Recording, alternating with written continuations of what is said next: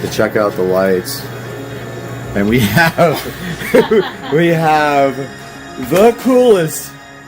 That's insane. What the heck? What is it? I know what it is. Do you know what it is? I do know what it is. What is it? A witch riding a broom. That is, all right. Patricia, you get to go. That is freaking cool. Yes. She is going to freak out when she sees it. All right, so hit the star. Okay, so, wow. That actually looks so good on the white fence. It diffuses it. So, actually, hold on. We're going to move this plant aside. All right, so we moved everything out of the way. And this is the Keener curtain light. Look how... We're going to come back out when it gets completely dark, but this thing looks cool. Patricia, go through the star. The star setting on the remote is all the pre-programmed patterns. Oh, that's cool. Now I got to put one outside. Well. I feel like this is amazing. Oh, Christmas tree. Apple. Reverse. In trouble if they did it the right way. Whoa. That one's... Wait, leave it there. Look, that's your cousin.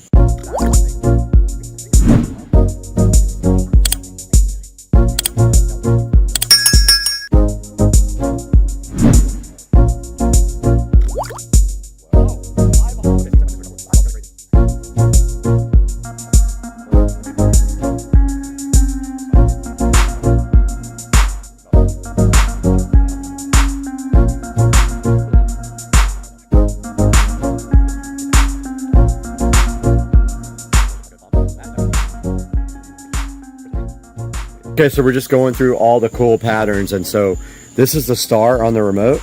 If you want to go through the pre-programmed patterns, hearts, that's some kind of something. There are people dancing in this, and it's so weird because we're so close, you can only really see it on the camera. Yeah, I'm sure if we backed up, yeah, and there's a dude. Oh, that was Pac-Man. That's what a skull. We just saw was Pac-Man.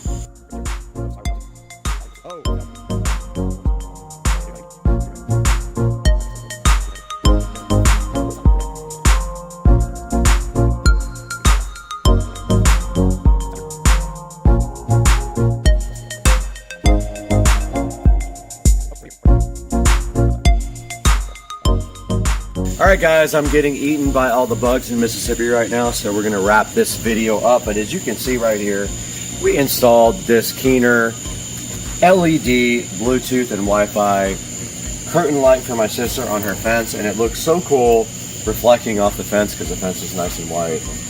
And there's so many pre-programmable patterns that there's kind of an... We haven't even gone through them all. We went through them for like 10 minutes and we didn't hit the end. We left the skull. And when you're up close, you can't even tell, but if you step back a little bit, make such a cool picture. This is amazing. Like, this looks so cool. You guys should definitely look into this through Keener. We'll put a link in the description. Please support, like, subscribe. We'll see you guys on the next one. I gotta get out of here. I'm getting eaten.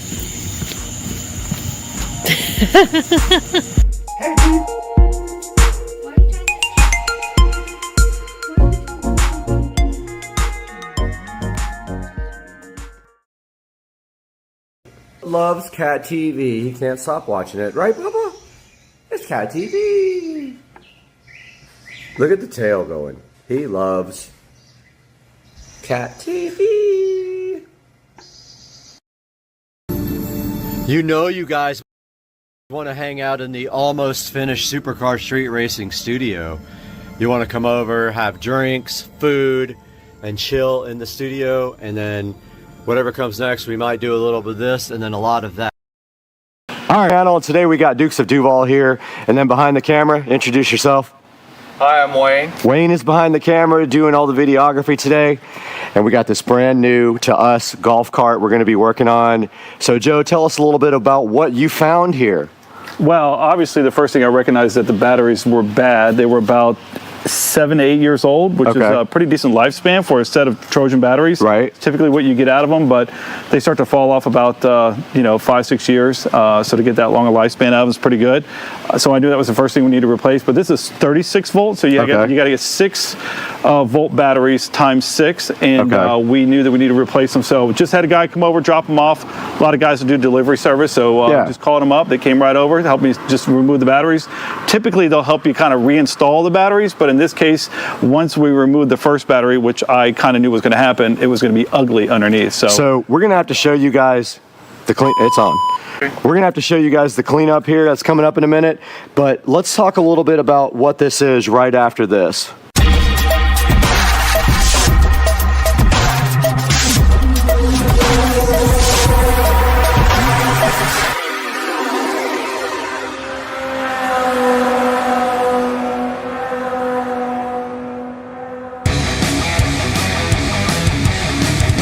All right, we're back once again with this. Oh, it's a 2001, I believe, 36-volt Easy Go that I scored from a neighbor that just moved away. He unfortunately went to a community that doesn't allow golf carts. Okay. Which I almost told him that he needs to not move there, but he's dead set. He's going anyway, or his wife's going to go without him. And he made me a deal that I couldn't refuse, but I knew that there was going to be some problems with it, including the batteries, which is going to be the main thing. Okay. My hopes are it's just the batteries that are the issue. Some of the cables for the batteries are corroded and pretty bad, so I'm going to have to replace those. I have extras. Awesome. But for the most part, most of these golf carts, especially Club Car and Easy Go, they're pretty indestructible. Like, you can't kill them. Like, the only thing you're replacing on them most times are batteries, tires, and sometimes some of the brake parts, but we will see. What I really like about the golf carts is in general is that there's so much room to work on them usually. The problem is with the batteries, there's not a lot of room. And when you get down in the battery compartment, it's pretty cramped up. And what you guys are going to see here in a minute is probably going to blow your mind. It might be the thumbnail. The amount of acid in the tray here for the batteries is insane. So what we need to do today is get that battery acid washed out. We're going to make it inert. We're going to clean up the engine bay, call it engine bay, battery bay. We're going to paint this thing and then get it ready for these brand new Trojan 6-volt batteries. Now, I don't even know if they do a lot of the same golf carts today with the 6-volt batteries. Do they still even do these? No, I think it's pretty much 48, they've done away with that. 48 volt is pretty much, I mean, you might be able to find some, but they're 48 volt now. And you're going to see also that the lead acid, the traditional lead acid battery is also kind of going to the wayside for lithium now. So a lot more manufacturers are offering less lead acid and more lithium because of the low maintenance, the long life, the output's better, the shelf life is better. Everything about them seems to be better. They're sealed. There's no acid in them at all. So let's take a look at the battery tray though now and show these guys exactly what's happening. Yeah, and before we say that, a couple things. One, I like most people are kind of on the brink of wanting to get lithium, but the price just still isn't right for me. Right. So for this cart and the price that I pay for these batteries, it just made sense to continue to go with a flooded battery.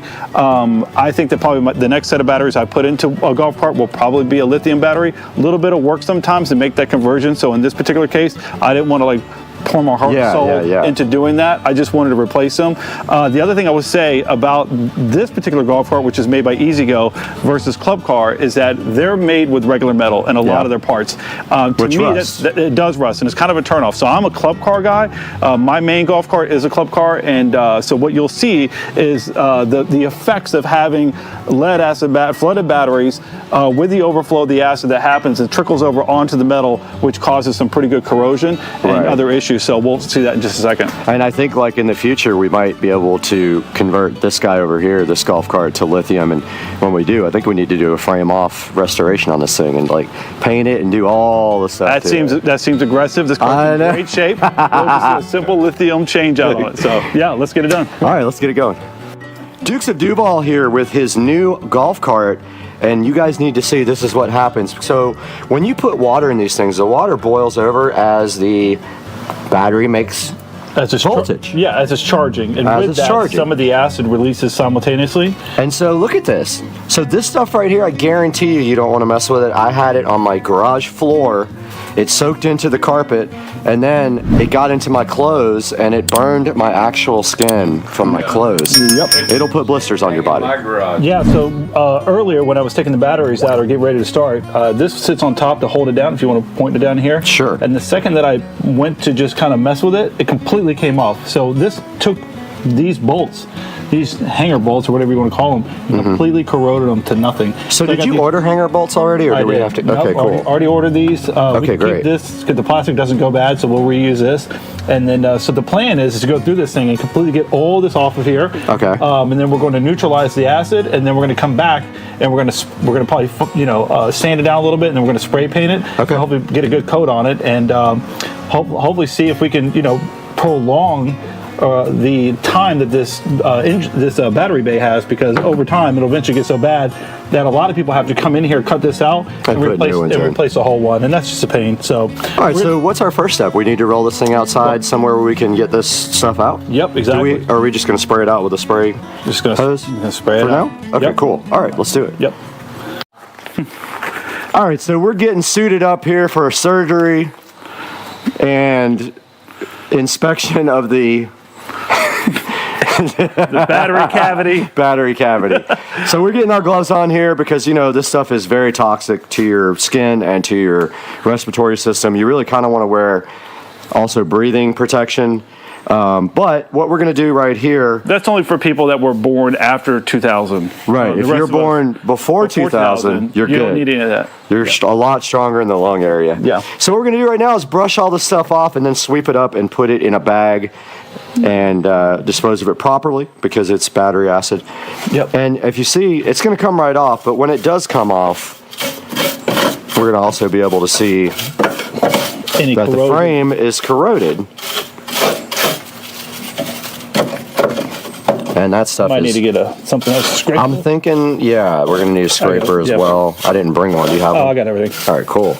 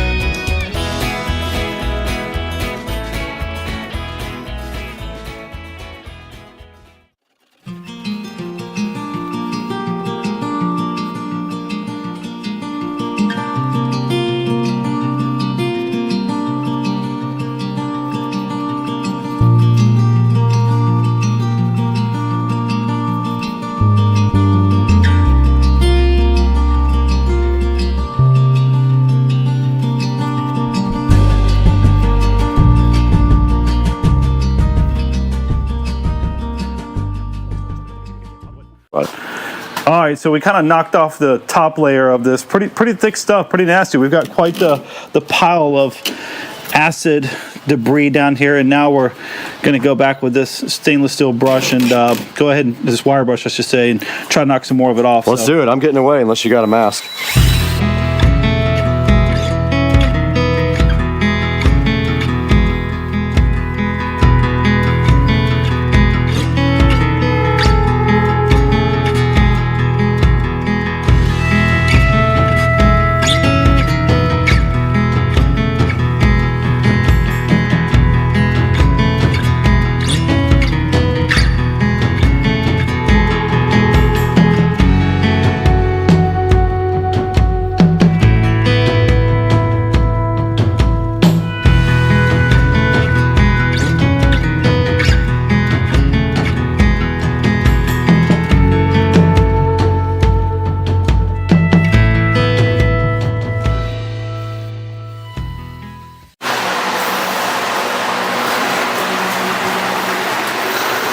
That's good enough.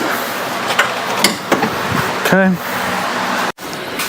All right, we're back out here in Dukes of Duval Garage, and we have a whole bag full of goodies here that I brought over to work on the golf cart. More importantly, look at all of this corrosion. So this is what he knocked off of the, and it's hard to imagine that came out of the battery tray. Battery tray, right?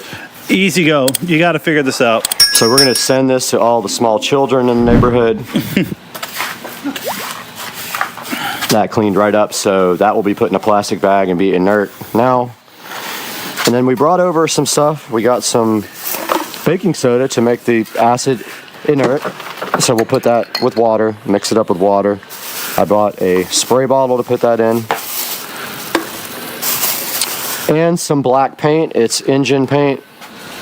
So we're gonna knock all the rust and acid, inert that thing, and then spray it black. So, Brad, do you want to? I can pull my spray nozzle out. We'll just spray it. I mean, spray nozzle. My air nozzle out. We'll spray that out. This is a family channel. You can't pull your spray nozzle out. This isn't OnlyFans. All right, so now we kind of got it. The top layer, we grinded it down pretty good.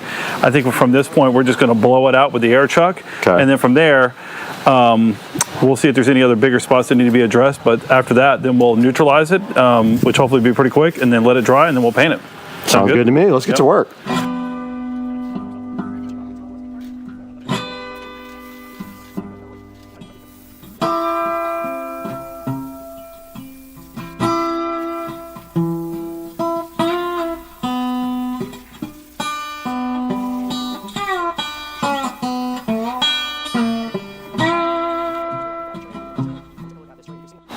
All right, we're gonna take our spray bottle that I brought over.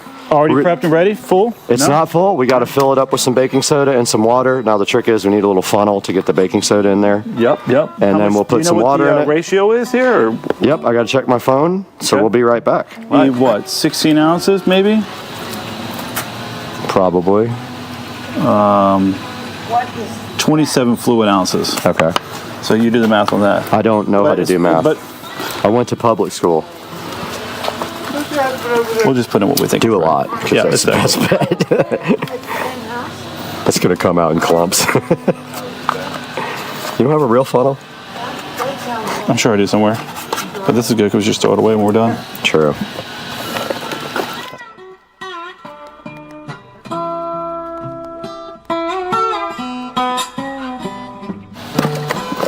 All right, so we're just pouring the baking soda right now, and we're going to just pour a generous amount in there because, you know, it's so much per pound, and we have a small 27 ounce spray bottle. And we're going to make sure we got enough to, we might have filled up the hole. Yeah. And then we're just going to put some water in there, shake it up. Again? Something per pound, I don't remember. Oh, that's plenty. Okay, that's the whole box, so I guess we're good. No, it's not the whole box. All right. Yeah. And now we'll fill this up with water. I'll be back. All right, so Joe just filled this up with water. Yeah, look at this. And look at this. Watch this, because this is what baking soda does to battery acid. It instantly starts neutralizing the acid. And this is why you do this when you change your batteries. Wow. Check out, it's almost like peroxide going on your skin or whatever. Now, here's the thing. Look at that. Look at that go. I think my spray nozzle's clogging up here. Oh my goodness, your nozzle's clogged. Look at this. Yeah. Look. There it goes. Breaking. Whoa, that's working good, I almost said. This is killing it, dude. Yeah.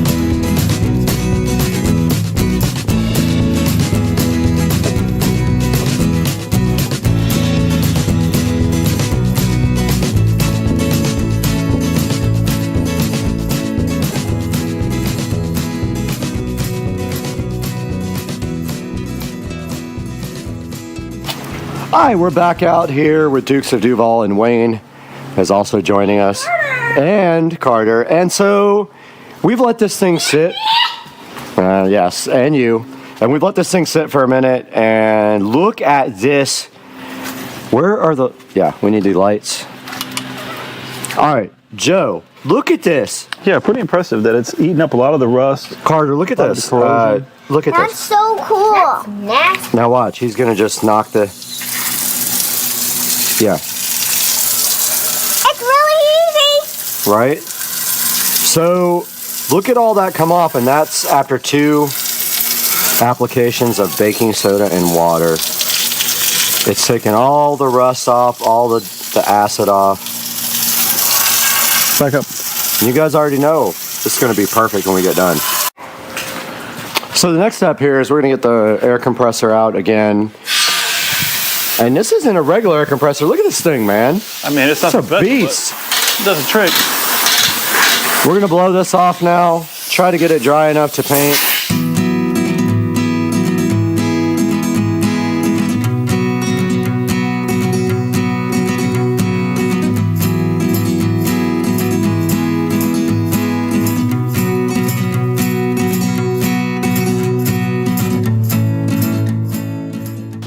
Oh, that's ready to paint. All right, guys, we are back out here in the garage, Dukes of Duval's house, and we have prepped this as best as possible. Now we're just going to spray and pray. Yep. Oh! And we're about to paint this. Oh! What? All right, all the nonsense just happened, and then we are about to spray this guy with paint. So I think we're just going to pray and spray. Yeah. And I was just going to say, they make a product, and we're not trying to do all this, called OSFO, and Okay. I believe that it will What is that? turn it's a product that will turn like rusty metal to galvanized by just like painting it on or spraying it on or whatever. Really? That's kind of sick. It actually is pretty sick, but we're not going to do all that. Okay. I would call this the aerosol overhaul. All right, so where are we going to paint this? We can't paint it on your driveway because we'll just paint your entire driveway We're black. not. I'm going to Pull it buy into some the grass? cardboard or grass. Grass will just grow back, so maybe we just pull it right over there. Yep. All right, This is okay. not a major cleanup. So, what kind of paint is that, by the way? 2 times Ultra Cover Paint and Primer Rust-Oleum. So it's flat black, so I think it's going to look good. Yeah, listen, nobody's going to be in here looking anyway, so it's just to stop the corrosion, right? Right. All right, here we go. Yo! That's going to actually turn out good.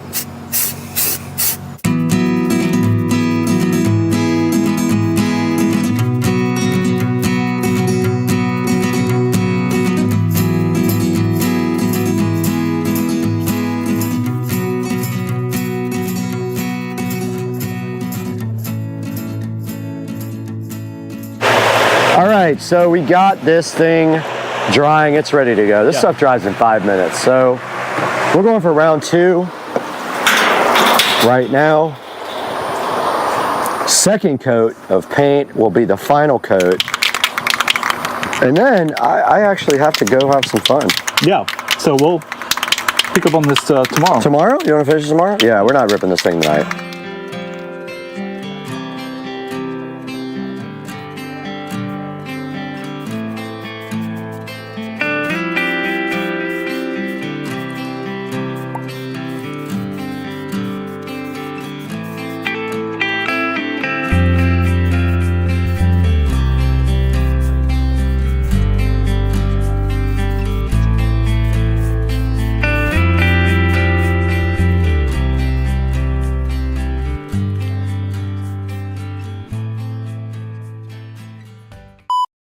What do you think about this whole story?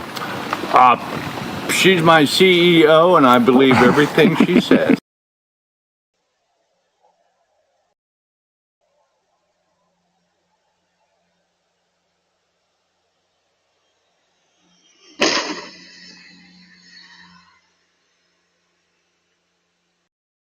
A tornado warning, and it is active out here, and there's some low clouds. I'm gonna step out there so you can see them, and then we got some crazy lightning. I'm just waiting to get smoked by a tornado. We have a tornado walking around out here somewhere. Guys, we have something for the garage remodel project right here that is going to change the absolute game. I am so hype training for this.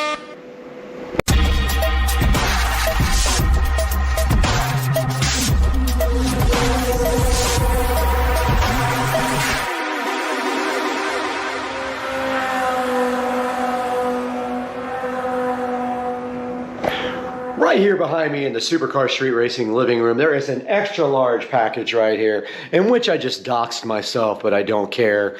And we're going to be opening this up right now, putting it out, and see what is in here. It is something special for the channel. Let's do it. Right here in front of me, and right now in front of me, we have something for the garage that is going to change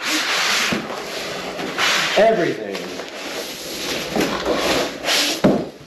This is what we have.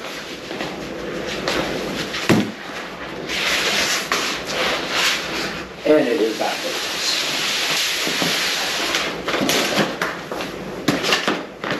We have the Supercar Street Racing banners in the garage. And take a look at this, guys. These are unbelievable. Look at this. There are 2 of these in the package. Wow.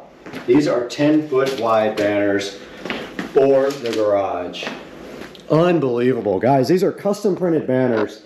They're about $110 a piece plus shipping and tax. And now we have something to put up in the garage for the Supercar Street Racing channel. These things are freaking awesome. Let's get them out there and get them hung up.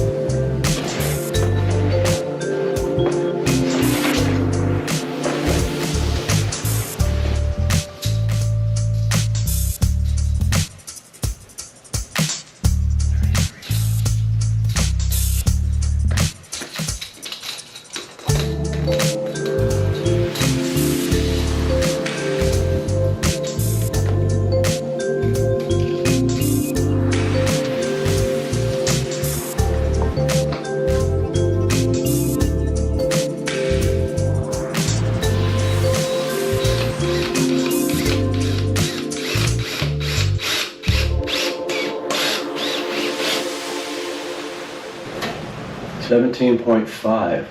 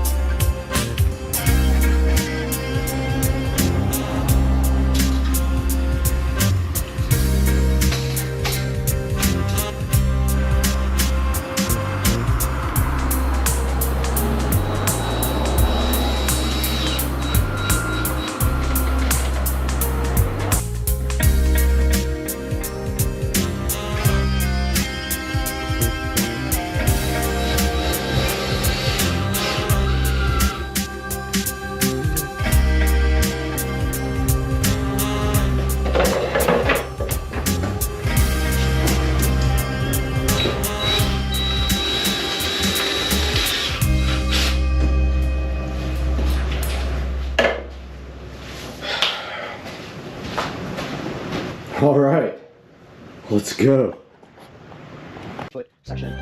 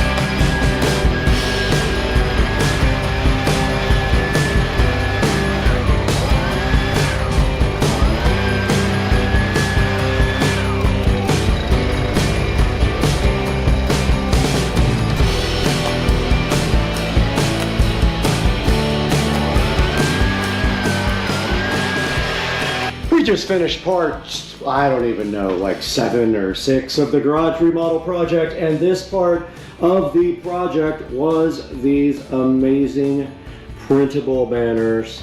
And you can see right here, they look so fly on the wall of the Supercar Street Racing amazing garage. And we have finished this part. And check out the banners, guys. They are 10 foot by 5 foot or 10 by 6 foot. I'll have to look up online, but I'm gonna put a link in the description to how you get yourself a custom printed banner just like Supercar Street Racing has. And these guys came out so nice, and they look so good because I love how like they cover up the black space in the wall that was just empty now. The only thing that would look better maybe is with a TV above them on each side, but I really don't need that. Now if we ever decide to actually go live in the garage and do a podcast or anything like that, we can go ahead and set up right in front of this guy, and we can do our podcast from out in the Supercar Street Racing garage. Now all there is to this is if you are not a graphic designer, you need to have someone design your background. Now I sent them a PNG file of this background that I created in Photoshop, and I do have a background in graphic design, so that helps me. Once they have your PNG file, they will approve it and then go ahead and send it off to print. And I think this only took about 3 days to get from the order process right to the Supercar Street Racing garage where it sits right now, looking so fly in front of you. And the next step of this project is this garage door. Now I don't want to reveal too much about what's happening, but let's just say once this garage door is changed out, the look of this thing is going to be so much better. And then we're going to redo the floors, because you can see they have gone through some abuse in the years that I have, since I have painted them. It's been about 2 or 3 years. So I want to get everything out of here and then pressure wash everything and clean it, and then go ahead and put another coat of paint on top of these with more of the sparkles, or get a company to do it. Maybe I can find a company that will work with me and we'll do it and get a sponsorship, but we will see. But that is going to wrap up this part of the garage remodel, and I do have some stuff coming up with this garage door. I am waiting on the paver company to let me know when the materials are going to be here, so they start the garage door and the actual driveway remodel. The driveway is going to be substantially upgraded, guys. I hope you're as hyped as I am. But for now, let's take it to the Supercar Street Racing 4K production studio to check out how you can get one of these for yourself online.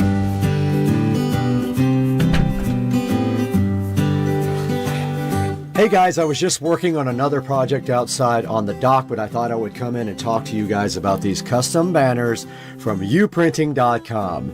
Now these cost about $246 altogether, and I got them in just a couple of days, so it's kind of a crazy good deal and super fast shipping, and I love them. So what I did was I picked a 10 by 5 foot vinyl banner, and I created the artwork myself. And if you need help for me to create art for your banner, just hit me up at supercarstreetracing@gmail.com and I will gladly give you a hand. And I love doing this stuff, and it made the garage look so great. And as you can see right here on uprinting.com, that we do have the vinyl banner 10 by 5 order right there, and you can order other sizes as well. If you don't need something that huge like I did for the garage, and I got 2 of them, then you can also order something a lot smaller, which will save you some money. So go ahead and check out uprinting.com. I will put a link in the description.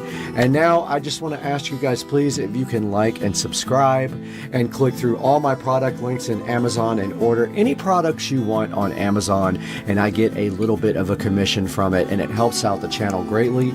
Please like and subscribe and click the bell icon as well. The channel's growing amazing this year, and I'm so happy to have you guys with us, and I'm so happy for your support, and every click matters and every comment matters. So go ahead and tell me what you think down in the description. I got to get going though. I got to eat some Chinese food.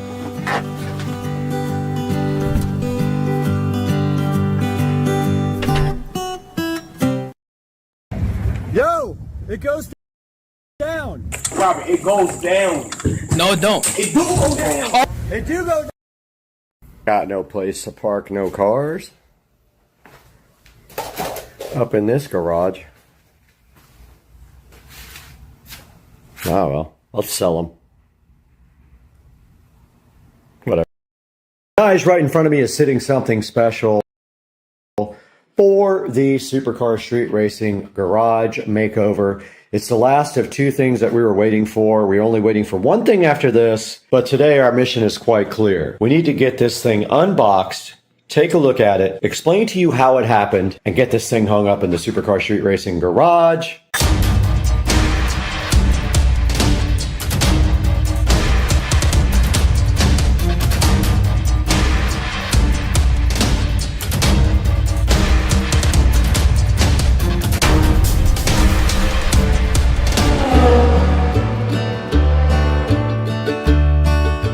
Right in front of me and still in front of me is a package here from elephantstock.com, which has nothing to do with elephants and everything to do with cool artwork. We're going to get this opened with you guys joining us so gently, opening this without tearing it apart into a million pieces. Share it with you and let you know how to get your own if you're interested. Now look at this thing is reverse on me. I'm gonna get this unpackaged here because I am on the hype train. Oh, it doesn't want me to. They have packaged this thing nicely. And it is backwards, so let's get this thing frontwards. All right, I am going to flip this over and you guys tell me. Oh, yeah, let's go. Let's go. This is designed by me. I did the design. I did the photography. We got to get this thing out of this plastic so we can see exactly what's looking like underneath this. Let's go. Guys, we have unveiled the Tesla Model S plaid design for the garage. This was specifically designed to cover breaker panel in the garage because it's so ugly. So all we have to do right here and right now is get some nails and nail in a nail right above the breaker box to cover it. And then when we want to take it down, it's as easy as just removing that. Now we do have some thumbtacks that might work. Let's see if they will work. We have to find them and see if they are too thick to stand out from the wall. Probably just a nail or a screw will be plenty for this, but check it out. This thing has the plaid logo at the very top. And then it has my Model S plaid. I only wish that the yard was in better shape in that picture, but unfortunately we were in the middle of remodels. But let's go see how we can hang this thing up in the garage. Out here in the garage, and you can see where this is going to go. We have a bigger print for the bottom here, but this is going to line up with the red stripe right here. And if we look on the back of this, about a 1/4 of an inch below the top of the back here is the hanger for a screw or a nail. So we are going to put that maybe, I don't know, right here. And then that should make the picture line up with the red stripe and also cover the whole entire breaker box is our goal. So let's get a screw in there and get this thing hung. All right, we got our screw up there, should be halfway across both of these. And there is a slot on the back of this to hang. So let's go ahead and hang this up now. It's pretty light, so we should be able to do it with one hand while we bend. All right, we got the print hung up and it is covering up the breaker box, which is perfect. And then this print here, we're waiting for the actual print to come in. Should be in the next day or two. And that is going to go right down here below that, just right below the switch, and then sit right above the baseboard down there to cover up this wall. So that is a mission accomplished. And now we are going to be getting another art light like this to light up right there. And we should be able to go up through the wall with that and run the cable up to the roof.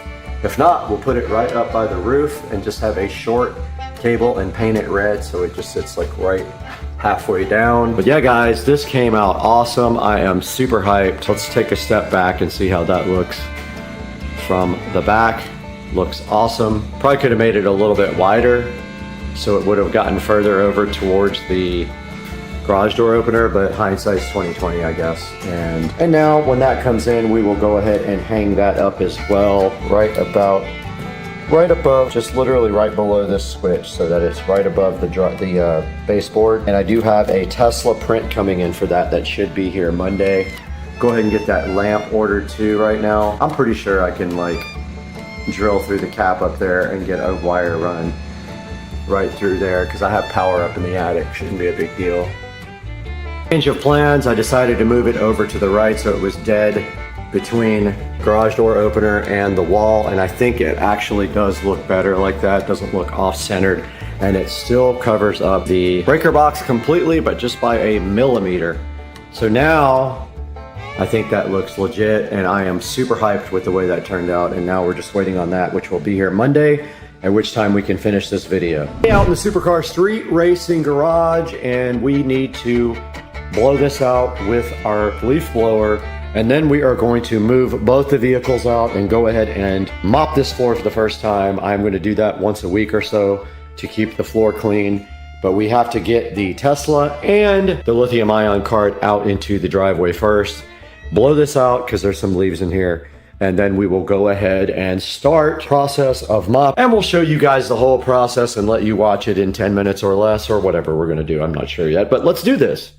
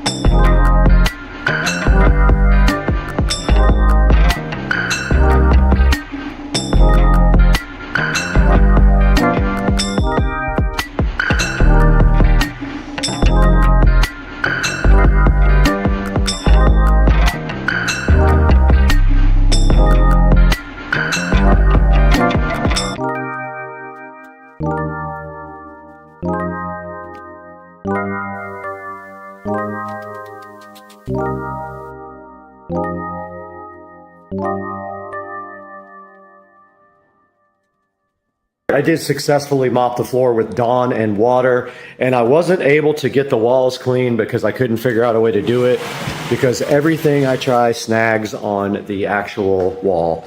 So I'm going to probably look for a sponge or something that I can do that with. But the floor is now clean. Oh no, my peg came out. Dang it. Okay. So my floor is now clean and we can pull the golf cart back in.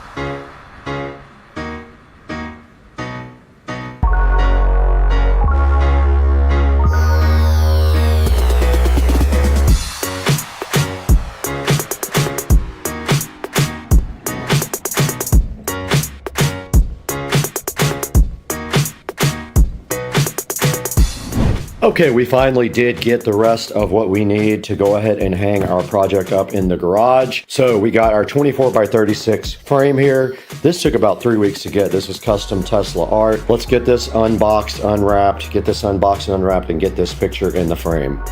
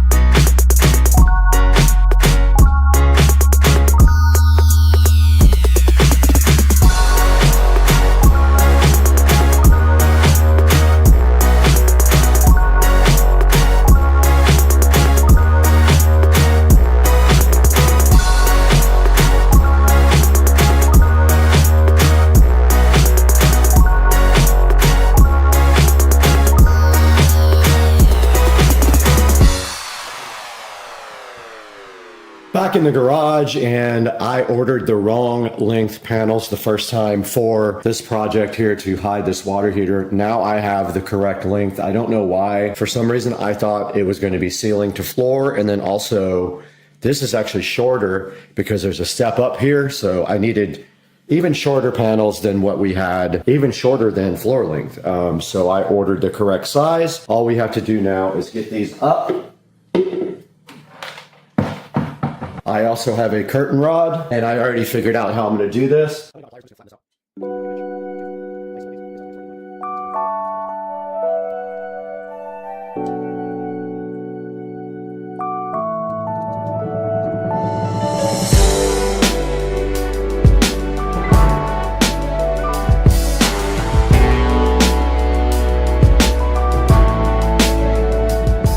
Alright guys, this is going to wrap up this, and you can see right here we did put the curtains up to hide the hot water heater. All they really need to do is be kind of straightened out, but they came out awesome. Now we just got to clean up, and that's going to wrap it up and throw it out to the studio.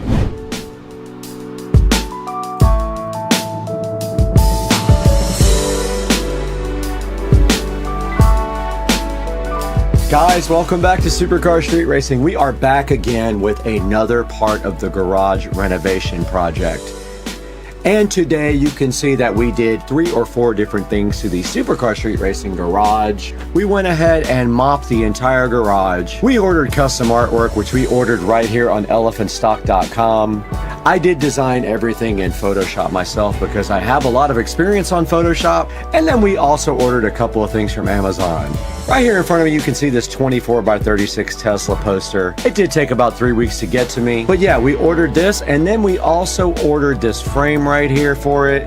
And we put up curtains, which we got from Walmart. There will be links in the description to everything that just happened in this video, so you can please order everything through my product links. Doesn't matter if it's something you need right now, you can still order through the product links, and you will help us out tremendously. And please make sure that you are liking and subscribing to all the videos. That helps me out as well. But you can see the project came out awesome. We were able to hide the hot water heater with curtains. We hung up custom artwork over the breaker panel, and we put custom artwork right underneath that to cover up the rest of the wall. We got the whole entire garage mopped for the first time after we got shark coated. And we dusted off the Tesla in the process as well. Guys, we can't sit here and play around all day long. We have to go to art school.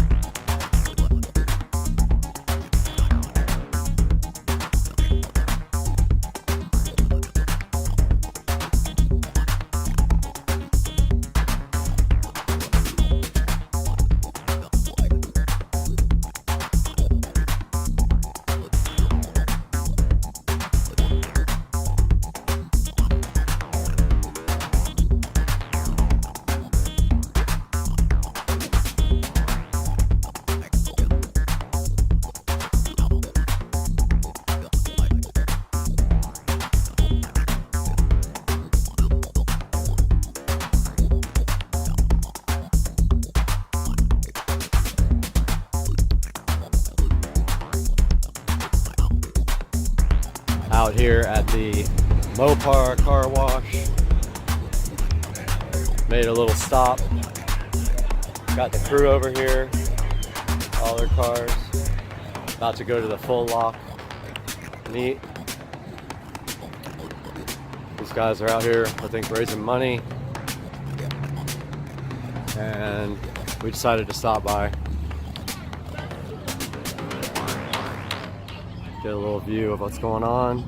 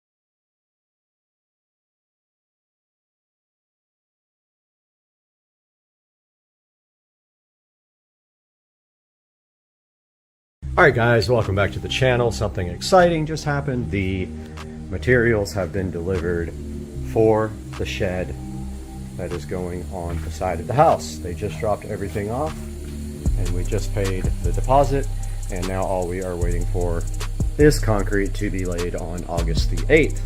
So yeah, just a little update. Here's all the materials for the big shed. I think it's a 12 by 8 if I remember correctly. But yeah, that's all happening. It's exciting. I'm glad you guys are all along for the ride.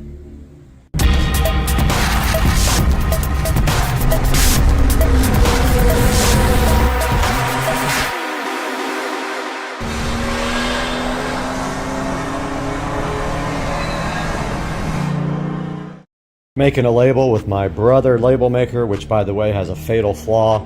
If you leave all the batteries in it, it drains the batteries overnight. But anyway, we're gonna make a subwoofer little printout indicator for the wall plate. So let's go ahead and go, well, let's do a capital. This thing's so hard to use. I think it's that, and then lowercase subwoofer.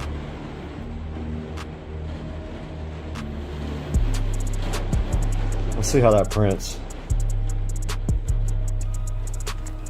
It's black.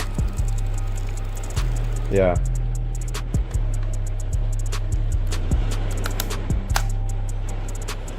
It's interesting. I'm gonna go ahead and peel this off. I need 2 hands for this. Alright guys, we got our label made for the subwoofer jack with my label maker, and that is looking good. And we're just literally waiting for speaker wire to come in the mail, and then we can start wiring up these speakers where I can get in the attic tomorrow and pull the wiring.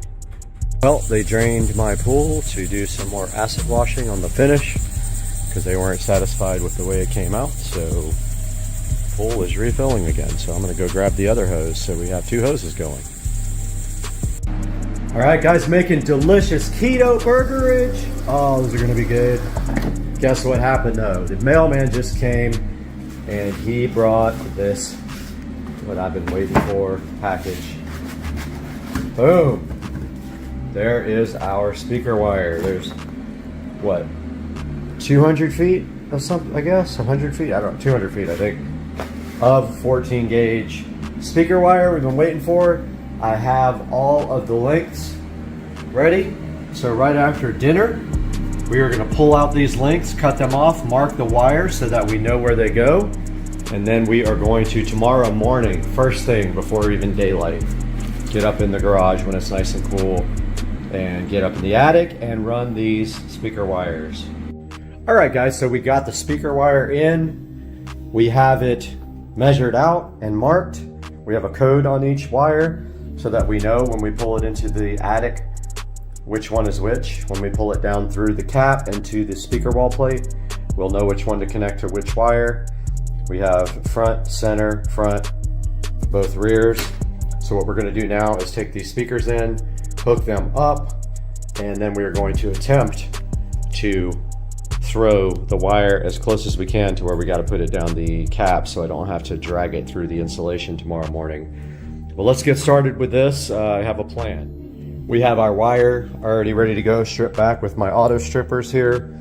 So what we're going to do now is take this into the attic. We're going to lay this somewhere on the bed, unbundle this wire, and literally throw it towards where it's going to go, and then hopefully get the insulation that is kind of out of reach. I'm going to try to get it, it's just a tiny bit out of reach. Also, that's what this is for.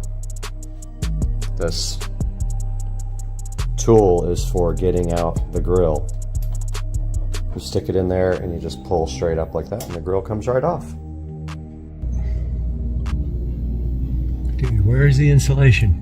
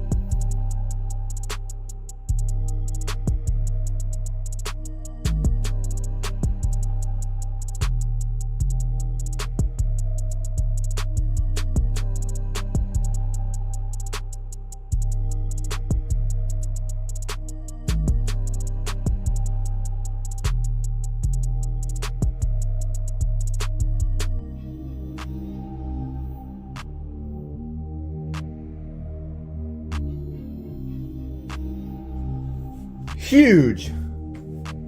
update, guys. Oh, I'm nervous already. Nervous already. I was just in the attic pulling wire. I don't see my wires. I don't see my wires.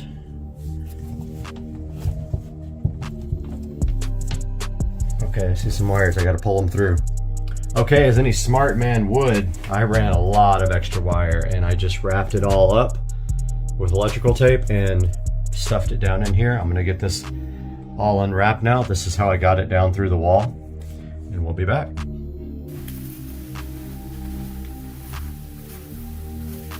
What's up, guys?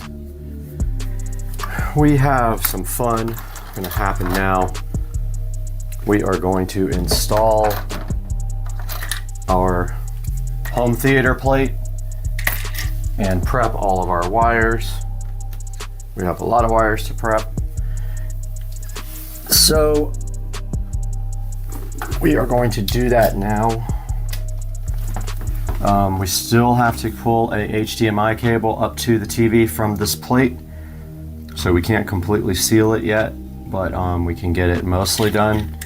So first things first, let me take a look at the wall plate, see where everything is. Okay, some are, okay, that's not too hard. We can just,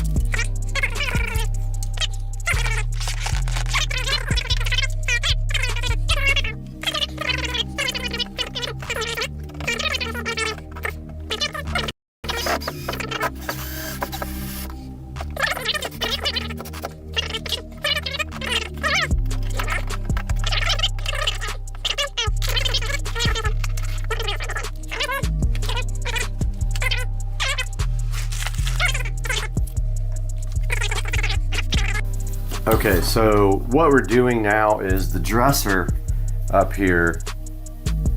The dresser up here is where the receiver, which is right here, is going to go.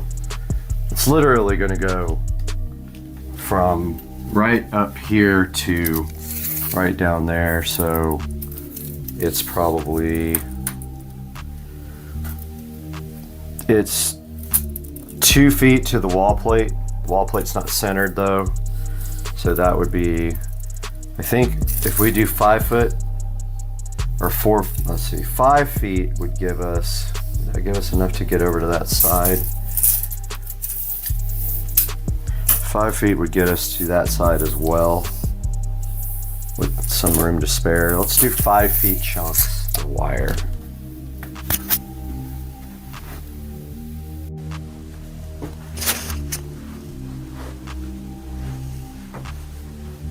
I am ready to make some wiring, guys.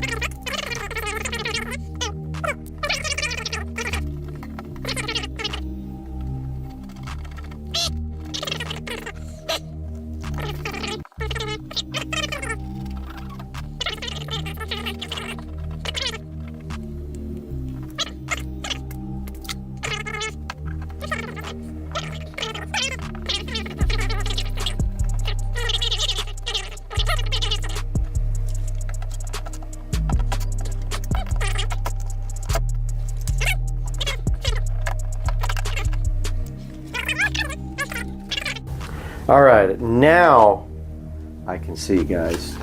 I literally cannot see up close anymore. I have to get glasses soon.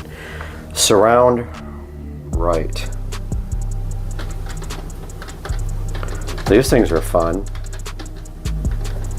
See, banana clips right there.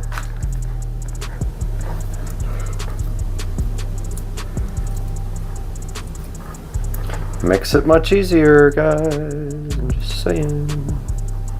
I don't know if I should come in from the bottom. What do you guys do when you hook these up? Do you come from the bottom with one set? Like this? I mean, you can't see the bottom. How do you? Or do you go?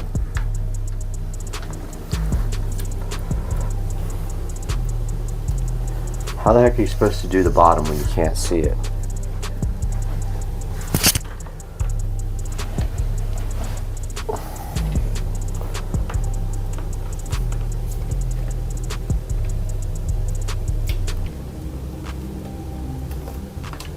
Can't find the hole. I guess I can just come up from the top.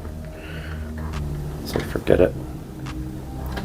Why aren't the speaker holes up and down? I mean, seriously. I saw a receiver where the speaker holes were up and down, and I'm like, thank you for actually being smart. And why didn't they do that on every single receiver? Why are they angled? So stupid.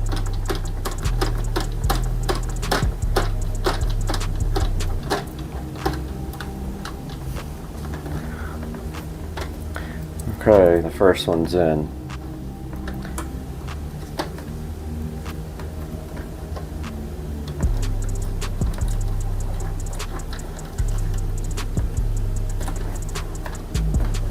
Second one's about to be in. Wish I had like a drill that had an attachment for these, so you could just tighten it down with a drill. Okay, so that is surround right. Next.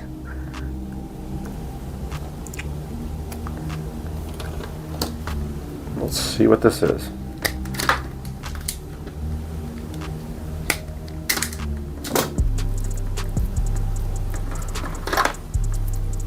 Here's our next one.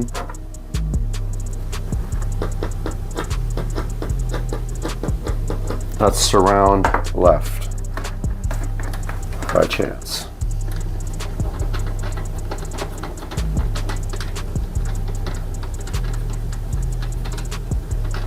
You know what I'm talking about, right, guys? These speaker wire holes should be freaking up and down, not diagonal.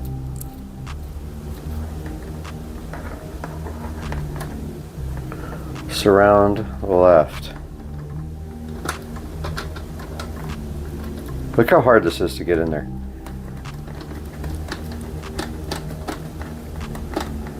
Man, this thing's borderline old, I think, because it still has component video and composite video. No Wi-Fi, but I have a little adapter to bring LAN for this. Got the little power line adapter. But yeah, you don't see, they don't put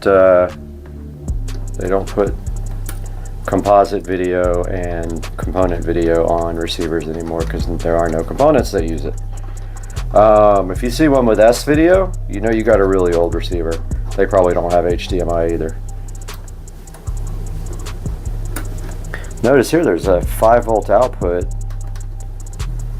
Never noticed that. There's a wireless LAN adapter available for this guy. Wi-Fi adapter. Hey, no, I had a 5-volt out. That's awesome.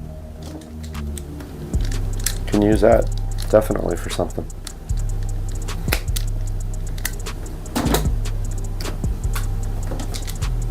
Next.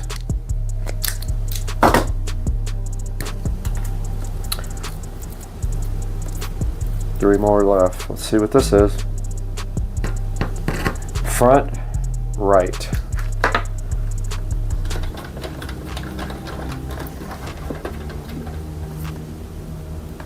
this guy, maybe I can get this one under, since I can actually get to it. Yeah, this one I think I can come from underneath and save and make some more room for other things. Well, I thought I could. Stripped off way too much wire on this one. Yeah, this one's going under fine.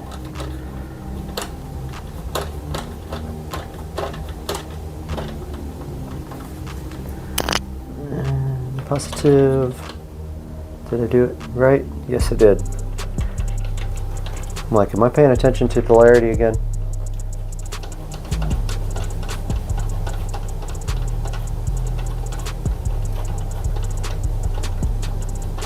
Got a lot of freaking analog audio too here. Does it have any analog audio outs for the front? No. No, it doesn't have preamp outputs. All right. Is this going to be center or front left?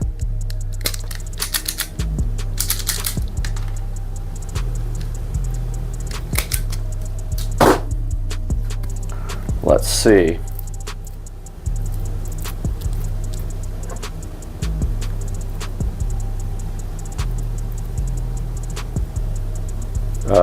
What? Can't tell. Center.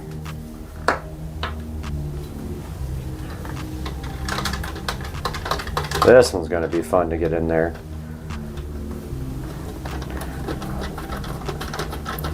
Yeah, this is not going to be a good time. I'm going to see if I can come in from the bottom, because this guy is hard to get to from the top. Let's see if I can feel the...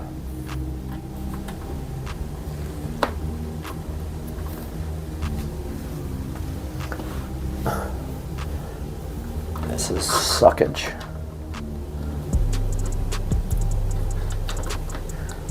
Of course, every time you touch it, you have to bind your wire. It's right there, dude.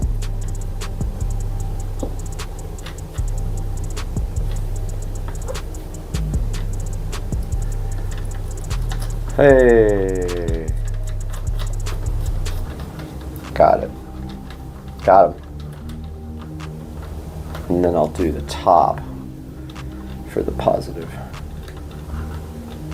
I would punch myself in the face if I did the polarity wrong on that one.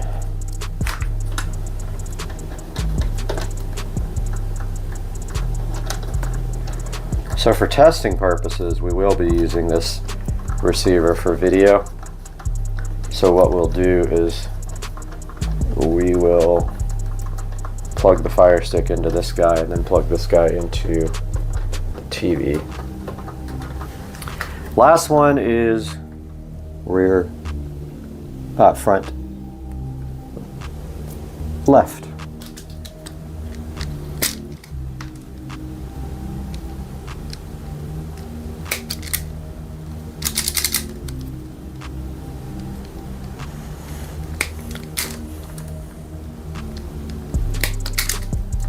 Front left.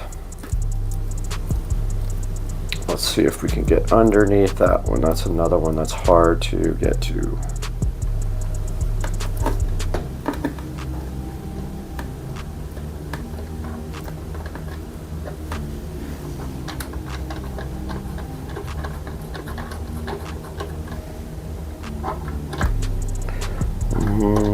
Yeah, this one's going to be fun, fun, fun.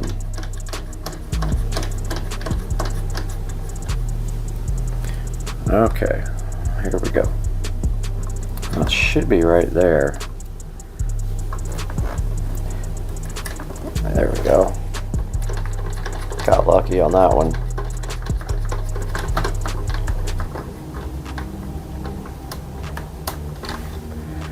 and we'll do the top on this guy. See why banana plugs are so freaking awesome? What would it take? 15 minutes? 10 minutes to wire this thing? Banana plug, 10 seconds.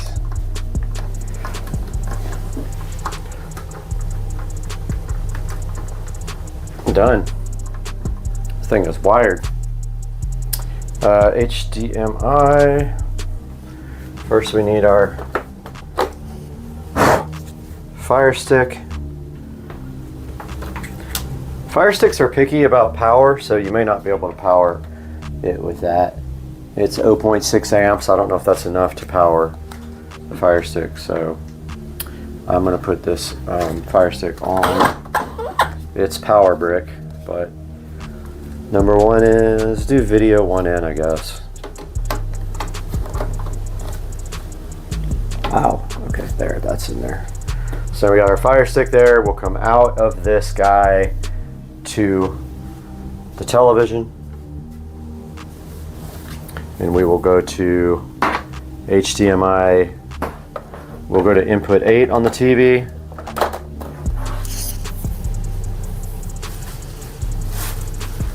And go to out here.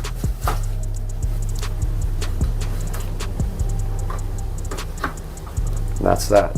Video and audio are connected. This thing is ready to be tested. I have a mess to clean up first though.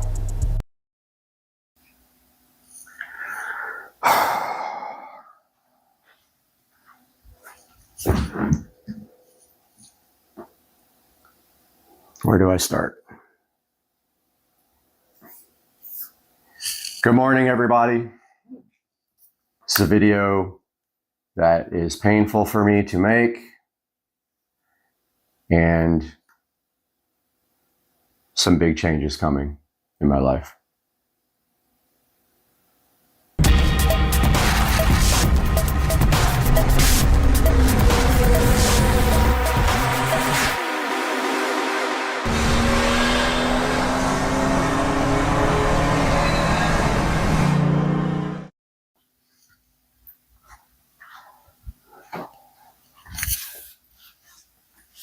Hey guys, welcome back to Supercar Street Racing, and today I've just got a couple of things I have to talk about going on in my life right now.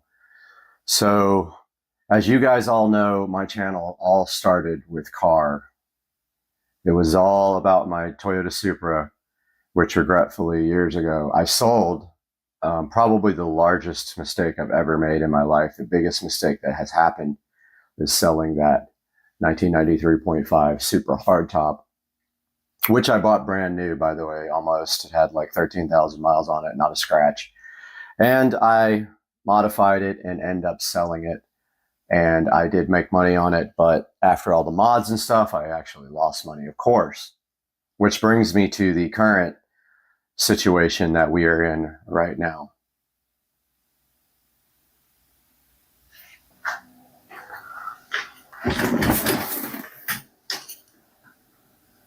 So what you see right here are videos of my E93 335i convertible. We can see here some hours being put into this car.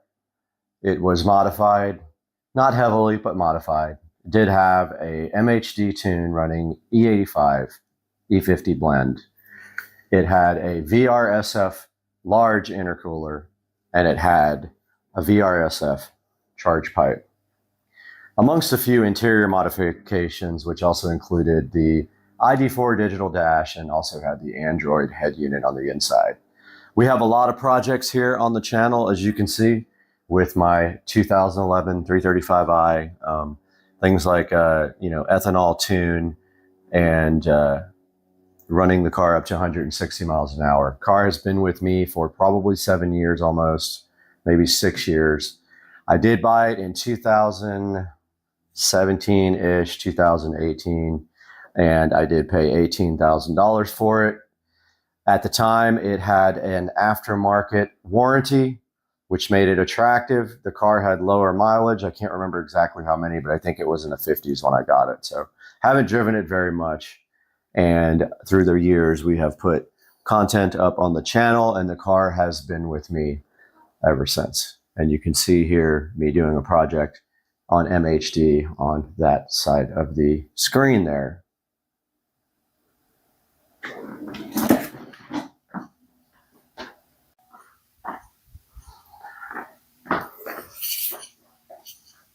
And here we are next to the Supercar Street Racing channel. Obviously, the channel is named for car videos, but has kind of evolved over the years to also involve reviews and unboxings of awesome products to deliver to you guys, that I just enjoy doing that now. Not that I'm not dedicated to the car scene anymore. I absolutely love cars, but there's almost only a certain amount of content you can get with the same vehicle unless you want to take that to the next level. For this BMW 335i, though, for me, I didn't want to take the car to the next level because I always had issues with the car. Now, I won't say I always had mechanical issues, but the car has been kind of bad luck. I've had issues with wheels and tires over and over and over again. And of course, with the VMR V810 wheels, 2 of them got damaged by me, and I waited over a year to get replacement wheels for the car, during which time I suffered with curbed up and bent wheels. So you can see here, the car right here on the channel, it is on the banner on the channel as sort of a, an ode to my love for cars. However, the time has come to do something else.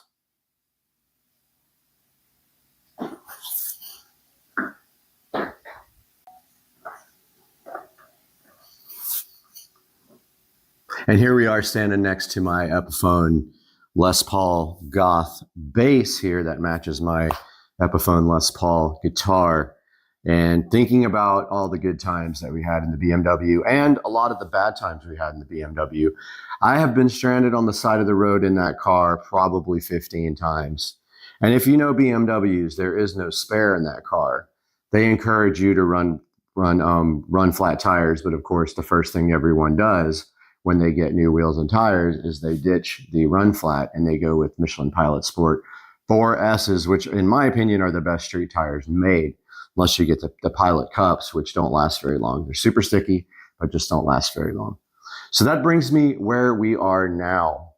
So I would say maybe about 4 months ago, I started noticing the car would idle, kind of like surge up and down at idle, and nothing bad, but just a little bit of up and down. It would start hunting for idle. I didn't think a lot about it, and I just continued to drive the car around. So at the same time, the car did need a PCV valve. So I did the PCV valve hack on the car, which is you actually cut out the old PCV valve and JB weld the new valve in. Now, the reason for doing that is BMW does not offer just the PCV valve. They want you to replace the whole valve cover at a cost of $500 and something for the parts, and then it's another around $1,000 for labor to put that in. Long story short, I did take the car into Sam's Automotive to get that work done.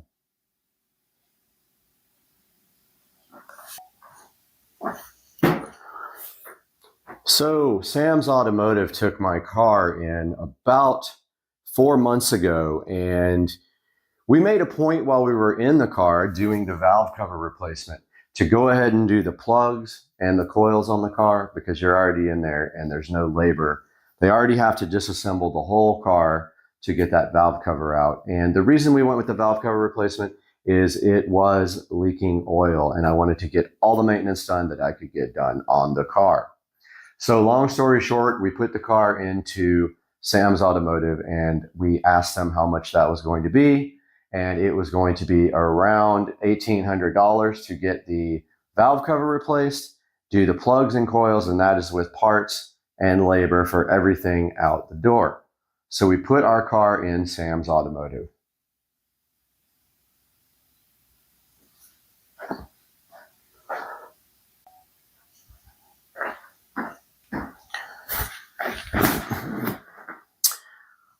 So that leads me to where we are kind of now.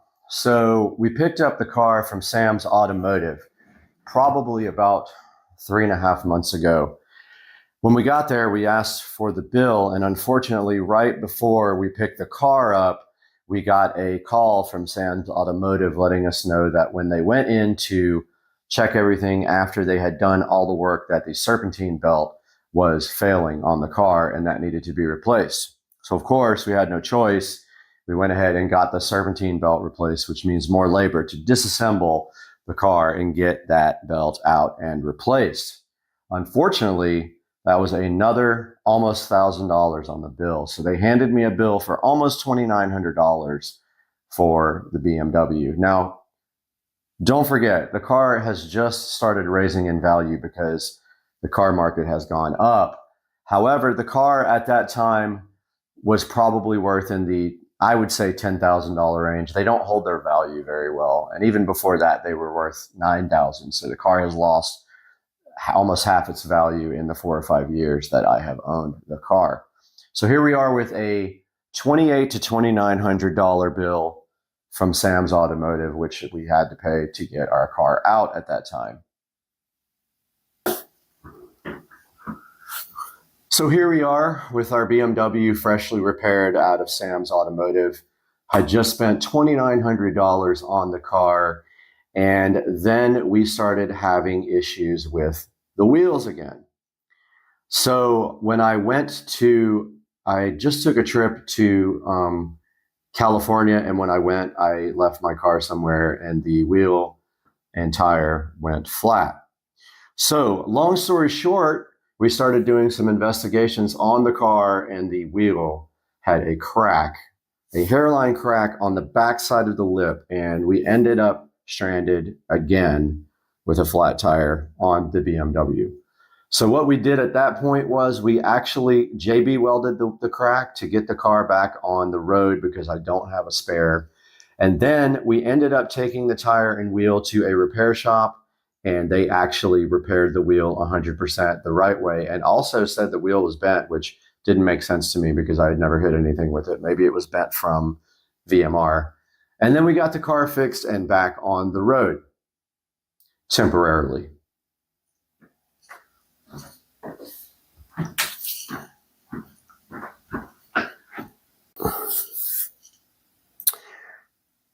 So we get the car back from Sam's Automotive at that point, and we get the wheel fixed, and everything is going great on the car. At that point, I started noticing some weird sounds coming from the car, and I wasn't sure what it was, but I was a little worried about boost leaks, and also the car was throwing codes when you would get on the throttle more than 25 or 30%. It would throw a code related to, it thought that there was a pressure difference in the turbo, between the turbo and the intake valves.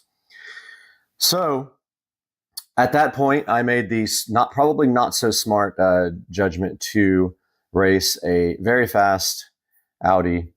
I believe it was an RS6, I'm not sure, with a good amount of power. Probably felt like it probably had 600 plus horsepower to the wheels. On the freeway, raced him, did very well in that race, and after that, the car was running absolutely terrible. So after that point, we did have some issues, more issues with the idle stumbling. But other than that, the car was still running okay. And we kept driving the car because I wasn't ready to put it back in the shop yet. But eventually, we had to put the car back into Sam's Automotive.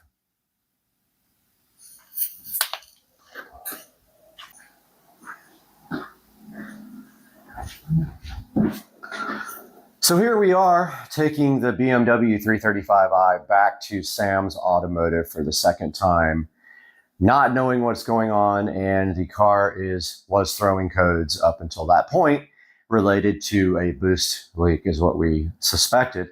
Sam's Automotive did dig into the car, and they took about 2 or 3 weeks to come up with this conclusion. They did a smoke test and found that the pipe that connects the hard charge pipe, so there's the throttle body, there's the hard charge pipe, and then there's a silicone coupler that connects from that hard charge pipe to the intercooler on the VRSF intercooler. They did find that that coupler had been rubbing on the pulley. I guess whenever there would be in boost, it would expand, and it was rubbed a hole right into the coupler. Now, I was overjoyed at this point to have found the issue, and at that point, my challenge was to get a replacement coupler from VRSF, and they are email only, so I started the process of trying to get a replacement silicone coupler for my right below the charge pipe.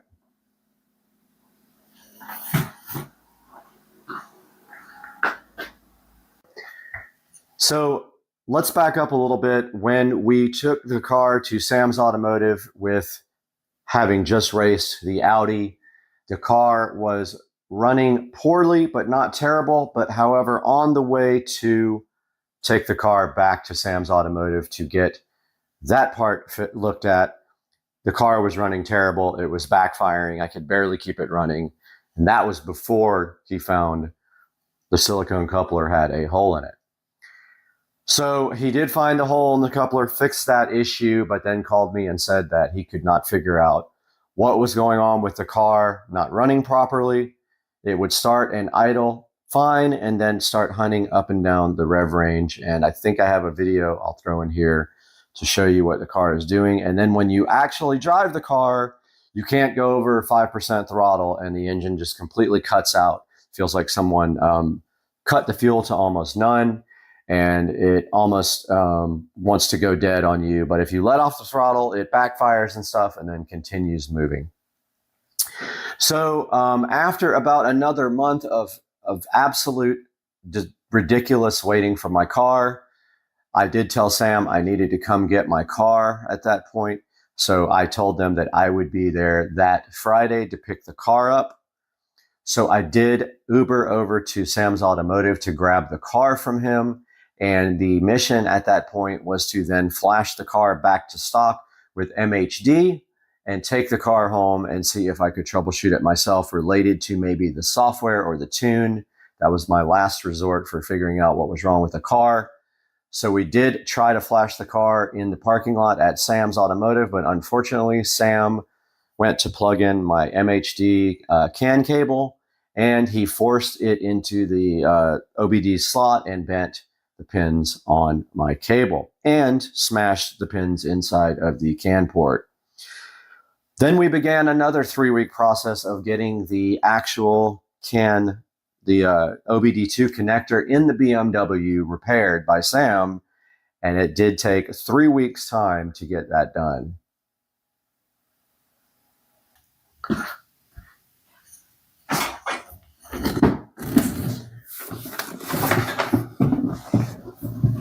So here we have our 335i, and at that point, we have flashed the car back to stage 0 MHD, and it made no difference. So then we attempted to flash the car back to completely stock, and we were able to do that with a battery charger, which we had not been able to do before, which leads me to believe our voltage was just too low to flash over at the shop. We get the car flashed back to stage 0, and the car is still running absolutely terrible. So at that point, we weren't sure what to do. I started thinking about maybe selling it or taking it to the actual BMW dealership to see if they could figure it out. There is also another high-performance BMW shop here called Bavarian Rennsport, so we thought about taking it to them, but I made the tough decision to sink some more money into the car and bring it to the actual BMW dealership.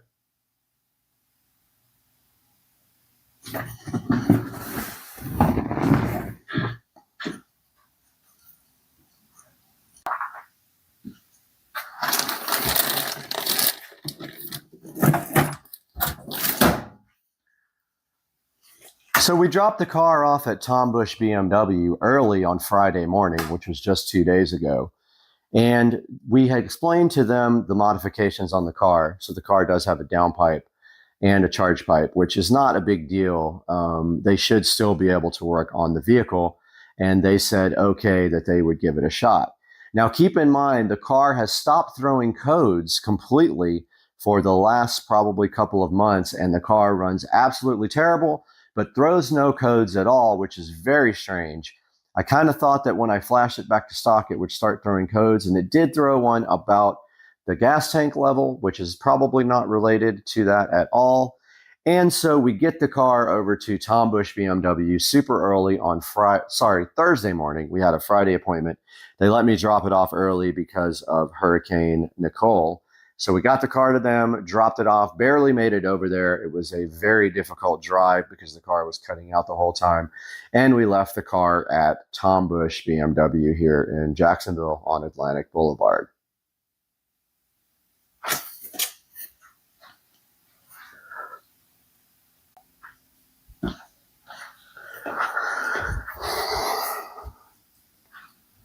Tom Bush BMW called me first thing Friday afternoon and said, come get your car. We don't want to work on it, and we have no clue what's going on with it. It doesn't throw any codes. Can you please come pick it up? So that leads where we are right now.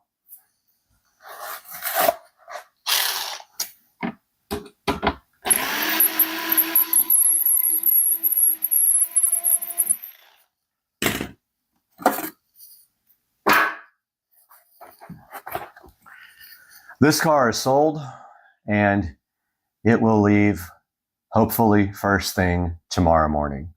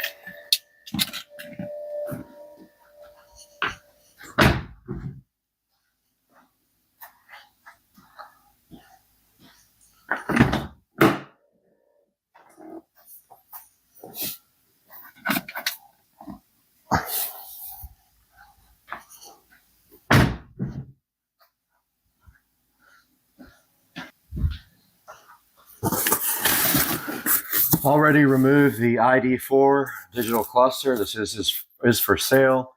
If you guys know anybody who is interested, I will let it go for probably $600. It is for the E90 BMW. Right here in the box, ready to be shipped if anybody is interested in that device.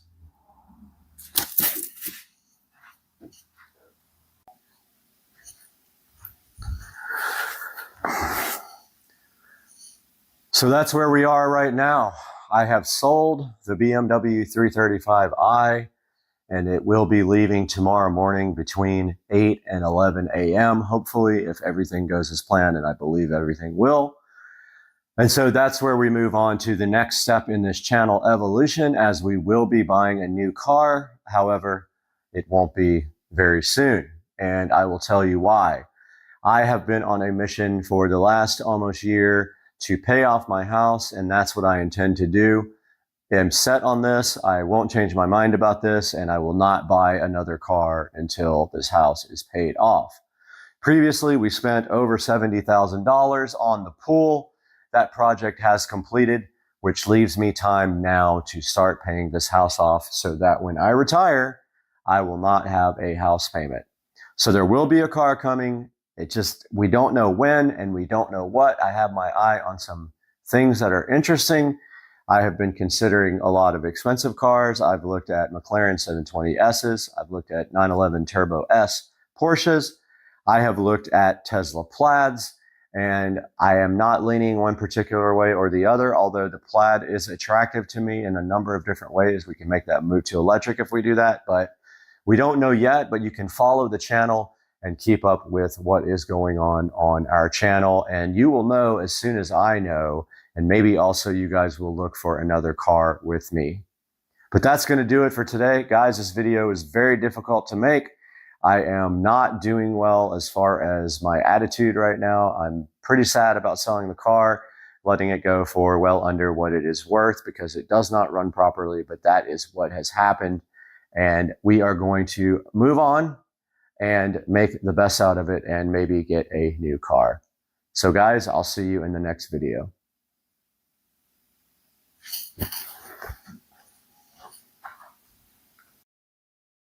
Okay, me and Patricia are in Spring Hill, Florida, and there is so many vultures on this tower. This is insane. There's probably 100 vultures on this tower. And in the tree next to it. And in the trees.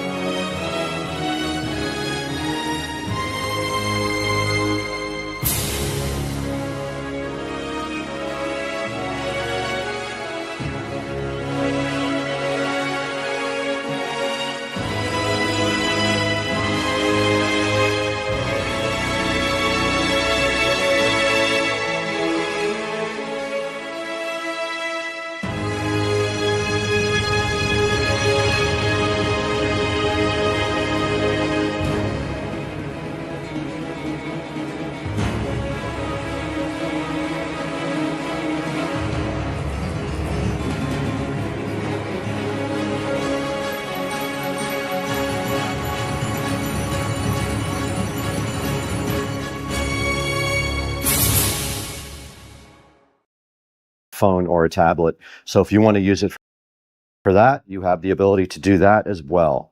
Okay, before the battery dies in the GoPro, we have a mission now to transfer the DJI mic to the R5C, and it looks like there's an audio input right here. I was able to use the same shoe to attach the DJI mic to the camera. Now all I have to do is tighten down this little clamp right here. So I will go ahead and connect the mic right there, and I'll be done with the mic part. We went ahead and put the tripod on the stand. There is a leveling system right here. There is bubbles on it also to show you that it is not level right now. You can fix this by just opening up these screws and then adjusting the camera till it is level. We're going to shoot some video with just a tiny bit of light. We only have the light in this room and the light from this big lamp pointing at us. So this is what it's going to look like next. You're going to see us shooting from the R5C, the first video ever shot from it. I'm going to try to shoot at 4K, 24 frames per second. Let's see if I can figure out how to do that. All right, guys, so I poked around a little bit inside the Canon R5C menu and watched a couple of videos. I went ahead and changed the lens out to the 24 to 105. You're looking at this lens right now zoomed all the way out. It is shooting in 4K at 24 frames per second. I want to see how that looks in DaVinci Resolve as well. So that is the first look at the Canon R5C at 24 frames per second, 4K with no light except for just available light right inside of this room. Now let's take a look at how you can get your own Canon R5C on Amazon.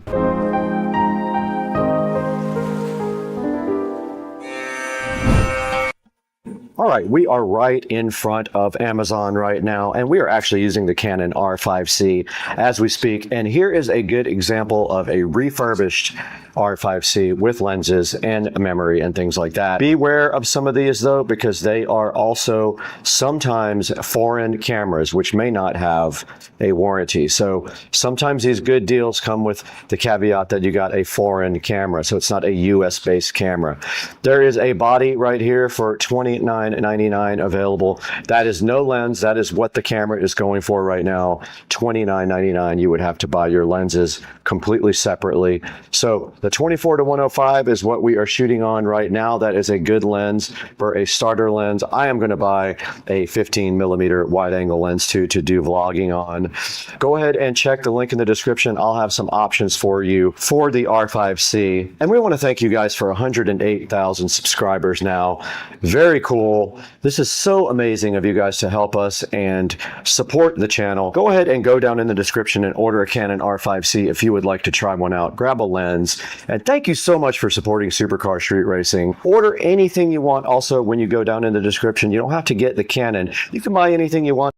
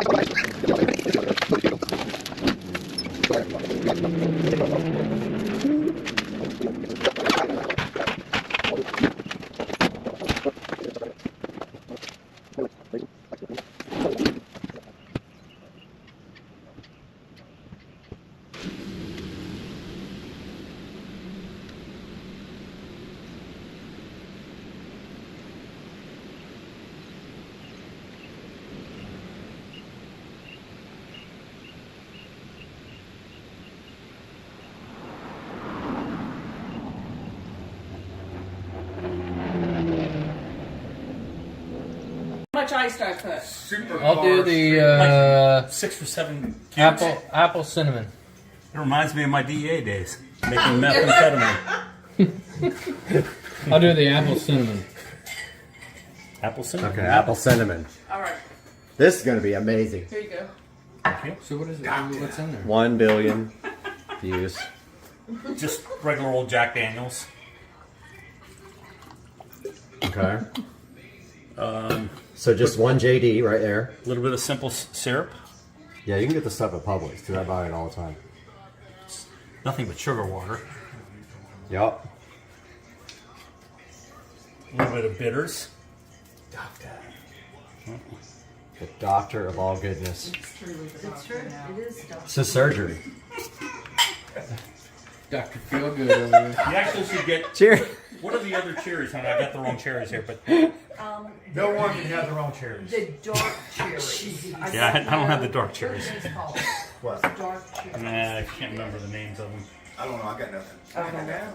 That was a question I couldn't answer. I don't know. Put that. This is the best part. Okay, Oh, my... yeah.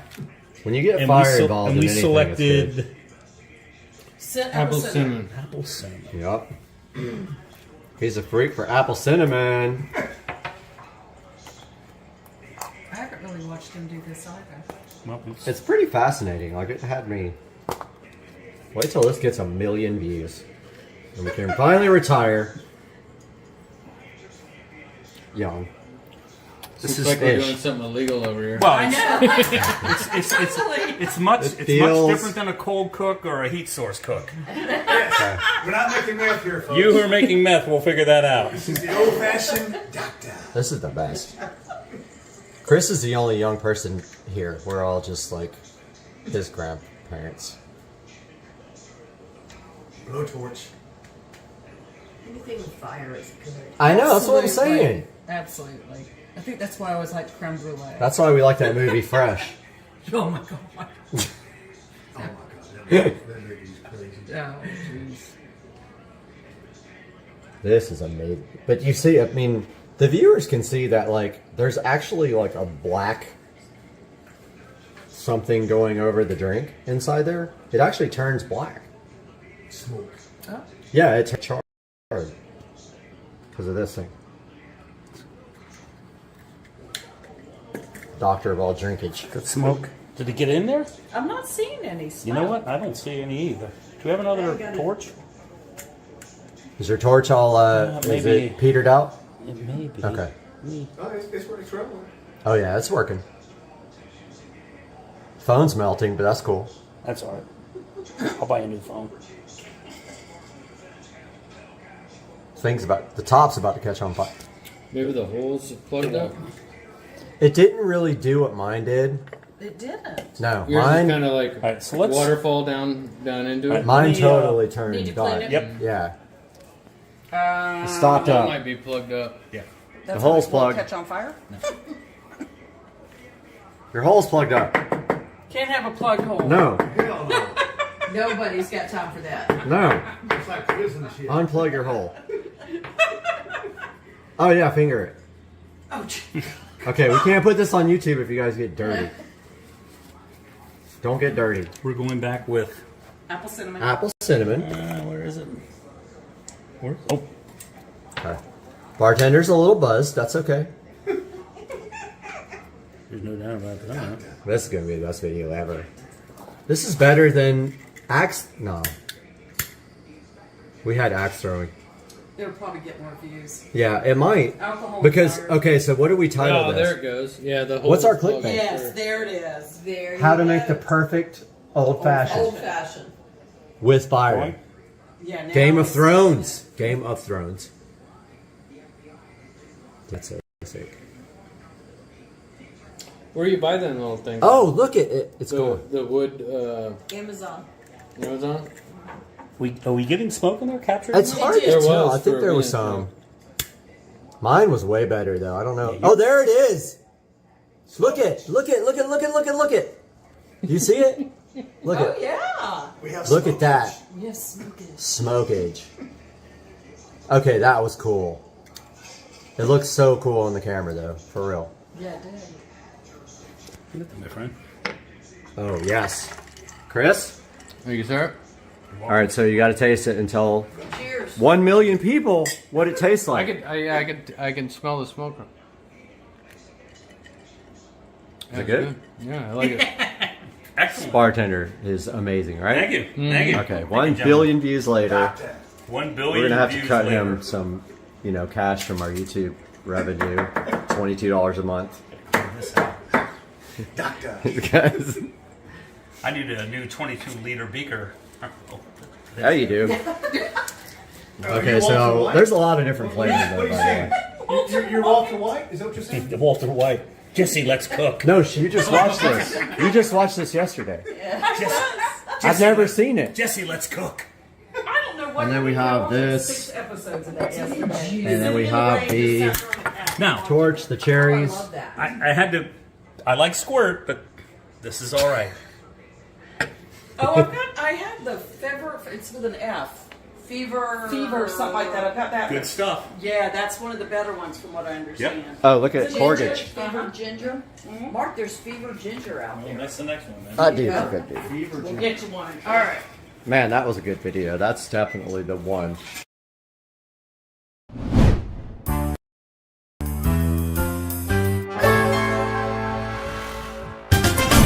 Guys, welcome back to Supercar Street Racing. Once again, we're out here in the Supercar Street Racing living room to hang out with you guys today and show you something cool for the home theater room that is sitting right behind me. We got to get this thing out of the box and opened up on Supercar Street Racing, so let's get busy on that right now.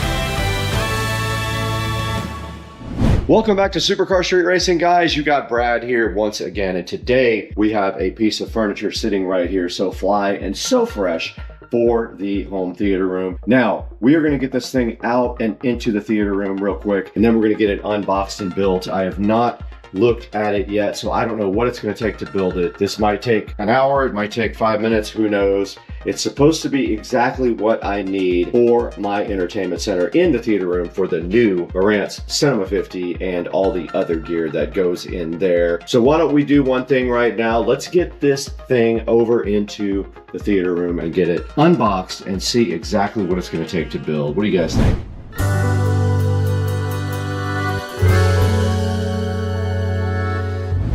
All right, we're in the Supercar Street Racing home theater room, and right down here we do have our new Rockville shelf here that we're going to get unboxed. It is supposed to be configurable. It's going to go right there along with all of the other stuff that has to go there. We're probably going to disassemble this, but we're going to get this built today. So let's go ahead and get this thing unboxed. All right, a bit of fair warning. This box is extremely heavy, about 50 pounds. So be careful when you are carrying it because you can hurt yourself with that thing. So do not hurt yourself. We have the patented SCSR knife. Hopefully this thing is not damaged because it is heavy. All right, and inside of the box, some protective foam and a lot of parts. So it does come with a little QR code thing to show you how to build it. And then inside of the box are all of the shelf bits, which we have to get undone. Comes with these tubes. Should come with also some studs that go into these tubes. And also, we are not going to be using the whole thing. Looks like there's some hardware inside this bag. There's some feet there if you don't want to use the wheels, I think. More hardware here. Ah, these are shorter tubes, so that allows you to configure it differently with the shorter tubes here. And then we have some medium tubes. And that is it for that part. Then it looks like this is the actual shelf. There are 3 wooden pieces, 4 wooden pieces if you need 4. And let's get this box out of here now, along with all of the mess that we created.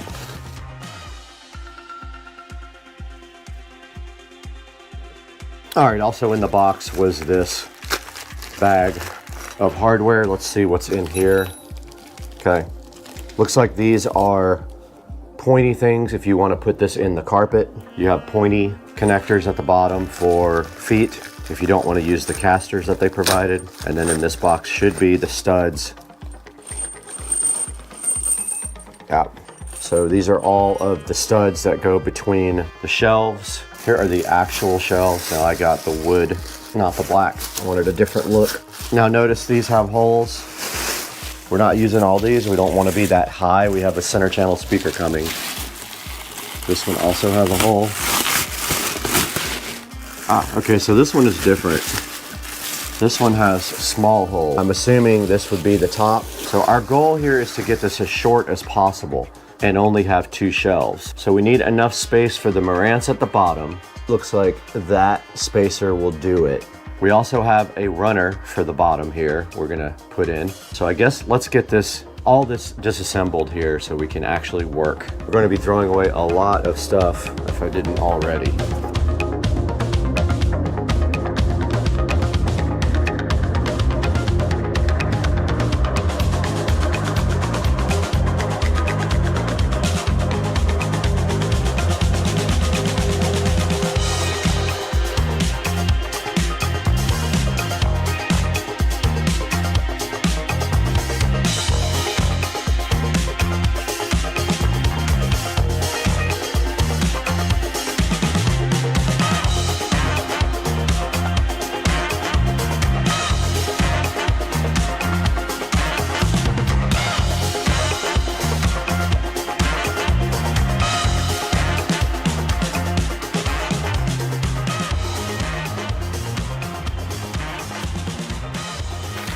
All right, I didn't show you guys this. We have a runner for this side here. Should be wide enough to cover up all of the wiring.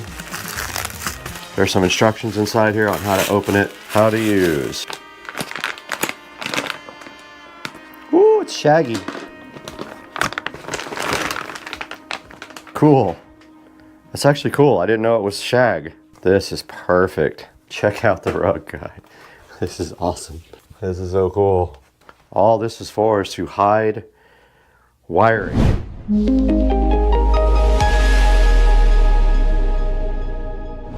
All right, guys, we got brand new wire for our Polk audio speakers here. We are still missing one Polk speaker. It will be here next week. They are on back order, but we have brand new banana plugs to replace these junky old flat cables. I'm gonna go ahead and use these on the fronts. Now, I didn't use them the first time. I used these old crappy banana plugs that I had before. So I'm gonna go ahead and plug in these guys and run the wire underneath the rug, which is what it was designed for.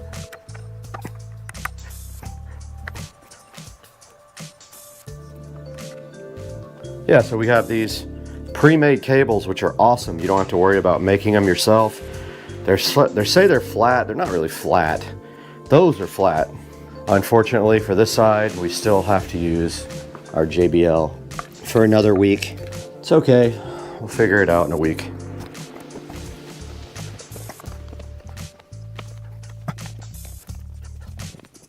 It's going to show just a tiny bit on both sides. We will take care of this one when we actually get our new Polk Audio speaker.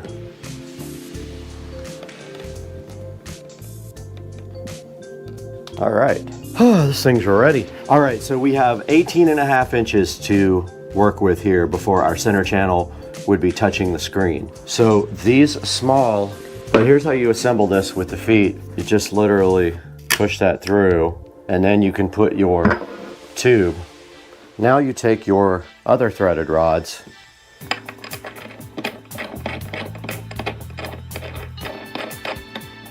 screw them in to the shelf legs all the way. Grab your second shelf there.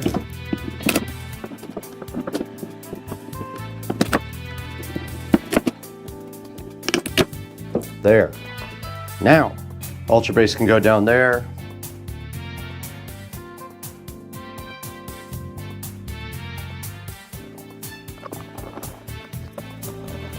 These were bent. The mounting is bent on these, so don't know what's gonna happen now. All right, and then to finish it off, you get these. The holes aren't big enough. Okay, huge problem here. The holes in the top shelf are not big enough for the screws to fit through. So I have to drill them out. So to finish this off, you just put the screws in, but take some advice from me. Never tighten anything until you're completely done.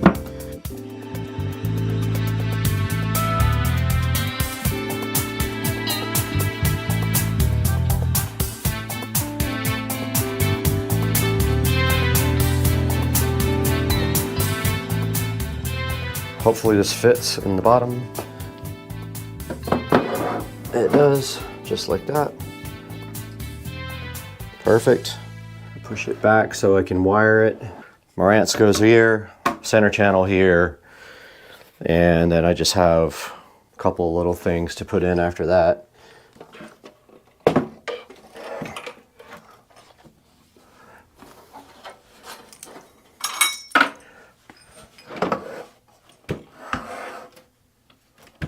That's kind of perfect.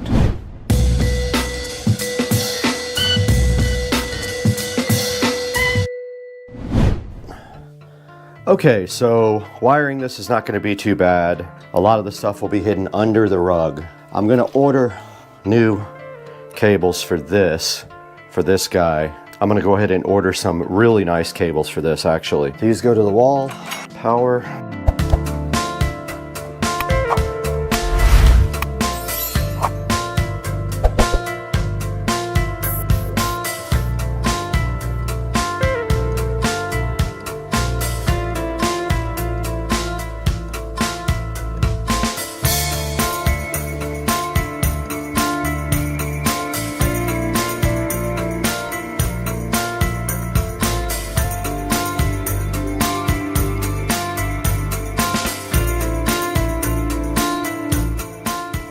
That is going to about wrap up the wiring for now. I got to order new cables for the Ultra Base. Now, this can sit back a little bit more, just like that.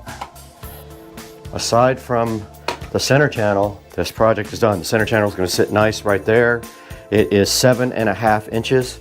So if I did my math right, we have plenty of space, and it actually will hide all of these plates back here, which I'm hyped about. I did forget to hook up RCA cable there. I'm gonna order something for that too. Now we just gotta clean this mess up.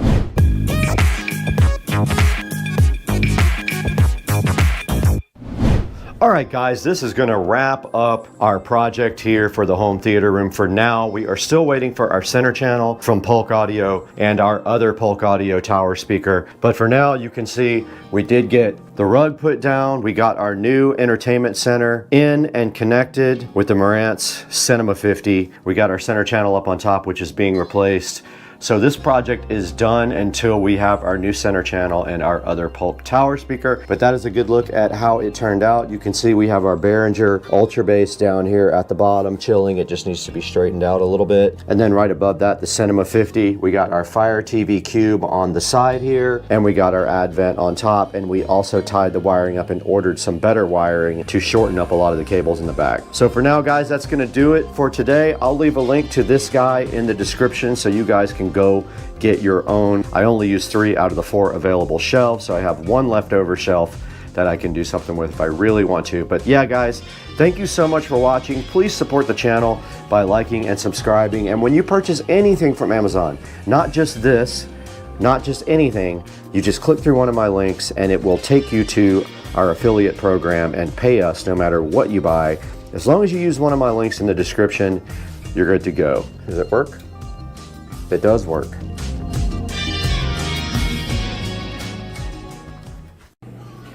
All right, guys, we got the mini beer shots, and nobody knows how to make them on Earth, but you get the liquor 43, you get the heavy whipping cream, you put the liquor 43, and then you put the heavy whipping cream on top, and you got the mini beer shots. Right? Damn, My sister knows. Guys, welcome back to Supercar Street Racing, and we have a studio update for you today. And I have been working hard in here, but also had some other things going on outside of this. So I took most of the day yesterday to go buy a beater car, which I will put on the channel soon. But what I have done in here is I have continued the acoustic foam tile work, and I have the acoustic foam tiles laid in on the ceiling all the way as close as I could get to here. But Joe and I are going to go tonight and get the foam board so I can finish the front wall. But I got the acoustic foam tile done literally to past halfway through the room, and then I ran out, so I ordered some now. I need about, I think, 80 more to do the rest of this. And what else did we get? That's pretty much it. I've been working on foam tile for days. It's very time consuming to put these in, and I have to cut around these lights as well, so I've been doing that, and cut around the in-ceiling speakers. And I ordered the amplifier. I ordered the receiver for the front, for the whole room. It is a Marantz 7.2 Slimline TX NR1711, I think. Just NR1711. It'll be here tomorrow, so we'll be able to test out this surround sound here. So that is a little update. The studio is looking awesome. AC is kicking. And the tiles are going in, and all that is really left to do is this front wall, which is going to take me a while. I have a lot of electrical and wiring to do in this front wall. The actual cutting of the foam will be easy. It's the actual putting the boxes in and planning all that, because there's 2 boxes up here, there's several boxes here, there's 3 or 4 down here, there's more boxes there and down there. So yeah, it's going to be a big, probably an all-day thing. But yeah, wanted to get you guys caught up on the Supercar Street Racing studio. We'll talk to you guys soon.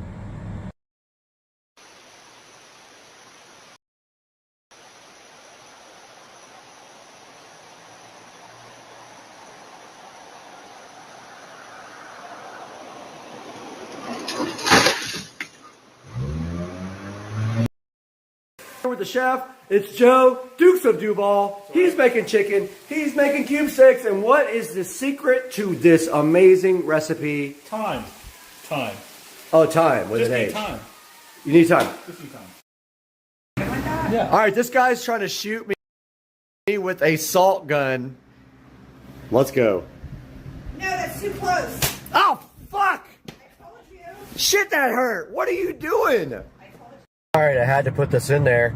Chevy, repping the Chevy hat, driving the Chevy truck. So hyped. Guys, welcome back to the channel, and today we need to deal with an issue here. The back of the cart is rubbing, and that is when you put people in the back. So once I get some weight back here with the stereo and people, it is definitely going to rub. And yesterday we took it out and it rubbed some of this fender liner off, which is actually fine. I think it might actually have rubbed a little bit of the tires, but I'm not sure. But let me get the light turned on here and I will show you exactly what I'm talking about.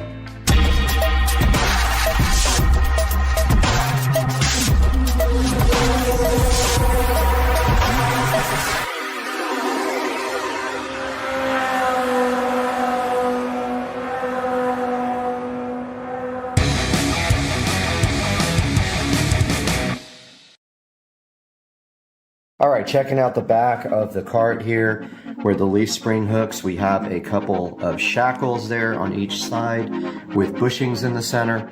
And what we are going to do today with Joe is buy a piece of stock that is going to allow us to raise this. We are going to create our own plates on the end and make them longer. And then we just jack the cart up and reconnect the plates and they will be lowered. So next step is heading on over to Joe's house and we will take out one of these plates and go to Home Depot and grab some stock that we can create our own. Alright guys, we are headed over to Joe's house and what we are going to do is take one of these rear shackles off and run down to Home Depot and get new shackles stock so that we can make our own. And we will raise the rear of this cart up about an inch probably.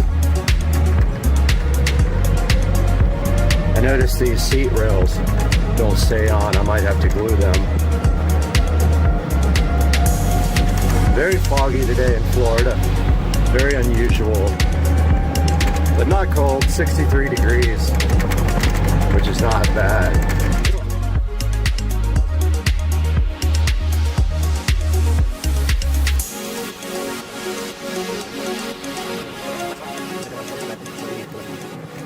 Stole Joe's truck and he didn't know it. And we're going to Home Depot. We got the bolt out, one of the shackle bolts out, and we are headed to get some flat stock at Home Depot. And what we will do is also get a nice drill bit because we both have crappy drill bits. So maybe I'll buy a drill bit set while I'm there. I know they're kind of expensive, but I really need one. Just to clarify, you see the bolt there. There are 4 plates on the back of the cart that connect to the leaf spring. And what we are basically doing is we are making longer ones. So we're going to do a 1-inch lift on the back. So we're going to make longer plates and drill those out. And then we will put those back on, at which time the cart will be lifted about an inch in the back. And if you look at the cart, it is already higher in the front. The weight on the back actually pulls it down a little bit more. So yeah, we're headed to get some stock and some drill bits.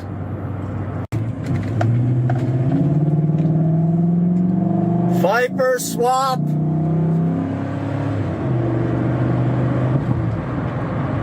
Headed into Home Depot now. Try to figure out getting drill bits and some WD-40. Home Depot on New Year's Day, nobody here. All right, over here at the flat stock, and we found the 1 1/4, which is exactly how wide it is, by 36. So we got to make 4 4-inch plates, so this is plenty. So now we are going to head over to the drill bits and get a drill bit kit. All right, just left Home Depot. I needed a new drill bit set, so I picked up a Ryobi, and it doesn't have big bits, but it does have a good selection of them. I don't generally need to drill bigger holes than that, but it does have a big enough bit to drill this hole out. And now we are headed back to Joe's house. We got the flat stock, which was unbelievably expensive, $18 for that piece of flat stock, which should be worth honestly about $2 here about a year ago. But yeah, we are headed back to Joe's house now, where we will start building this lift kit for the golf cart. Yeah, I don't have a metal disc for my big saw either. You know, the miter saw. Yep. All right, so the first thing we're doing, we gotta cut 4-inch plates out, 4 of them. So we're gonna try it with the ripper down there.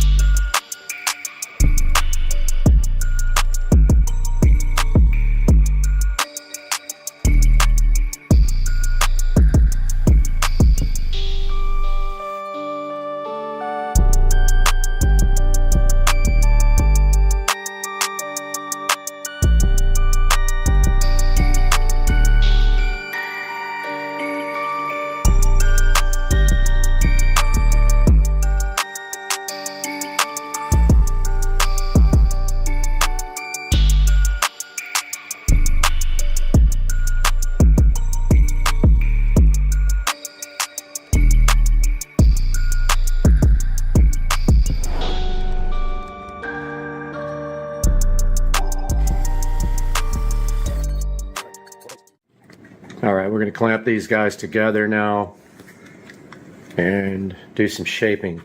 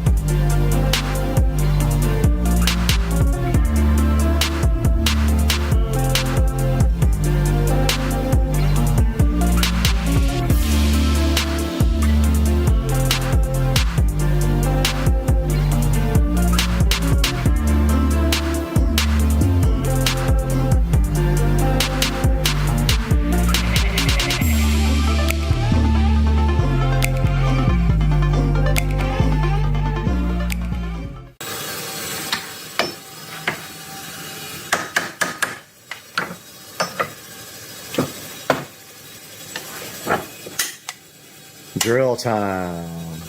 We're gonna do all at once? Yep. Nice. They're all the same. Let's see how those Ryobi drill bits perform.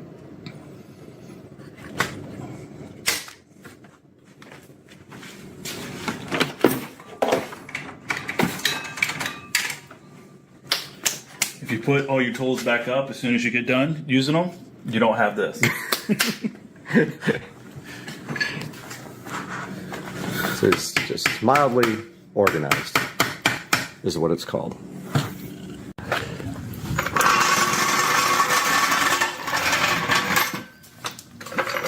Jack the diff up? You can jack it right up in the middle so we can do both at the same time. The diff? Yeah, I'll put it on the diff. That's fine. Or on the axle.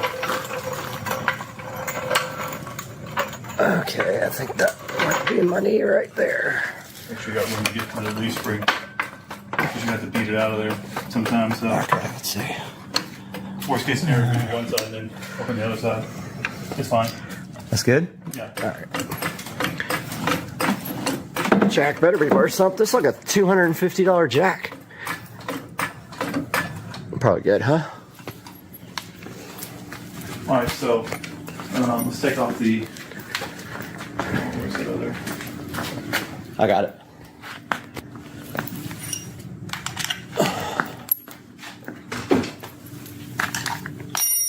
Don't you?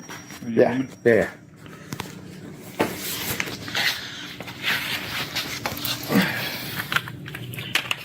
All right, so we're just going to remove this shackle. This one's rusted.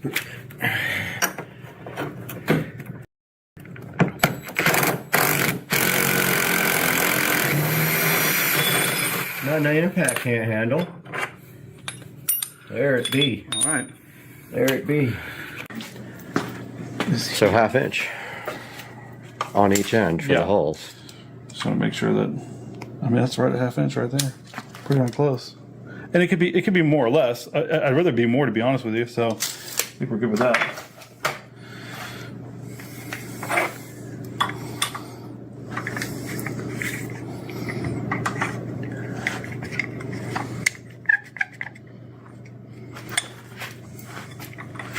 Well, Our sock's slightly bigger. Yep, sock is slightly bigger.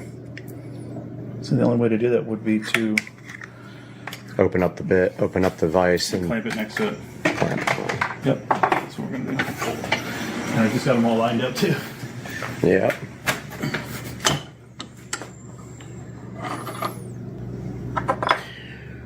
Of course, you could do one and then use that as a template for all the other 3, but it's easier just to drill them all at once. all at one time. Oh yeah, that's gonna work perfect.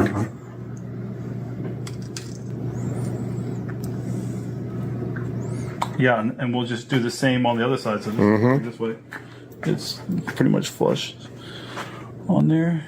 Yep, close. Uh-oh. Yo, what's up? What's happening? Got some gangsters in the neighborhood.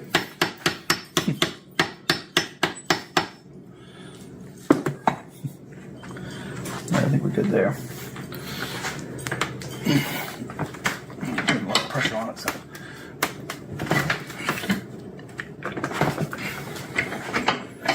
All right. You don't need this anymore. Always fit your tools back up. Yeah. If you're not looking for them.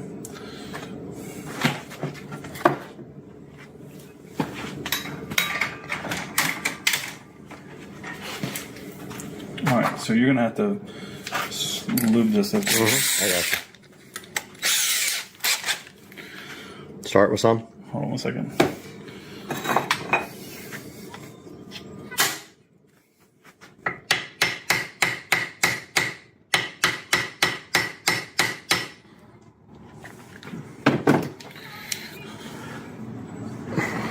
Pretty good, right?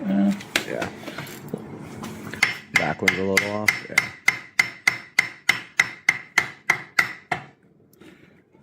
It's gonna be all right. Close enough. Go ahead and give it a lube.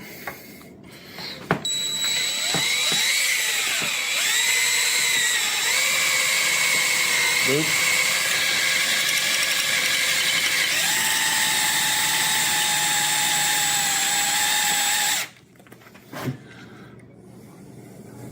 What you looking for?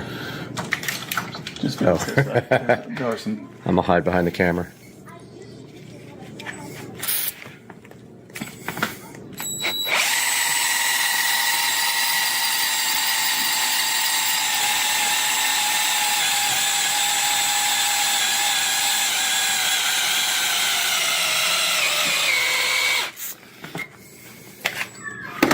Dead battery. Man, we might have to break out the wire drill. Yeah. I got that too. If we don't burn up the bit first.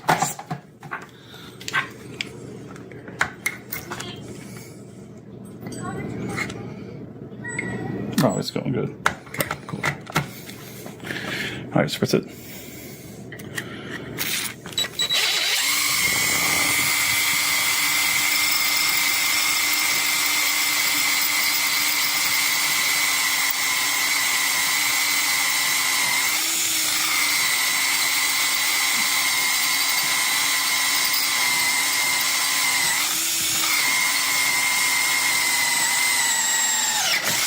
Boom. Damn, we gotta do that 3 more times.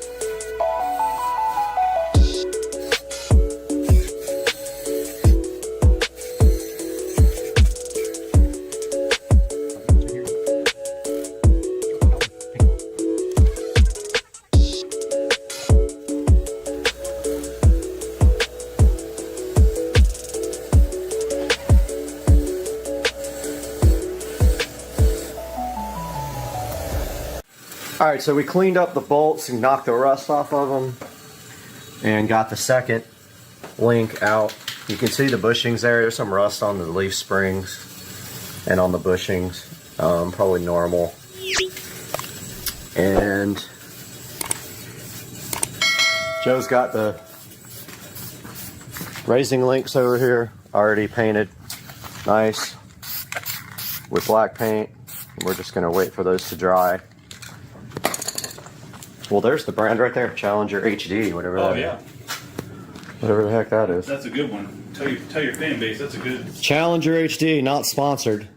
Hey, all right, so it took a 10-foot 2x4 pry bars and everything, but yeah, we got this back on. We had to literally manhandle it back together. Then when it was just barely threaded, we took the impact gun, and now you can see there, when we let the pressure off the cart, dude, they make some cool fender flares for this too.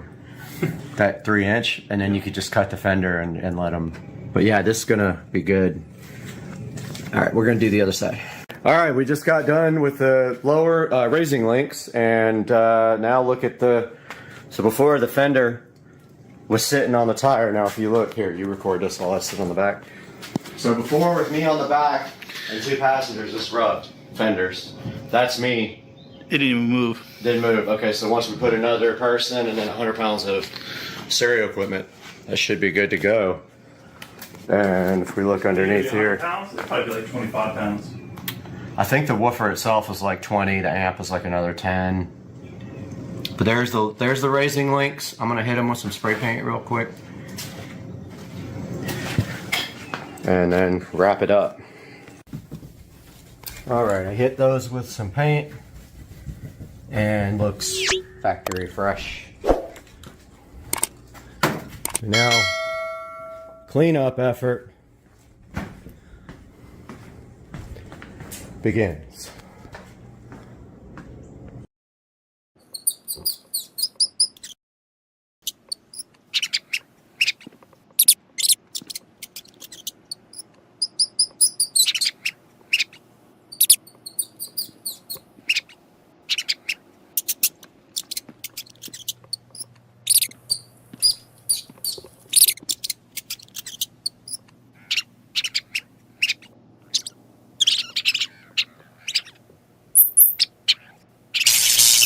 Welcome back to the channel, and today we have this electronic rat killer we're going to be taking a look at, so hang in there on Supercar Street Racing.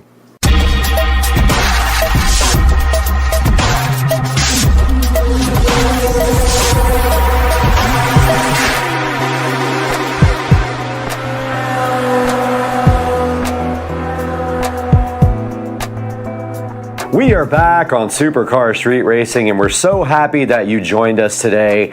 And we're taking a look today at this electronic rat killer from XPest on Amazon.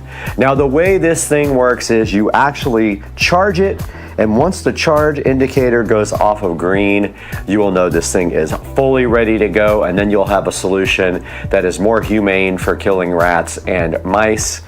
And you just slide this door right off the top of this guy. You put some bait right inside there, slide the top back on, and on the side here there is an off-on switch that you do turn on. All right, once you have this electronic rat killer loaded up, it does come with an indicator LED right here. It is a small little LED light that you plug into the side, and supposedly it will let you know when this has actually activated. And you take this LED right here and you plug it right in next to where the charger goes, like this. And now this thing should just flash whenever something is caught in the trap and killed. Now, XPest does not recommend that you use this thing outside. I am going to break all the rules, of course, and put this outside on my patio because I need something to try to get the mice out there. I do know I have a mouse problem out there because last year I would find droppings and things like that. That's a good indication that you do have a problem. Now, it has some LEDs on the front here, and actually right now it is in charging mode. So if this guy right here has a green LED on it still, it is charging. It is plugged into a standard USB-A 5-volt accessory jack here on my nightstand. band. Now the red indicator light is on. High voltage electric shock, keep working, whatever that means. The translation is a bit rough here. 2 blue indicators on the trap and power line flash separately. Rats were killed, flashes once per 5 seconds, and that is this LED here that we just plugged in, and this blue indicator right here on the front. Green indicator light means that it is charging, and it will go off when this guy is fully charged. The red indicator and blue indicator flash alternatively. That is a low power warning, and you need to get this thing on a charger. The buzzer alarm reminder after your electricity is finished, it rings twice of 30 seconds. Not sure what that means because the translation is really loose on this. Right here in front of the XPest electronic rat, and there are some cautions in the manual I wanted to go over with you. It says avoid touching the metal plate in the bottom of the machine so you don't get shocked. We would hate to see you get shocked. Only for indoor use. What I see out here, don't do. I am putting it outside because that's where I need it the most. Do not leave the mousetrap open where children or pets can reach it. So obviously you don't want to leave this top door off here, which slides back because of the risk of electric shock.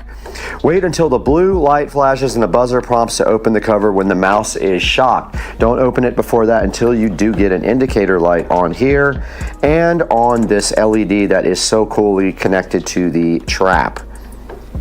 When the yellow indicator is on, the battery is low and it does need to be charged. The mouse killer trap supports 30 times electric charge after it is fully charged. And if the place where you put the trap is not convenient to see the indicator, plug it in the power cable with the LED indicator to remind you to clean up at the electrocuted mice in time, which is some very crazy translation. This has a 12-month free limited replacement warranty on it, and you can contact them if you have any more issues. Now this is a pretty simple thing to understand how it works. Basically, you put food on the bait slot inside, the scent attracts a rat or a mouse into the product. When they touch the metal plate, the high voltage inside will electrocute it. Compared with traditional cage and trap, the electronic is more efficient, safe, and hygienic, and it does not need to touch the dead animals and kills rats and mice safely. Okay, taking a closer look at the XPest electronic rat killer. Basically on this side here, it does have your power switch, which it is off now because it's charging. It has a high voltage indicator warning right here, some little instructions on how to operate it. It does have on the back a neat little door for them to go in, which they can't come back out of because it only goes one way right here, and it has a little charge thing on there like a lightning cutout, which is pretty cool. And then on the side it just does say electronic rat killer, and you have your connections here for both the LED indicator light and also the power connector, which is USB type A and is charging this guy right now. Now that we've taken a closer look at the XPest rat killer, we're going to go outside, put some bait in it, set it up, and see if we can get any results overnight. We are outside of the Supercar Street Racing Studios and the compound, enjoying this beautiful day in Florida, and we do have this rat trap here, and I know for sure I have an issue in this corner with rats because I have seen droppings, and this little LED indicator, really don't need it at this point. Basically it just glows when you catch something, so I'm gonna just put it on top right here. Now what should happen is after we turn on this guy, it should light up in red on the front LED. Let's see what happens when we turn it on. All right, we got 2 beeps, and so I'm assuming it's on. Let's see, I'm gonna try it again. All right, it lit up blue, then red. So I'm honestly just gonna leave it kind of like this. And hopefully they don't chew through the actual wiring. But that will keep the LED up here, facing up, that we will be able to see it next time. So I'm just gonna kind of leave it like that. And the rat does go through that hole right there. There's a little flap door that only goes one way.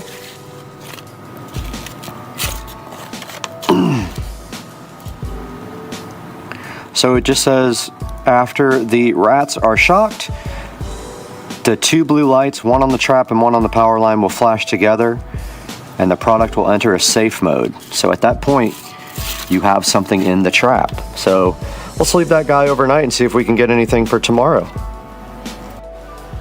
Okay guys, it has been 2 days now and we are going to see if we got anything. There are actually rat droppings right there. So all you have to do is slide this off. I just turned it off before I started the camera. And I don't think there's anything in here. Nope, it has not gotten anything yet, guys. So I will replace this and let it sit out here for a little while longer, see what happens.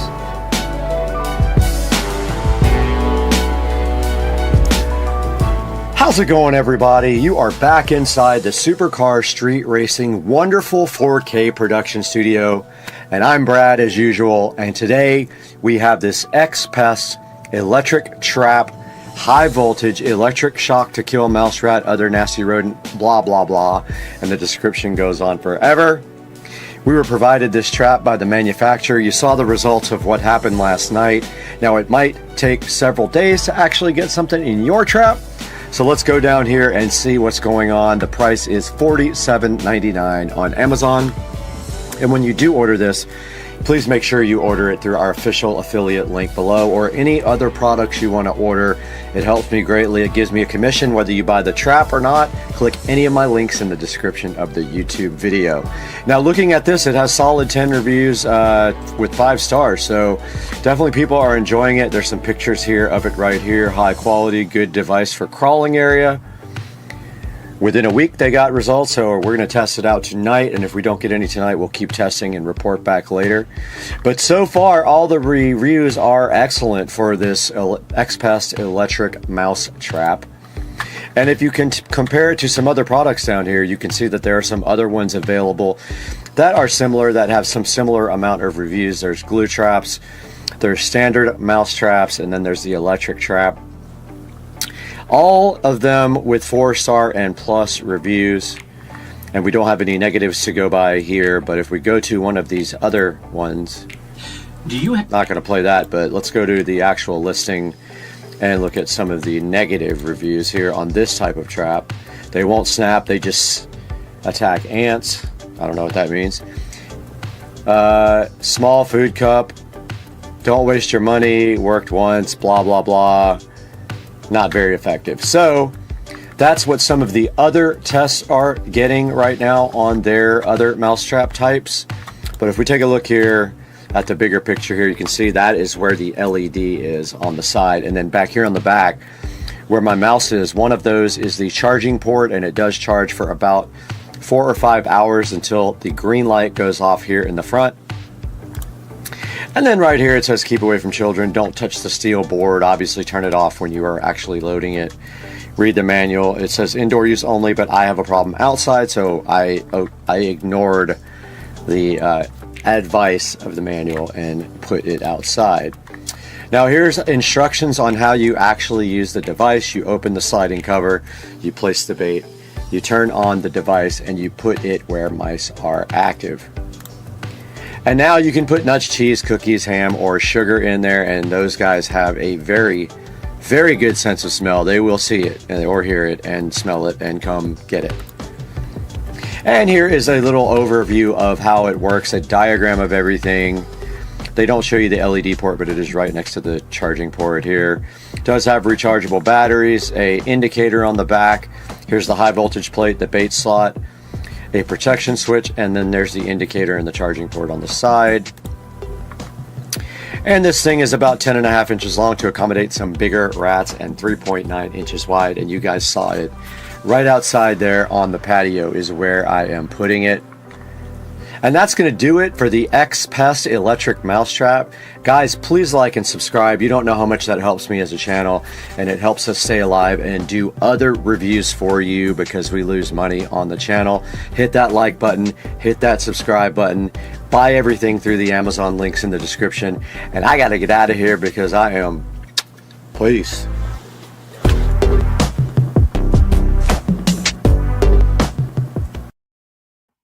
The RPMs are right there. I'm at 700 RPMs. You can see right here. Vehicle speed sensor, timing. You've got all kinds of things that you can view in real time with this nice topped-on Art Diag 600 Pro. User info is just where you get all your information. You can also do firmware updates or system updates. We've already done all the updates. You saw that yesterday. That took a while for the cars to go ahead and get updated, but everything is current here now. And that is a look at the top-down. It does a lot of cool stuff. Let's see what battery voltage does.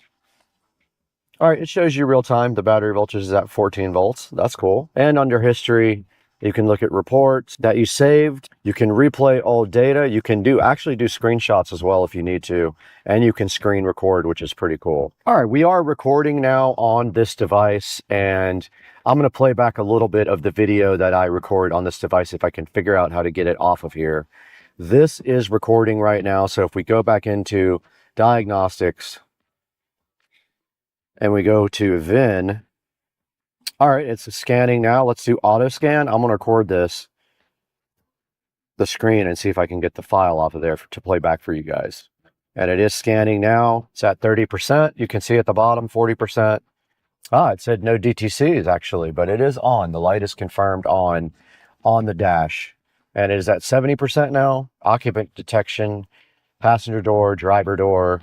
And it said no TTCs on occupant detection. Passenger door, driver door now does not exist on that one. And if we do a report here, there is the report that you can get from this, and then you can save it and look at it later, and you can see the codes right there and what they mean. Pretty cool 600 Pro scanner.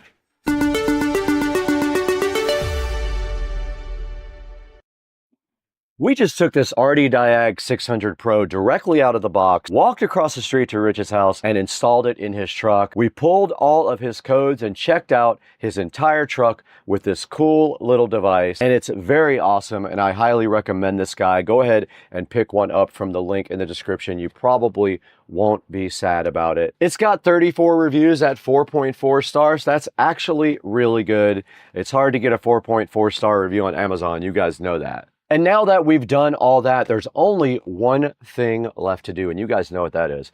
Let's throw it to Brad. I will show you how you can get your own RD Diag 600 Pro on Amazon. Go ahead and order it from the link in the description. Let's toss it over to Brad right now.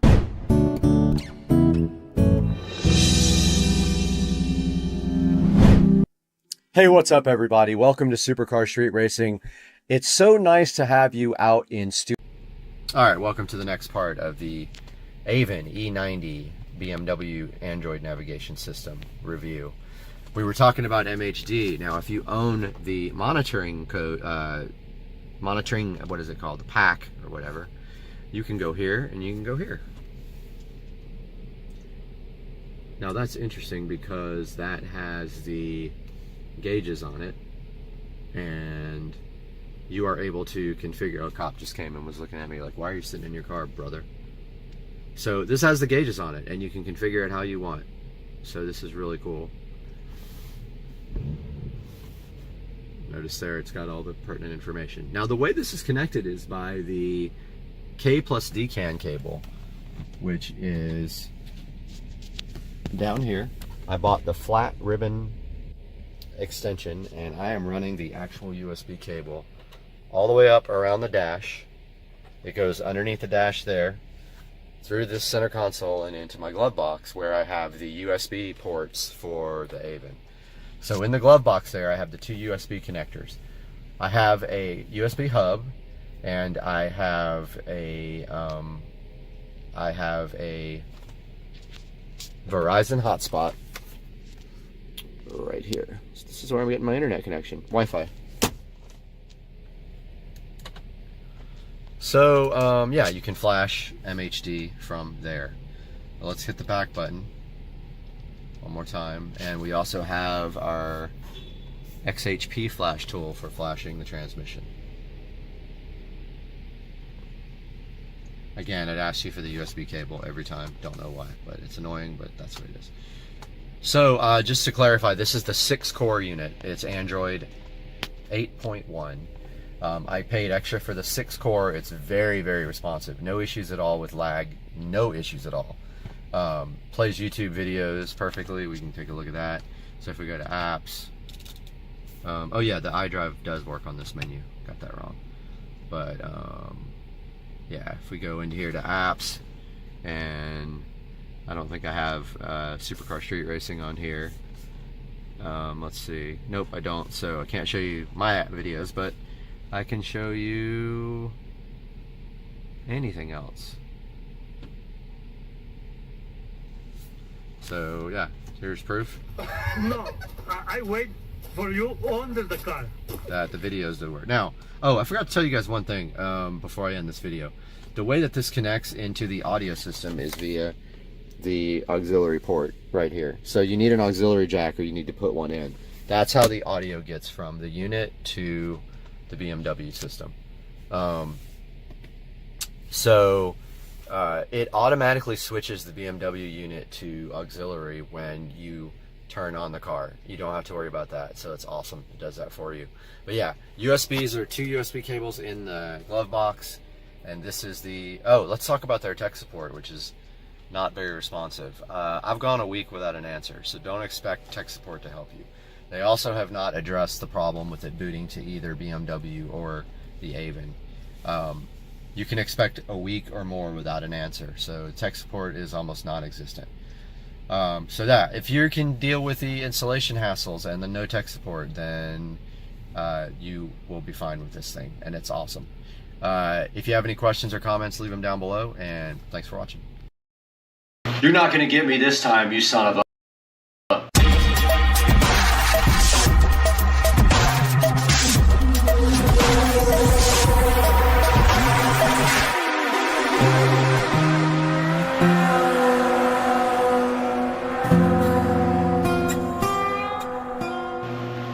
We're back here next to the beautiful Mac Pro that was converted from a thrift store piece of junk to a very nice Linux running computer. And today, this guy beat me up the first time we tried to install it, but we're going to try for 2.0 today on Supercar Street Racing, so hang in there.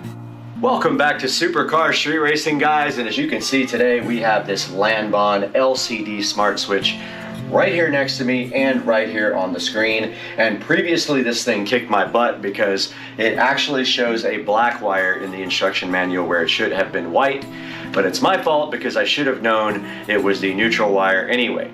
So taking a look at the LCD smart switch here, it is a dimmer switch, so it gives you the capability to do about 4 different switches on one switch. The problem is most of your switch ports, the switch in the wall port, meaning the opening or the box for the switch, is going to be a multiple opening, and this will not fit because this is designed for a single gang box. Most of your more than one switch boxes in the wall are going to be more than one gang, and this uses a 1 gang switch. Now these are awesome if you do have multiple wiring go into 1 gang, and you can use 1 switch to control everything in your house or everything on this dimmer with 1 LCD panel. And today we're going to take a look at this one more time because I did it once and I really failed, but today I refuse to lose. Alright, we're out here in the garage in front of the smart switch that exists already. It's an LED smart switch. It has been giving me problems, so the routines no longer work. And instead of trying to get this guy working again, what we're going to be doing right here is removing this old switch. And you can see it has one of those screwless faceplates on it. But we're going to be removing that because the new guy has everything we need included with it. So first we take off this faceplate.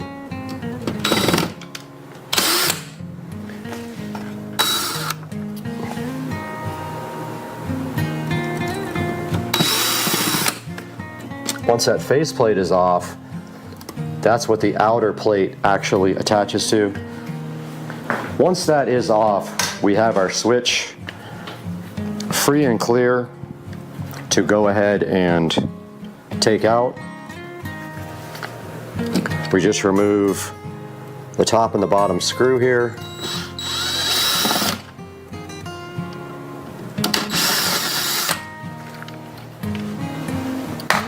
that switch should just come right out. Trying to get my microphone working. Now taking a look inside of this switch, you see that we have our neutral wire here, which we need again, and then we have our 2 black wires. It's actually red in this case, but it would be black in a normal switch. Now on the back of the LAN bond, you will see that it has a place here for the neutral wire. Neutral wire goes right here where it says N, and what you do is you just loosen up this screw on the bottom and put the wire in there, and then your load goes here, and then your other load goes to either 1, 2, 3, or like you have 3 different places to put loads, but your common here goes to L. So the black will go to one of these 2, L or L1. So we're going to go ahead and get that disconnected here real quick.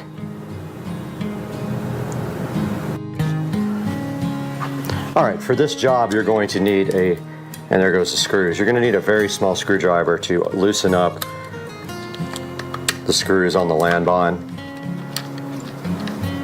Go ahead and loosen up the neutral wire, the L, and the L1.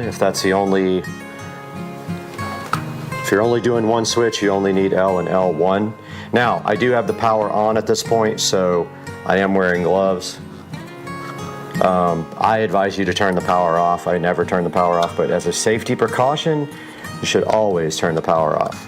This will shock you, and if this neutral wire touches any other thing, ground or otherwise, it will definitely pop.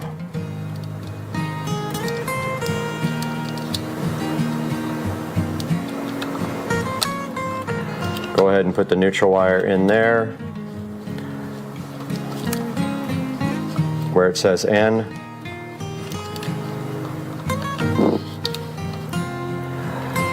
Insert that all the way, and then of course drop your screwdriver.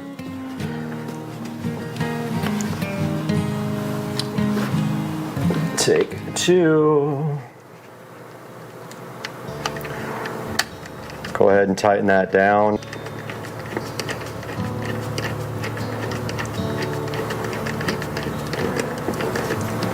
Don't be scared to torque it.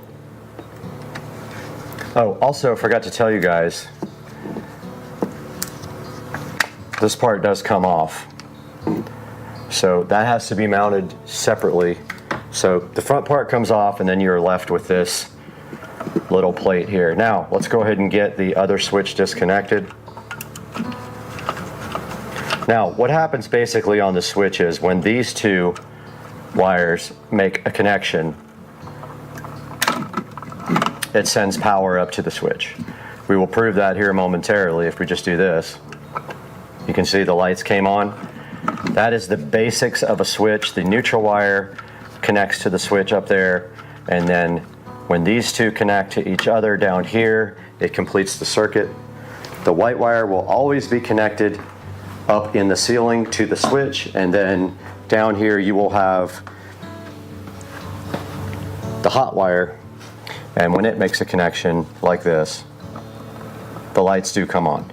Now, we got to get this wire straightened out so we can put it in the back of the terminal here. So we're going to need our workman's pliers. Now the workman pliers is the most commonly used pliers by an electrician, and they look like this.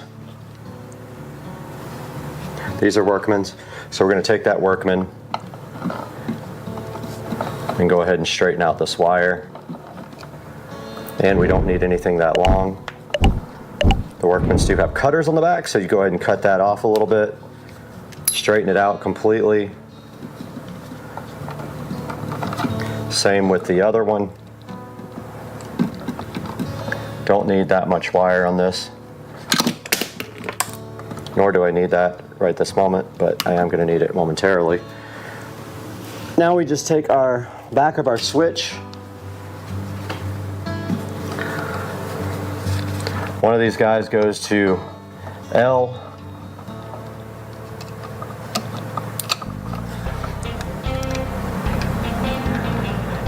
we'll test it and see if we got it the right way.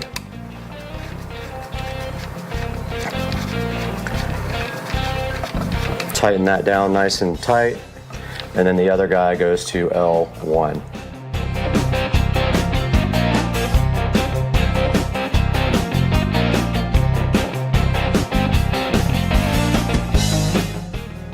Okay, we got the LAN smart switch wired. Now the second part of the equation is testing it before we mount it to the wall. And so here is the faceplate, and you can see here the way it connects is it goes on and then it slides downward. It can only go on one way, and you can see right here right now we do have a light in there and it is booting up. So once it comes on, we will see if it lights up the lights in the garage. Now it is wants to know if you want to be a dimmer. Confirm that. Edge lighting on. You can also find it in settings, edge lighting. It's telling you how to turn on the edge lighting.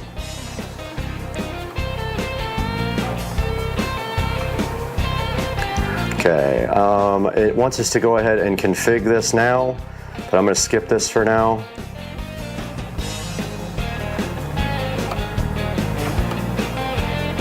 And my lights hate that it is a dimmer. And it is working properly.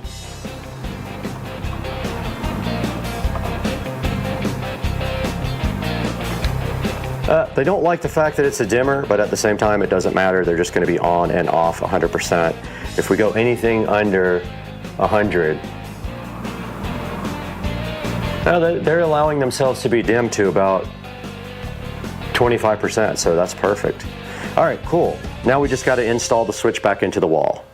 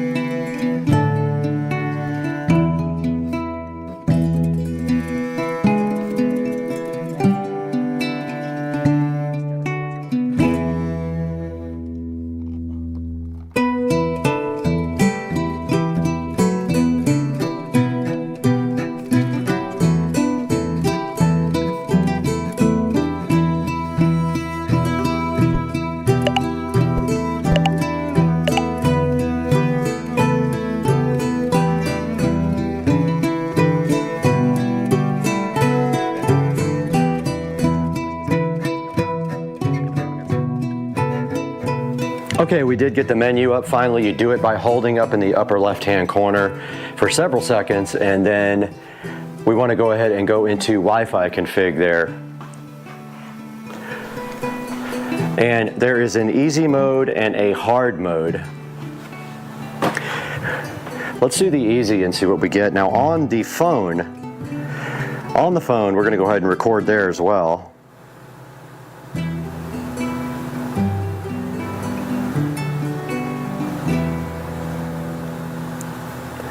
So I'm going to open up X Recorder here real quick and record on the phone. Okay, so on the phone we want to go to Smart Life. All right, now let's go to Mode Config here on the front of the device. Oh, it already sees it here.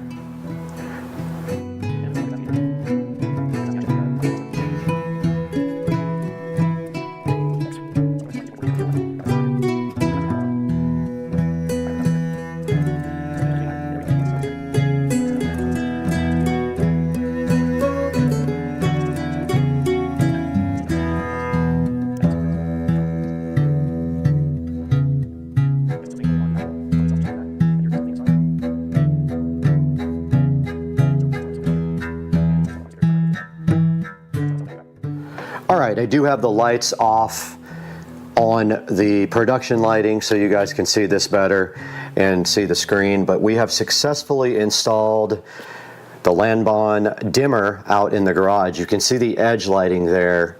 I'll do a separate video on how to configure this thing, but it is on right now, so I'm going to go ahead and power it off. And you can see the garage lighting did go off, and you see the better now the edge lighting, which is configurable. If you go inside here, and this light up here does not want to go off forever. If you go in here and you go edge lighting, you can set the colors. So like right here, you can set it to red. And then there's all kinds of other settings as well, and I can't keep that light from going off. But there is a theme that you can go into and set. There's not a ton of different options, but I'm going to confirm that one. Now you can see the background did change there on the screen there. And if you hold down right here, this is how you get into menu. You hold it down for any number of 4 or 5 seconds, and you can go into all the settings. And then there's your brightness and stuff for it. I'm going to turn the normal brightness up and the standby brightness up. Screen light time, display angle vertical. And yeah guys, so now you get, oh, there's some engineering options here. Pretty cool. Great switch. I really like these a lot. It's just too bad that you can't use the dimmer in anything but a 1 gang, because dimmers, I mean even standard switches, usually are in more than 1 gang box. There's no way to mount this. It would have to be completely custom. So I'm happy with this installation. I hope you guys enjoyed it. Now back to Brad over for the final word on the switch install.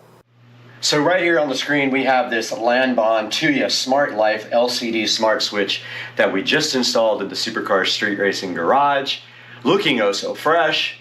And if you'd like to purchase one of these, I'll leave a link in the description for you. And I hope that you have good luck with this now that I've installed it twice. And I let it beat me 1 time. I'm not letting it do it twice or 3 times or ever again. And you guys, I hope you subscribe to the channel and like this video. And we'll see you again next time on Supercar Street Racing.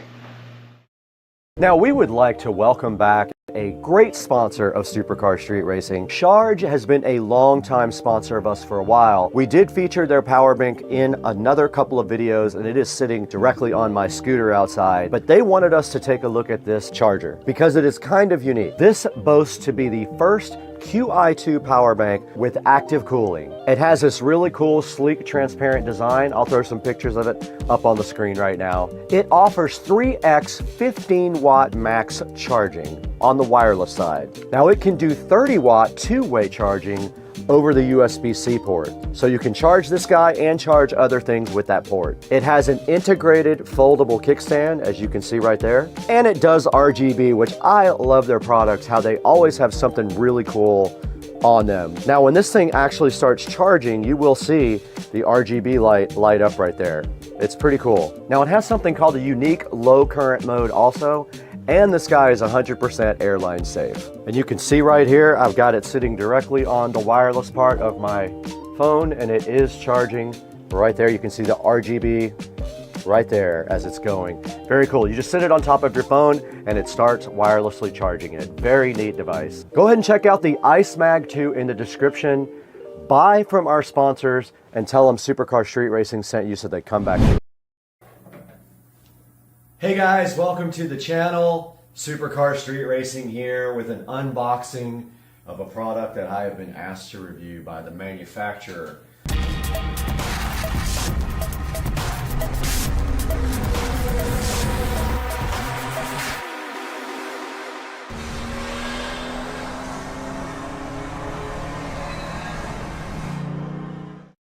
So this is the first time I've ever been asked to review something and been sent a product for free. So I just want to get that out of the way. This product was sent to me at no charge. I'm under no obligation to review it in a positive way though. And what we're looking at today is a tripod. So here is the packaging here. I'm gonna go ahead and get this opened up and take a look. See what we got. And then I'll give you all the information about the seller in the description here. All right, so inside the box here we have stand, tripod, 1/4 screw soft is what it says. Let's get the tablet out, get a little video of this guy here, still in the box. There's a good look at the label here. Stand, tripod, 1/4 screw soft, X0035E2511, whatever that is. And so now let's go ahead and take this out of the box completely. All right, so it's packaged nicely. There it is. And we've got a cell phone tripod, video stand, height adjustable, 360-degree ball head, gooseneck, phone floor holder for live video is what it says on that. And then let's take a look at this inside of the packaging and see what we have here and see how well it does. We'll have to switch to the tablet at that point because the phone will be on, hopefully on the new tripod. All right, so first thing I can say is, wow, it feels very heavy, so that's a good thing. It feels very capable. Go ahead and packaged very nicely, by the way. Got a little white box here with something in it. Let's see what's in there. So it looks like inside the box we have like a swivel mount, I think it is.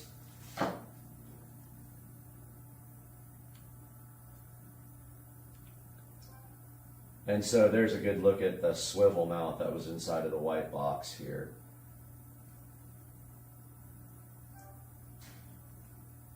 And then let's go ahead and open the actual packaging. Like I said, it feels very, very high quality. And again, I am not getting paid to say this, and I was sent this product for totally free. But this looks like a professional tripod. It doesn't look like a cheap tripod that you get off of Amazon sometimes, where it's so cheap it can't even hold the phone up. All right, so then there's a instruction manual here.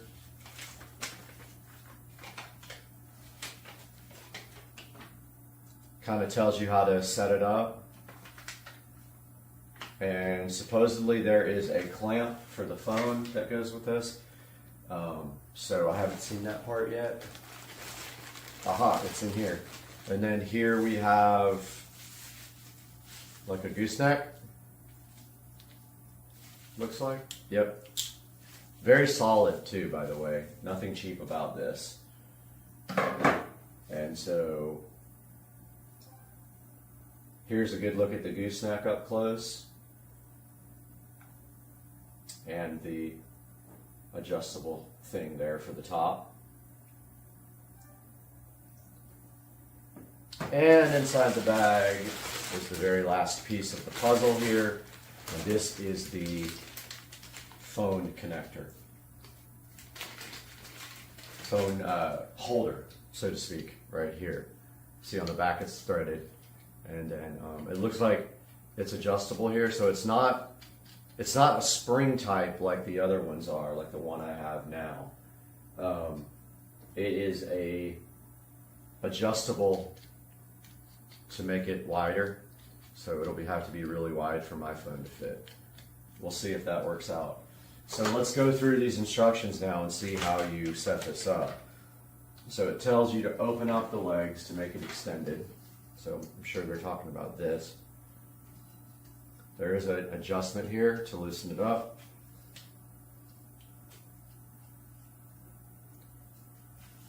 Still pretty tight, but that's good. So that's fully opened up now. It says, okay, first step was open the leg and make it extended. So it is right here. Oops, something fell. Step 2. Install the tube on the tripod and use the knob to lock it. So it wants to put the gooseneck on top, I believe. Let's see. Tripod head and then tube. So it does want us to put this on there. I think. Well, okay, so there's an adjustment you have to turn. And of course, I dropped it. Okay, guys, I found the screw underneath the desk, of course, and so now we have to take this tripod head here, and the screw is kind of like a, it prevents it from coming out, it looks like. Yeah, it's interesting because this has a screw on top, but you don't really use that part. You just put the tripod head there and tighten this. It also shows it like extended like this. I guess it doesn't matter, but it shows in the picture that it's extended, and it has like 3 or 4 ways to extend here. You guys can see that. So then we have it here like this, and we tighten up the set screw like that. 3, install the ball head on the tube. So the ball head goes on top here. By the way, guys, this is really, really high quality. I wouldn't just say that for, you know, to get a free product, but man, this thing's pretty solid. This is probably going to be my new tripod. Hopefully you're still in the shop there. Let's see. Yep, okay, cool. Just wanted to make 100% sure, so get the tablet out. So far, this is what we've got. So we've got on step 3, install the ball head on the tube, which is right there. For whatever reason, the video turned off. But I've got my old Galaxy Note here. We're going to try that guy. It's pretty wide, so let's see if this thing can open up enough. It looks like they thought of everything.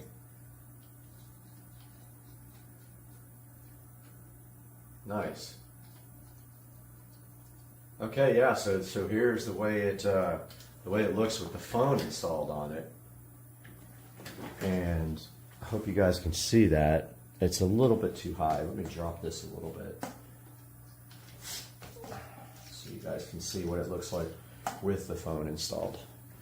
And so if you notice this guy right here, here's the gooseneck, so you can literally bend and do this whatever angle you want. And let's see, that little screw came untightened, but see, this is cool because it's really sturdy. It's well made. I really like all the adjustability of this thing. I like the fact that you can change the camera to either direction on the actual mounting plate here. You can either mount it from the bottom or you can mount it from the sides. I do like the screw down thing. It's a little less convenient than having a spring clamp, but it still works great. It keeps the phone in, and this is an old Galaxy Note 2, so very old. I like the adjustability of the length of the tripod, and I like the fact that the thing feels well made, and I am definitely saying right now that I'm going to go ahead and recommend this product. So I'm going to get a link for this guy, and that's going to be in the description. And I highly encourage you guys to pick this up if you're looking for a tripod. He did not send me the listing, but I'm going to find it. So I'll figure that out. I'll have that all in the description below. I'm so glad you guys got to look at this. I think what we're going to do now is put the actual phone on it and walk around a little bit with it and just kind of see how it feels as a, you know, as an actual, like if I'm going to carry it, because I do carry mine around a lot, and the other tripod that I have, I already did a review on, is much lighter. So what I'm going to do now is raise the legs, if I can remember how. So you just go upward with them. So those are all raised like that, and then there's a tightening screw here. Now this guy's ready to just be, you know, you can walk around with it like this. It's a little bulky to do that, but it works fine. So I'm going to switch to this now. Okay guys, so this is from the new tripod, and I don't know what to call it right now. Phone floor tripod is what I am going to call this guy until I get the official listing. There's the box it came in. Let's see if the seller is actually listed on the box. Let's see. Nope, it doesn't say the seller, but I will contact them if I can't find the listing, and I'll make sure that it's in the description. But yeah, this thing's super solid. No problem at all, like carrying it around like this. And actually, you could ditch the gooseneck too if you want to, and you can just put the phone mount directly on the top of the tripod, and you don't need, if you don't need that extension, I'm saying. But I'm carrying this around right now with no issues. I'm using one hand, and I can show you guys outside with this. There's the lovely pool that's turning green because it's getting redone. I can show you guys outside with the alligator is sitting right there. Right there.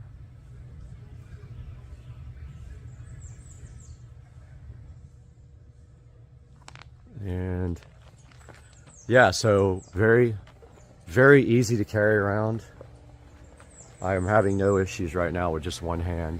I mean, it does weigh a little bit, but I am thankful for that because, you know, sometimes you get these ones, like my other one is a lot less high quality, even though it gets the job done. Oh, my yard guy came back. So, all right, guys, well, that is going to do it for today because I got to talk to the yard guy, but thank you very much. I hope you guys enjoyed this review, and the link will be in the description.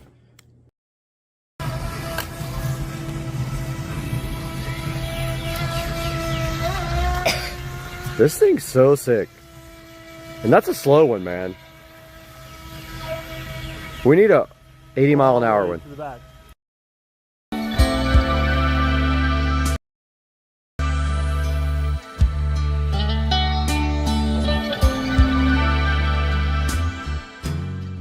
We are recording on both the phone and the camera, and we got to find the Tuya app. Tuya is installing now, and the lock will be ready for a nice hookup to Wi-Fi. I was finally able to get that working. I had to put a little bit of shade over the camera for it to scan, and now I'm going to name this the studio, and let's see if we can do anything with this thing. It says connecting is this is the screen we have now for the lock, and we need to actually install the Loxo chime. Okay, so I plugged in the chime. Let's see if that actually works without having to pair it or anything like that. All right, the chime works, and we got another video call. Now we're going to add a password and a fingerprint. It said connection failed, but now it says put your finger on the fingerprint. Please move your finger. Please put your finger in. Add succeeded. Number 050. Okay, we successfully unlocked our new Loxo lock with the fingerprint, and we did put in a code as well. This thing is done. This project is successful. We are done in here. Let's throw it into the studio to show you where you can get your own Loxo lock just like this one.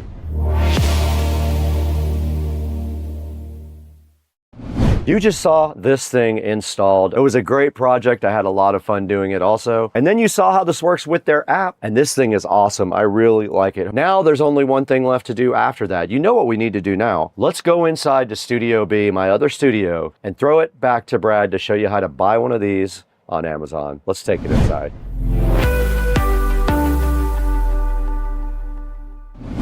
Hey, what's up everybody? Welcome back to Supercar Street Racing, and we have awesome Loxo lock up right here. The smart lock that gets you in your house 5 or 6 different ways. There's so many ways to get in. There is the keypad, there is the fingerprint reader, a manual key, and also the app. Awesome lock. I can't say enough about it. I do love it. And it works with Smart Life app. Now check us out on Instagram and TikTok as well. There'll be links in the description for that. And grab your Loxo lock from the description. It always helps us out. Thanks for 220,000 subscribers. We're gonna get out of here and our new AI camera is gonna follow us right over here. Let's go, dog. Let's go.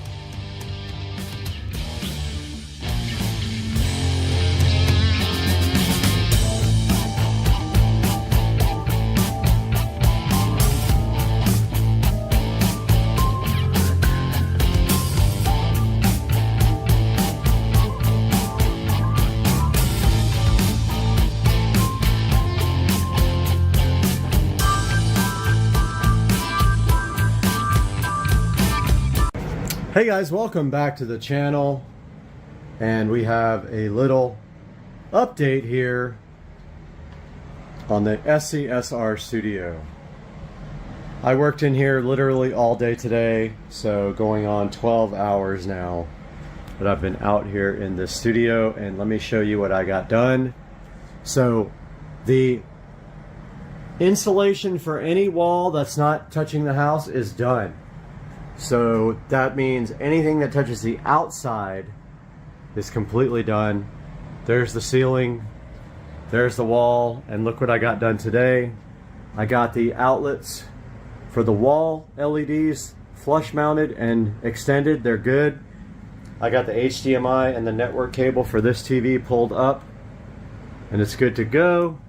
I got the Echo Show 15 flush mounted into the wall. Look at that goodness right there. And I got the power for the lights all flushed in there. I got this wall done, and the TV for this wall is going right here. There's a stud right where the screws are, so that's where the TV mount is going to go.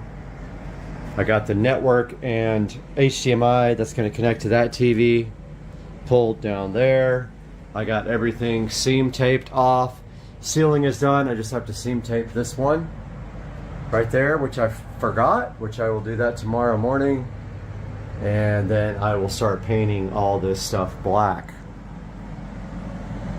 I got the air conditioner fully enclosed, and the power cable is inside the wall, which will be a nightmare if it ever has to be replaced, but I've had my other one for 5 years, so fingers crossed we have no issues.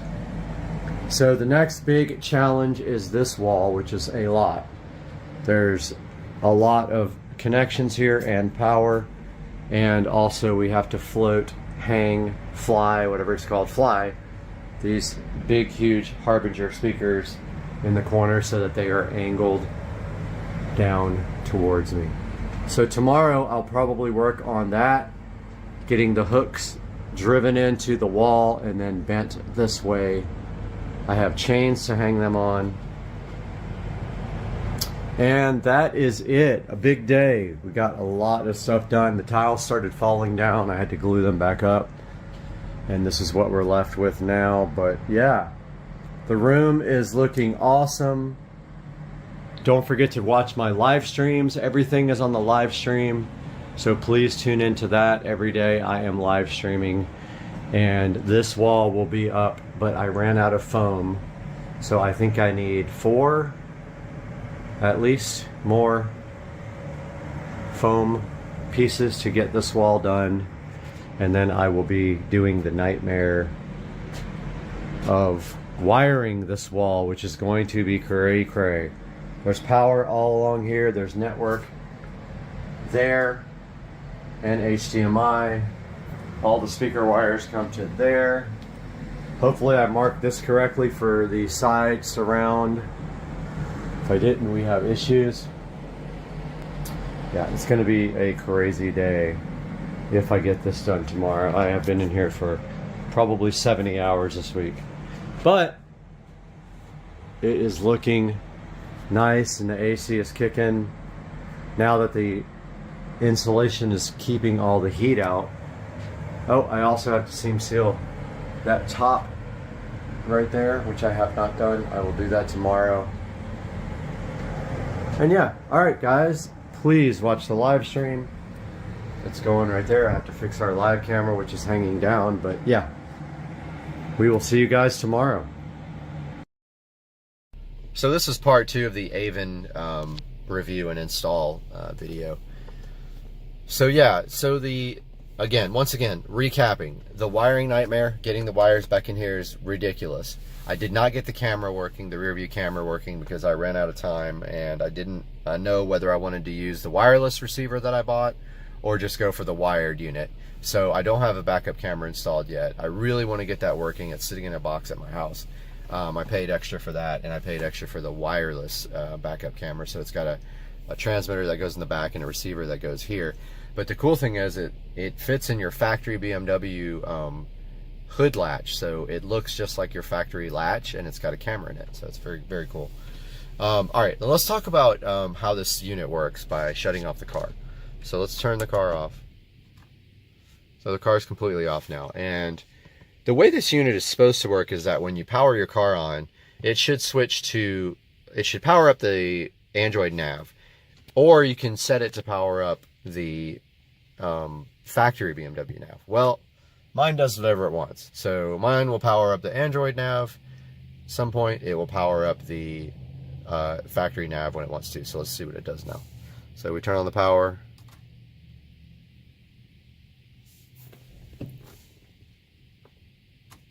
Yep, there's a good example, which I'm going to send Avon this video because they don't believe me.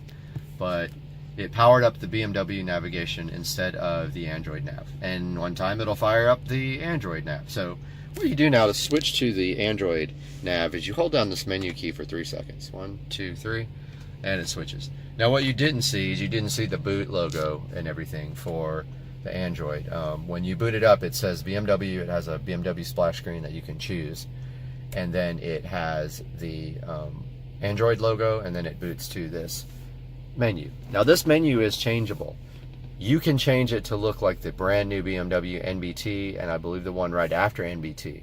I don't personally like that look. I like this screen. I don't care if it looks like BMW. I think the BMW one is very ugly. So as you can see here on the top level, and turn this light out so we get a better view, we have get that focus. We have our splash screen here, and we are in the Android nav. Now this is what's interesting, is the iDrive control works. See how I can go through the menu? Now let's talk about a little bit of the things that we have here. We've got the music player, which is basically an MP3 player. We have Bluetooth, which is a Bluetooth interface for your phone. Now, the one thing is that the Bluetooth interface does not work with Torque. And that is one of my biggest complaints about this unit, is that you have to use Wi-Fi. I've tried a USB cable, it does not work. I've got the USB adapter for OBD2, it does not work with Torque. It will not connect. So here's my issue with this.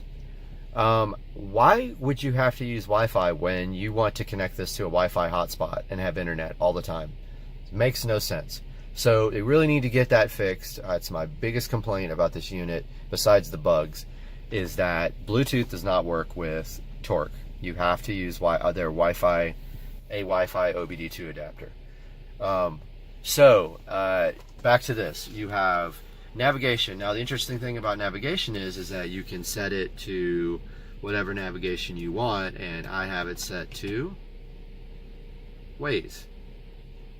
So Waze is awesome, just the best app ever. So if you hit nav, now I forgot to show you guys, this is a touchscreen. That's another thing. This is a touchscreen. So if we go to menu and we hit nav, it goes nav. Now here's what's cool also. If you hit menu here, it goes back to the menu. If you hit nav here, it opens up your nav app, which is pretty damn cool. Let's go back to the menu though. And we can use the back arrow up here to do that as well. And here's a little Android app switching box, which means you can switch between the open apps.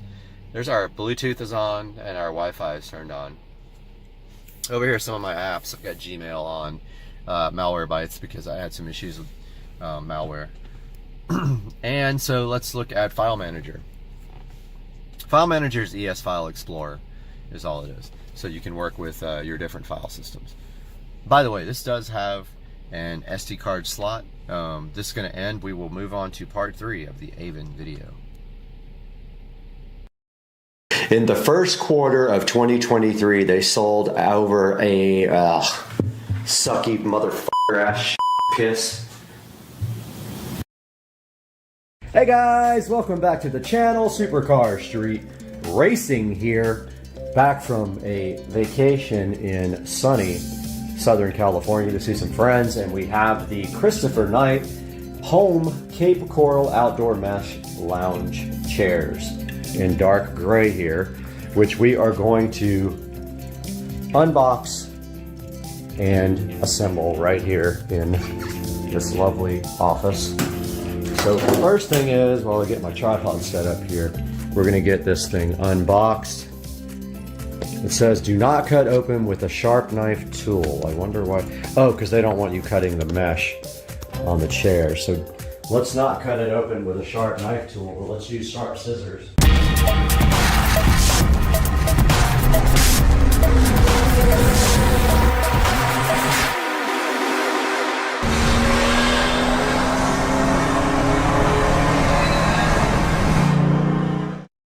Hope you guys are having a great Monday. The lights in the office are not working. I must have messed them up when I went in the attic.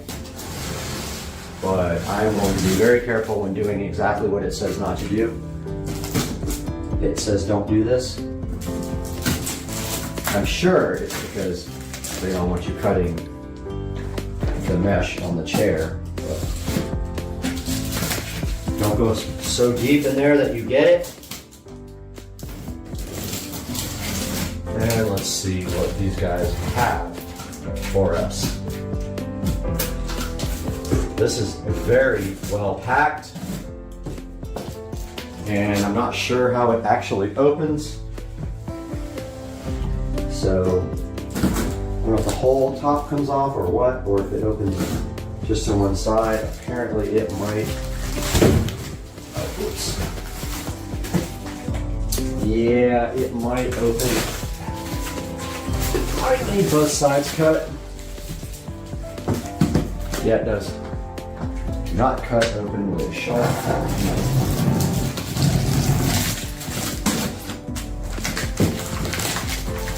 The wrench, this short string is attached to a hardware pouch containing all necessary hardware for assembly. What wrench string? There is no red string.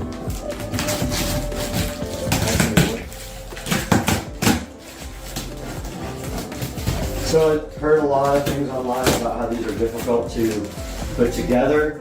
Your best bet for installing these types of things is to keep all the boot bolts really loose when you do it, because sometimes they will not line up if you don't do that. I've put together plenty of these things and it almost caused me and my ex-girlfriend to break up prematurely.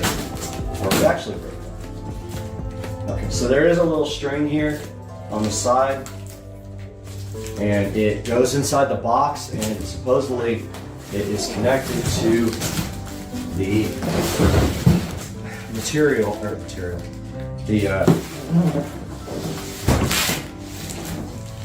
the bolts and nuts and all the hardware you need. Wonder if they're like extra taped.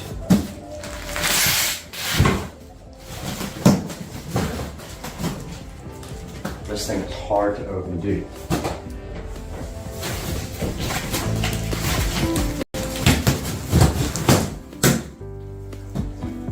Okay, yep. So there is a. It's going to take some room to assemble, I'll tell you that right now. Here's the bag with the hardware. They kind of strap it there so you know you actually got it. I guess some people maybe lost the hardware in transit. And we have some styrofoam goodness to get rid of. And some cardboard to burn.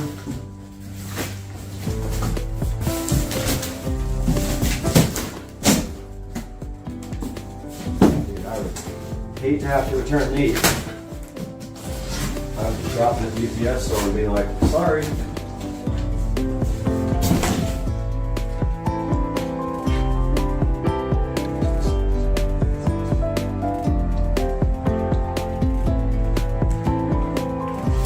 Okay, looking further into this box now to see what we have.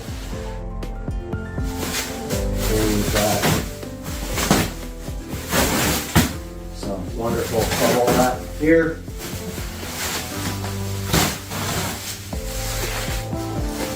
And it looks like they're mostly assembled.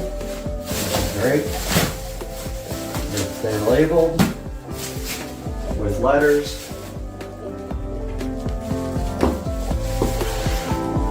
And we're gonna have to move this back a little bit so you guys can get a better view. And I'm gonna stop down and get my microphone as well.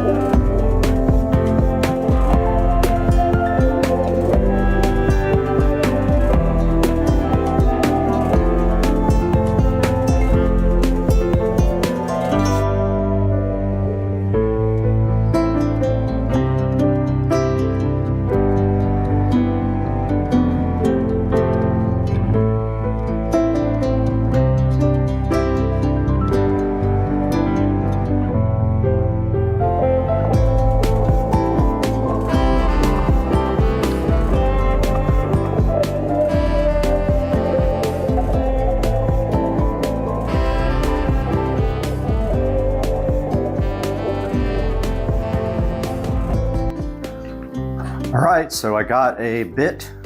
Not sure if I'm going to be able to use this or not because it may not afford the space for this. So a lot of people said they had to use a hammer, a mallet to get the legs to line up. We're going to find out.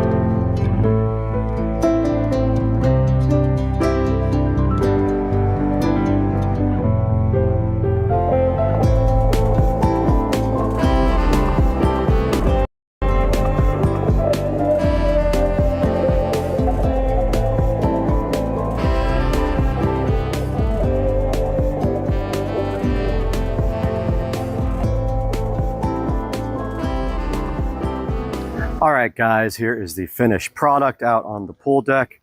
And as you can see, these things look freaking awesome. I love the modern look and feel to them. They were easy to put together, although I made a mistake on this one, and it was totally my fault. I stripped out one of the bolts, but I got a self-tapping screw and put it in there to fix that part. But yeah, so these are all done. I'm going to take some B-roll glamour shots. I hope you guys enjoyed the video and that you are enjoying all the content that I am putting out and working so hard for. If you could please subscribe and like, I'd appreciate it. Supercar Street Racing.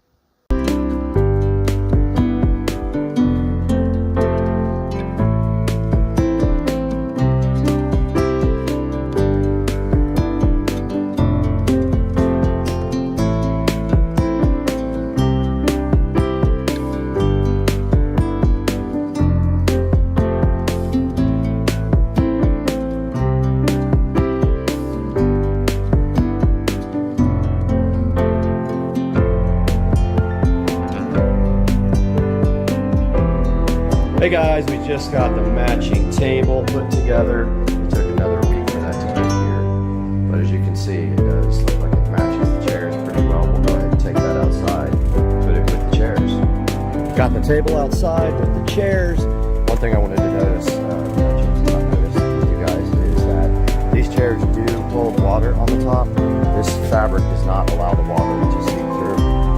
We'll see how that's going to hold up in the future, but for now, it's not a problem. But I do see eventually that these things probably will end up rusting at some point. But yeah, so that's going to wrap this up. Hope you guys enjoyed it, and we'll see you on the next one. Yo, I got the Govee permanent outdoor LED lights installed, and they are looking fly, dog. These things are awesome. I love them.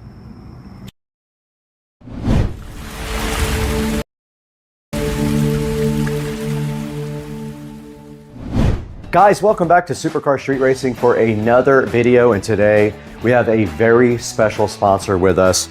Rove was kind enough to send us one of their 4K, dual channel 4K dash cams for the Tesla Model S Plaid. Now I thought this would be perfect for the car because I need a dash cam in that car. You cannot access the footage inside of the car unless you have an incident. So this will really help out with that goal.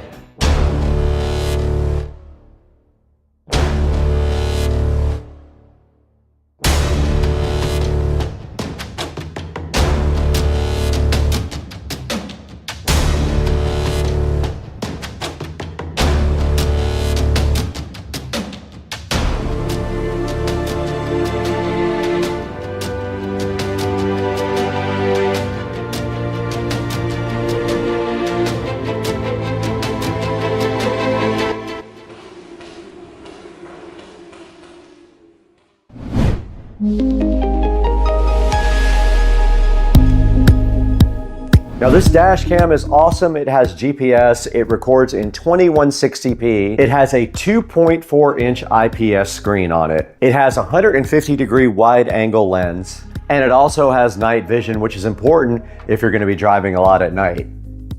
These guys have 37,400 views on Amazon, so you know they've sold quite a few of those. I am super hyped to get into this gift box. They sent us a bunch of stuff for the 4K dual channel dash cam. This thing also supports over-the-air firmware updates, built-in 5G Wi-Fi up to 20 megs per second download speed. It can geotag you with its built-in GPS, and it does support up to a 1 terabyte micro SD card. I think that we have an SD card included with this. When we dig in, we're gonna find out. And I just looked at the box. It does come with a 128 gig Rove SD card. Says it right on the front right here. This guy has an app for both iOS and Android, and we will look into that as well today when we dig into this. Right now on Amazon, this is a $99 purchase. It is 17% off right now. It might be different by the time you guys get this video, but for right now, you can pick up the Rove for 99 bucks on Amazon. Now, Rove was also kind enough to send in their big gift box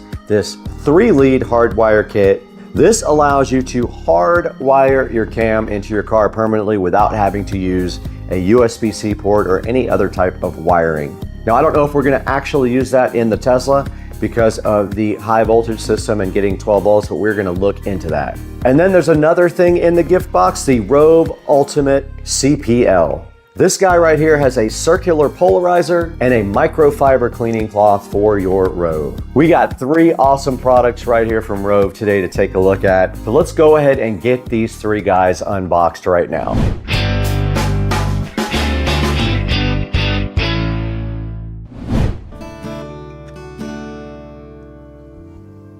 What's up, guys? Welcome back to our other channel sponsor today.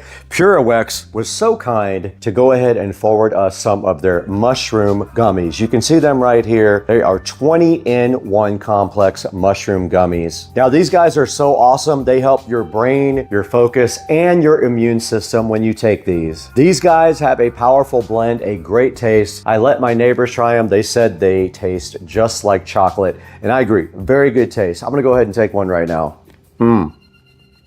So yummy. Literally tastes like chocolate. Now, these PureOx mushroom gummies have cordyceps, lion's mane, reishi, maitake, and shiitake, all in a 20-in-1 powerful blend. These guys help you get through the day, and they help you keep focus. They help keep your immunity high, and they help keep your brain at tip-top levels. I'm gonna continue to take some of these mushroom gummies every day and let you guys know in about 3 or 4 weeks if I feel a difference after taking them. But these are rated very highly online. I will have a link in the description to the PureOx mushroom gummies. And if you go to their store, you'll find a lot of other cool supplements you can take as well. If you don't want these, please buy something else from PureOx. Get your mushroom PureOx gummies right off of the Levanta.io link that I'm going to provide for you in the description, and let them know that Supercar Street Racing sent you and that you support us. Let's get back to the video.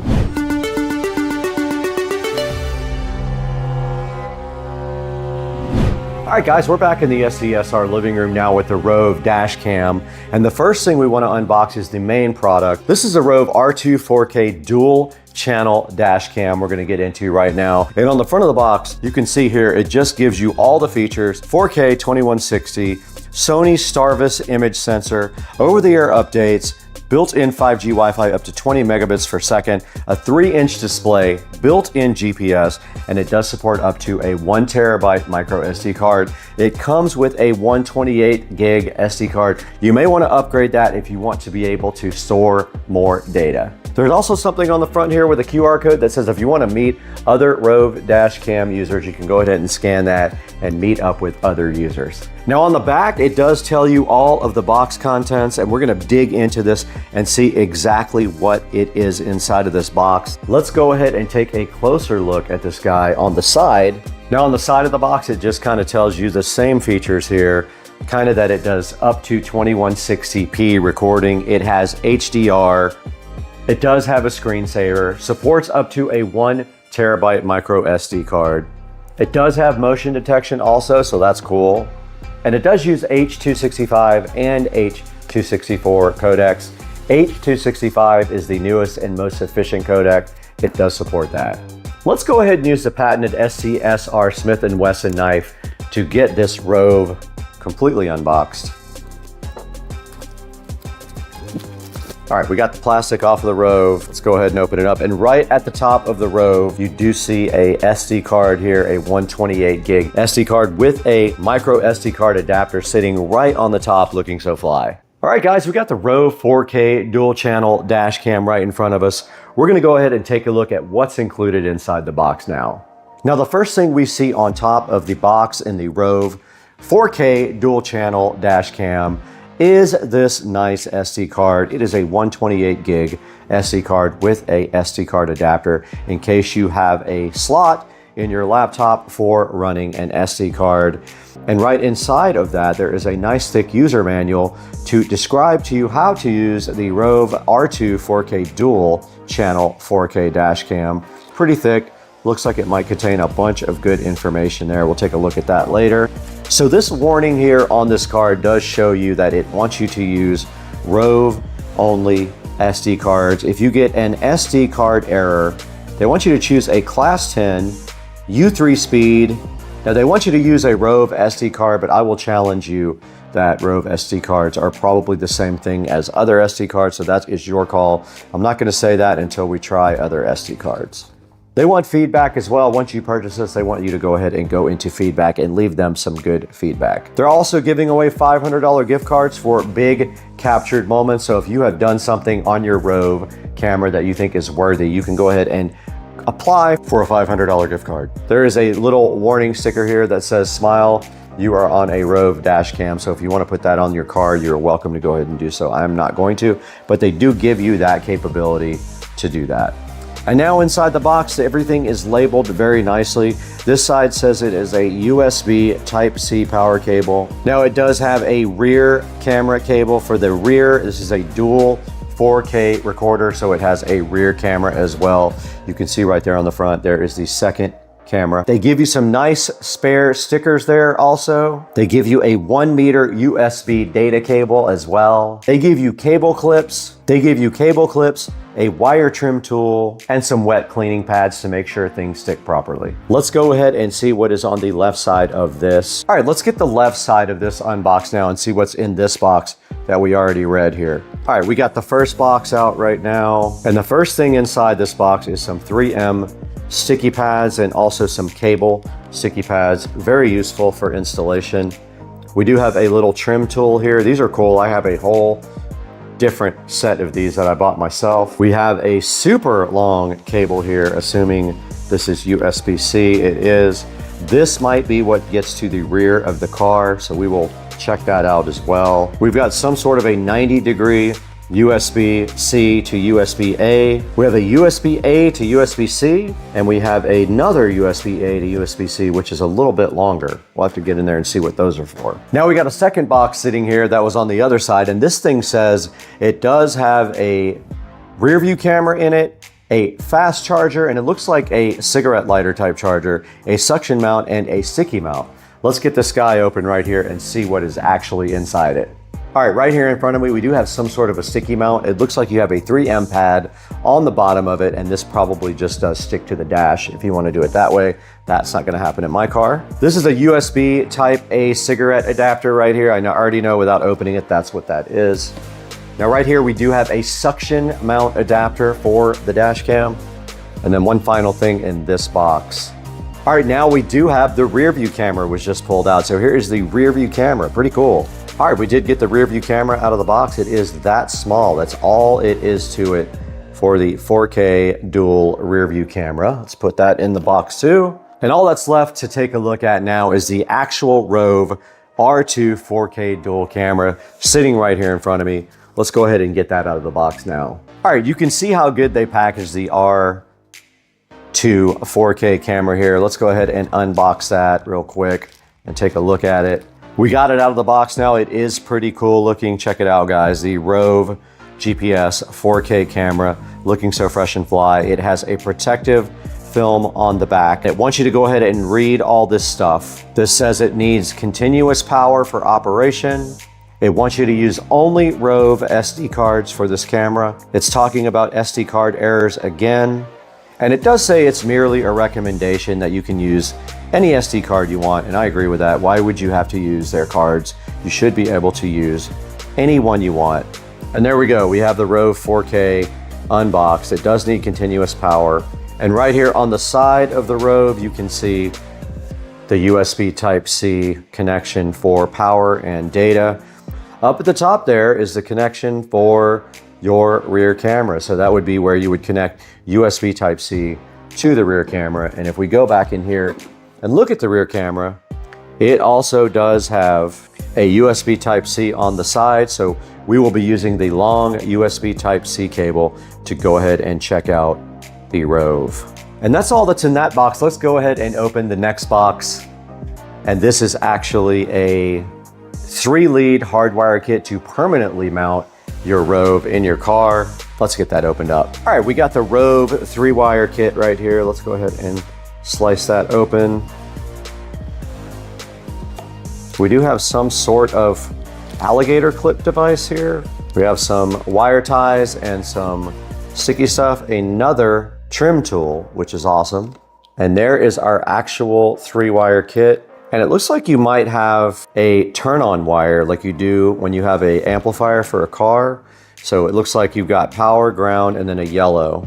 Yeah, so you have 3 wires here. Here you have power, ground, and accessory.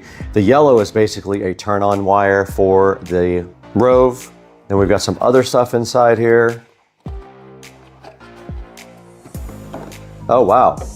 We have actual fuse connectors. They gave you everything you might need to go ahead and use your fuse block if you're going to do it that way. So these guys all provide you with different types of fuse connectors. They gave you everything. They thought of every possible thing inside of this Rove accessory kit. That is very cool. And that leaves us with one more box to check out. This is the Rove Ultimate Kit. It has a circular polarizer, a cleaning cloth, and a user manual for the Ultimate Kit here. We'll get that opened right now.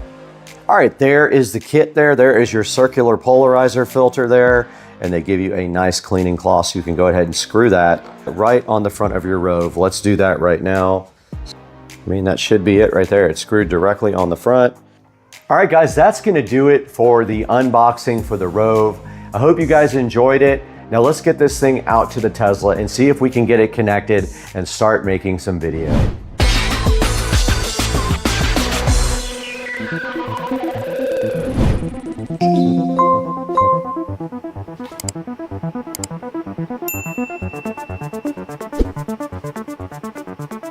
We are in the Supercar Street Racing Garage right now with the lithium-ion 72-volt golf cart. We have everything for the Rove camera right here. You thought I was putting it in this Tesla Model S Plaid, didn't you? Not happening. It's going on the golf cart, and I will tell you why. The Tesla, I have a plan for that already. A manufacturer is trying to work with me to make the dash cam in the Plaid available all the time. So they have a product we are going to be installing.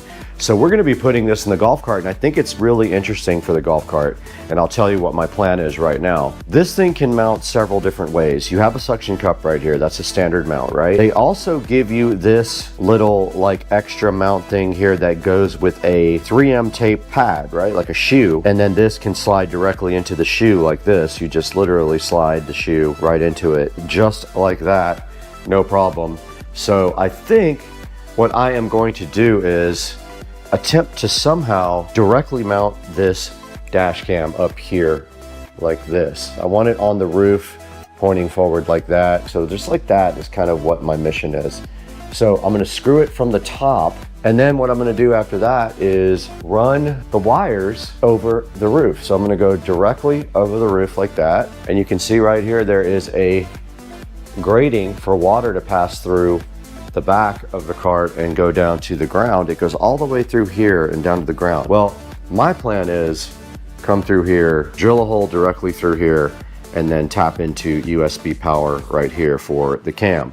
Now there's also a rear camera right here. So I'm about to show you what my ultimate plan is for the rear. It connects with a USB-C cable to the camera itself.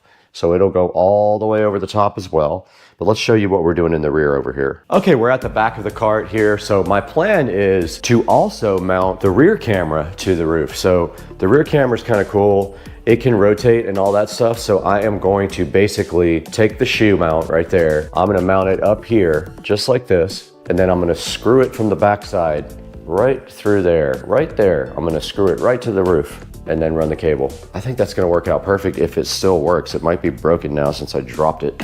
Okay, so we went ahead and just used the sticky tape mount right here on the front of the golf cart. You can see right here, it is a shoe mount, and I went ahead and just pressed that hard right there onto the ceiling of the golf cart, the roof, and now you can see that the Rove Dual fits just like that. And here is the power cable. The power does just come directly out of the side. I am going to drill a tiny hole in the roof. It's going to have to be wide enough for this to pass through, so I'll end up like caulking it in with black caulk afterwards. Now here's the power wire for the rear camera, and you can see it's huge.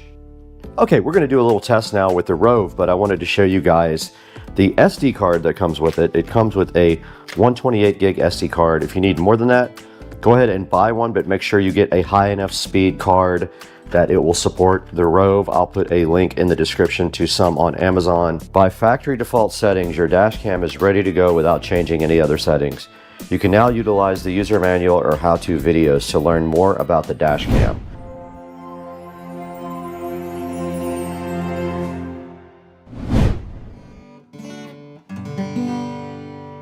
Oh, what's up guys? I didn't see you right here, but I'm glad you're here because we have a new sponsor on the channel today. Bakio is kind enough to sponsor us on Supercar Street Racing, and they have something that is very important for your, and you know, the only thing that matters in life is how comfortable you are in your, and so Bakio has sent us 3 of their boxer briefs to check out. And I gotta say, I was able to live with these guys for a week. These are the most comfortable boxer briefs that I've ever worn in my life. And Bakio asked me which ones I wanted to try. I immediately went down into the website and picked their boxer briefs made from tensile modal fibers. Now I'm gonna put a screenshot up here on the screen right now of the Bakios, and you can see they have a spacious pouch there in the front. They have an easy access fly. They are ultra soft, and I can attest to that. I did try them out for a week. I have 3 pairs. I wore all 3 pairs this week. These things also have the best moisture wicking in the industry. They also have tensile modal fibers, which are sustainably sourced, so that's also good for the environment. There's a bunch of different color options to choose from on this 3-pack, so go ahead and see what 3 colors you like the best. Now these tensile modal fibers are supposed to stay soft through a long period of time with these boxer briefs. These guys have a high absorption rate, so they keep you nice and dry during the day. Now these tensile fibers are made from renewable wood sources, so you know that they are worried about the environment when they're going to use products like that. Everything they use in those modal fibers is certifiable as biodegradable and compostable. These are the top end of boxer briefs. If this is something that you feel like you need to take care of make sure you look into Bakio. They are so kind to have sponsored Supercar Street Racing. I wanted to get that out directly to you today so you could check them out yourselves. Now they are priced competitively due to what they have inside of them. The fabric, the brand, the quality, the craftsmanship, all top end.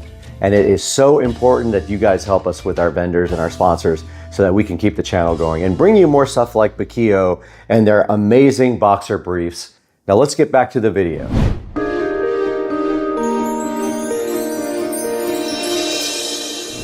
Back in the Supercar Street Racing garage the next day, and I have a plan. I went ahead and bought some black caulk, got him. These nuts.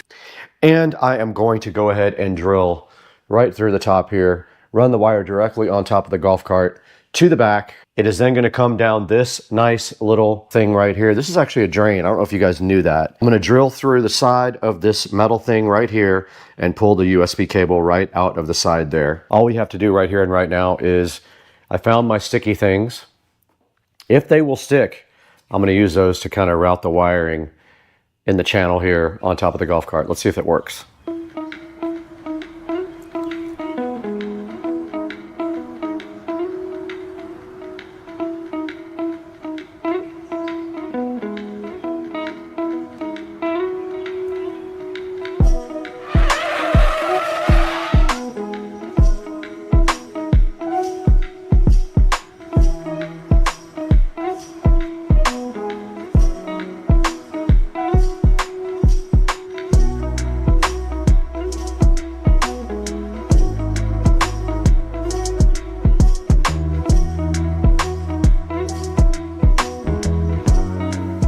All right, we're back out in the garage this morning trying to wrap up this whole project, and last night we were trying to figure out a way to stick down the wires up here, and we did use our sticky pads and they worked great. So all we're doing right here and right now is continuing that process. We got it all the way down to there, cleaned up. So let's go ahead and finish the process of sticking down these wires ASAP.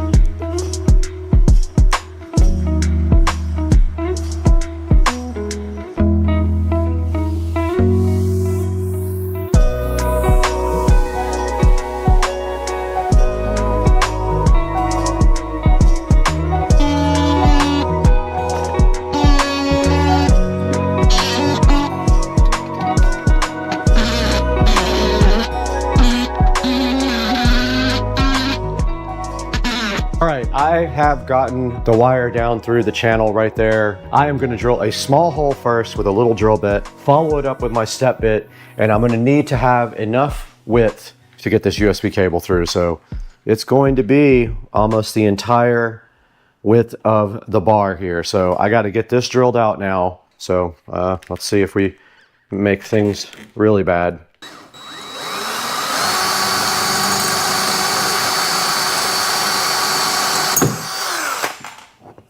And I broke it.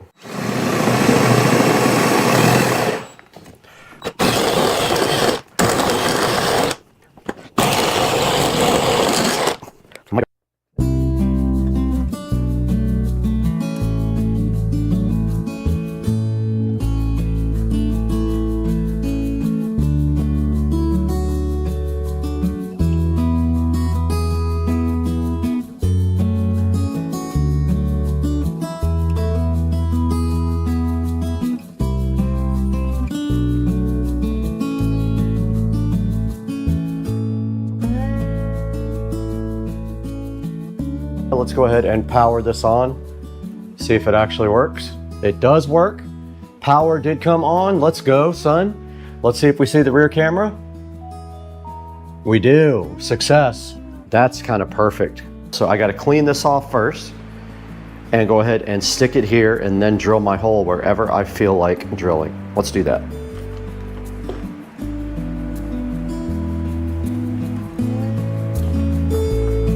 It does have 3M sticky tape on the back, ready to go.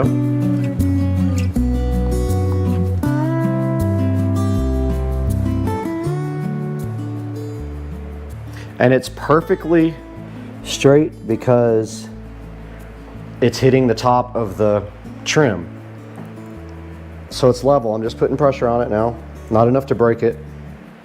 Yeah, I can get it from the backside with the screw. But check this out. So I'm gonna go ahead and drill just a tiny hole right here. But my wiring's right in the way, of course.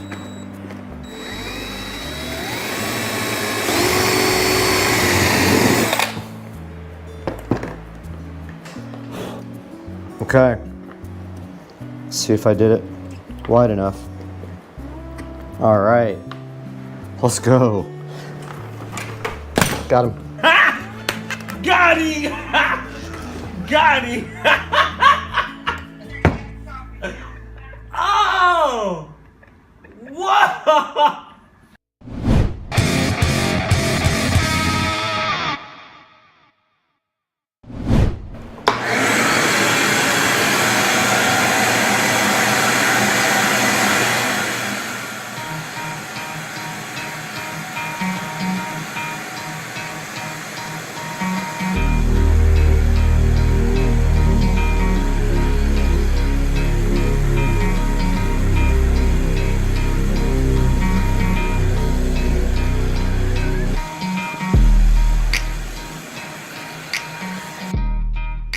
Yeah, so the camera overheated again, of course, and I would say if I had to guess, the garage is maybe, I don't know, 82, 83 degrees, not anything crazy, but I did go ahead and clean up. I vacuumed everything off, and now our only job left to finish this entire project is to put caulk around the holes that we created in the roof of my beloved golf cart. I hate it, but I kind of wanted this project. I want video from golf cart, and I want good video, so we're gonna get our caulk gun here. We got black caulk. These nuts. Ready to go. And all we're gonna do right here and right now is seal, maybe 3.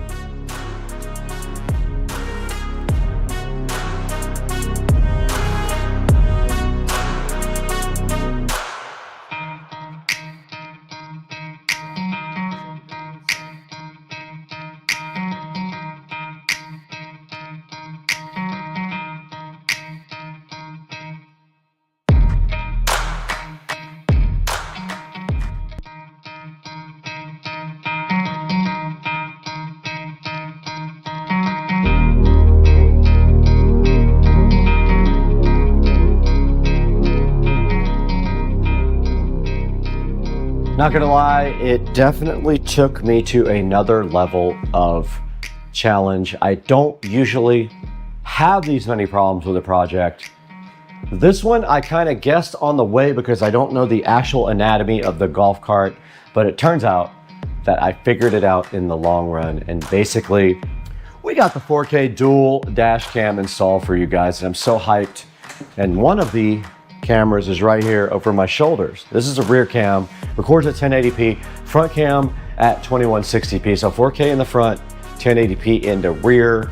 And guys, it would help me so much if you order all of your Amazon purchases through our affiliate links down in the description.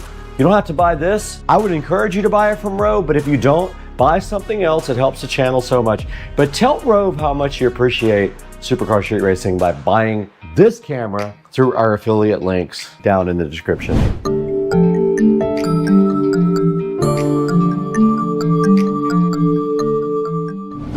Okay guys, we are right in front of the Rove app for the Rove dashcam, and I just wanted to give you guys a little overview of this. I went ahead and set up Wi-Fi and changed the Wi-Fi password, so I can go ahead now while I'm in the app. I have already added the device, so that's the first thing you do is actually add the dashcam. But you do that by connecting to its Wi-Fi, which the default password is 1234567 But now that we have done that, we can connect to the Rove. It does use Wi-Fi, so it's going to show us its Wi-Fi network here, hopefully, if I'm in range. And there it is. So it is on the default Wi-Fi name. I did not change that, but I did change the password because you don't want people connecting to your dash cam, probably. Now it's going to say connected without internet, and your phone will probably prompt you if you want to connect to it always, and you just say yes. So you back up now. Now we are connected to the dash cam, and you can see right here, we are recording. We also do have a front and a rear. All right, this is the front dash cam here. If we click this right here, we can go to rear. You can see my garage door right there looking so fly. You can also go into the dash cam itself and look at videos. So here's videos from the front. From yesterday, we have a whole bunch of videos that I will be showing you. And this is how you configure the actual video. So you can set your video resolution here. I have it on 4K in the front, 1080p in the back, 30 frames per second. This is where you set up the loop length. So it's the length of each clip that you have recording. Now, this is the G sensor, and on the golf cart, it is very, very sensitive. I'm gonna go ahead and switch that off because we hit bumps in the golf cart. It thinks we had an accident. HDR is definitely turned on. And this is a default exposure for the camera. You can do time lapse on this setting. I do not use that. This is where you set the video compression. H.264 will be larger files. H.265 will be smaller, but also very good quality. I have the bitrate set on high for the highest quality. Your file size will be bigger if you do that. We did not put the 24-hour kit on. We're not turned on 24 hours, so we can ignore that. This is what you want to be stamped onto the video. I have everything switched on. This is how you change from mile per hour to kilometers per hour. You can hide the status icons on the camera after a certain amount of time. This puts the live speed and the compass on the display. And this allows you to rotate the video. Let's say you installed the camera upside down. You can go into either the front or rear, and then you can flip the camera view over. And that is it. We are connected to the camera right now. We can go to the front or the rear, and you can see right here the garage of the Supercar Street Racing compound. All right, here I am inside the Supercar Street Racing garage, guys. Now guys, that's gonna wrap it up from the Supercar Street Racing garage. The next step, take it back to the SCSR editing studio, Studio B, not the main studio, the secondary studio, and show you guys this on Amazon. All right, let's wrap this up inside with a look at the Rove dashcam online.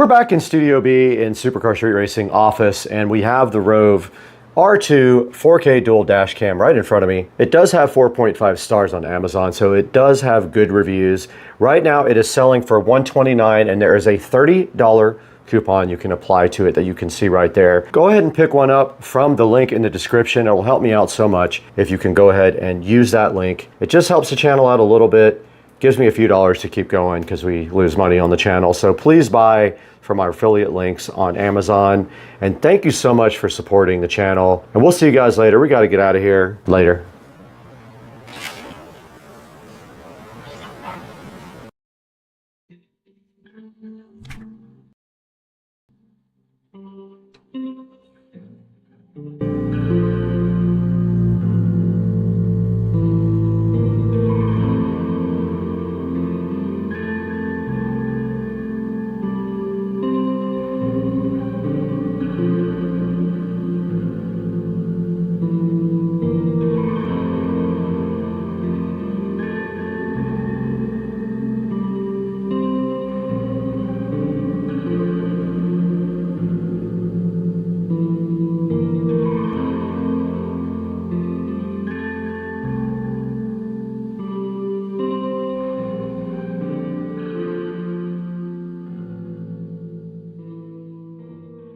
Can almost zoom in on the moon with video, with picture all the way in.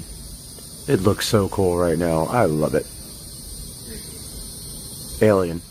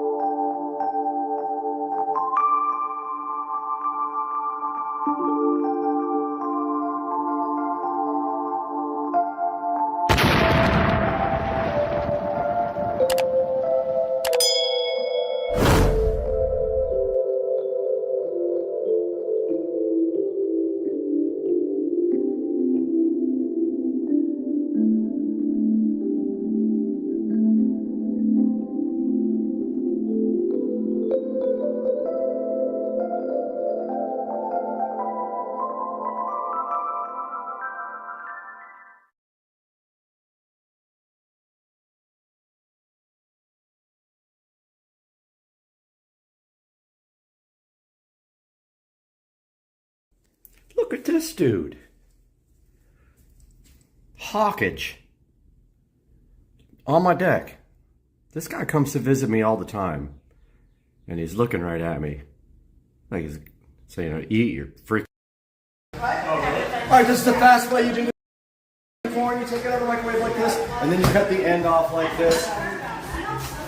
And then you just squeeze it right out of the corn. You squeeze the corn out. That's hot.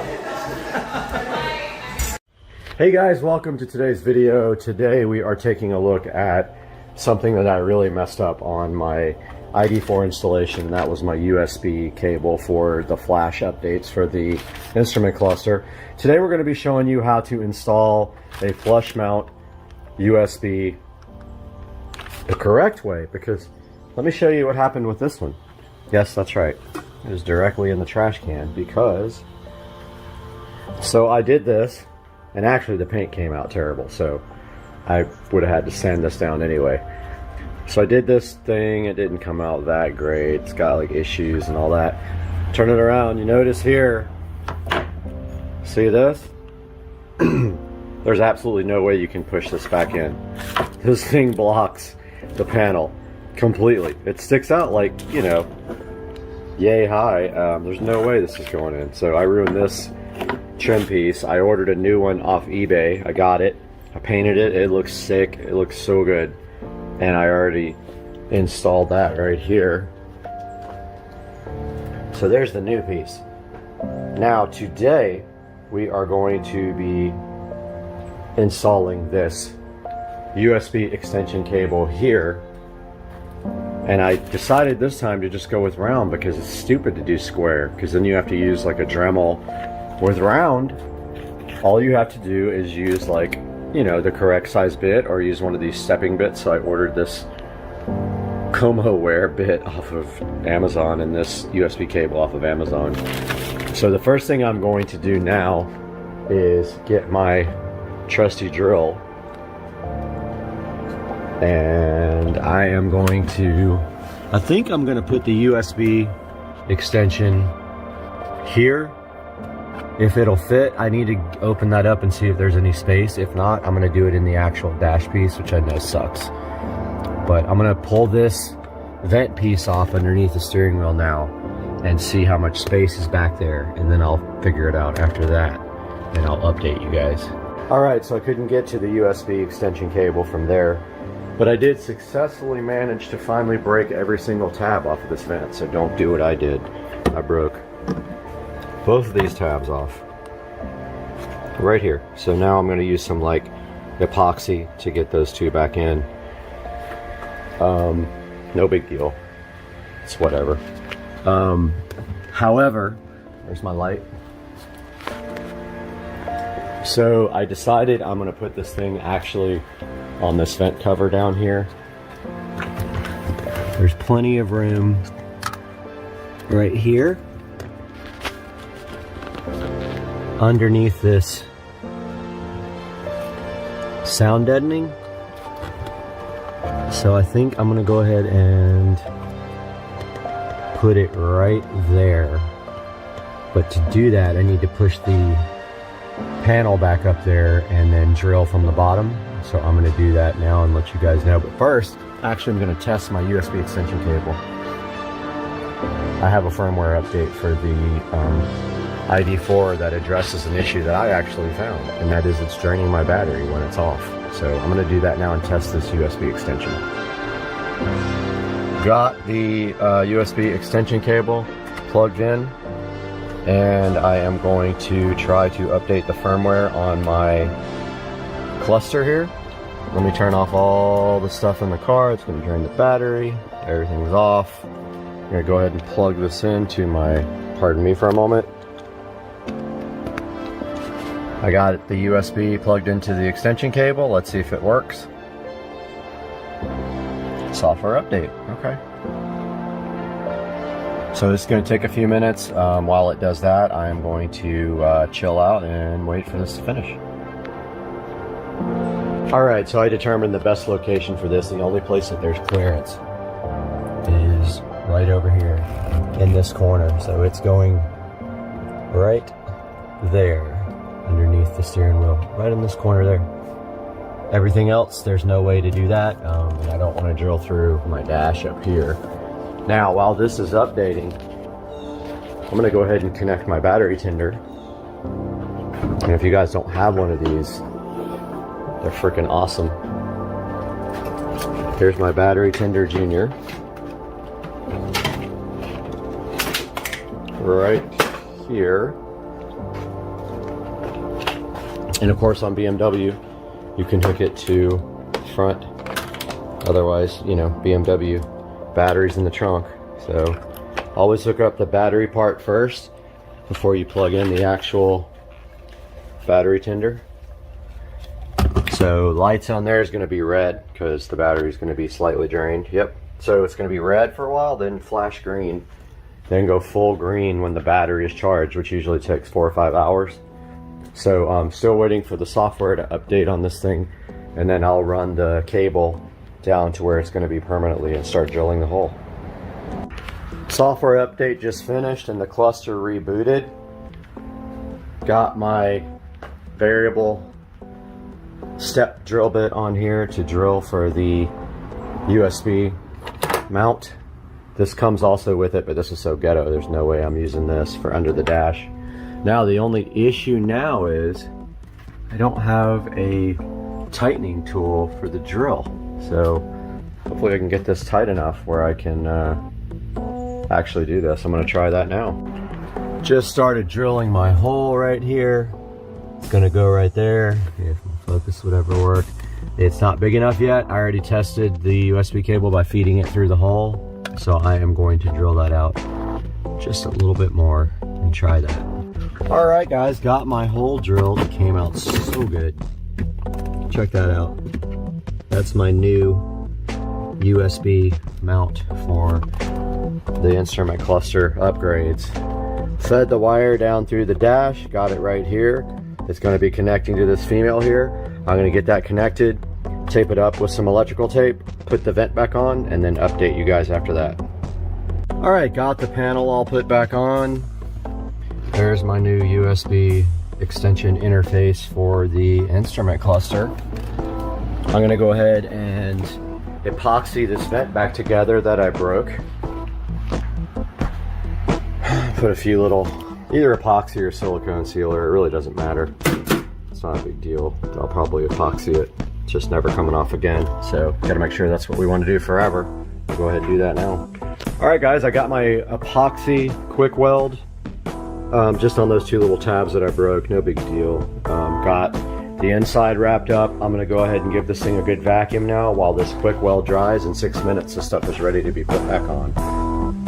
Alright guys, just got done cleaning up all the tools, and this is what we did today. We now have a USB extension for the center console that doesn't break the trim anymore. So I will put a link to this in the description. Again, this can go anywhere. Probably would have been cool to put it in the center console, but honestly, this thing's gonna get used like once every 3 months, so I'm not super concerned about the location. Going to disconnect the battery tender and then see if my console gives a high battery drain again, because they did introduce a firmware update just for me to test whether I get high battery drain now. So I'm gonna disconnect this, get this video all edited up, and I'll see you guys again really soon.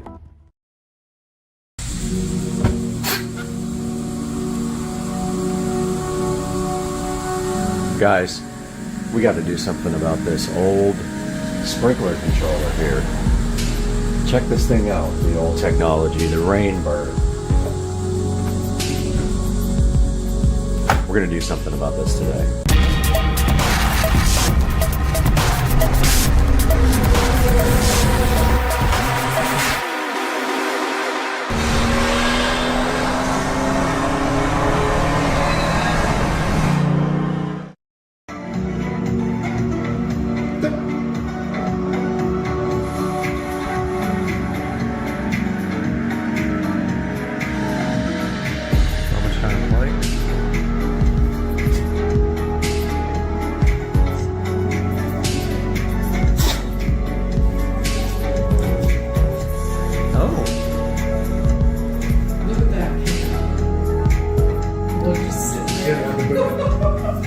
Drove him away. Guys, welcome back to the channel, Supercar Street Racing, and today we are taking a look at the Wyze Smart Sprinkler Controller. I've been wanting to get this for a while, and it finally went on a payment plan, and I was figured, why not? I'll just go ahead and pick it up because I've been putting it off.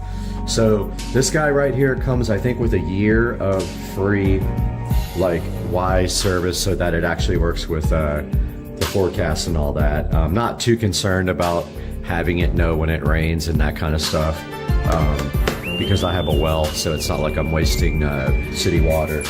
But let's get this thing opened up and see what's actually inside. And here's a good look at the box. So that's the front of the box. Shows you kind of the zone layout here. Shows you the app here. So this uses the regular Wyze app, which I have a lot of the Wyze cameras. Water Anywhere from the Wyze app, edit schedules from the Wyze app, DIY, which we're going to go through that as well, sunrise, sunset settings, offline schedules, and customizable zone details. Good look at the back with the terminals here that we're going to be checking out. Look at where the apps are for both Apple and Android. And yeah, that's about it. We're going to go ahead and open this guy up now. See what's inside. Get both of these sides opened up. It looks like it slides out from the center. The box here.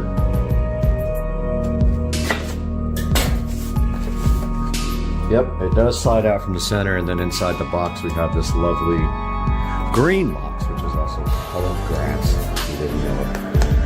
Take a look at the green box. Lovely presentation here.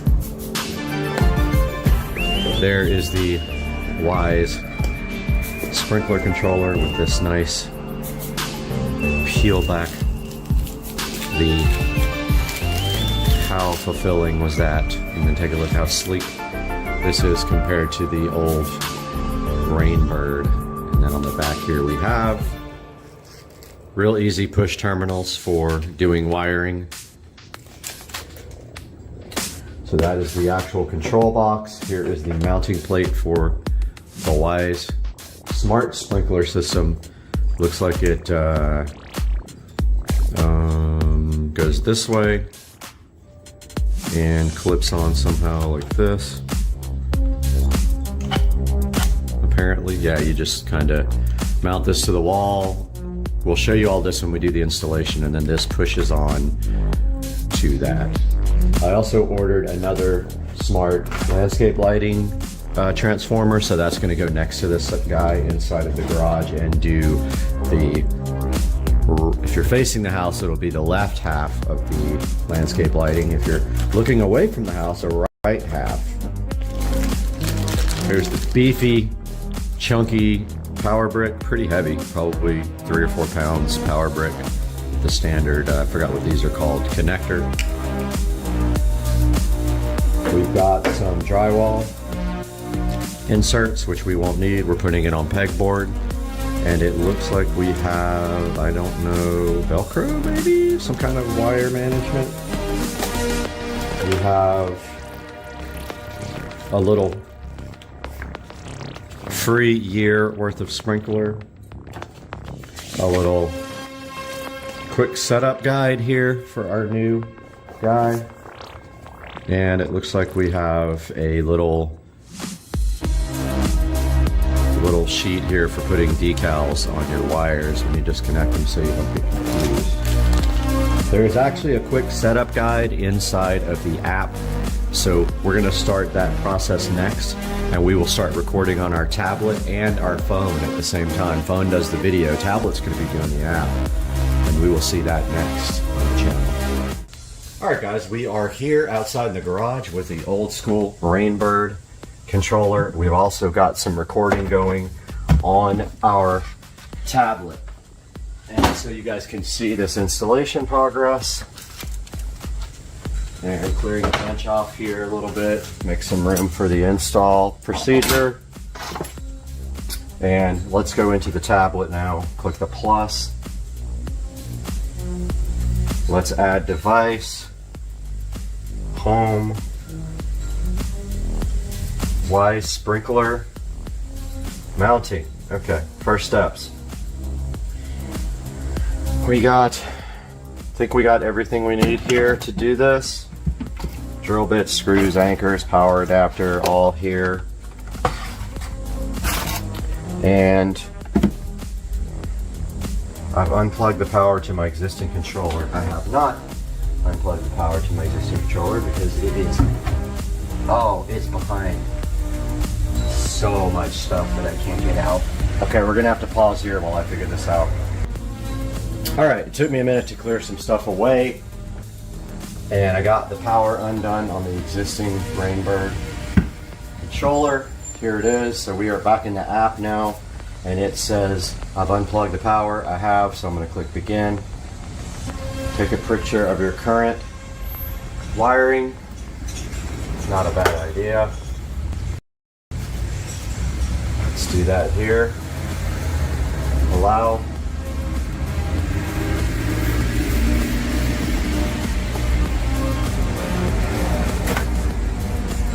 Allow.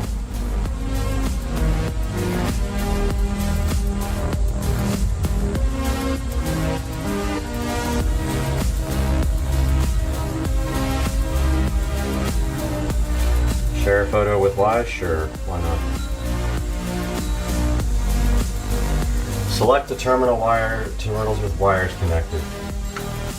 Okay. COM. I'm trying to understand how you do this. Common.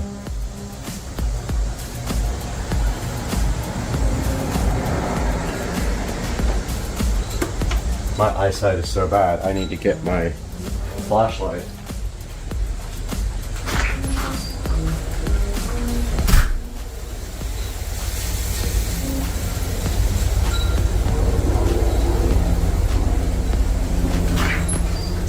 Got the flashlight. Okay, it looks like we have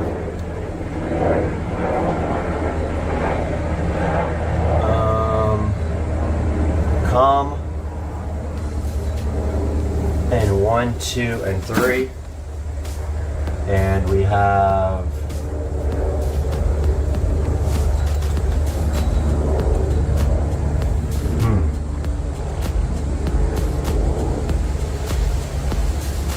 all right, well obviously this is powered. So red and blue are powered. Master valve or pump. Master valve is not connected. C or COM is connected. And we have 1, 2, and 3 connected for 3 zones. I don't know what, let's see. Ground.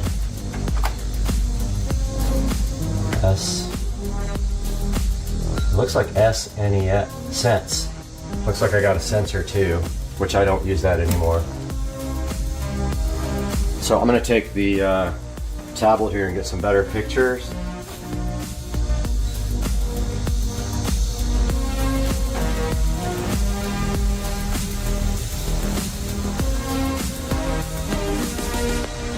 No, I don't want. Tablet's trying to do video.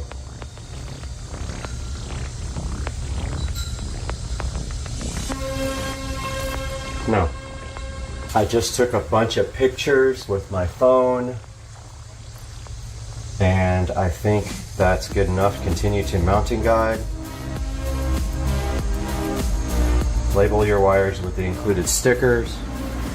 So we need to take off these gloves. Get our screwdriver out.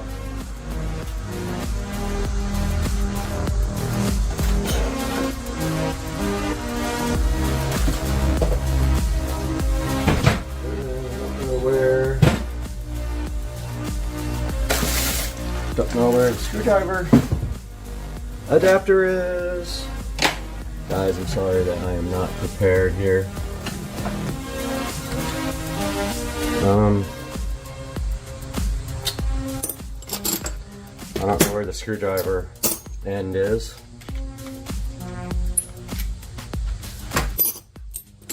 I know, this is ridiculous, dude.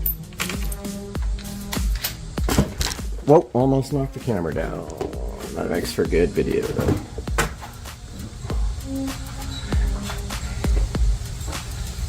Okay, so we got one is yellow.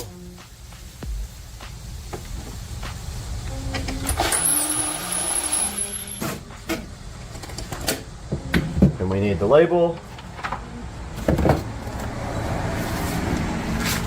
So basically one is probably zone 1.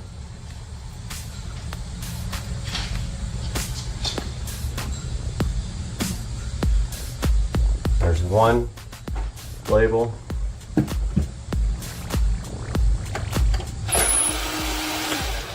Blue is 2. These are the zones, so these are the valves.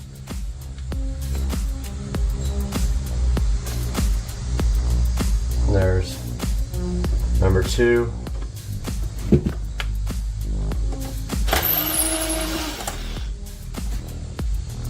These are all the positives for the valves, and then the white is the common, which would be the negative. Ground, common ground. There's 1, 2, 3, and white is C.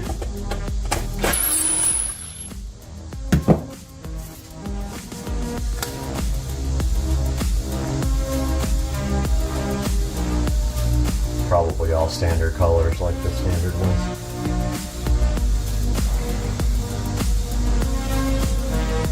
And the rest is just, this is the sensor, the rain sensor, which we're not using anymore. And then this stuff is power.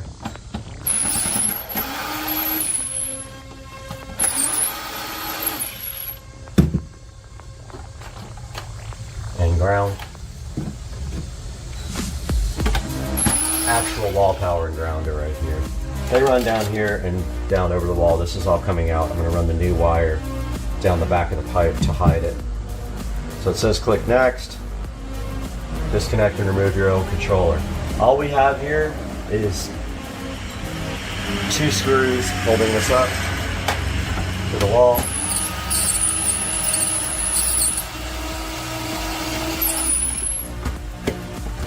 And the pipe goes through the bottom. That one is in a stud.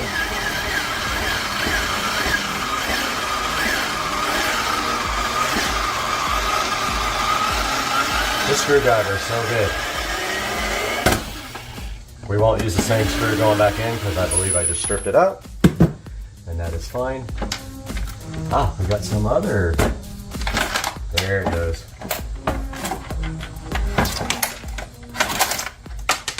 That is that, my friends. The old controller is removed. New controller. Next thing in the instructions says, hold the mounting plate to the wall and mount the hole. So I'm gonna line it up with these existing holes. So that's how I'm gonna get it straight, and then I'll use the level. So it looks like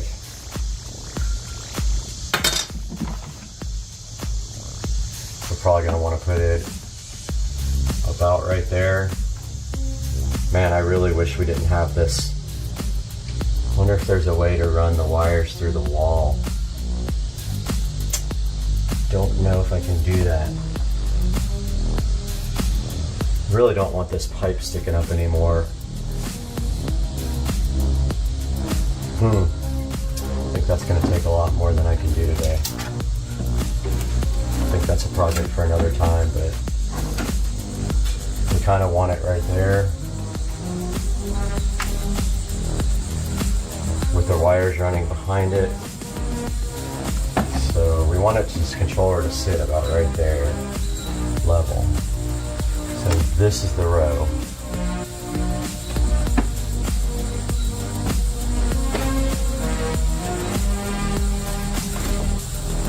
Let's see what that looks like. Here's the mounting plate.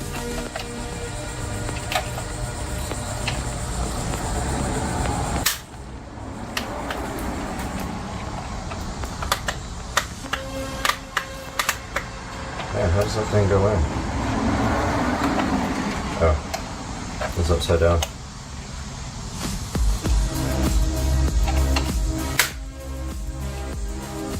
So we need it to sit about right there.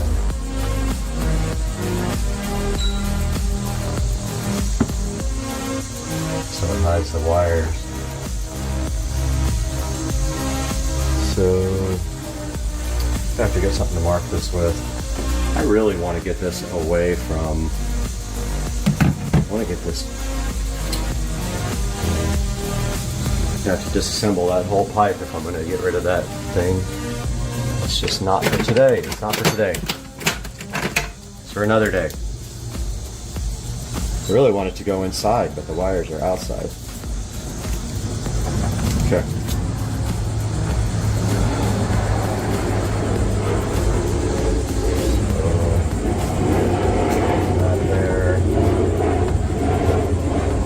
There. Puts it about midway there.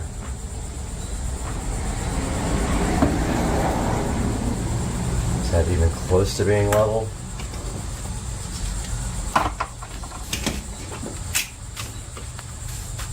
Level is right there. Levels right there.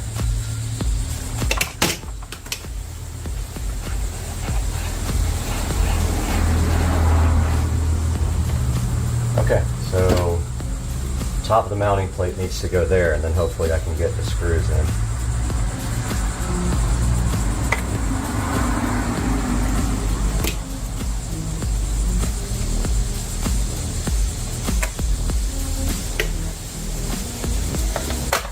Okay. So it's got it's got a word on it that shows you which way goes up, and this is kind of what we're going for. Right there. And hopefully that, well, neither one of those are in.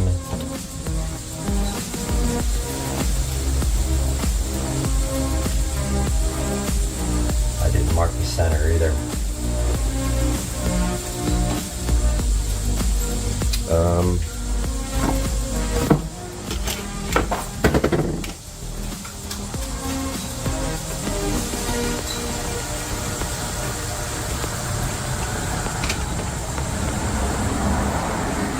That's actually level right there, which means the pipe looks crooked. Center's going to be right here. I don't know how we're going to figure this out. I'm just going to shoot for it.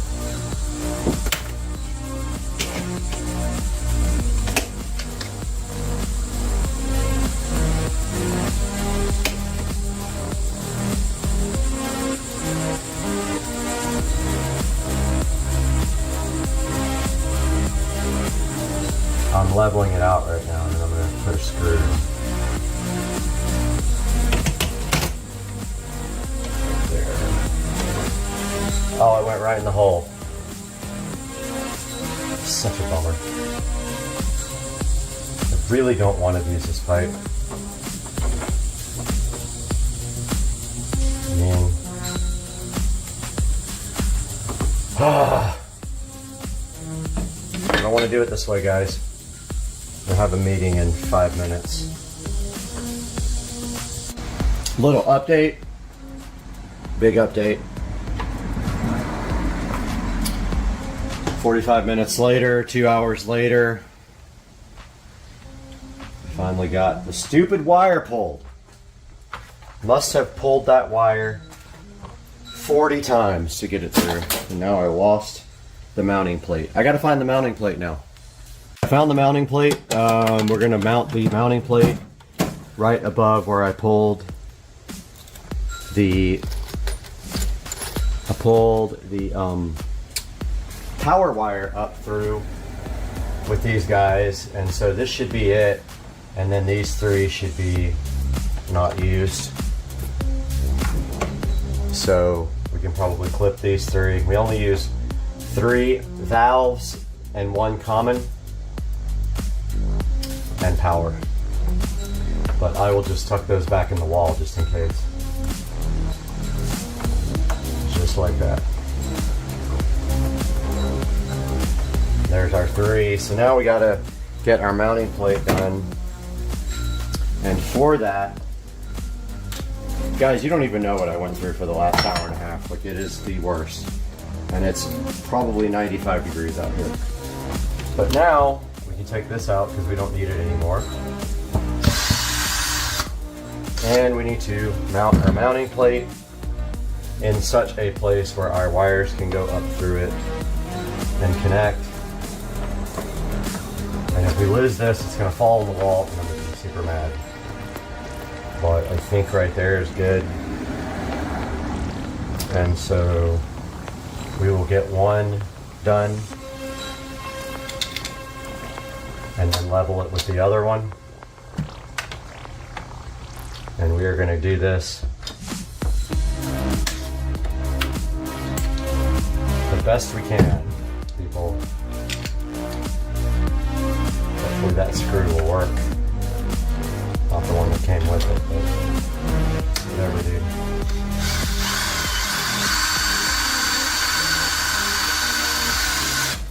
Okay. So now what we're going to do is level this guy off.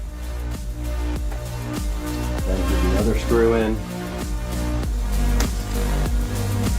Way off.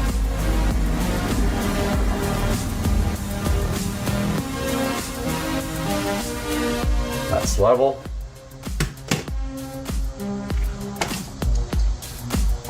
Let's get our other screw. Hopefully these screws will work. They do kind of have like bulging out. Okay, we were on the tablet about to mount and wire up the Wise sprinkler controller. The instructions here tell you how to mount the wall plate. We did that already. We already did this part with the anchors. We already screwed it in. Now we have to connect the wires. And they're push buttons. So there's 2 C terminals here, which I see one. Get it? C? Okay. So basically the white is the C. So we just, either one of these, we just push back. And then clearly marked 1, 2, 3. 1 is yellow. You push the little retainer clip back. 2 is blue. Push it back. All the way. Oh, wrong one. Too much vodka. And 3. And then the last thing is the power wire. Now let's hope, actually let's run that back around this way. Let's hope that this thing goes mounting without having to do anything else weird. But we do need to get these wires back in the wall. Okay, so it just kind of sits on this back plate and then pushes up.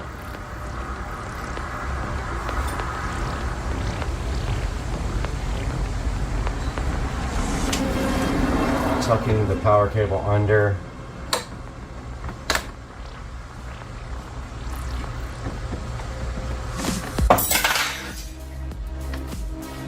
So there's a catch on the top of it, up here, that has to catch. So it goes underneath the whole unit, and then you rotate it up. It just doesn't like to catch as good as it is when it isn't on the wall. But yeah, there's tabs that catch.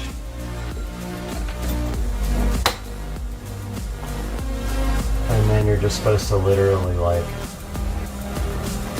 wow, it looks like it's going to be like facing upwards. That's really weird. Alright, I'm kind of fighting with this right now. Wow. It's angled upwards. Wonderful. That is not good. Alright, so we gotta fix that right away. It's angled to look up at you. That doesn't work for us. So what we're gonna have to do is shim these guys way out. Hopefully that'll still mount. I don't know why they do that. Why do they do that? That looks absolutely terrible. That's gotta go like way down.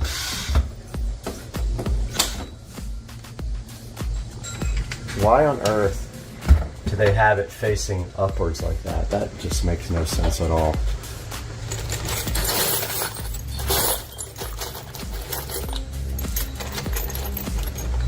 I'm going to try to find something to put behind this. What's happening is the plate. We really need to, well, no, that won't work either. But we need this plate to be way out here like this in order for it to mount correctly and display correctly. And I honestly don't know how we're going to do that. But there's a washer there.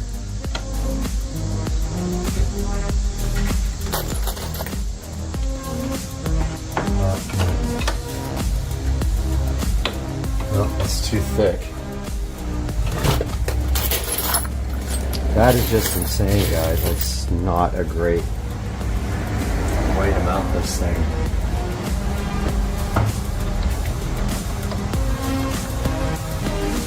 It needs to be shimmed way forward. Like, way forward. Why would they do that? It's like it's angled up at you. I know you guys see what I'm saying here, right? This stupid thing is angled so far up.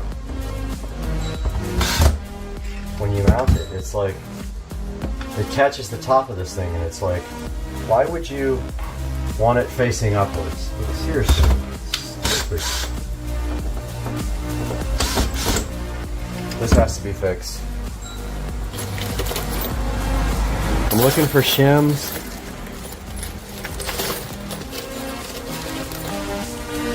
I found like 2 or 3 washers that I can use.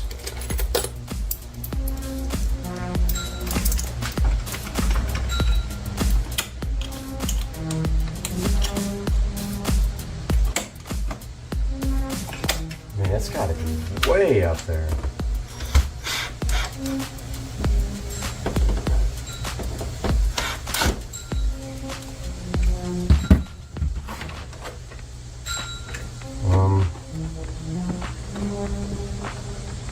Let's see what that does. Why would they want it like...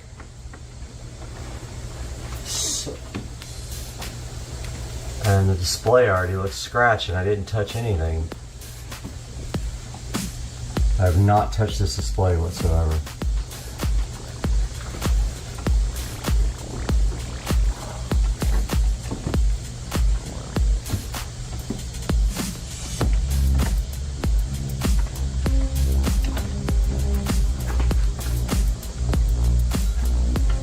That won't even go.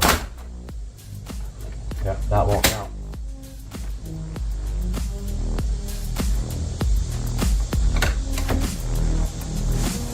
It doesn't like the angle. What is the deal with this mounting plate, man? Alright guys, I settled for it facing the ceiling because fuck it. At this point I'm fed up with this crap and I don't want to mess with it anymore.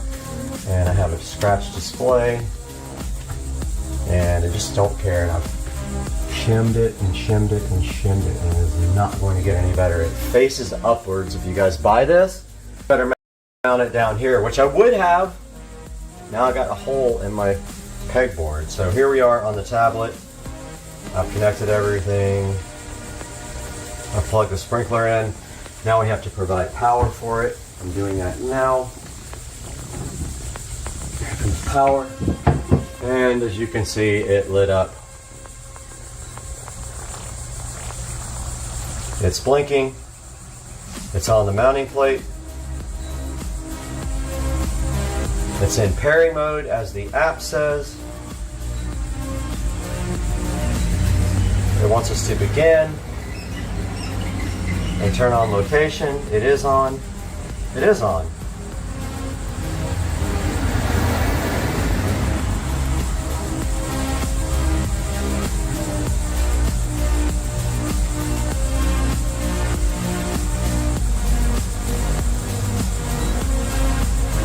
Okay, it's on. What do you mean turn on location, you dumbass? It's on.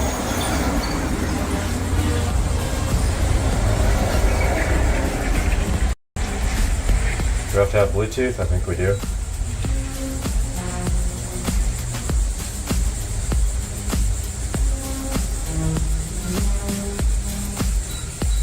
It's not going to find it. I'm going to have to use my phone.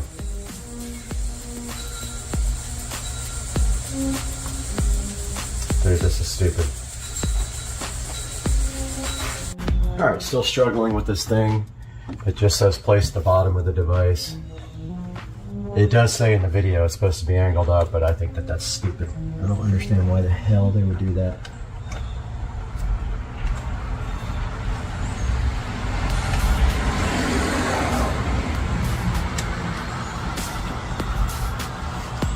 This thing is just...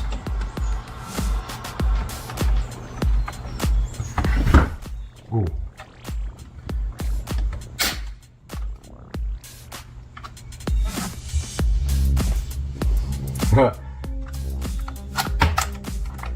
It's worse than it was before. It's not going to get any better.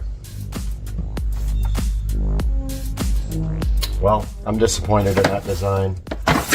I'm not understanding, unless it's supposed to be way down here, which I would have mounted it lower.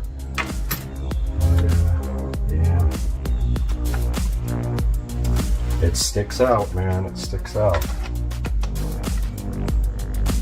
All you can do is like put some stuff behind there to keep it from flexing back, but that's the way it's going to be, guys. It's angled upward. All right, guys, taking a look at the Wise sprinkler app now. While this other footage copies over to the computer for editing, we can see here we got our sprinkler at the top. We can hit that guy. Now, if you look at the very top, those are our 3 zones. And if we go inside the actual zone, it has some details about the schedule and the soil moisture, and I'm not sure how accurate that is without an actual sensor for that, but there's the front. And what is cool is you can actually take a picture of the zone, which I have not done yet. I think I am going to go do that right now and then come back and continue this video. All right, guys, so I was not successful in taking pictures of the zones. There's something about the tablet that the app doesn't really like the way the camera is, so I will have to probably do it on my phone. But as you can see there, I tried to take a picture of it, and it's absolutely goofy looking.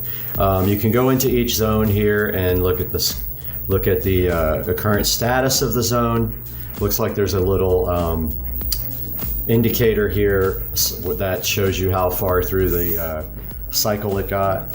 There's the mailbox side of the house and how much it watered. Shows you the weather forecast here. You get a year of free Sprinkler Plus service with Wise for this guy. And then if you go up in here, you can see right there, Sprinkler Plus is activated. I think it's like $10 a year after that or something.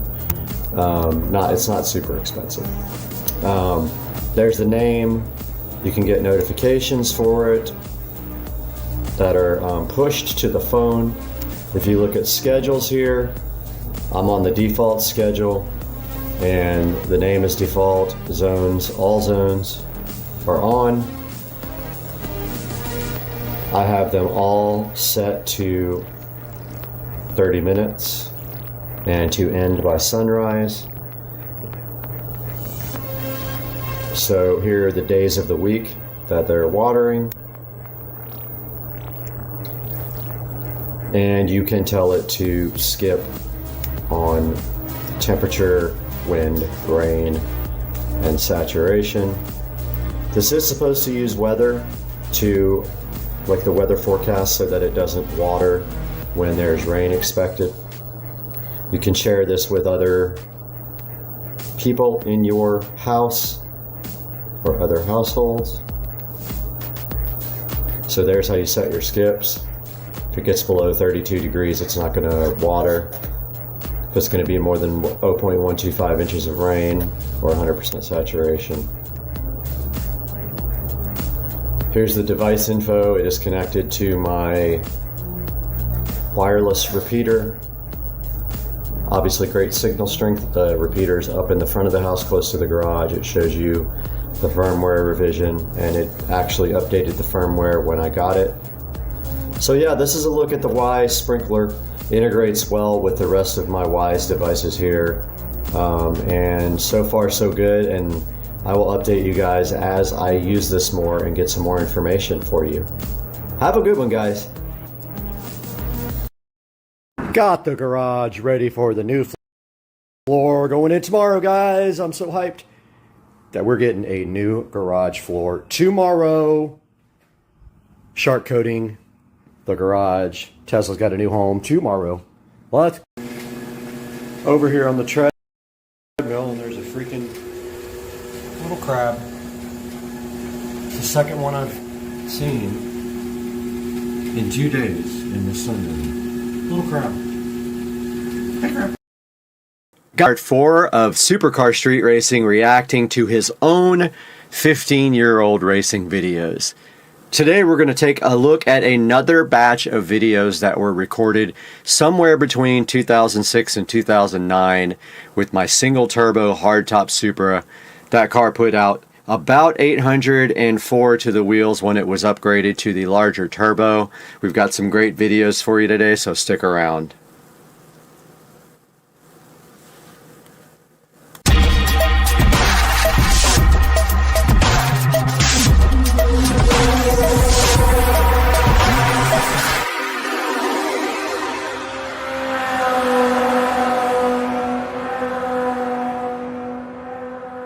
Welcome back to the channel, guys, and this is part 4 of me reacting to my 15-year-old racing videos, and there are some pretty crazy ones out there. Today we're going to be taking a look at about 5 or 6 more, depending on how long they are, and we will react to them and kind of talk about what was actually happening in the videos. And so you can see right here, the first one up is, I think, a second look at me doing these burnouts at the Luxor Hotel. And basically this was for Supras Invade Las Vegas somewhere around 2007, 2008. This might be 2008 or 2009. I'm not 100% sure. Like I said, I lost all the original videos. I lost the original channel. And these were all downloaded from another source. So I see some content that might get copyright, so I'm going to go on past it. It's all Talladega Nights stuff. And so I'm going to go right past that so we don't get copyrights right. I want to make sure this doesn't have copyrighted audio either. U.S. Interstate 15. Here we go. Just a flat-out high-speed burn through Baker and Barstow and Purdue. Then onto the Hollywood Freeway, straight into frantic oblivion. Here we go. Well, much better video. Really good quality this time.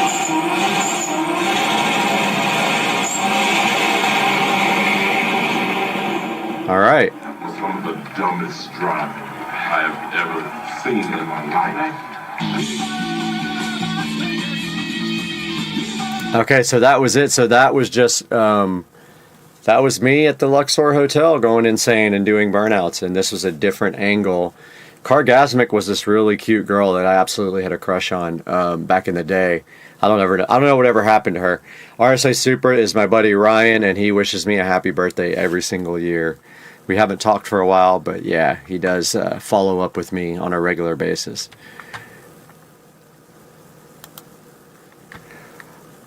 Okay, so I think this is me on the dyno once I got the GT74X, the injectors, and a 4-inch downpipe.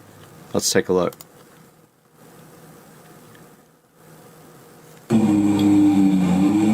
Yep, this is being tuned. It's all a brand new setup.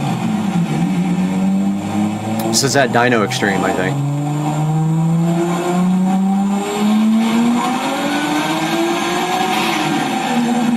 So that high-pitched sound that you're hearing, turn down the audio a little bit. That high-pitched sound that you're hearing is actually the camera. It's not the, that's Justin Nenny tuning it. One of the best tuners on earth. You're at 796, dude. You're at 3 horsepower away. 796 wheel horsepower. Pretty good amount of power there on the tune from Justin Nenny. He was one of the best super tuners on earth, and I don't know if he's still doing it anymore or what's going on, but he would come around and everybody would pay him big bucks to tune. Okay, checking out the time here. Yeah, we got plenty of time left. So this is actually me at, I can't remember what drag strip. This guy was replying to this video, and it was actually him, but he was saying he's not good. Actually, this is me proving that supers are terrible on the drag strip. I have a 1,000 horsepower car that runs 12s, but here we go.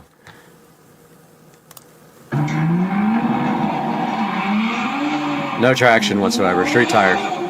I think I might have had drag radials. Can't remember. I don't think they even got the time. 12.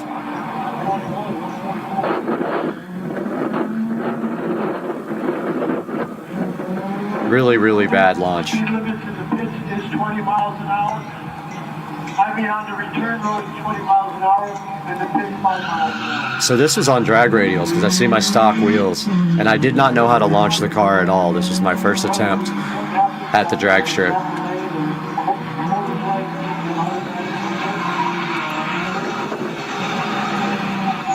That's me trying a burnout. It took me a while to even figure out how to do a burnout. My clutch was really stiff, on-off clutch, carbon-carbon, RPS carbon-carbon. Bad launch.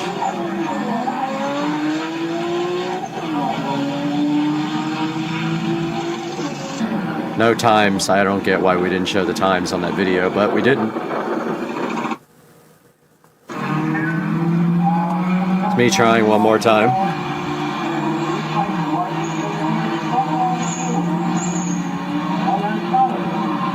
Good burnout. This racetrack closed down, by the way. I think this was Palmdale, California. It shut down after this.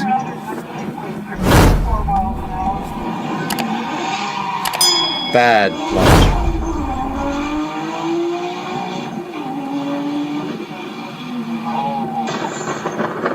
I think I blew a coupler or something. Something happened in that last run. So that was me. The only time I took the car to the drag strip, and I think that was Palmdale. Pretty sure, 100%, that was Palmdale. So this next video is in LA, and I think there's some good street pulls here. I went past all the profanity and all that stuff at the beginning because I used to think that was cool in videos. I don't anymore because they will demonetize you. So let's get back to, there's some stuff in here we can't play, but here we go. This is on 100 octane fuel.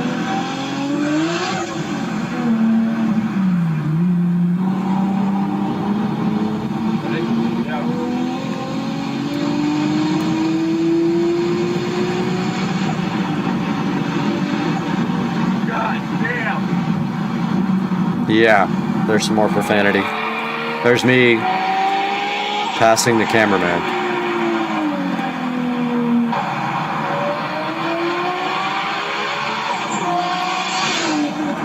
And me next to the freeway. It's so hard to tell how fast I'm going, but look at traffic. I lived on this hill, by the way, so that's why we were there.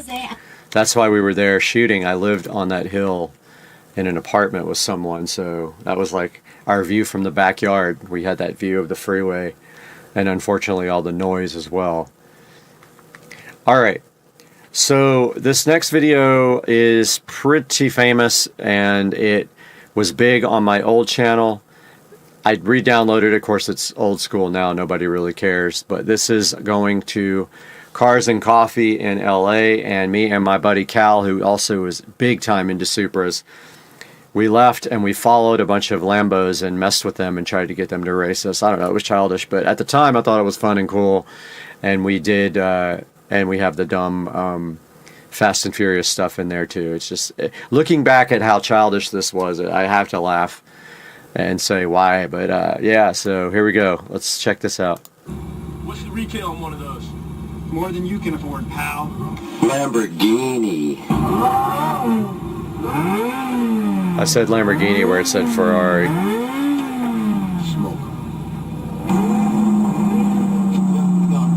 Really, really old video. Oh, shit. Yeah, it's a Murcielago. They're both Murcielagos. He said they were Murcielagos. I don't know if you guys could hear that.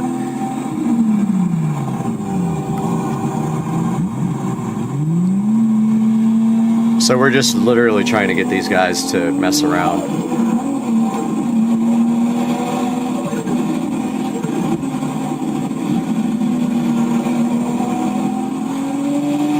And then he cuts us off. So I just went around him.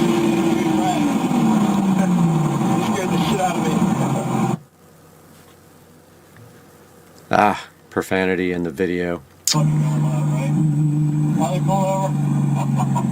Well, hopefully profanity on the screen doesn't get demonetized. I didn't know that was in there. That's what happens. They'll probably demonetize, but we'll see. Alright.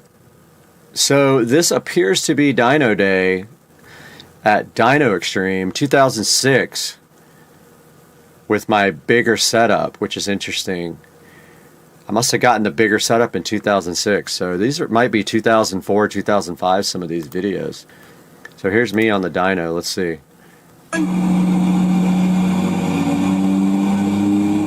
Looks like I made 802 on this pull.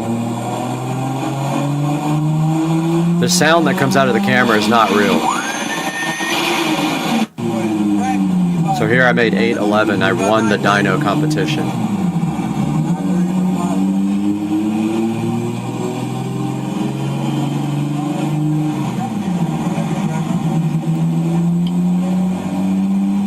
We were up in the boost, I think, a little bit at a time, I believe.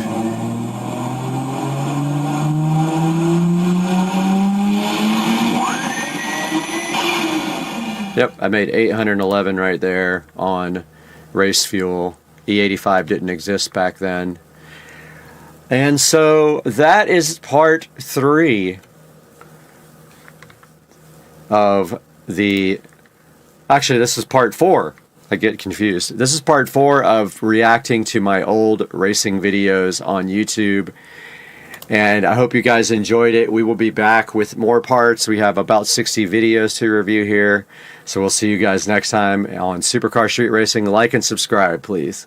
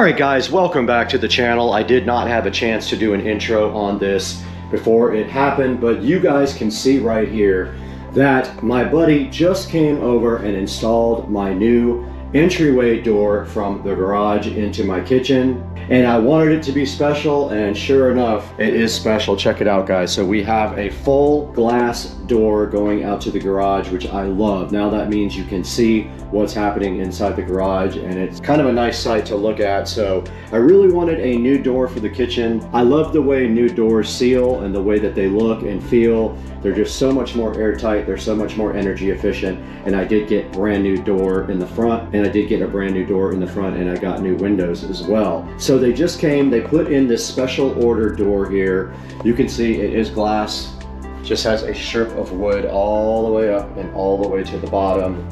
And then also we did do another Eufy security video doorbell lock. So we use the same exact setup we have on the SCSR studios here. We do have the Eufy door lock, and we do have the Eufy door lock and doorbell and video combined in this unit, just like on the studio. And then down here we do have just a regular lock, which I will link to both of those in the description.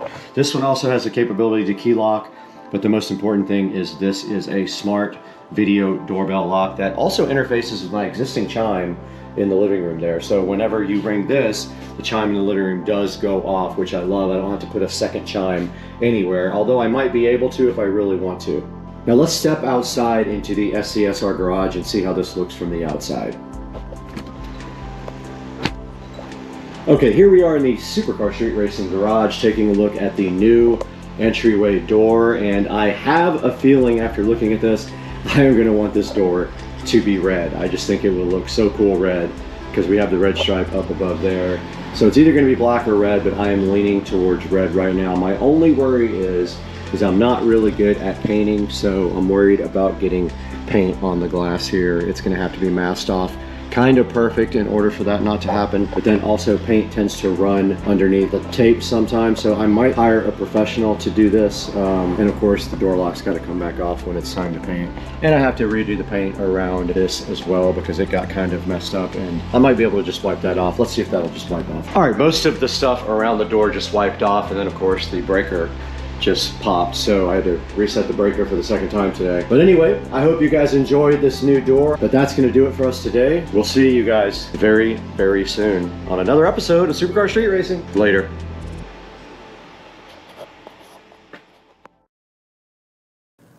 Guys, welcome back to the channel, and welcome to the 4K production studio at Supercar Street Racing. Today we're upgrading this very device here that you see me on right now, so hang out and let's have some fun.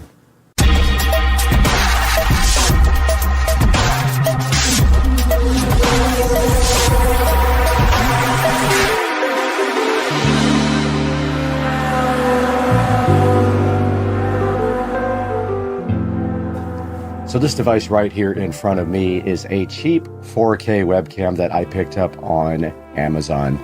Today we have the new Logitech Brio webcam to go ahead and install on the channel, and it complements these two lights, the Litra Glows from Logitech that we just installed on them the other day. And this is the Brio here, looking right out of the box as fresh as possible.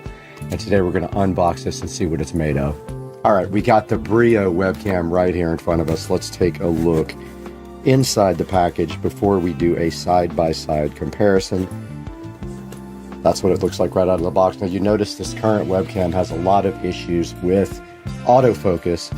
It's trying to focus back here on the television and me at the same time, and it's not doing a great job. So today we've got this Brio to see if it performs any better. So we're going to do a side-by-side comparison and get this thing plugged in after we take a look at what's in the box. Now straight out of the box it does come looking like this, and this cool packaging. See how it's in this plastic packaging here? It just does pull straight out like that. And then it's got some peel satisfaction. Nothing really a whole lot to peel on there. And I'm going to go ahead and just open this real quick. And it looks like there is a standard stand. Now there's a peel sat right here on the front, which we will do that on a short instead of on camera here for some peel sat.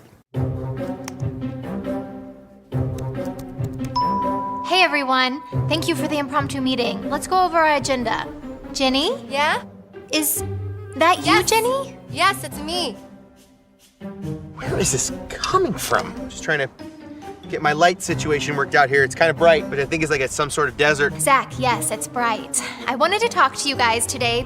Jenny? Jenny, you're just a blob. You're just a big blob. If I could just proceed here. Oh, God, it's so hot in here. I hear you. I know that it's bright out there. I do. Look at me. This is good, right? Ah! Jenny! Wow, that could have been so dramatic. It's so bright in here. Let's just reschedule. Look great in any light with Brio, featuring advanced light balance, facial recognition with Windows Hello, and 4K Ultra HD and 5x zoom. All right, we just did the Peel Sat short, so make sure you check that out. And let's continue into the box here with the Brio. And inside of the box, we do have another cardboard thingy here. And inside of that, it feels like we have a super long USB cable, and we do. Looks like a Type B to Type C, or Type A to Type C. Type A on one end, Type C on the other end here, and it is very long, which makes it very cool. I like it when they give you an actual long enough cable with the devices. Sometimes they're way too short. So inside of the box, we did find this little security flap. So this is actually to cover the camera. When you don't want to use it at all, you just put this right on top and you flip this little cover down, and it gives you some security. Logitech also did provide this nice little bag here. So if you want to take this camera around, if you're going portable and you're going gaming in different places, you can put it in this nice little felt bag. It's pretty cool. All right, this is the Logitech Brio now plugged in, and I am working on focus. I took it off of autofocus here, trying to see if I can get it to properly focus, and that is pretty sharp. And so this is the difference in the Brio and the other camera. You can actually see behind me now the colors in this thing, which you couldn't before. And then the video quality is much sharper, much better than the other camera. So let's do a side-by-side comparison now. All right, you can see me right now in the Logitech Brio little viewport right here. So this is a side-by-side comparison with the old Depstech webcam. How does it look?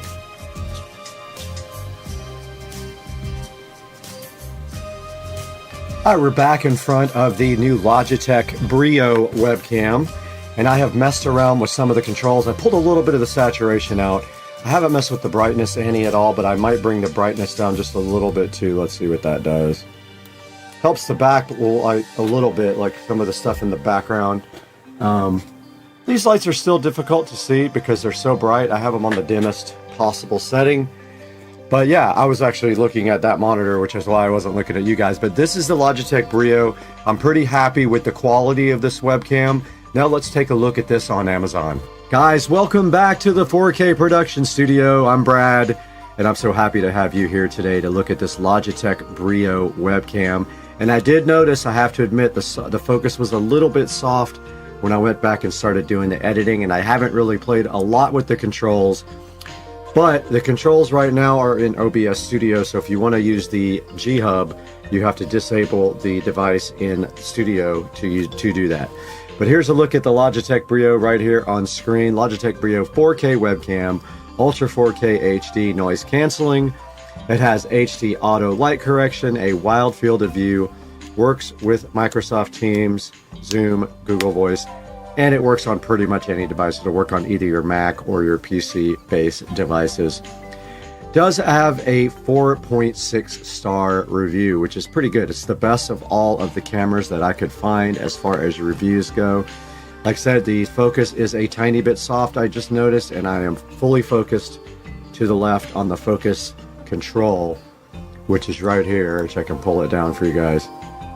This won't go any further left, and I feel like it's a little soft, but I'm not 100% sure. I know it looks a lot better in a window than when it's full screen.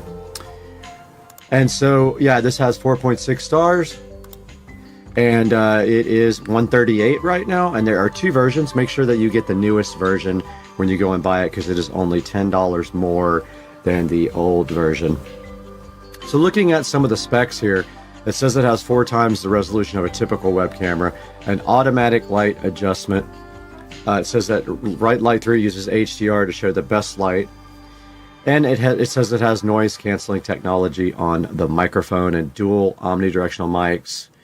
3 field of view presets, which I cannot change that in the actual software for OBS Studio, so we have to play around with that on the outside of this software. It does up to 90 frames per second. It has Windows Hello integration, so you can just sign into your computer without a password. That's pretty cool, so you can just actually use your face to sign in. And it works with pretty much everything. Okay, as I was saying before, this thing has a 4.6 star average reviews out of 16,000. It's 891 ratings. That's quite a few reviews. I did see some of the bad ones here. The 1 star saying things like, if you're thinking about buying this for background removal, don't. Does not support AMD. I doubt that's true. It said, disappointing experience, falls short. And it says, I must simply throw this camera away because it will not work all the time. And that is some of the 1 star reviews. Somebody said don't buy it for a Mac. I don't know. 5 star reviews, it has a bunch of them. Ultimate webcam for crystal clear video. Game changer for video calls and conferences. Awesome camera. My new favorite webcam. And light correcting feature is amazing. Pricey but great for office meetings. Perfect, excellent quality. Logitech Brio 4K still best-selling after all of these years.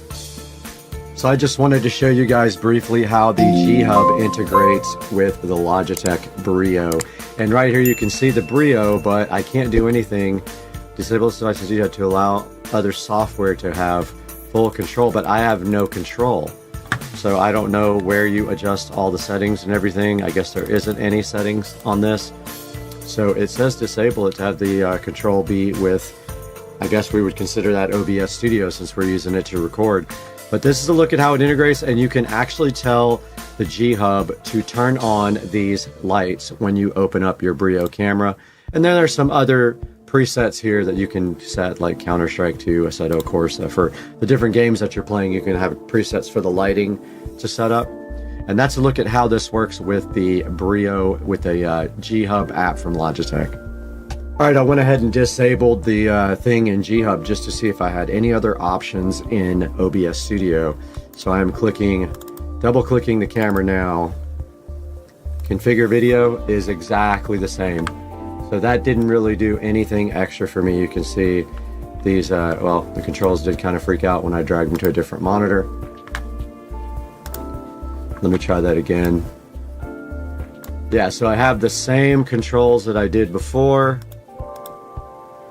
Yep, same controls. So there's no way to get a better set of controls for this. So I guess you cannot control anything but what's default here on this device control here in OBS Studio. So taking a look at some of your other choices down here, there are some more expensive webcams, but they have worse reviews than the Logitech. You've got the eMeet here for $47.99. You've got the Nexigo Iris here for $209.99. You got the Logitech Brio here for $159. And that one does have a tripod with it, which I don't even need, so it's a little bit more with the tripod. There's the Logitech C920, which is only HD. And then there's one that has like a pan and tilt, which is kind of useful if you have a live situation like mine where you have cameras up in the corners like I do. That would be very useful for the studio, I have to admit. Alright guys, that's going to do it for this episode on Supercar Street Racing. I hope you guys enjoyed the video. Please like and subscribe, buy everything through our links. So click our links to buy anything you want on Amazon. We get a little bit of money out of it. Helps keep the channel going, it helps support us. And we love it when you guys help support Supercar Street Racing. We'll see you guys next time. I have 7,000 more webcams to buy.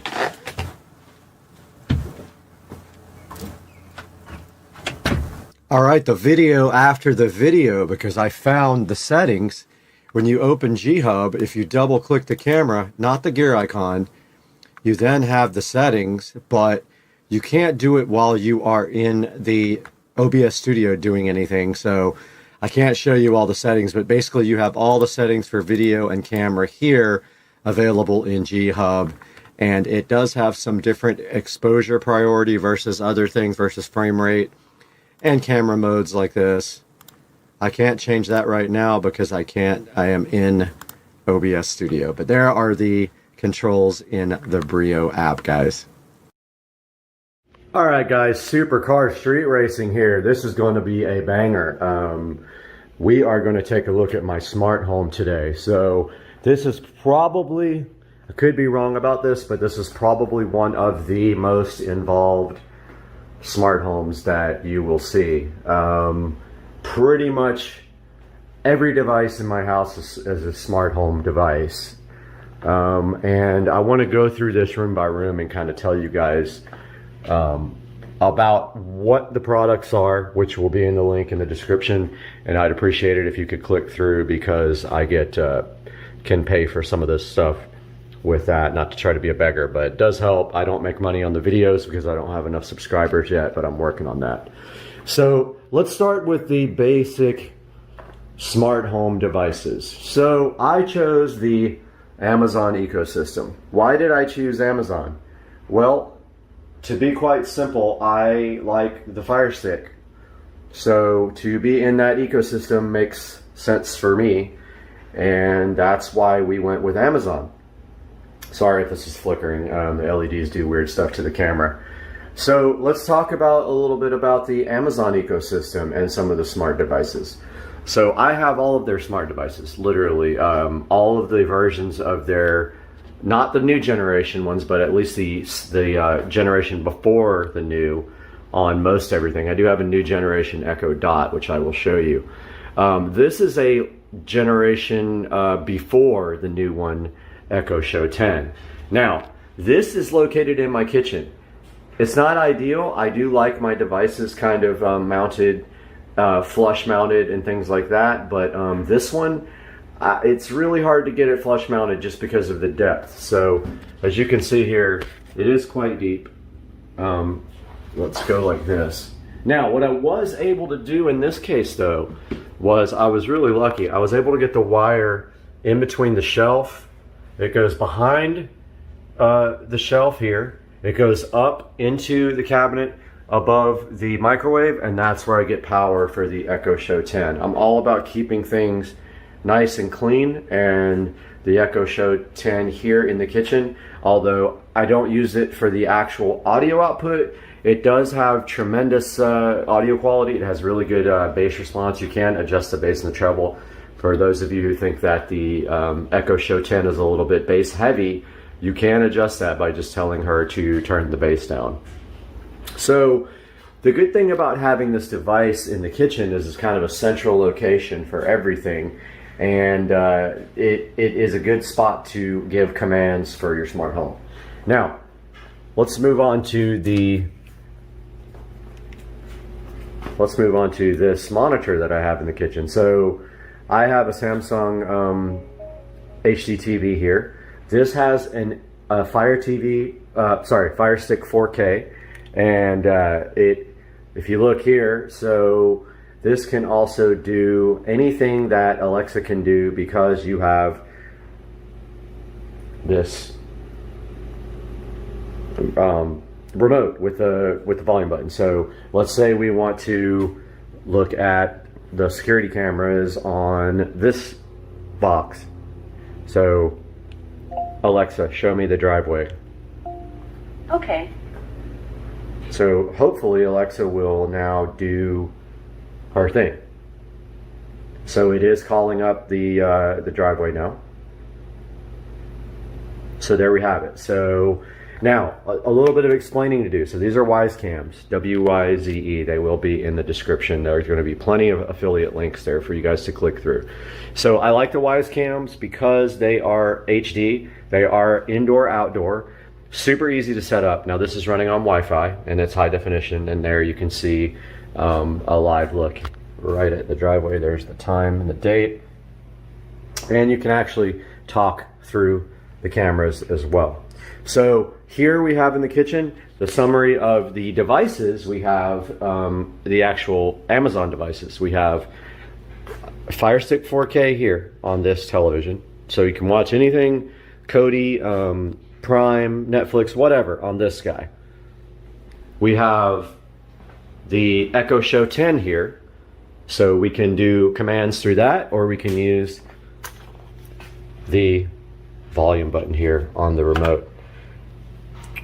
So here's an example again. Show me the pool. Okay. Now you're not limited to just Wyze cameras. Other cameras can integrate with Alexa. Now the way you do that is called a skill. You need the Alexa app on your phone, and you install the skill for this case, Wyze Cam, and then you sign into your account, and that's how you integrate smart home, some smart devices. Let's say that's how you integrate the cameras, if they have a skill. Other devices, plugs, switches, etc., I will show you in a bit. And so that is how you use the Fire Stick. Just one of the ways, and you can do any of the commands. Example. So here is the pool. See these lights here? Okay, so those are on a smart plug. So it is called patio lights. So turn on the patio lights. Okay. And they are on. You can see there. Should be cycling through the colors. And turn off the patio lights. Okay. Okay, so that is an example of how you use your Fire Stick with Alexa. It's completely ready, and you can say, show my smart home dashboard. Okay. Let's see if that actually works. Pretty cool, dude. Pretty cool. And you got your smart home, your lights, plugs, switches, cameras. These ones, I guess if I go ahead and call them up once, they'll show thumbnails there. Now let's take a look at some of the other smart home devices in this room. This room is full of smart home stuff. This is the kitchen. So these under cabinet LEDs. Now there's two ways you can go with this. You can go with native smart LEDs that have smart Wi-Fi built in, or Bluetooth. Well, actually it has to be Wi-Fi. Some of them have both. Or you can have your lights on a plug, and that plug can be controlled. So, however, on a plug you cannot dim them. So these are actually on plugs, and so those are on smart plugs that are various places. One place being up here in the above the microwave. So I have one plug here for these under cabinet LEDs, and one plug over here for these under cabinet LEDs, and they are not dimmable with that.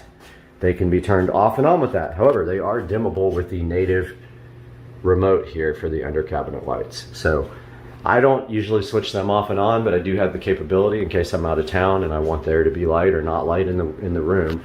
So that's on two smart plugs.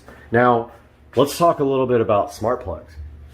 So you can see that smart plug right there. That's a generic smart plug. Those smart plugs use a generic app, which I will show you guys. I will take a screenshot of. And it's Smart Life. So that controls a lot of different generic smart devices. You can get an Amazon plug that will interface directly with Alexa, and you don't need to run Smart Life.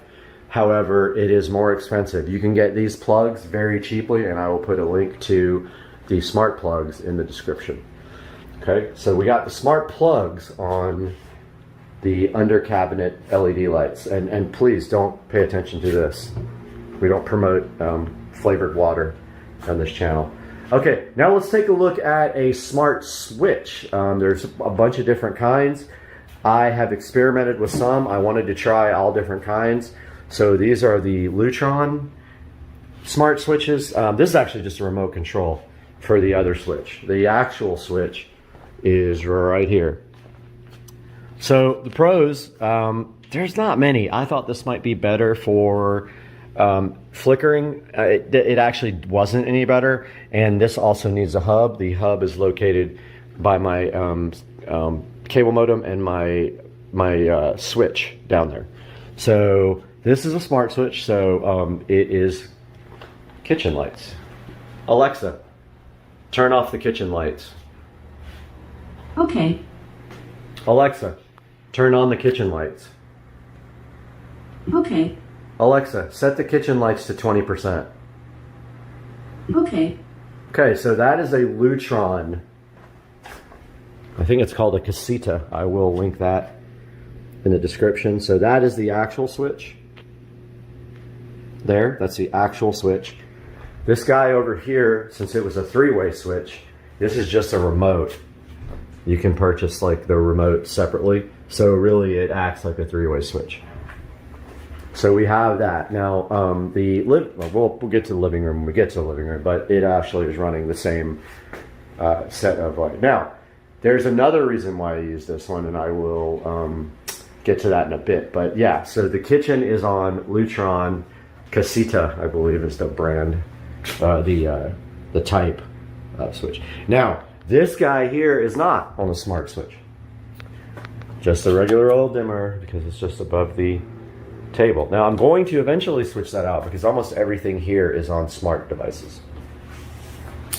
All right, what else do we have in the kitchen? Well, believe it or not, we have the LG appliances are smart devices. You can see right there. Now, there's an issue with the LG skill. I have never been able to get the skill to work. So I don't know. Actually, this guy, oh, yep, see, it is on Wi-Fi. Okay, so this works with an app called ThinQ, and that's how they interface with smart. However, like I said, mine doesn't work. The microwave is not smart. This stove is, the dishwasher is, and the fridge is. So in total, in the kitchen, we have 1, 2, 3, 4, 5, 6, 7, 8 smart devices in the kitchen. That's just the kitchen alone. Let's move to the garage. All right, welcome to the garage. Let's turn the lights on in here.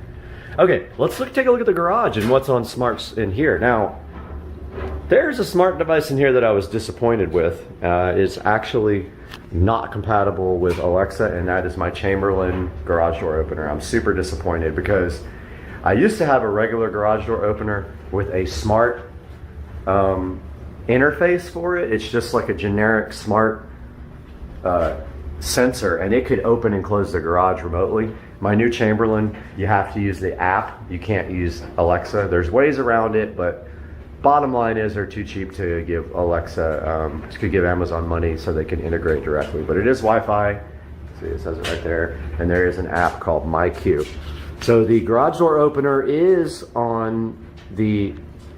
smart, but it's not integrated with Alexa, unfortunately. Washer dryer. Well, yes, they are. You can see right here. So the washer and dryer are connected to Wi-Fi, so which super helpful. So these guys right here are the top of the line. They are the LG Signature washer and dryer. They cost about as much as you could probably get this car for now. They are Wi-Fi enabled. Again, all my appliances are LG because I like to have them all in one place, and they're all on ThinQ. And so these guys will alert me when they're done with a laundry load, which is very cool. Now, let's talk about what needs to happen. So I don't have a smart sprinkler yet. I have this old school thing, but I have a gift card, so I'm thinking about just going ahead and getting that done because I want that to be a smart device and not just a old school analog one. Echo Dot. This is the newer Echo Dot. I believe they upgraded the speaker. They had to go with a bigger form factor here because they upgraded the speaker. But this is the Dot, and it is helpful out here because I can do commands if I need to. I mean, you can always use your phone and you can use the Alexa app, but you've got this guy out here which is just commanded. And by the way, you can change the wake word so that all your devices don't think that they need to wake up when you say the same word, but there's only like 4 choices. This guy is called Amazon. Let's see, woke up. Amazon. Never mind. Amazon. Turn off the garage lights. Okay. Now this guy right here is automatic. This has a sensor. When I walk in the garage, it'll come on, but the other ones, Amazon. Turn on the garage lights. Okay. All right, let's talk about how that happens. So notice here, I spent quite a bit of time doing recessed lighting in my garage because I just like the look of it, and they are all LED lights.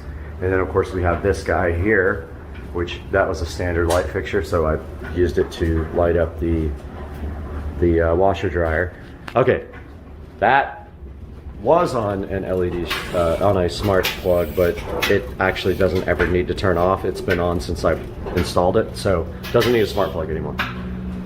These guys up here are on the coolest switches ever. They are on these RGB smart switch, which at the time, this is not lit up, but I'll show you one in another room. You can actually change the color and the pattern on the switch itself.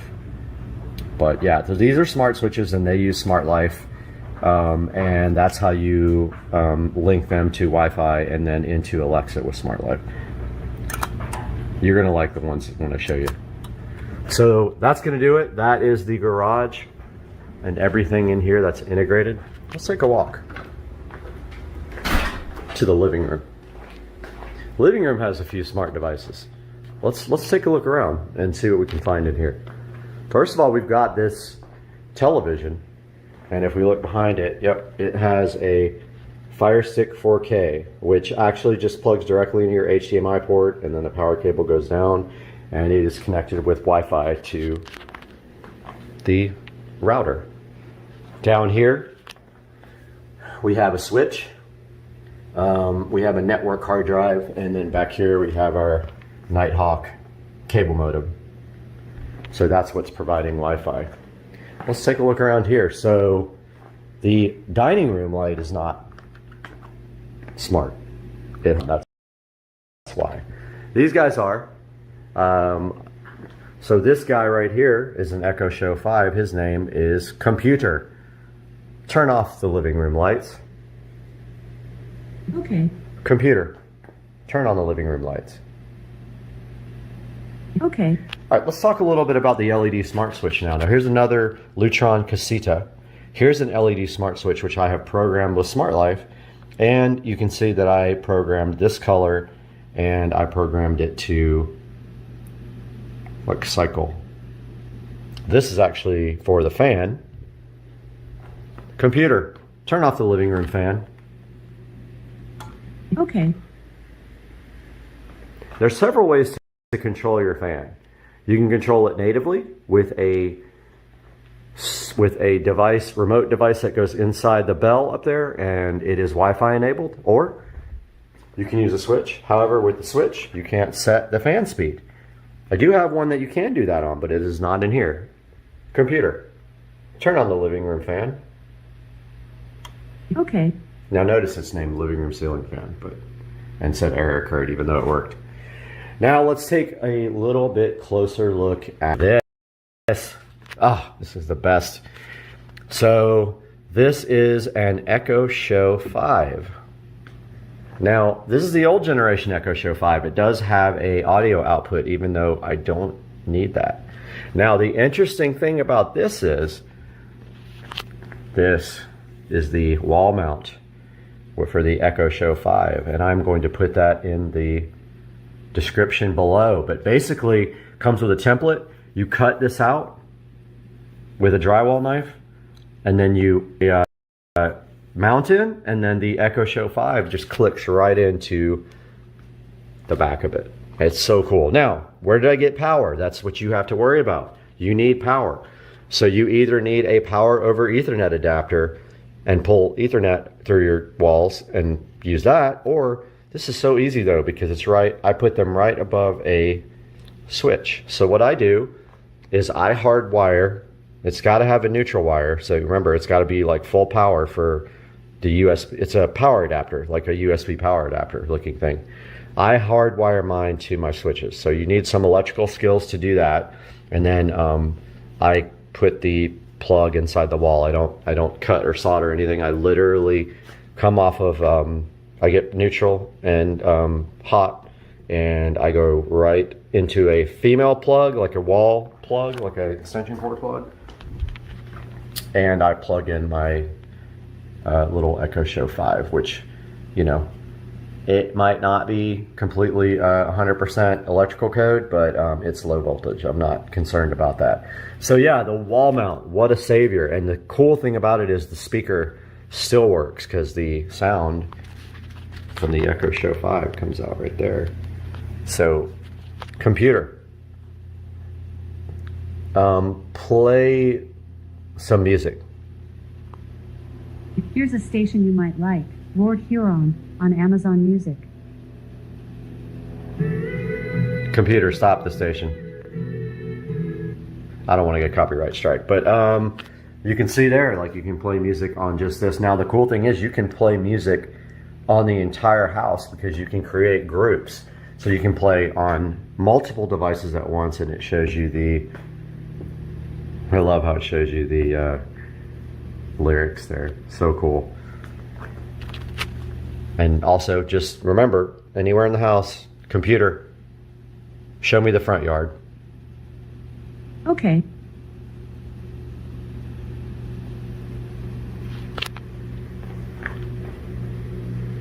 And this is the Y skill. There you go. All right, so there's that. There's the, showed you the RGB smart switch for that. I showed you the Lutron Casita.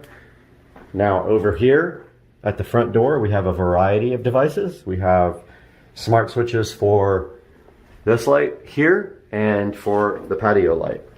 And my jacket just fell on the ground. So there's those two. Notice they're programmed with different colors.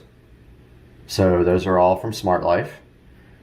Now here's what's cool. We have a smart door lock, a UFI smart door lock. Well, this guy's awesome. It does integrate with Alexa. It does both. So it's biometrics. So it does both the fingerprint and a passcode or a key, which is underneath this guy here. You just move it aside and there's a keyhole there. The good thing about this is you can unlock it and lock it remotely or with Alexa, and it locks itself after a certain amount of time if you want it to. So you can physically not get locked out of your house anymore. It's just not possible unless the battery just died on this guy. But then you go in through your garage. What I don't have a smart doorbell yet with a camera. I kind of want to do that, but I also already have cameras up there in the corner outside. And I guess we can show you that now. This is actually a Wisecam V2. It's not the outdoor camera, but it doesn't get wet out here, right, Mr. Binks? Mr. Binks, I think, heard the door open and wants to come. You want to come inside? Come on. You come in? He's probably going to get, he's really a independent soul. Probably get bored. So that's a summary of the devices besides this camera up there, the Wisecam up in the corner, which is pointed at my door. We've got, yeah, that's it for that room. Moving on to the theater room. We got a few devices in here. This fan is a smart fan. So I have a smart fan dimmer switch on that, and that is that guy right there. That is controllable with Alexa. And you can actually set, what? So vocal. And you can actually set the speed, yes, and I do love space stuff, so I got my astronauts. But yeah, you can set the speed there. Why are you so vocal? So in this room, we have a Fire Stick 4K powering the home theater system. Obviously, we have an Xbox One. We have the fan. We have the Echo Show 5. We have Mr. Binks, Thackeray Binks. And that'll do it for this room. Pretty much it, but I mean, still, you know, 3 or 4 devices per room here. Moving on. This is the computer. Turn on the audio closet light. Wow. So vocal. Wait, just flop down. Such a good cat. Not mine, but good. So we have the whole house audio closet, which I showed in another video. We have the Echo Dot right there. That's what's providing audio to the whole house. Now, of course, this guy is on the internet, but not smart. It doesn't integrate with Alexa. I know, but there is a smart plug right there on the subwoofer to turn it off and on if I don't want bass coming out of here, and one on this light, which you can see, computer, turn off the audio closet light. There we go. That is the whole house audio. RGB smart switch for the hallway light right here, programmable with Smart Life. Venstar thermostat, Wi-Fi enabled. Computer, set Brad's house to 71 degrees.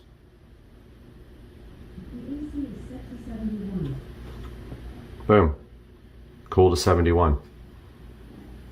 All with Alexa. Nothing in this bathroom yet. I want to, but I don't really need that at the moment because just one light switch there. I really want to put an Echo Show in here. I just have to figure out where, because this medicine cabinet is taking up a lot of the thickness of the wall. I really wanted to put it right there in Echo Show 5. I might still do that. What?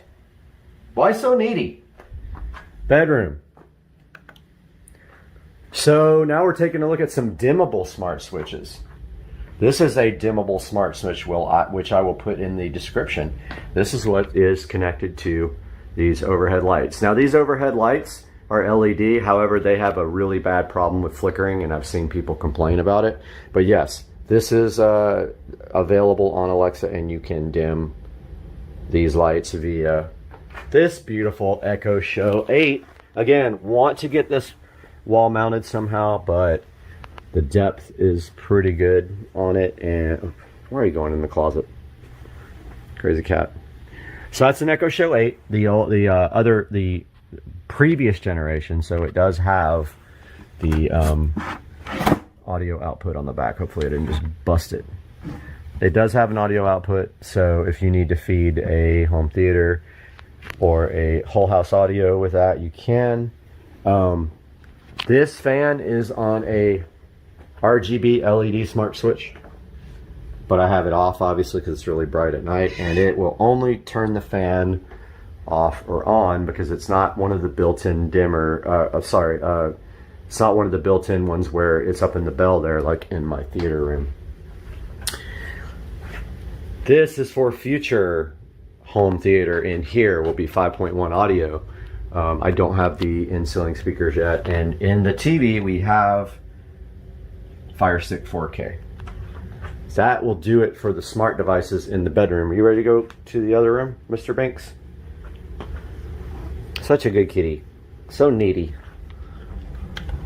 Alright, so next room we have is the office. So in the office, we have a variety of smart devices. We have a PC, obviously, which can run the Alexa app, so you can do everything you need from the Alexa app there. We have a monitor, actually a television, with, this is the only one left in the house, but this is the old school Fire TV that does the same thing. Get some lights going in here. That's the old school Fire TV that does the same thing as the Fire Stick. That's I believe the second generation model. So we can do, obviously we can do Prime Video and Netflix and everything from that TV. We have the Echo Show 5 here, just like in every other room, mounted above a dimmer, smart dimmer. Again, interfaces with Smart Life for the in-ceiling light. That bulb I have out because it drives me crazy with that fan. The fan is not a smart device. It has a regular remote. You cannot control it with Alexa. And she's going to hear me in every room and wonder what I'm saying. So no smart on that fan. We have smart bulbs in standard lamps. Let's try it. Echo, turn on the office lamps. Okay. Now these guys are cool because they use smart life as well, and the bulbs are RGB. You can control the color of the bulbs. I have this one on white right now because in the morning I like just to use this light to work by. So we have 1, 2, 3, 4, 5, 6 smart devices in here. Now, I haven't even showed you the bathroom yet, so this is the same type of dimmer for the bathroom. So it's a smart dimmer, and it is on these 2 bulbs up here and these LED in ceiling bulbs. Okay, now we have a variety of smart devices here controlled in different ways. So these mirrors did not come with these LED strips behind them from the factory. They came with this guy, just white. Okay, that's how they look. Let's turn the LED smart strips off. Alexa, turn off the mirrors. Okay. So notice the blue went off. Now, these guys are natively white, but I added LED smart strips to the back. Check out the mirrors. So they are Wi-Fi connected. And I know. Wow, so vocal.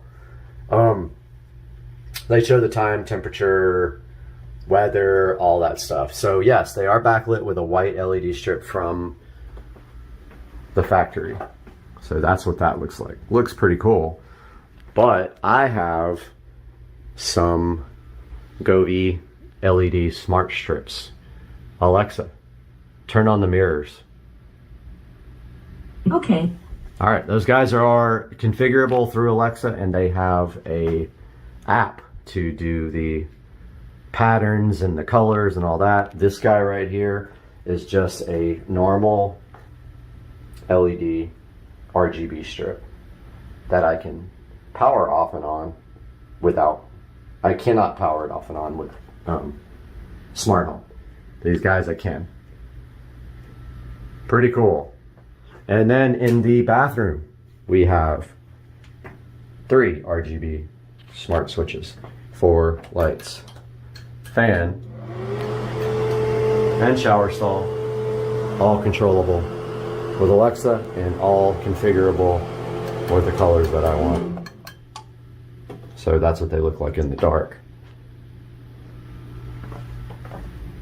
Closet. We have RGB smart switch for the recessed lighting. Here, again, set up with Smart Life, configurable to whatever color I want. Let's move to the sunroom.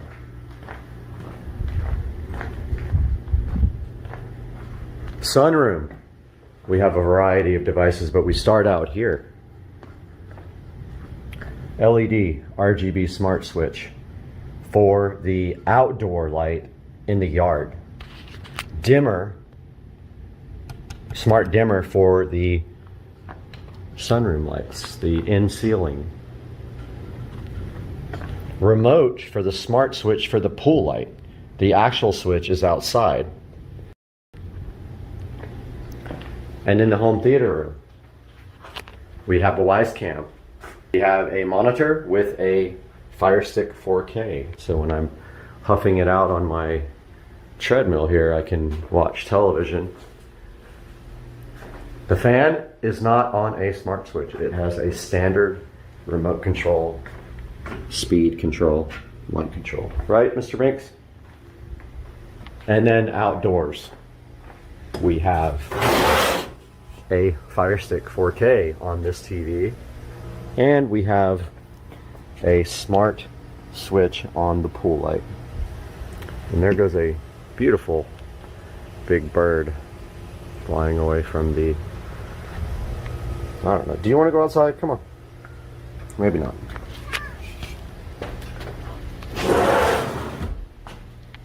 So that is going to wrap up the smart home tour. I am going to put all the links in the description. You can do so much with smart home, and I'm sure I haven't touched the surface.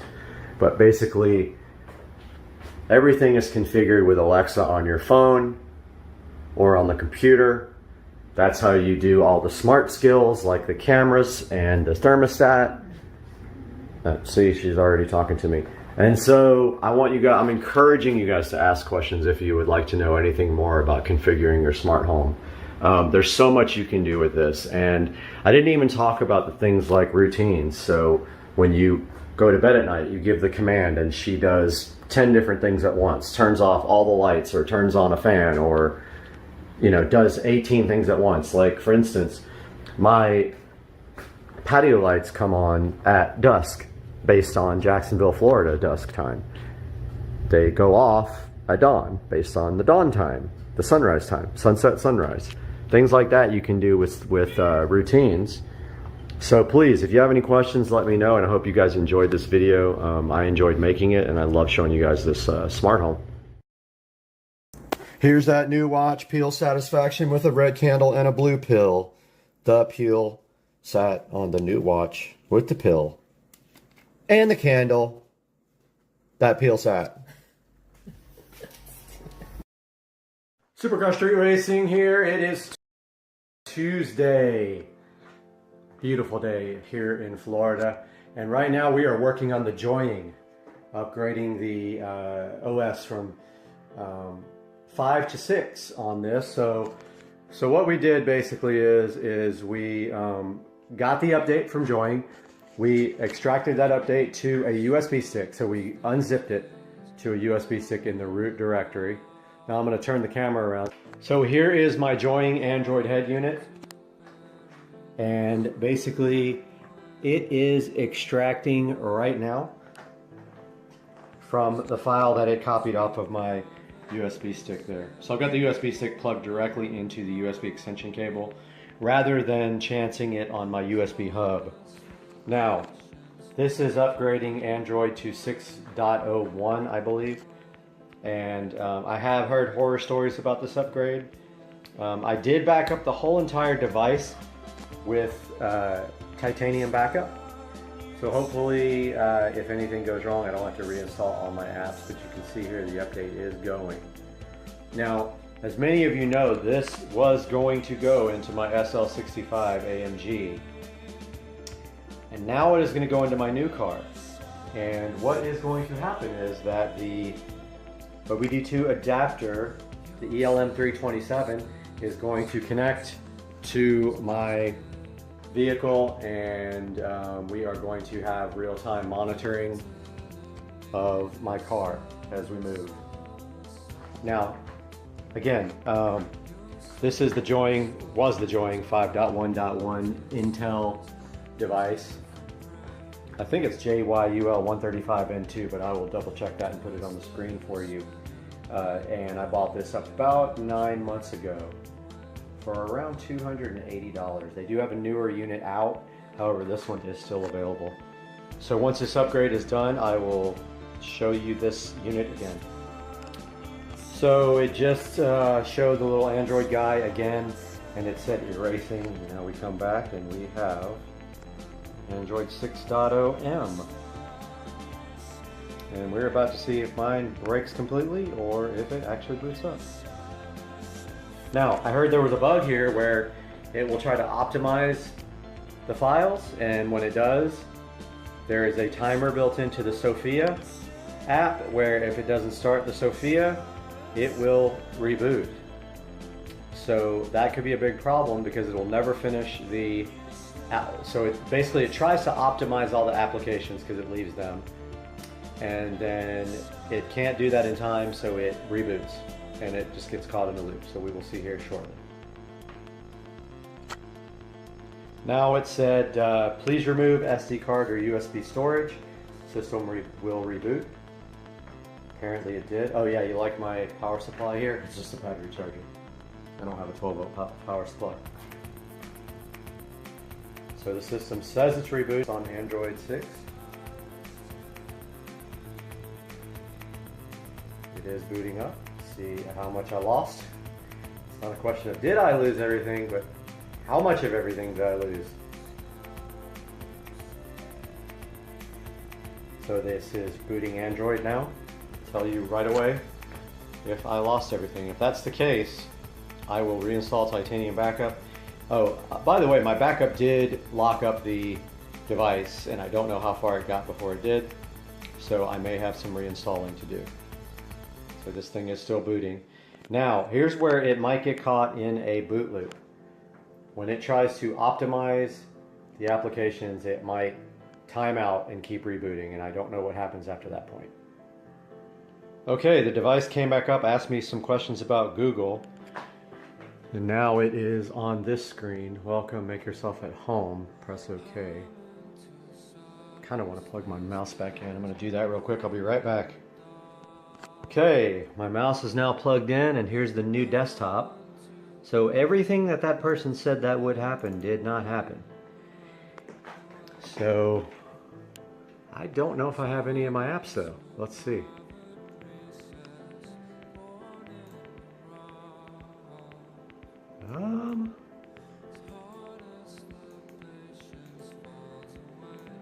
Let's see. It looks like I might not have my apps.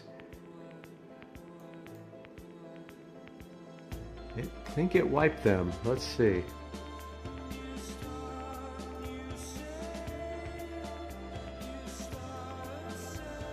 I believe it wiped everything. It did. It wiped all my apps, so I'm going to reinstall Titanium Backup and see how much I have to do, because I spent a long time on this device. Okay, so yes, the upgrade did wipe out all my apps. Secondly, I lost root access. You will see how to get root access in the description of this video. Some nice gentleman on the Join forums has figured that out. Once you have root access, then you can grant root to Titanium Backup, and it is now restoring the apps that are missing.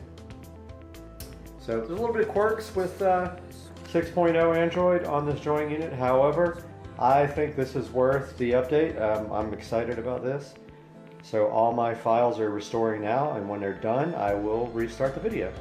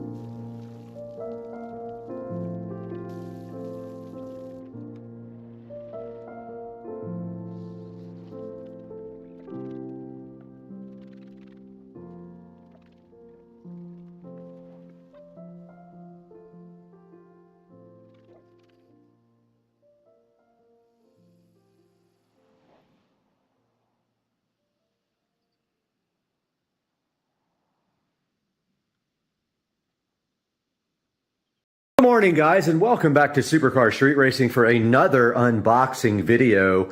You got Brad here, and I am hyped this morning for the Roland Star nightstands that we have here unboxed on the table. The only reason I did not unbox with you is because this one got set in oil, and you can see it maybe down inside of that box, and I was concerned that maybe they got ruined, or at least this one got ruined, but it did not.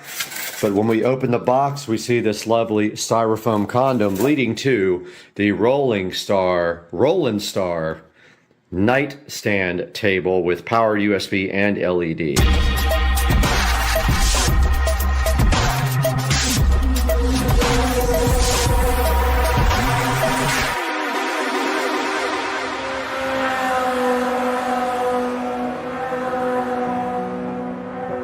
Guys, here we have the Roland Star ED009 EWERR nightstand, and this guy is a powered nightstand with both LED built in and ports on top such as power and charging. We have not seen that yet, but we will get to it soon. And when we open up the box, the lovely box filled with the styrofoam useless condoms, we trash those and get these out of the way. We have the following inside. We have this beautiful IKEA-like documentation here. More styrofoam to get in your way. Actually, I'm grateful for good packing, so I'm not going to get mad at it. But yes, we have this, can't figure out which way is up, but we have this lovely instruction manual here, which we will go through shortly. We have this accessories list here, shows you everything in it. I did read that the instructions on this guy were really good and that it was easy to assemble. It says you need a drill, pencil, Phillips, and a flat edge here. And then it has your instructions for putting together this nightstand, which we will get to here shortly. It does have this power strip thing, so it looks like it has two USB type B's on it and power, and is the rest of the accessories and parts that come with the ED009WERR side table, which is going to be loaded onto the hype train here momentarily to be installed. And there is the lovely LED strip on the table. And this is a look what's inside. So we will get all these parts out and laid out for a beautiful video of putting the nightstand together next. Okay, we have all the parts for the lovely nightstand laid out on this wannabe workbench, my brand new Wayfair mattress and bed frame. And what we're gonna do right here, right now, is assemble this right here.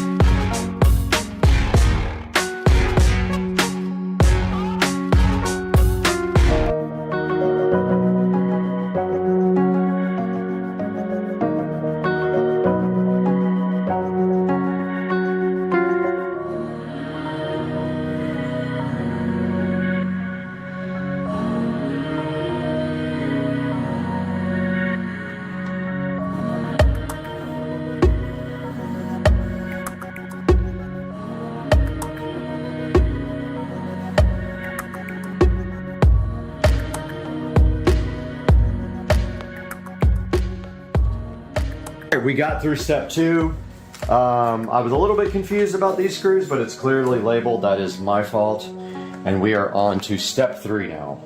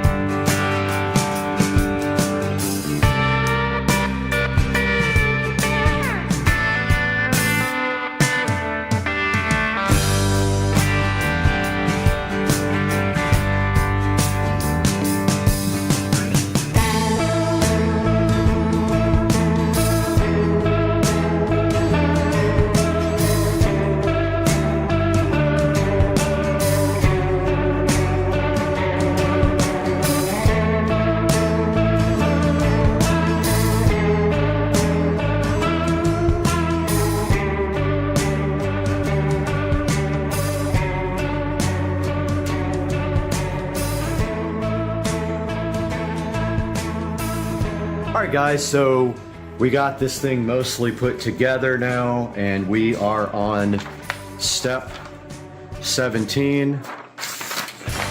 And I actually skipped step 14 to put in the power strip. I'm gonna go ahead and do that now.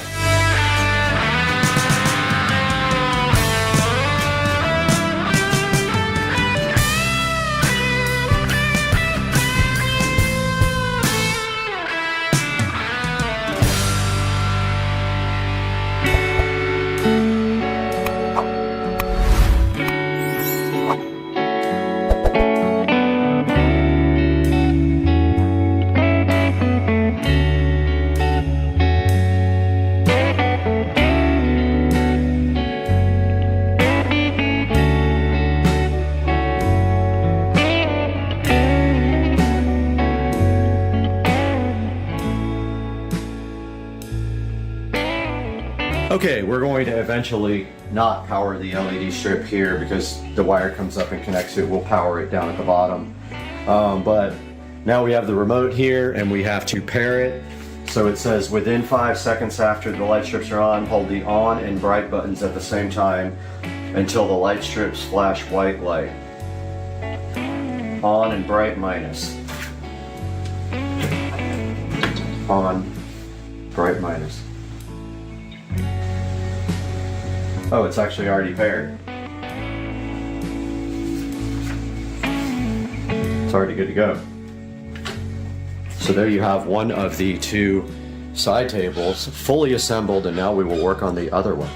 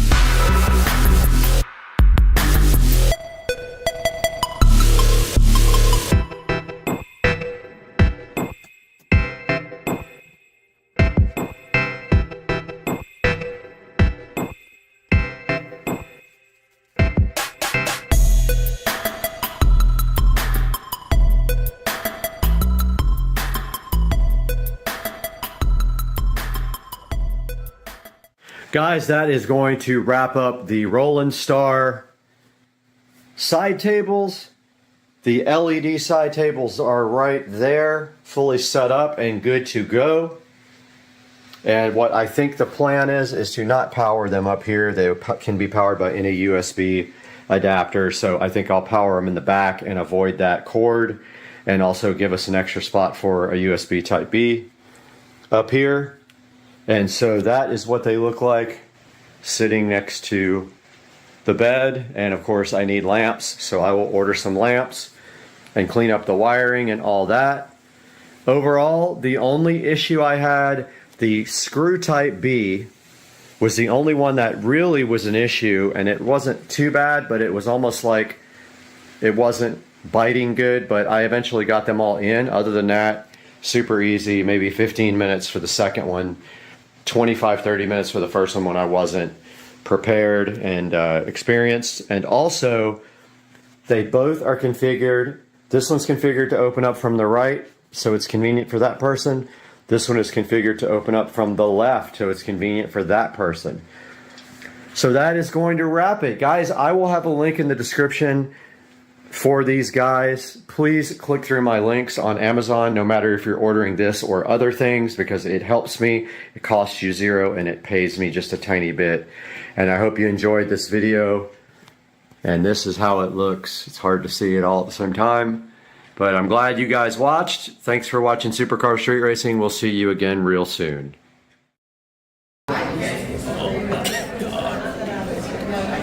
If I'm not even trying and you're just letting me win, just say that. A little bit. I had to fight back. I had to fight back. Amazing. This is great.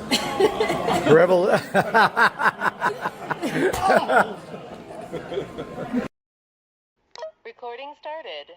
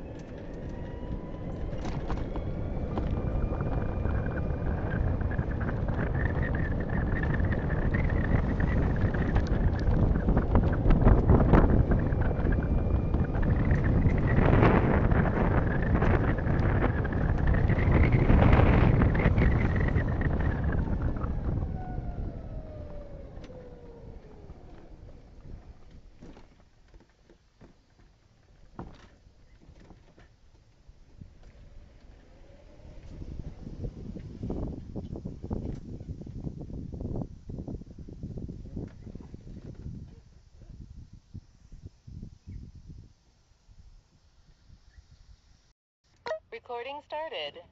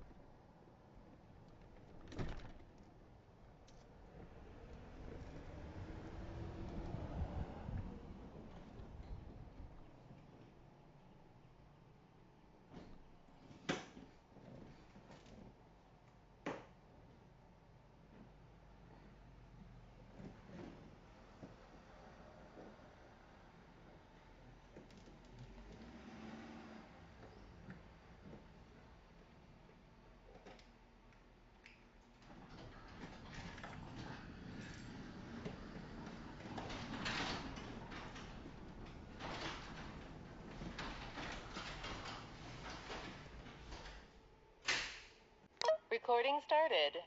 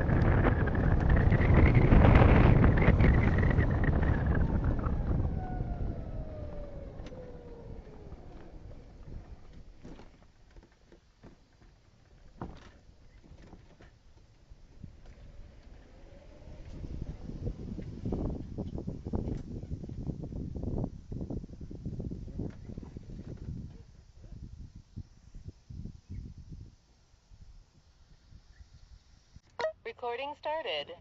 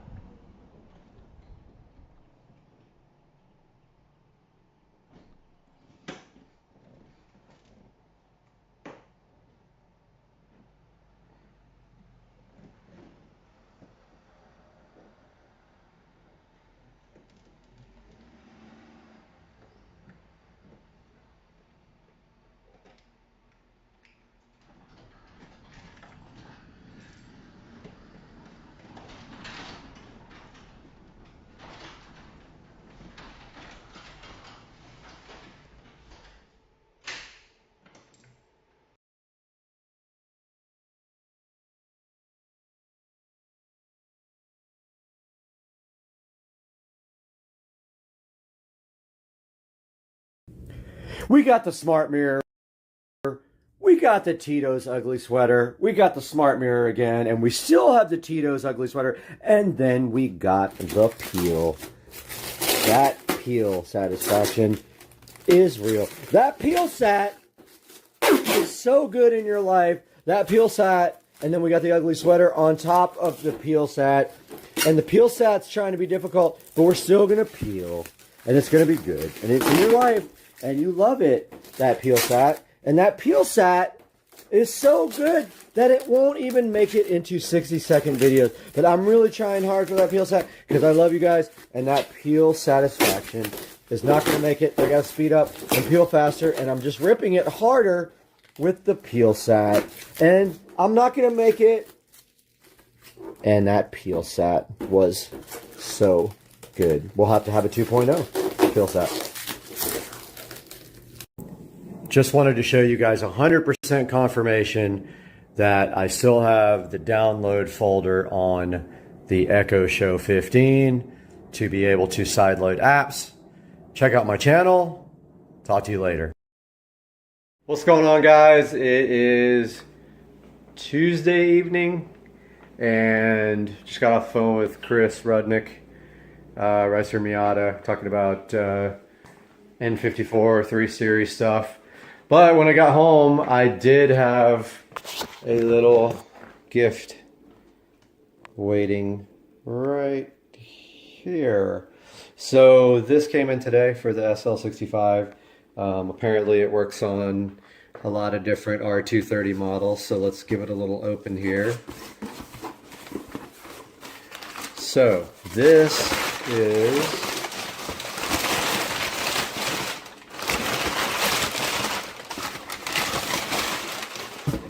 whatever comes out of the box correctly. This is supposed to be a double DIN dash kit for the R230. There's actually only one company that makes this, so this is what's in the box. Faceplate, the mounting cage, everything you need to get rid of the crappy Command super old navigation system and replace it with a modern system. Now, in this car, the SL65 is getting an Android double DIN head unit, which is amazing. It'll be able to show OBD information, so we'll be able to see boost and RPMs and oil pressure, oil temperature, whatever you can configure it for, and it works with Bluetooth, has navigation, pretty much everything. Backup camera. You can add anything that you can do with your phone or tablet, you can do with it. So stay tuned, that's coming up, but we do have the mounting kit for it. So we'll see you soon.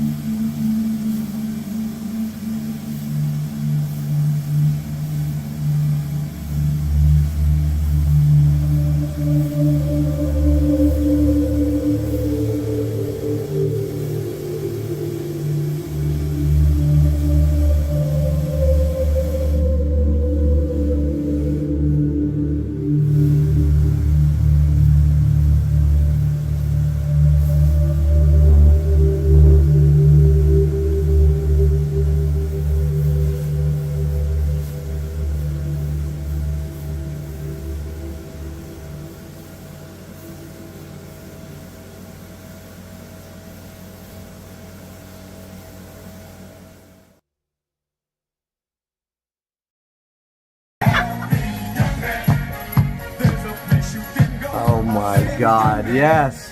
I need to do the round table thing. Here we go. Here we go. Are you ready? Are you ready? Are you ready? Got my hair cut off. Toasty! For the channel. Let's do this.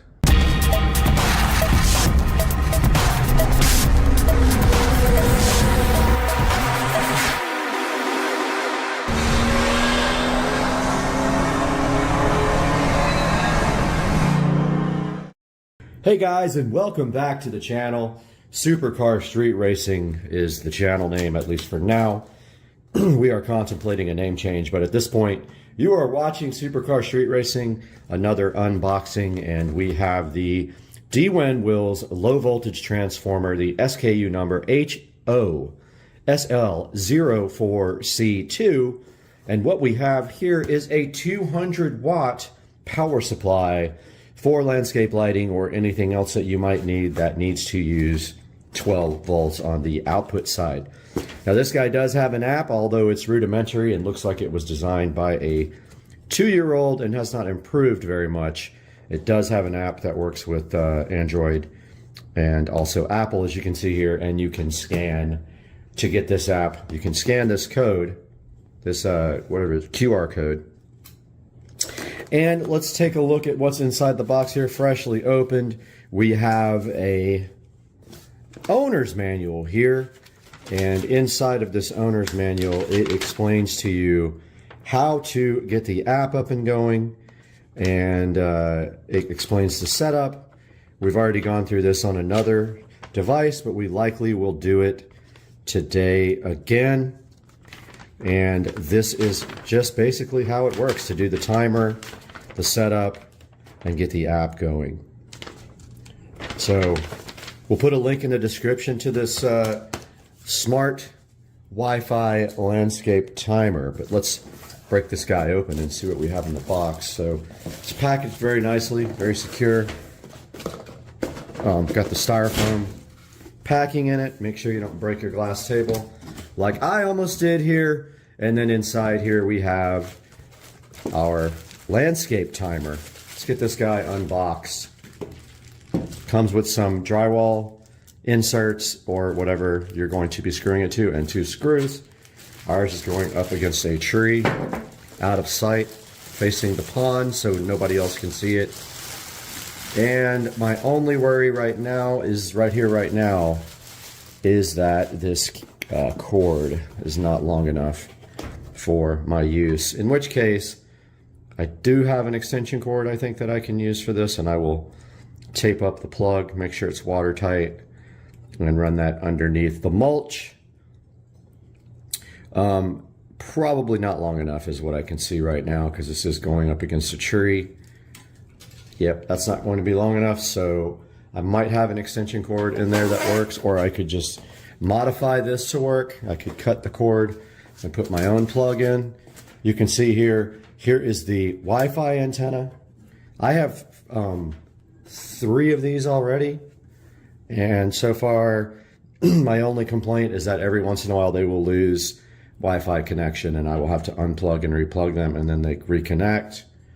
If you look on the bottom here, we've got 2 places to put a wire to run to our low voltage lighting, and we have a little clamp here which is kind of big. I don't know if it's actually, it can't be, it might be for this wire. I didn't use it for that last time, but it's probably for all the wires. If you unscrew this, you can place your power wire like this as well, and everything can go straight down nice and clean. On the front here we see our power indicator, our power light, meaning that not that the actual device is powered on, but that the lights that it is powering are switched on. And you have your Wi-Fi indicator, and when this guy turns on, this thing will actually blink very fast before it connects to the Wi-Fi signal. It's got a warning on the side, which hopefully I can get off because it's super ugly. And yeah, I'm just going to go ahead and take. So it wants to be at least 1 feet above the ground. That is my plan. And the satisfying removal of this ugly sticker. because this will be out in the yard. And honestly, if we wanted to, we could take a little time and paint this guy brown to match the landscape, and maybe just leave this part maxed up. Would probably look better since it's going to be on a tree. I'm thinking about doing that real quick. However, I don't want to spray this Wi-Fi antenna and affect the range, so it might look weird with everything else painted brown. But as you can see here, we have our Dwin low voltage landscape timer, and in all reality, we probably can just set it up inside the house and then get the Wi-Fi all set up and then bring it outside. And I think that's what we're going to attempt to do now. Okay, we are back with the Dwin 200 watt landscape lighting transformer, and they have changed everything about the way these devices work now, because they used to use EcoPlugs as their app. Now they are using their own app, and also it appears that these guys have Bluetooth capability as well for the setup. And I just realized all this after trying to use EcoPlugs with it.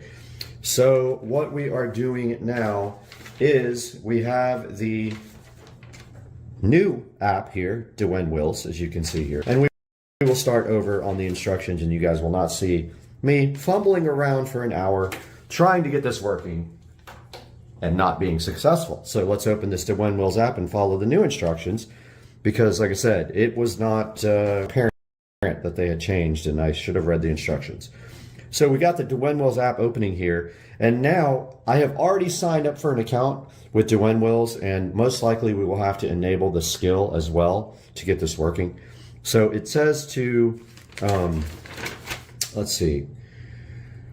Okay, so download the app. We did that already. We signed up.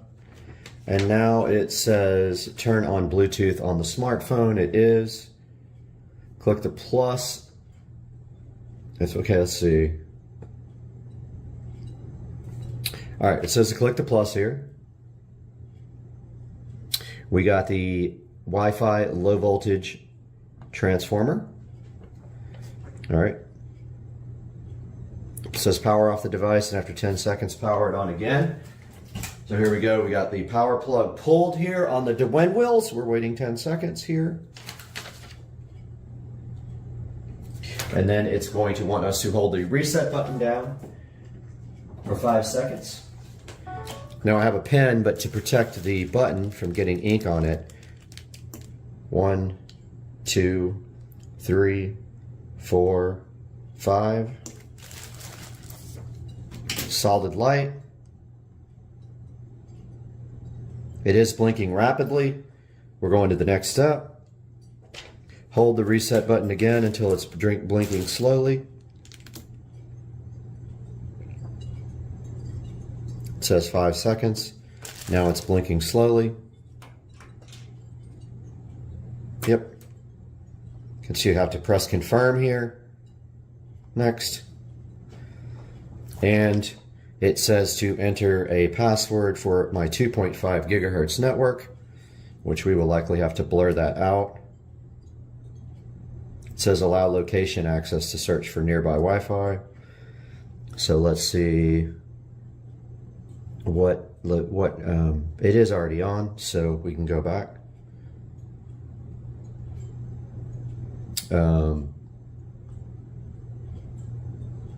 Or it says to enter your Wi-Fi name or allow location access. Settings, let's see. App level permissions. We already have this on, so I don't know why it's asking for me to enable it again. Let's see, Dwin on. Okay, I was able to turn it on in the location settings. Let's see if that worked. Start over. Go through all this. Okay, so we need our 2.4 gigahertz network connection. So we're going to go here and switch to that. and the one that we are going to use is closer to the where it's going to be outside. So we're going to use this one. All right, let's go back to the app and see if we have to do that again now. Okay, that's good. I have to put the password in now. I will have to blur this out.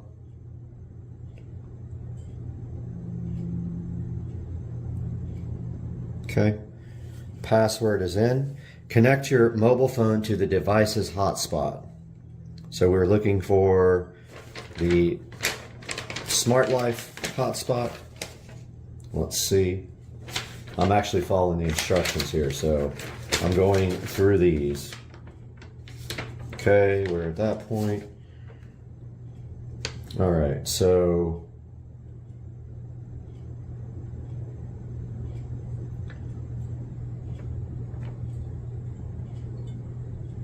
yeah, it didn't. It doesn't talk about this part in the instructions, but we're supposed to connect to the Smart Life, I guess the Smart Life hotspot here. Let's see there if this is it. It says Smart Life 8E-D1 is the only Smart Life I see. So let's try that one. It says it's adding device. This is all new for me, so I'm doing this with you guys. Now I'm guessing I have to keep the old devices on the Eco plugs. So yet another app that I have to manage in my arsenal of apps for everything. And it says adding, let's see if that is the case. The light did go off here. And I don't have the skill enabled yet. And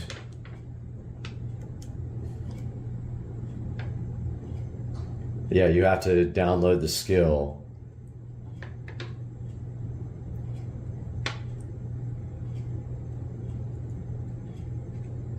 So it still says it's adding. Let's see if this is actually going to work. The skill part is a little janky on the instructions.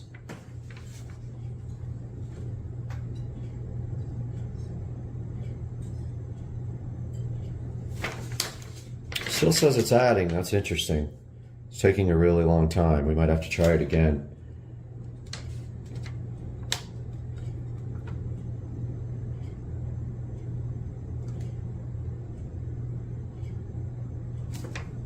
It says it's got 30 seconds left on adding. If this doesn't work, I might have to try it on the phone.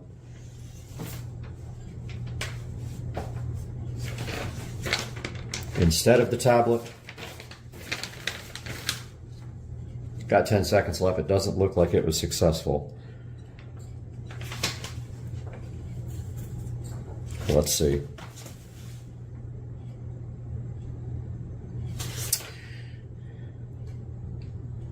Check your demerit points.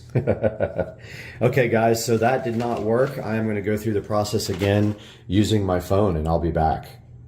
Okay, guys, I went through the whole procedure again on the Dwayne app on the phone, and basically here is how you do it.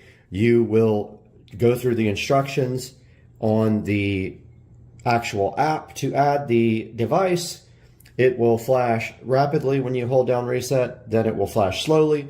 Once that is able to be flashing slowly, then you connect to the hotspot on this device, which says Smart Life. After you do that, you put in your Wi-Fi password name and make sure you're on a 2.4 gigahertz network. And then here you can see we have added it.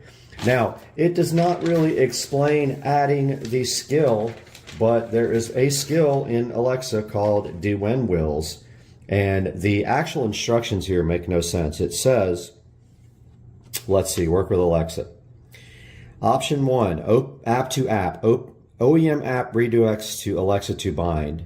Discover the corresponding app, OEM Alexa skills directly in your OEM app and easily complete the skill. So it says find me on the home page. So here we go to me. It says tap Alexa. And then it says sign in with Amazon. So I guess that's how you do it. I'm going to go ahead and attempt that now since I can't put that on camera due to passwords. Okay, it looks like we are just have to hit link here. Let's see if we do have to put in a username and password. Okay, already linked with Alexa. Okay, so I just got a notification from Alexa on my phone that this is already linked.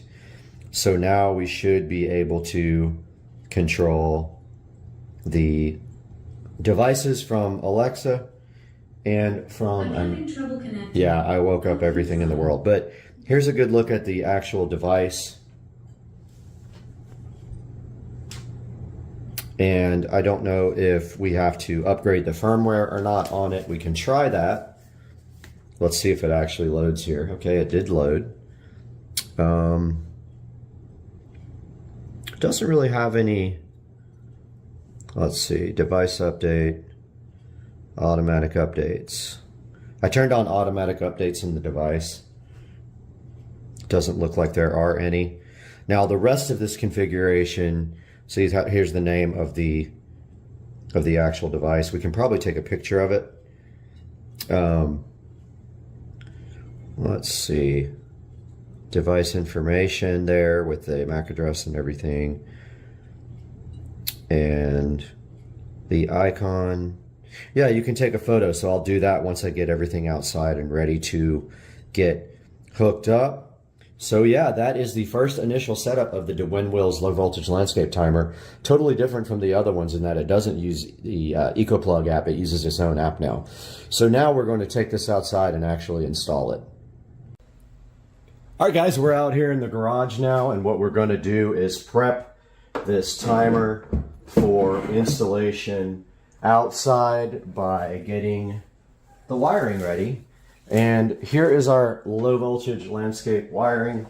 It's pretty heavy gauge. It's designed for outdoor use. Nothing will last in the Florida outdoor.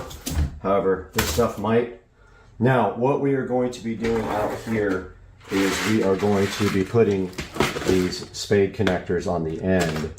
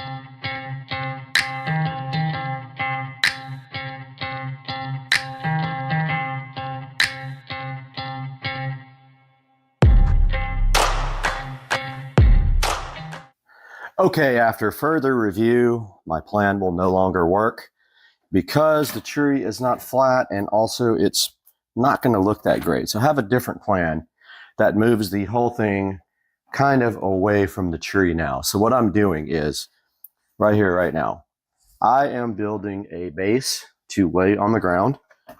It will lay up against the fence, overhang to the dock, and also serve as a block for anyone getting around the dock on that corner because I don't want the kids doing that anymore.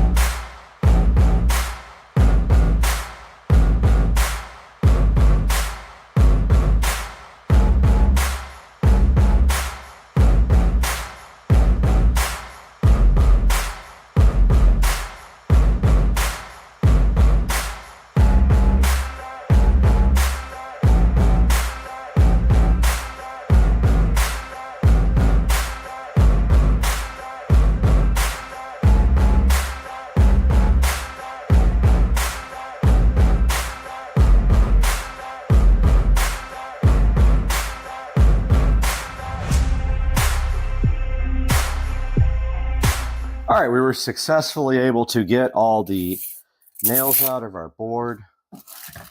And so what we do now is remeasure 7.5 from the edge, about right there. And that should be the point where we can start driving down our screws here.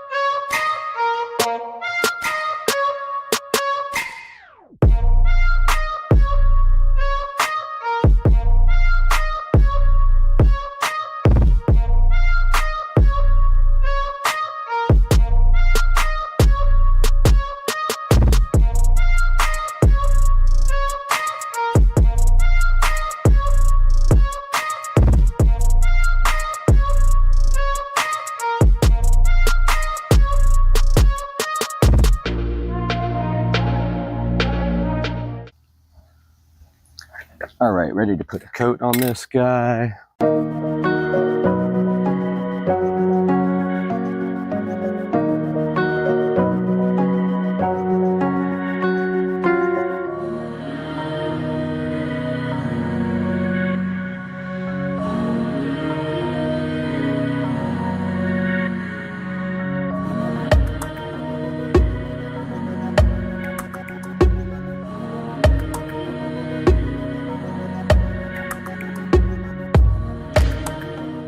All right, we're out here with our friendly neighborhood alligators. There's one right there.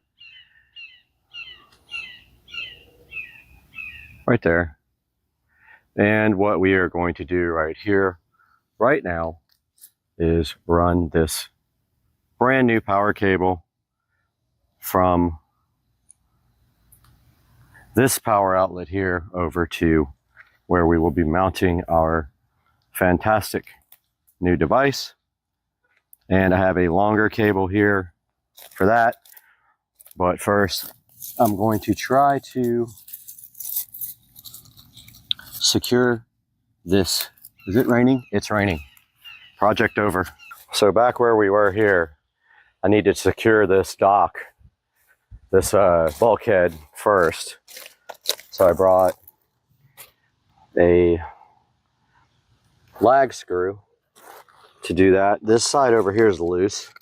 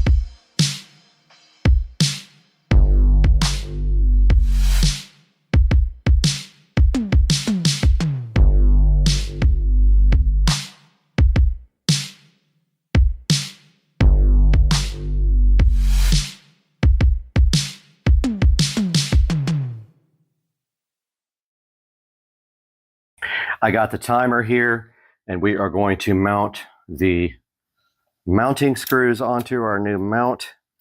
And so we measure across from here to here, and that is right in the center, 3 3/4. So we will have to come over here into our board and get a level 3 3/4 screw on each side of 3 3/4. So I'm going to go ahead and do that now off camera, show you guys the result after.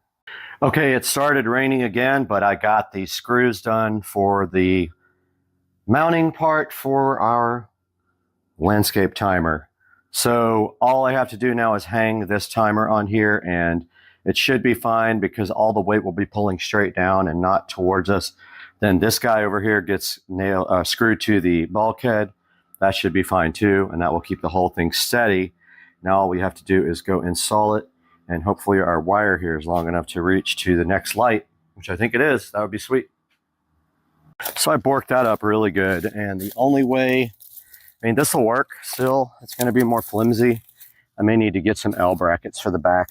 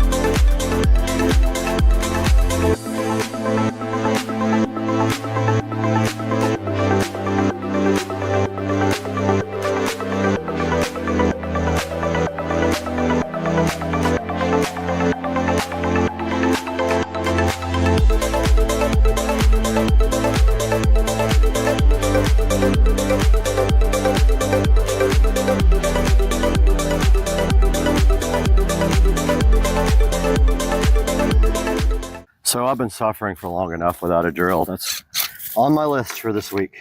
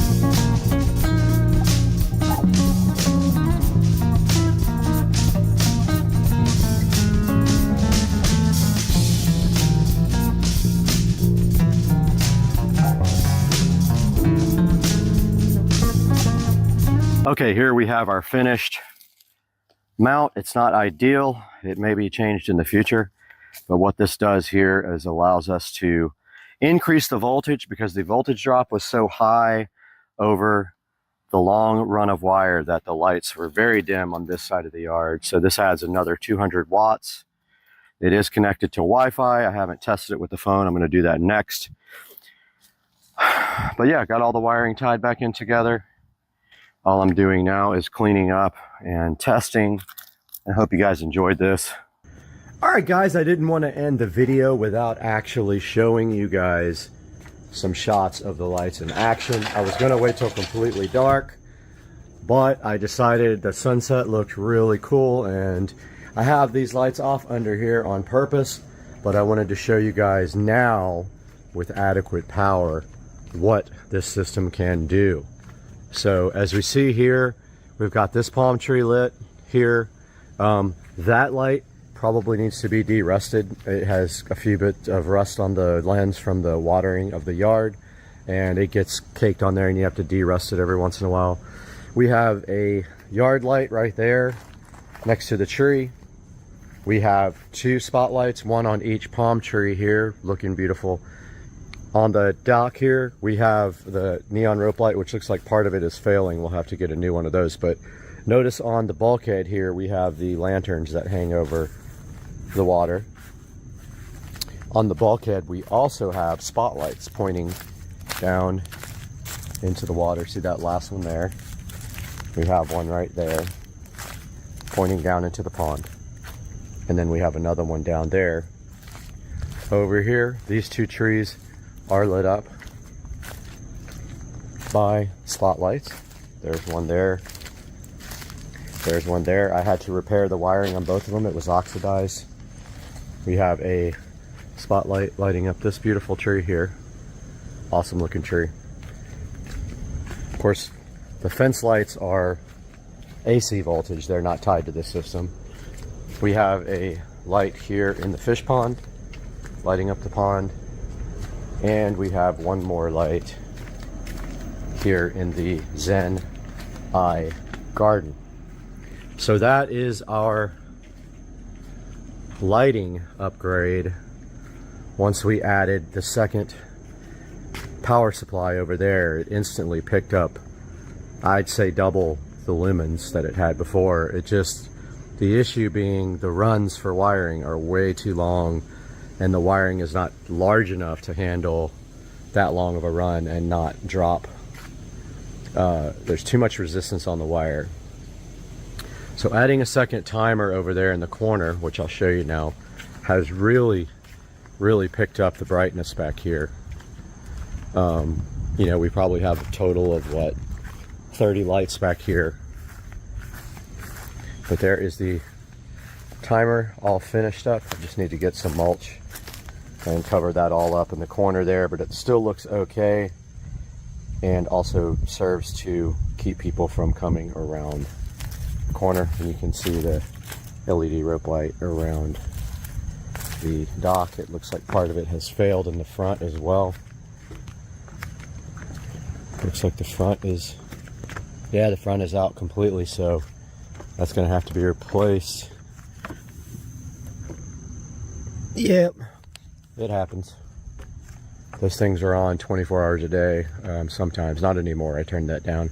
Moon looking beautiful. The sunset out here in 4K. And there is the yard from the back. Almost warrants a nice picture from back here for the thumbnail.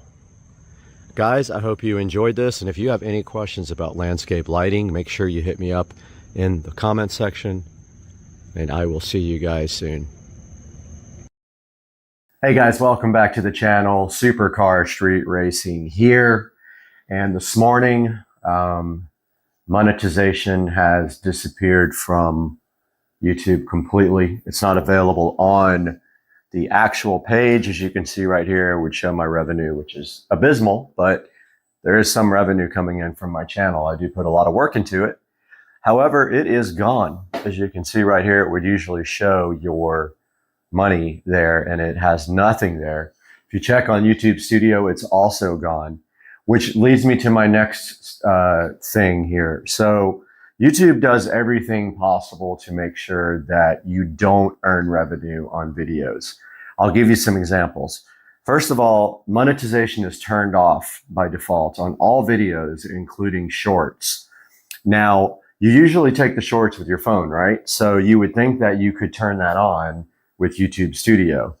It's not available anywhere in YouTube Studio. You have to either trick this app, and actually YouTube app, by logging onto a web browser, and it has to be in desktop mode in order to get to the studio part of YouTube, which is where I am right now on this page. Or, well, really, that's it. You have to be on a PC and log into the actual desktop site to turn on monetization. So let's say that you're on a trip and you're gone for 6 months and you don't have access to a PC. Well, you either have to delete YouTube Studio completely, because when you install YouTube Studio, it associates the studio link in the web browser with YouTube Studio app. So you can't get to the desktop part of YouTube either to go in and turn on monetization. It's super annoying. You have to, every single video, you have to go set a rating. So you have to tell it if the video contains certain things that YouTube has an issue with. So they make it very difficult for you to make money. It also doesn't pay very much. In order to really earn on YouTube, you have to be making, you need hundreds of thousands of video hits. 1,000 here and there will not get you any money. You might get $1 or $2 a month. Now you can also earn money on AdSense and things like that. And also Amazon, I earn money from people clicking through my links. So yeah, so I will show you here that monetization is gone. You don't see any money here. If you go to my content, there's no monetization tab available there. If you go into the monetization link, it just says the actual whole settings that says set up in progress. So something is broken today on YouTube. Not surprised, but as of now, we can't do any monetization on our YouTube videos. Guys, all you can do, also, if you go in to try to chat with a rep, it always says all specialists are busy. Please try again later. So I will put some screenshots up during this video of the monetization stuff missing, and then hopefully they get this fixed soon. I know a lot of people are probably emailing and calling them. It's probably a bug in their code. It's not your channel, most likely. If you don't have monetization options, hopefully it'll be back soon. Guys, thanks so much for watching, and I wish it wasn't so difficult to try and just pay for basic things with YouTube. I wish I could just make enough money to pay for a new camera or things like that, but unfortunately, does not generate that much revenue. Guys, have a great day. As always, thank you for your support, and I look forward to the next video soon. What is the deal with all the frogs out here? They're insane. Why is it so loud? Guys, the frogs. What is happening?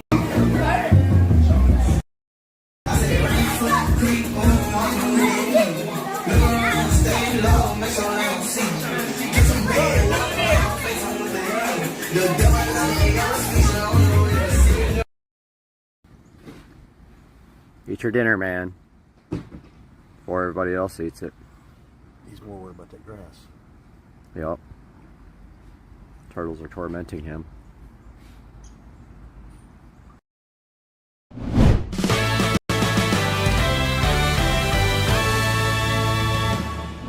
Ladies and gentlemen, today on Supercar Street Racing, we have this Marantz Cinema 50. Now, this is the best receiver I've ever owned. The other two receivers are Marantz Cinema 70Ss. We stepped it up this time for the home theater room and have some other upgrades in mind too, which are hidden under this blanket. So today on Supercar Street Racing, we're gonna get this Marantz Cinema 50 unboxed. This is a 9.4 channel receiver, 110 watts per channel. It does everything. It does THX, it does Atmos, it does IMAX, everything in one box in the Marantz Cinema 50. And that's all coming up today when we unbox this high-end Marantz receiver on Supercar Street Racing.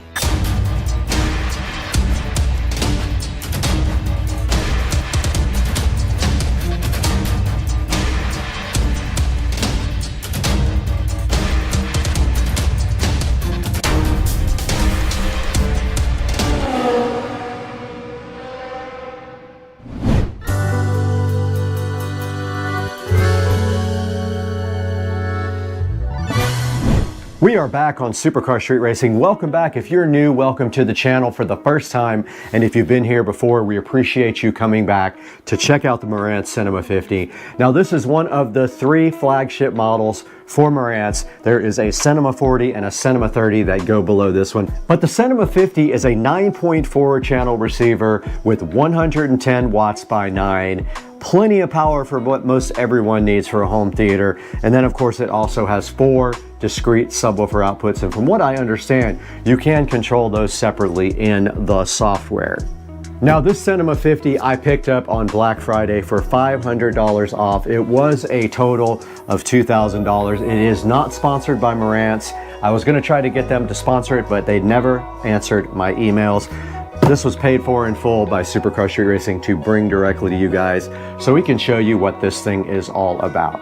Now in the bedroom over there, we do have the Cinema 70S. The S is a slimline version of the Cinema receiver. And also in the living room, we have a Cinema 70S. And I am super hyped to have this in my home theater. And you can see right behind me here, we have a 4K projector from Anker. This is a Cosmos Max, and we have been using this projector for a couple of years and have had no issues whatsoever with it. We're going to be coupling this with the Anker Cosmos Max to see how good the sound is, and we're going to let you guys know. Now, I want you to be prepared when you get the Cinema 50 that this thing is heavy, so be prepared to lift when this thing comes to your house. I was actually out of town and my neighbors brought it in for me, but it is sitting right here on top of this mystery box, which will be revealed at a later date. I say we go ahead, get this thing unboxed so you guys can take a look at what's inside the box.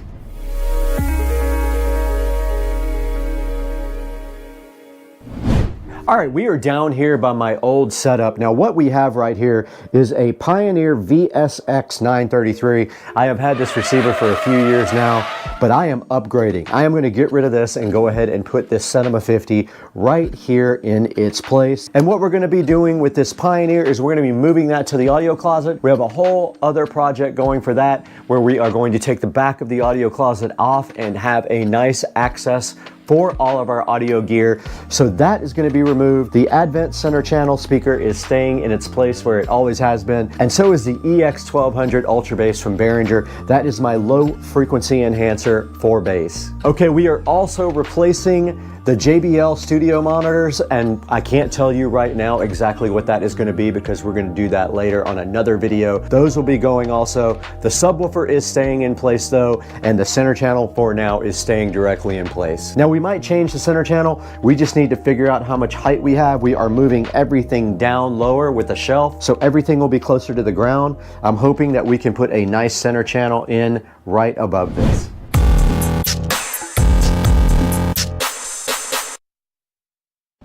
All right, guys, we are right in front of this beautiful Cinema 50 box right now to get this thing unboxed on Supercar Street Racing. Do me a favor while you have a chance, go ahead and hit that like button and that subscribe button, and let's get this locked in so you guys can come back and check out all the cool stuff on the channel.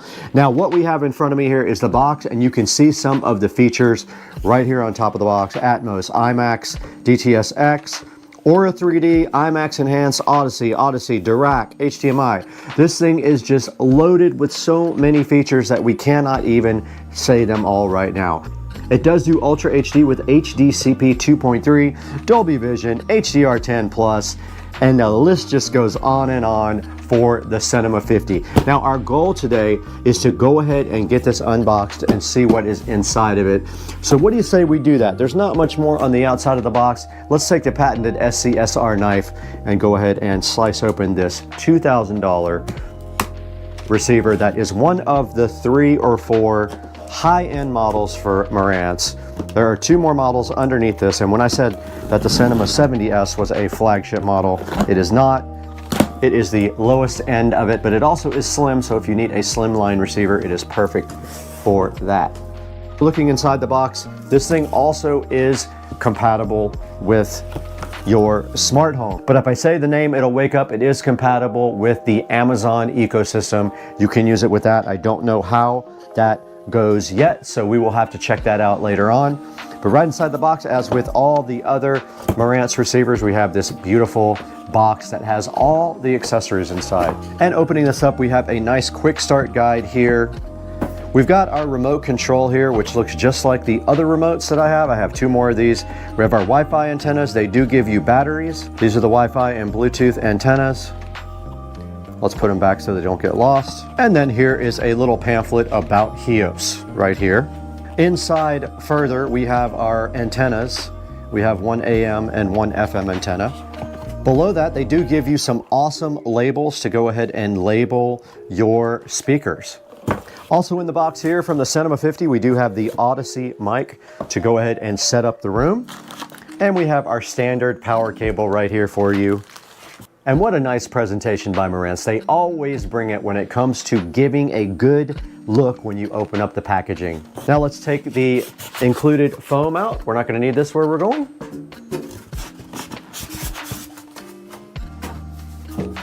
And then sitting so fly and so fresh right below that is the Marantz receiver with a nice sticker on top and then covered in styrofoam to protect it. Now let's get this out of the box and onto the table.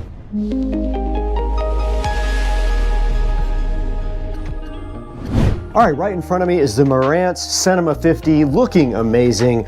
I ordered the silver and gold. I thought it was so cool. Kind of a retro look on the outside, but also super modern. And looking at the front right here, we do have a couple of pieces of tape to protect the door. And you can see up front the selector for everything except the volume. This side would be the volume, that side is everything else. And inside the door here on the Marantz Cinema 50, you can see all the controls. You can see a USB port and also a mic input for the Odyssey and Dirac input. And I believe Dirac is optional. I'm not 100% sure. So looking at the front, it is very clean. I don't know if it shows up on camera, but this is actually gold and silver. This is supposed to be gold right here. You can kind of see the reflection there. And that is it for the front. There is not a whole lot to say. It is a very clean looking receiver. There is a headphone jack there. There's a brushed aluminum look right there. And then you just have there your input and your volume controls. And then all the rest of your settings are right here on the buttons. I'm assuming the receiver thinks that you're going to do most everything from the on-screen menu. Now we have the back of the receiver propped up for you here so you can take a look at what we have on the rear for inputs. And taking a look directly in the rear, we do see starting at the upper left, we have the Bluetooth and Wi-Fi antenna connection. We have a duplicate one right over here on the right-hand side. Right below that, we have the FM and AM connectors there. Next to that, we have the audio inputs. So these are all analog audio inputs. You have 1 cable sat, 1 media player, an aux, and a CD, and a phono for analog inputs. Right above that, we have a remote control RCA jack, RS-232 jack, a DC 12 volt DC out jack. Right up above that, we have the coaxial digital audio inputs, 2 optical inputs, and next to that we have a jack for Ethernet. Now a very important part of the back of this, if you're going to expand your home theater with outboard amplification, is this preamp output section here. You have preamp outputs here for zone 2, and then you have separate preamp outputs for every single thing you could possibly want. It is very rare to get preamp outputs nowadays. They are cheapening out and not including them on most receivers. So you have everything back here, and you have your 4 subwoofer jacks right here. Now it looks to me, I'm not sure without looking at the manual and the software, but I think these are all discrete and available in the menu to fine tune. Now above that, we have our inputs and outputs as far as HDMI. We have a cable sat, we have media player, Blu-ray, we have game, we have aux 1, aux 2, and then moving to the right is our monitor outputs, We have a Zone 2 4K output. We have a Zone 1 ARC output. And then below that, you see the speaker outputs. Now, these are configurable depending on your configuration of speakers from the software. So depending on if you're doing Dolby Atmos speakers or you're just doing in-ceiling speakers or what have you, you can go in and specify which ones of these jacks are going to be powering which speakers in your system. This is a 9.4 surround sound system, and it does have 110 watts per channel. Now at the very bottom on the speaker output, you see we have front, right, center, surround right, surround left, surround back left, right, height right and height left, and then height to right and height to left. And as I stated before, a lot of these are configurable from within the software, so they will help you determine your proper setup for your home theater system, depending on the speakers you have. Now in this room right now, we only have fronts, we only have a center, and we only have surrounds. So we will be changing that at some point. We're gonna change some things immediately and some things in a few weeks, but for right now, that's all we have.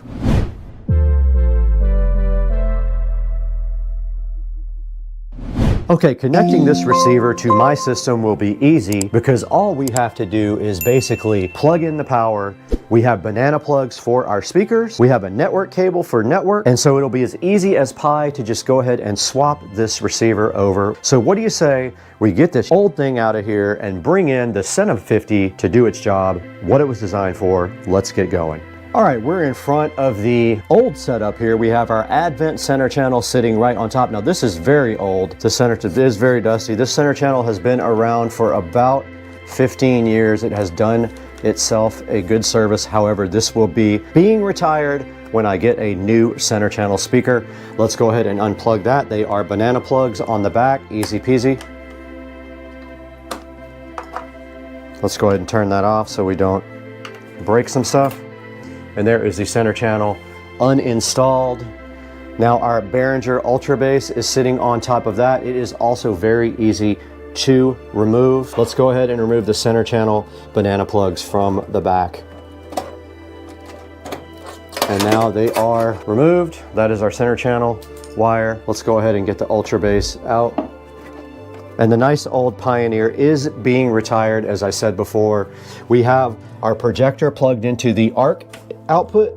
We have a Fire Stick that is also being retired. We have an Xbox One S that is being removed for now. There it is.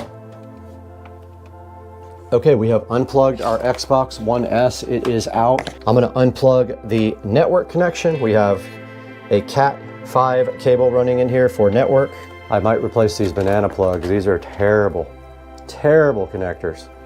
I remember when I made them. And I'm unplugging the surround speakers, banana plugs. And then I'm unplugging the Behringer Ultra Bass. It is connected via RCA to the subwoofer output. This thing is ready to be disconnected. All right, we're now able to remove the old Pioneer and take it out of service completely.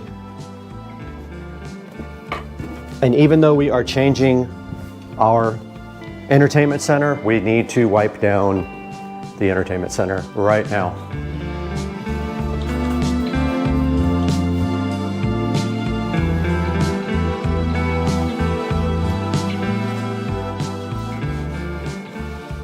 This is going away. I ordered a audio rack that sits directly on the floor. It'll drop everything down about 6 inches. Okay, I'm gonna go ahead and clean behind here as well. Dirty. Now I will be redoing the audio outputs because I have new wiring for this, but that is for the next video. For now, let's get the Cinema 50 over here where we can hook it up. Okay, we got our Cinema 50 here looking so fly and so fresh. And what we will be doing now is connecting it. Pay no attention to those crooked boxes that I put in when I wasn't good at it. Now I'm very good at doing it, so never mind those. What we're going to be connecting is power. So we have our power wire over here. We're going to be redoing this all as soon as we get our shelf. So this is just temporary. Let's get our power wire connected here. It is a standard 2-prong connector. All right, we got our Cinema 50 plugged in and it is not powered on yet, so pretty simple to wire up. We are going to we actually have 2 inputs for the Ultra Base. I'm going to connect those to sub 1 and sub 2 there. Let's go ahead and get this up on top. We don't have enough slack, but that is sub 1 and sub 2. This actually accepts 2 inputs and outputs 1 output for your sub. Basically, super easy. The rest of the hookups, we're going to connect, once we spin the receiver around, we'll connect the ARC. Now, unfortunately, it is on completely the other side from the other receiver, so that's a bummer. Very, very bummer. Let's go ahead and connect our surround. These are not surround back, these are surround. Surround back would go next to you, so surround goes, oh, they're way over here. Right here, the surround channels are down here. But working our way from this way to that way, we actually have front, right, and left, the closest. So why don't we hook those up with these awful connectors that I almost threw away. Now I don't know which one is left and which one is right. I guess I could pop a battery, and it just so happened to come with some. We have a battery tester here. Let's go ahead and see which one is left and which one is right. Left here. So here is front, left, and right. This one is coming out of the actual connector. It's so bad. But don't worry, I am redoing that ASAP. This is surround. They are not marked. Wait, what? These nuts. That doesn't do anything. That's surround right. This should be surround left. It didn't do anything. Speaker's blown up. The speaker does not work. Surround left does not work. So I have some troubleshooting to do. Maybe the speaker died. I've had it happen before. And now let's plug network in. And our Wi-Fi and Bluetooth antennas. And the last thing will be our HDMI, but it's way on the other side, and that means it has to bend. Okay, it is plugged in to the ARC output. I am bummed about that speaker not working though. Okay, we did discover that our surround speaker is not working for whatever reason. I don't think it is the wiring from the receiver to the wall. I think it must be the actual speaker that is blown. Sometimes these old speakers do that and you have to like tap them and they will come back. But for now, we do have the Cinema 50 hooked up. We have not powered it on yet. I want to go ahead and get it powered up and get all the firmware updates done if there are any. So it is connected to ARC. So we need to move our projector input over to ARC. So we go to input, let's power it up. And it did power on. We see the Marantz logo up front. Aha, we have 1920 by 1080. All right, we are in the setup assistant. Let's lower the lighting in this area. All right, it says hit next. I don't have more than 9. Now it's asking me for all of my speaker setup. This is the wizard. I do have surround speakers. They are already connected. One of them is broken. That was the subwoofer setup. It will allow you to do directional if you have double subwoofers or more than one. Your sound from the left front. There we do. Ah, the right's not working. It's that awful connector. No sound from the back speaker. Something is up with that speaker. Yep, I'm gonna have to get that speaker taken out. I need to see what's wrong with it.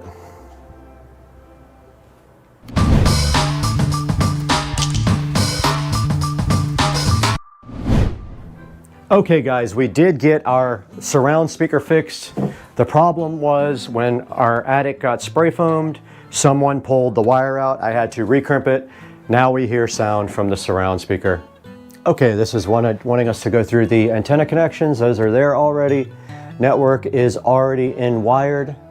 I heard sound. Now we go to home theater to name this. We want to go to auto update. We are Eastern time. This is asking you to download the HEIS app for the full experience. I do have the Marantz remote app already set up. So this is optional. You can buy the Odyssey Multi-EQ Editor app and you can buy Dirac. We already have the owner's manual. Let's go to done, and let's see if we have any firmware updates for this guy. Let's go to setup, general, it's at the very bottom, firmware. All right, there is a firmware update. Let's go ahead and update it while I start making dinner.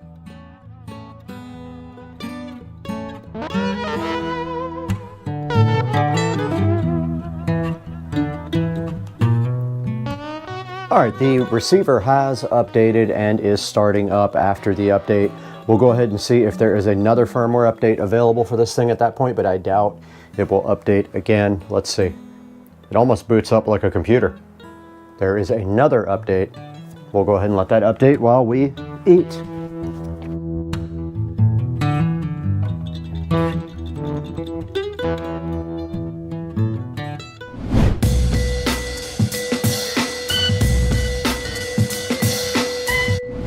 All right, guys, we did just finish updating the Cinema 50. It took 2 firmware updates to fully get up to date, and now it is finished. So we are done with this part of the video. In the next part of the video, we'll be doing a little bit more with the Cinema 50, such as the app and things like that, but this is going to be part 1 for now. So the next time we see you, we will be showing you a lot more of this. For now, that's all we're gonna do on the technical side of things with the Cinema 50, and then we will show you here in a few moments how to buy this thing on Amazon.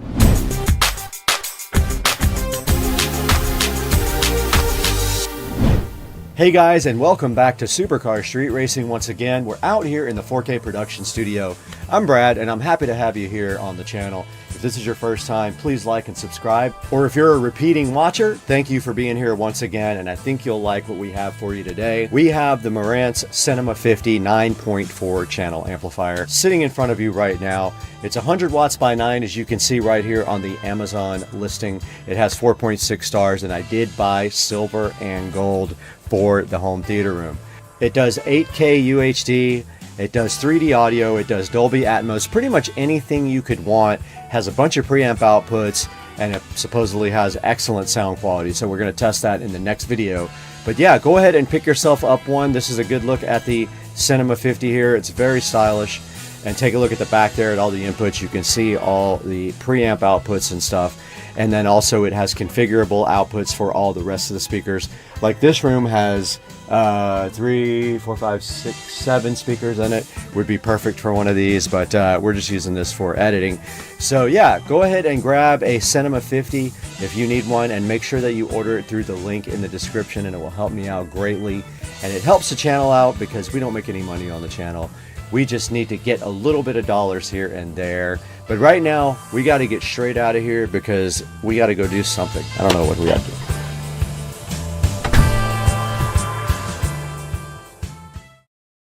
Out here at S&S. The downpipe footage.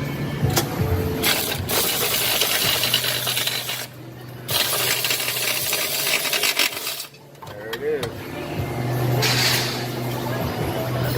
Got some video underneath the car.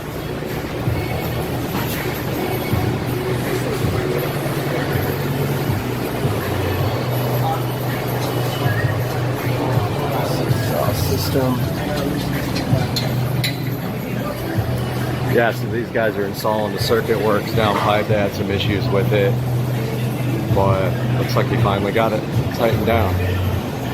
Got the 335i N55 downpipes installed, downpipe installed. Just some quick impressions. The sound is awesome. Sounds really good. Obviously, I've not tuned for this yet.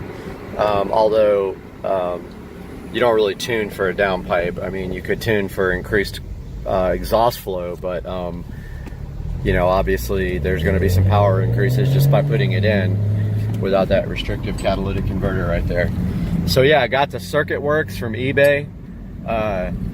He had some problems getting the V-band on. Said that it was a little bit tougher than normal, but he eventually got it on about an hour and a half time. So I definitely recommend the Circuit Works 335i N55 downpipe to replace this restrictive catalytic converter. We'll see you guys on the next one.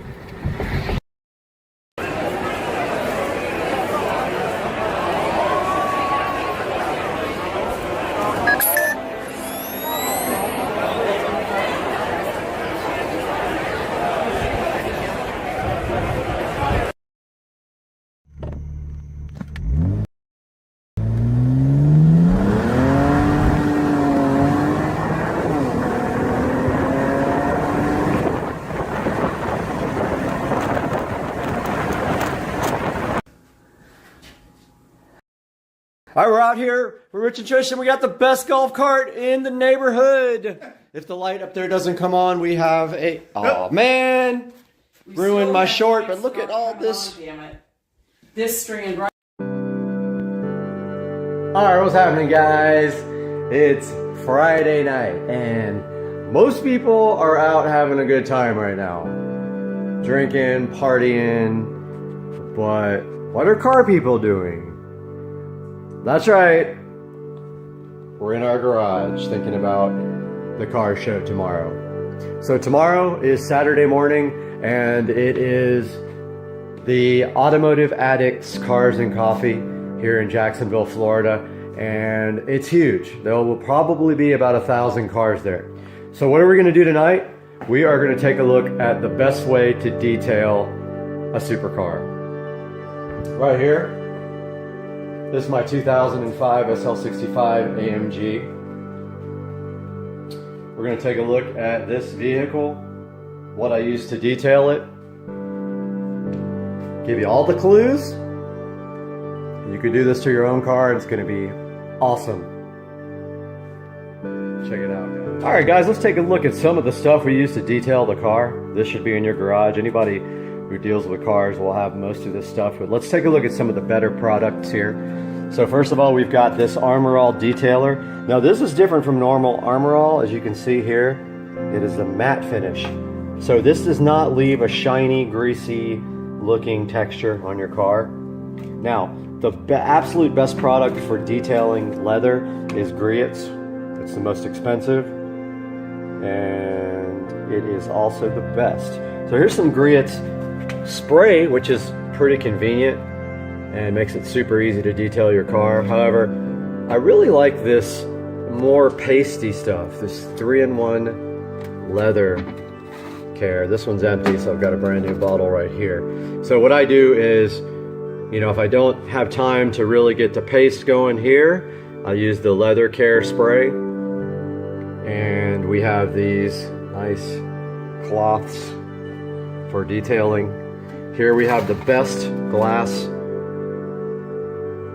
stuff on the market. It's funny, it's called Stoner is the name of the company, but it's called Invisible Glass. This is the absolute best stuff for working on glass. Now keep in mind, if you have tint, a lot of, like for instance, my front window is tinted. They do not want you to use this stuff on the inside glass over the tint, so just bear that in mind. Now here's some standard Armor All. I like to use this sometimes on the engine bay and sometimes on the doors. It does have, they finally came out with stuff that actually smells good. This is new car scent. Here's some air freshener. This is actually new car air freshener. I spray this on the floor mats. There's again some original Armor All. So this is the best tire shine on the market, Black Magic. And along with that, you need your tire brush. This is a wheel cleaner. These are chrome wheels, and I don't like to, I only use this when the car is not dirty. I don't really spray this on and then wash it. I spray some of this on the wheel, and then I wipe it off with a cloth when the car is dry. And then of course, your instant detailer. So this is for when you don't have time to wash the car, or when it just needs a touch up between washings.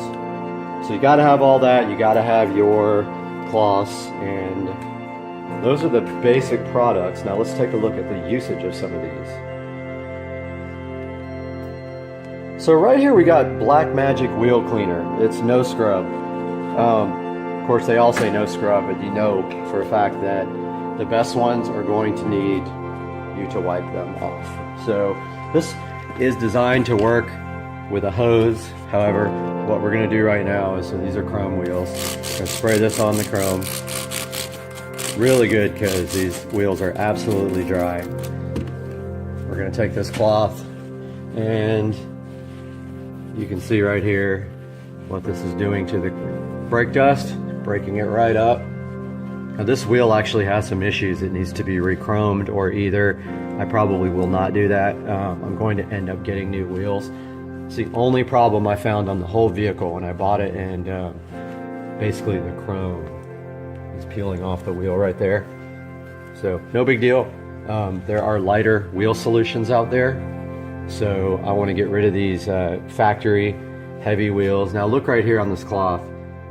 Obviously this brake dust will come off without this, but it's not going to come all the way off. It's going to leave a dry film on the wheel unless you use some kind of solution to get this off of there. So let's step back now. Take a look at this polished wheel that looks 1000% better. Let's move on to step 2. So now we've got this, actually the wrong product here. Let's get the actual right one. Here is the Black Magic Tire Wet.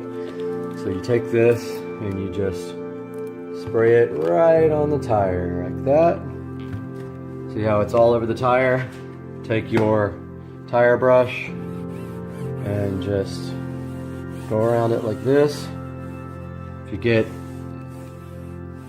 any on the wheels,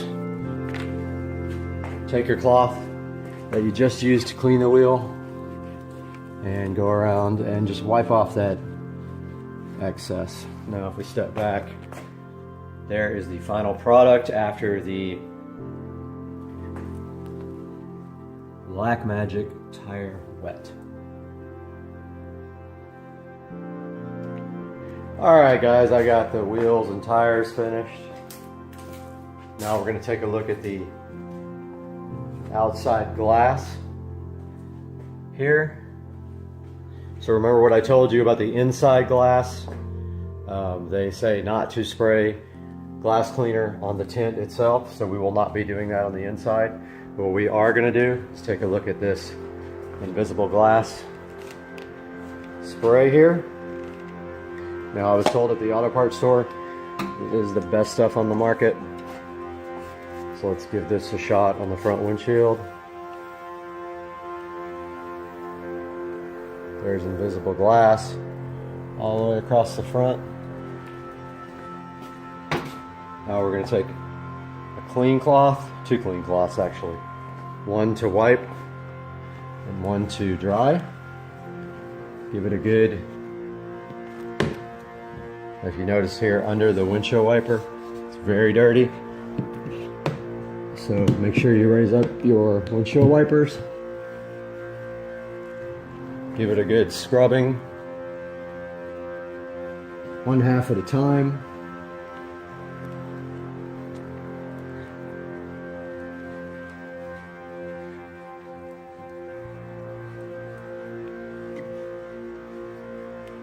So there's that one. That's the dirty one. Grab a dry one.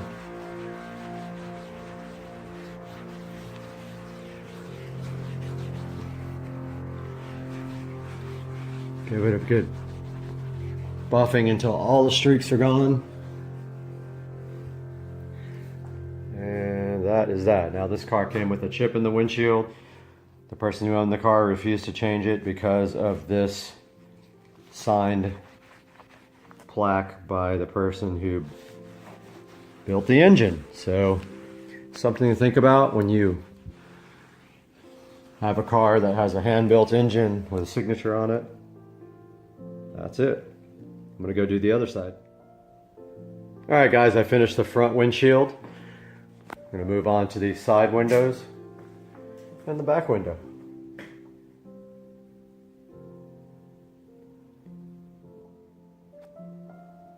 All right guys, I just got done with all the glass here, and you can see there's absolutely no streaks on this glass at all. It looks pretty dang good.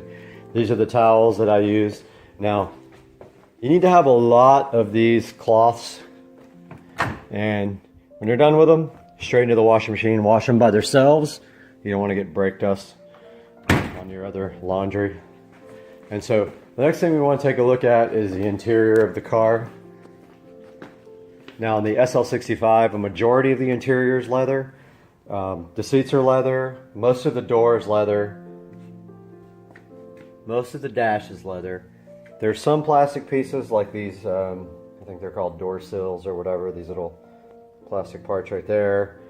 So, 2 different products for 2 different types of material.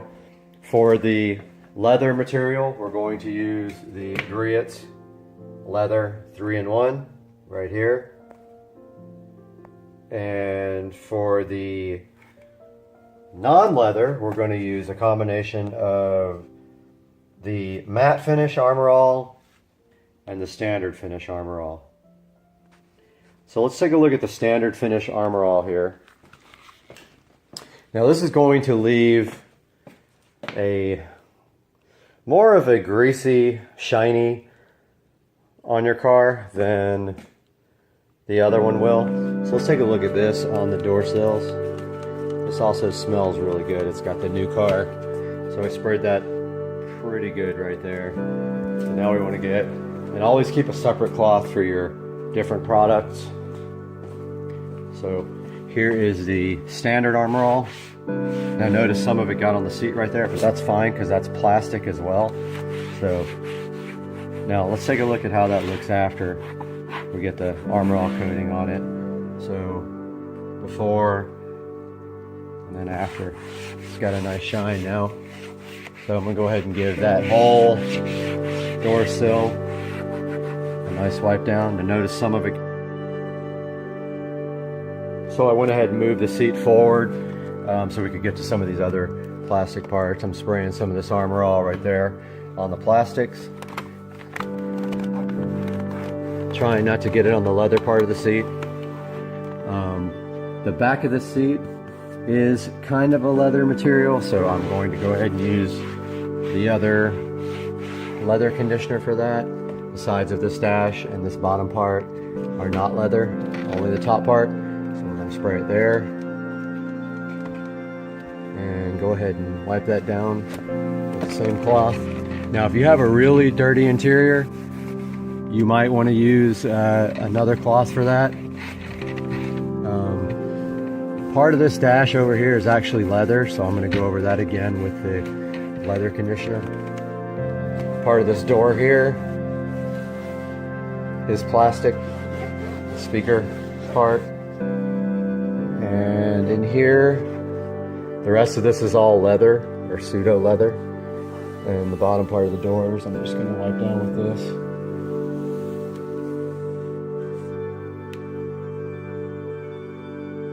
So again, just find any plastic parts of your car, go ahead and use the Armor All on that, and save the leather conditioner for the other parts. Alright, so now it's time to take a look at how we're going to treat the leather. This is the Griot's 3-in-1 leather. Now, this stuff is kind of expensive. It's going to be about $15 a bottle. And what I like to do is take it and tricky container. I don't like this container. You have to pull it up to get it to flow. But I like to put some on the seats here, on the sides and stuff. Now here's the rag for the Armor All. Do not use that rag. Take a brand new rag. Wipe that into the seats really good. These seats are perforated because they are heated and cooled. So you got to make sure you get that stuff rubbed into the holes if it gets in there. Now you might need more or less depending on your seat, but I like to be generous with this stuff. You're not going to hurt the seat if you put too much on it. So go ahead and rub that in really good. Get in all the cracks there. As you can see, the bolsters and the seats and stuff have seams. Get it all in there.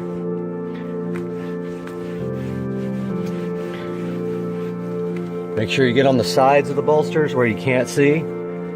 On the backs of the bolsters here. And there you have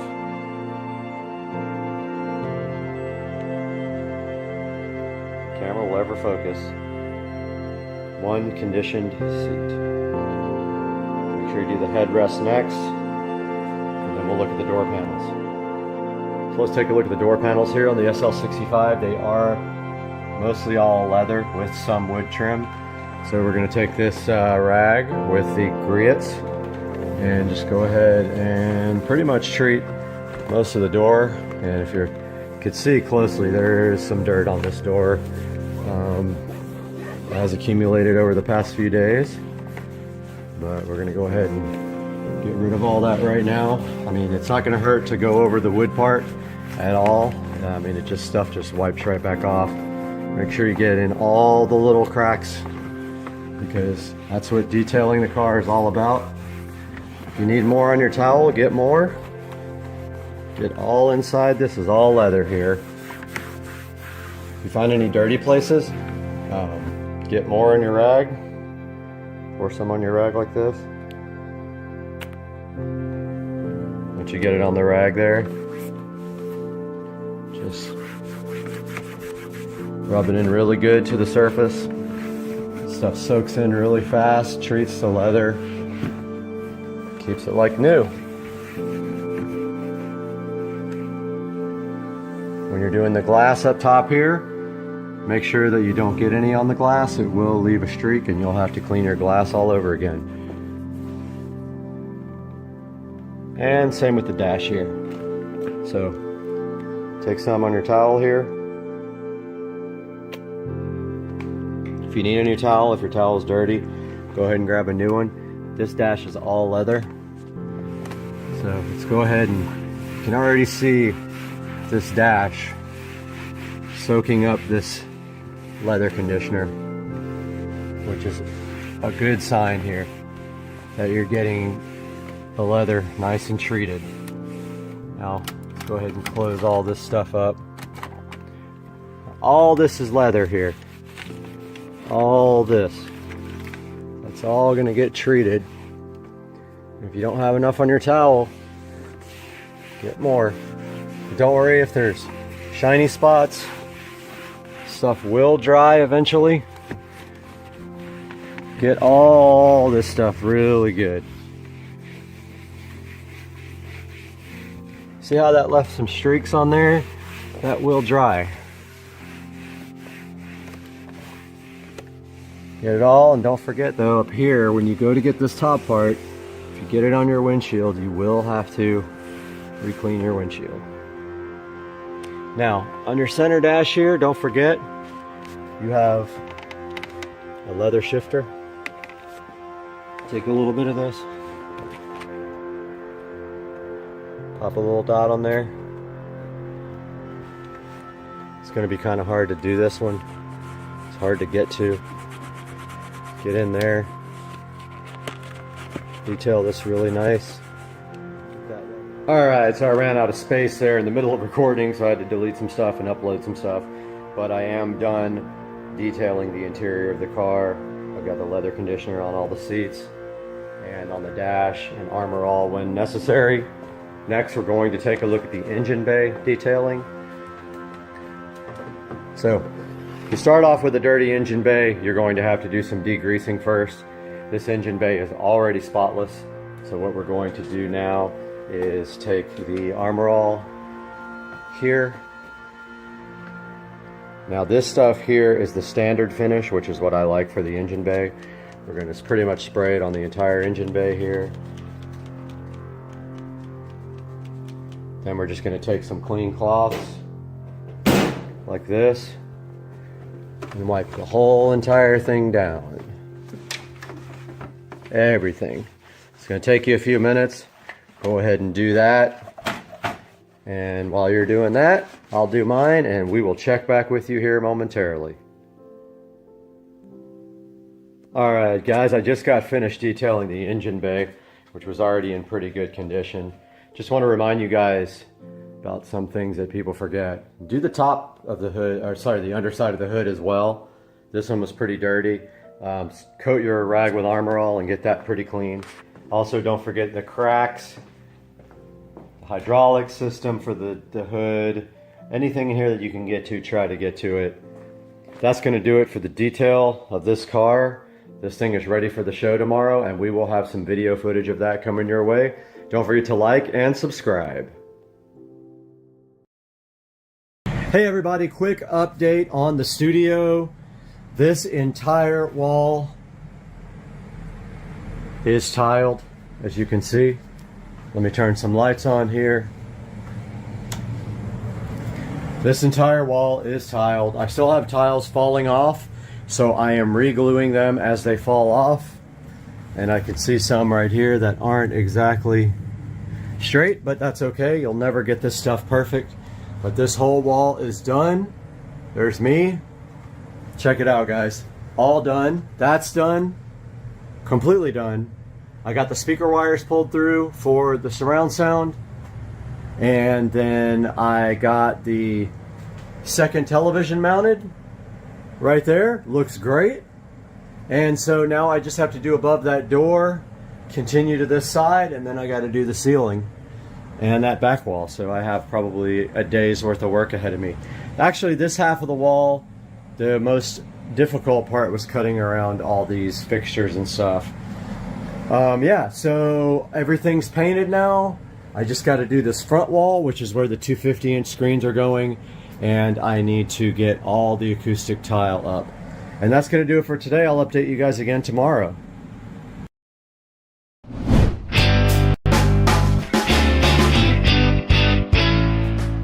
What's up, guys? Welcome back to Supercar Street Racing, and you know we've been doing a lot of the OBD2 scanners lately. We have quite a few of them on the channel, and Mucar reached out to us about their BT200 Max Bluetooth OBD2 scanner. It's in this box right here, and this is different from the other ones because you actually use your smart device to go ahead and scan your car with their software. So today, we got this thing in the box right here. We're going to be opening this thing up on the channel, trying it out on Rich's truck, and see how it works. Let's get busy.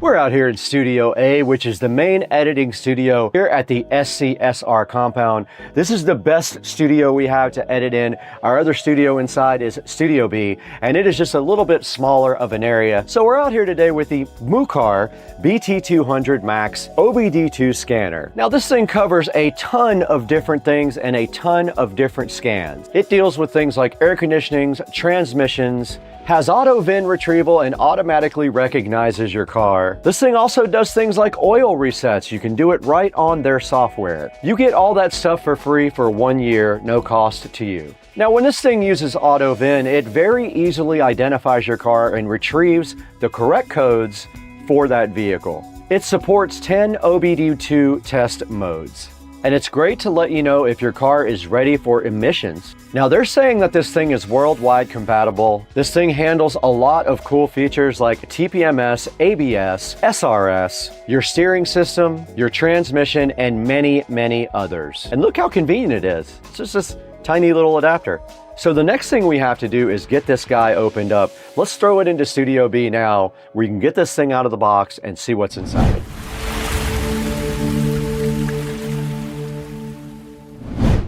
Okay, we are right in front of the new Mucar BT200 Max right here. And you can see here in the box, there's not going to be a whole lot to this unboxing. There's only a couple of things inside of the box. Let's go ahead and get it opened up. Just a plain black box here. There are some facts on the back about the Mucar, and that is about it. It tells you a few things about the Mucar, about what its compatibility is and that sort of thing. There's some specifications on the side right here as well. And that is it on the box. There is a serial number on one side, and then there is a nice carrying case right here inside the box as well. And a nice quick start guide. And if you open up the carrying case, you should just see the Mucar BT200 Max sitting right inside there. It's pretty cool looking. It's got a sleek, nice metal looking shape with an LED on it. And there is the OBD2 connector right there. So that is literally all there is to unboxing the Mucar BT200 Max. The BT200 Max, we will test it next, so let's get on with the show.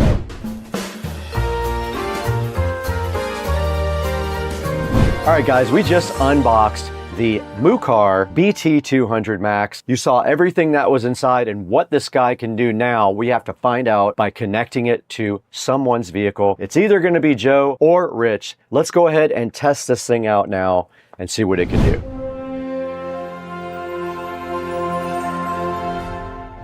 Okay, we are out here in Patricia's Kia today, and she is letting me borrow the car to go ahead and pull the diagnostic codes on it. And the first thing that we have today that we're looking at is the Mucar BT200 Max here. All we're gonna do right now is get this thing out and get the app downloaded and go ahead and connect this to Patricia's car and pull all the codes and see what the app can do. Let's get this guy connected up. There should be an OBD2 port underneath this dashboard right here, but there is a quick start guide here, guys. You have to download the app called $Fix, and there is a QR for that. Let's stop down here and get the phone connected and the Mucar plugged into the OBD2 port. And the Mucar does come in this cool little case you can see right here.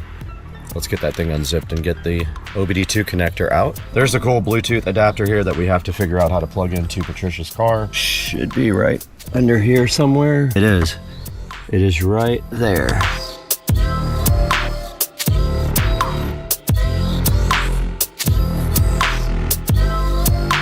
Okay, you gotta be smarter than the actual device, and I was. All right, we're recording on both the phone and the Insta360. Let's go ahead and find the $Fix app. And we did find $Fix here on the phone. This is $Fix Plus. It is downloading currently right now. We'll let that download and go ahead and get it installed. All right, we are gonna open up this $Fix app now. It says it collects location data. I got to allow it. And you can look at close by device. It found the new device and it is connecting. Now it wants me to log in. It is connecting to our device now. And it's asking if we want to pair. We do. Vehicle communicating. Go ahead and turn on. Now it wants me to activate. You guys cannot see this part. I went ahead and started the car. It found it on the app. Okay, it does not want us to do anything as far as updating the software, so we're not going to do that now. I'm assuming the app has all the latest car data in it because it is downloaded from the Play Store. Let's go ahead and go. Let's do the VIN scan. It does say loading now on the screen. Let's see what that's about. All right, it found the car. It said add vehicle is done. And it found a Kia Sorento SX SXP 2021 model. And it is counting up to 100% now. It is downloading actually and installing the Kia add-on. I'm doing a health report. It is scanning the whole vehicle. So check this out. It scans your whole car for ECM problems, for TCM problems, ABS, and it did fault on the AC. Got one fault, humidity sensor short low. And you can generate a PDF file here, which I will then send to Patricia. And you can also clear codes, by the way. We could have cleared that code if we wanted to. A couple of alarm settings here. You can set for your coolant temperature and your overspeed. You can also do performance testing. You can do auto diagnosis, and you can record. Now in here, you can do all of the resets for the different things in the car, like oil maintenance or immobilizer or your throttle. There's ABS, there's brake reset, and there's some other things you can do actually online as well. They have a whole library of fault codes online, recalls, safety information. So this thing just does everything, and you could see what we did for Patricia. We actually found that fault code for her. We had one fault code there, B128111. That is a good look at the Mucar BT200. This thing is cool. If you don't want to have a full tablet and you just want to use your phone, this is a good option for you.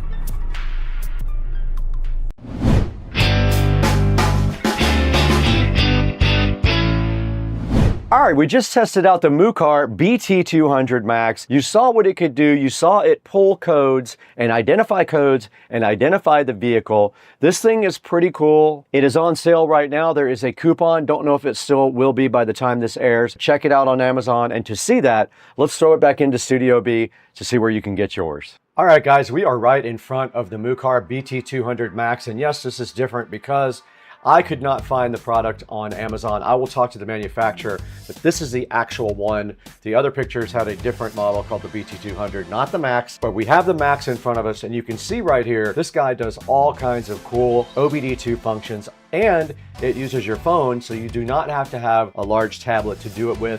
It does everything from a phone app. And you can see right here, it's brand new, 2025. Their latest added protocols are all in here. Bidirectional, CAN FD, and all of the cool things that you need.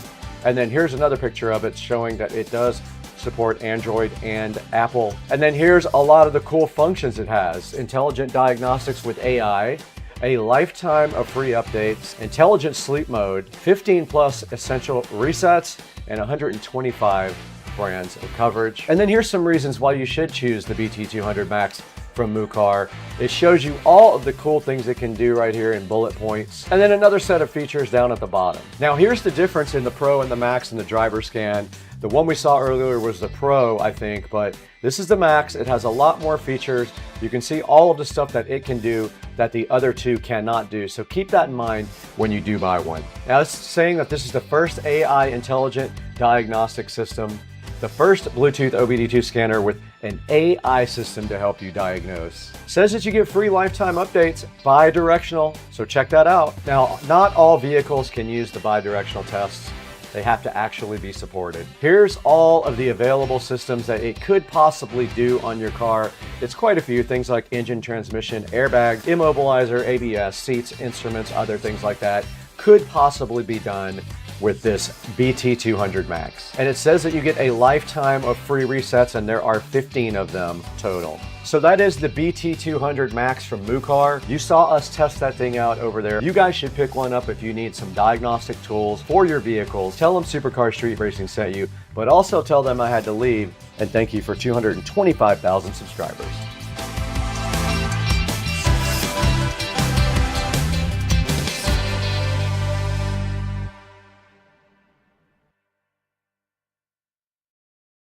Yo, the moon looks insane this morning. Look at that. So cool. I think it's like 6:30. I don't even know what time it is.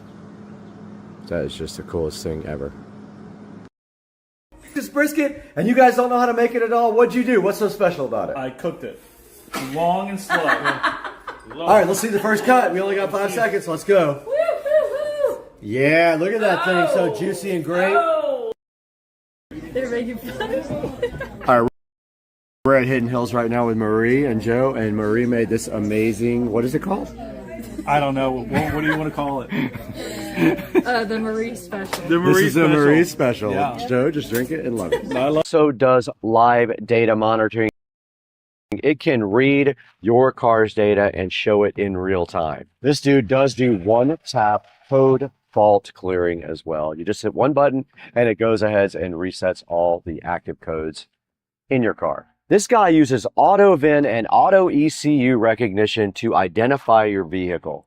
It's pretty future-proof because it uses CAN FD. This will keep this guy on the cutting edge of technology for a really long time. This powerhouse is compatible with 90 different vehicles and also 12 languages, so no matter where you are, you probably are able to use the Hdmi 600 Pro. It says that it has 2 years worth of updates built in. And now right back behind me up here, you can see some of the essential features it does for maintenance. It does things like oil reset, ABS bleeding, DPF reset, throttle relearn, SRS reset, brakes, battery matching, injector coating, and SAS reset as well. This guy has been on quite a few automotive sites online. You can see here, it's been featured on a lot of different places. You can see some of the technology right up here that it has: a 7-inch touchscreen, 3350 milliamp hour battery, a 4-core 1.5 gigahertz processor, and also it runs on Android 11. Now I am really hyped to get this Hdmi 600 Pro directly out of the box and see what's included with it. Let's go ahead and do that right now.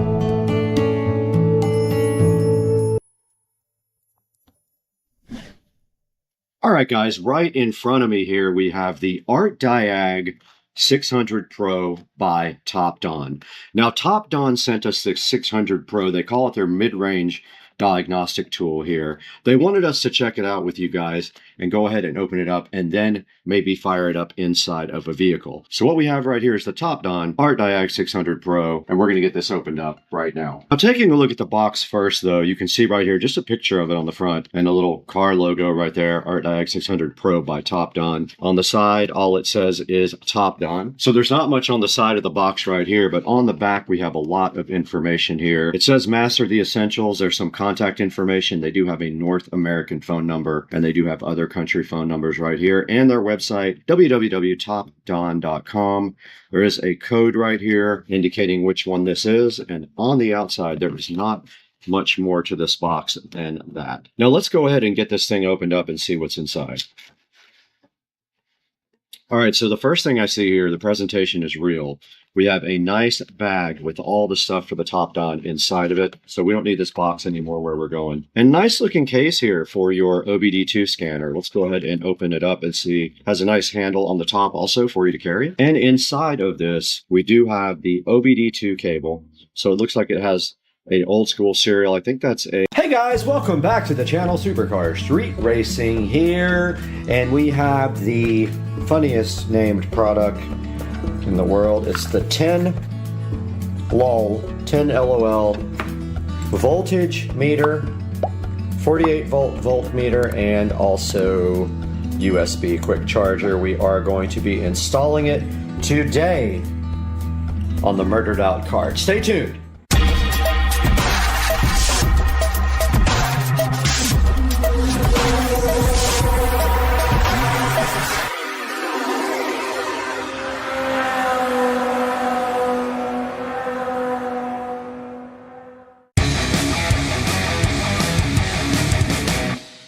Okay guys, so here is the carbon fiber dash, and it looks like we are going to try to install it right about here. Can't do it here because there are cup holders in the way, but if we put it right here, I felt back behind there.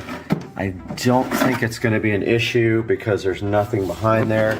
It just has to be wide enough to make it through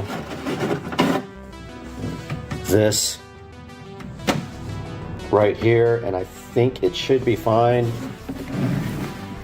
I have my multi-bit ready to cause some damage to the dash, and it is about that wide that we're going to have to drill.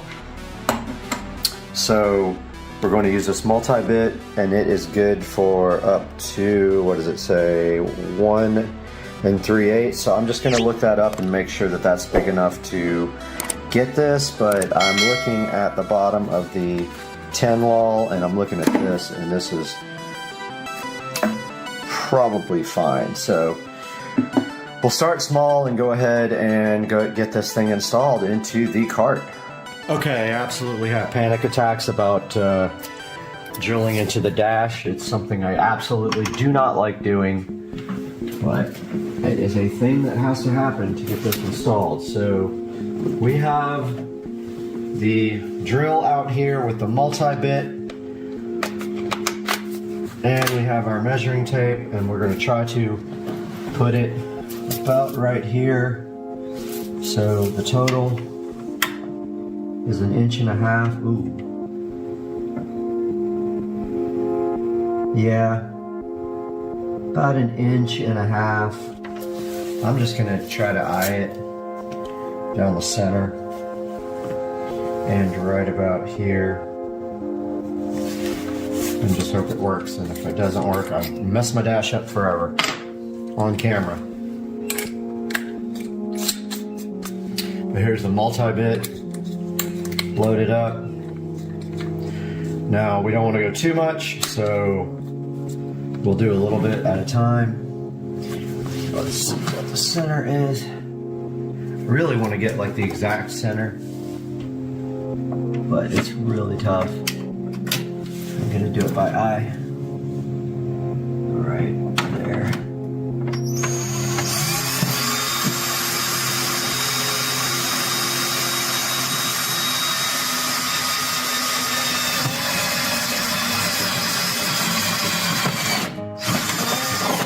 All right, so nowhere near big enough. We know that.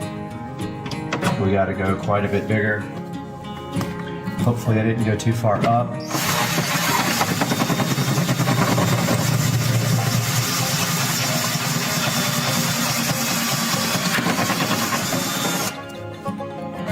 All right, we are getting there.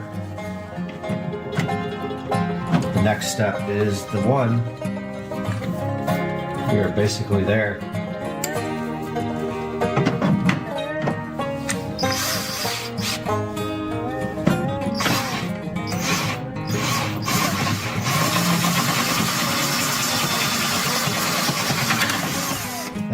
be it.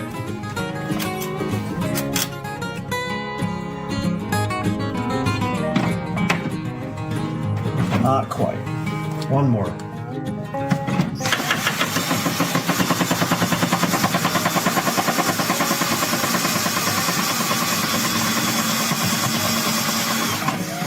Try it like that.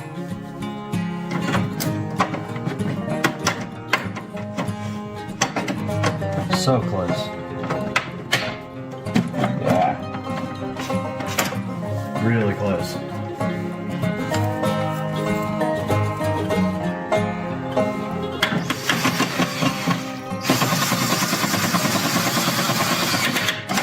That should be it.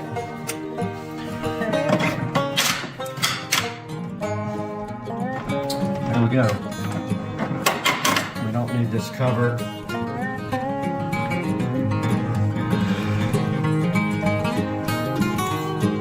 It came with a little cover. We don't need that. It's not going to get wet. I'm not going to take this cart out in the rain.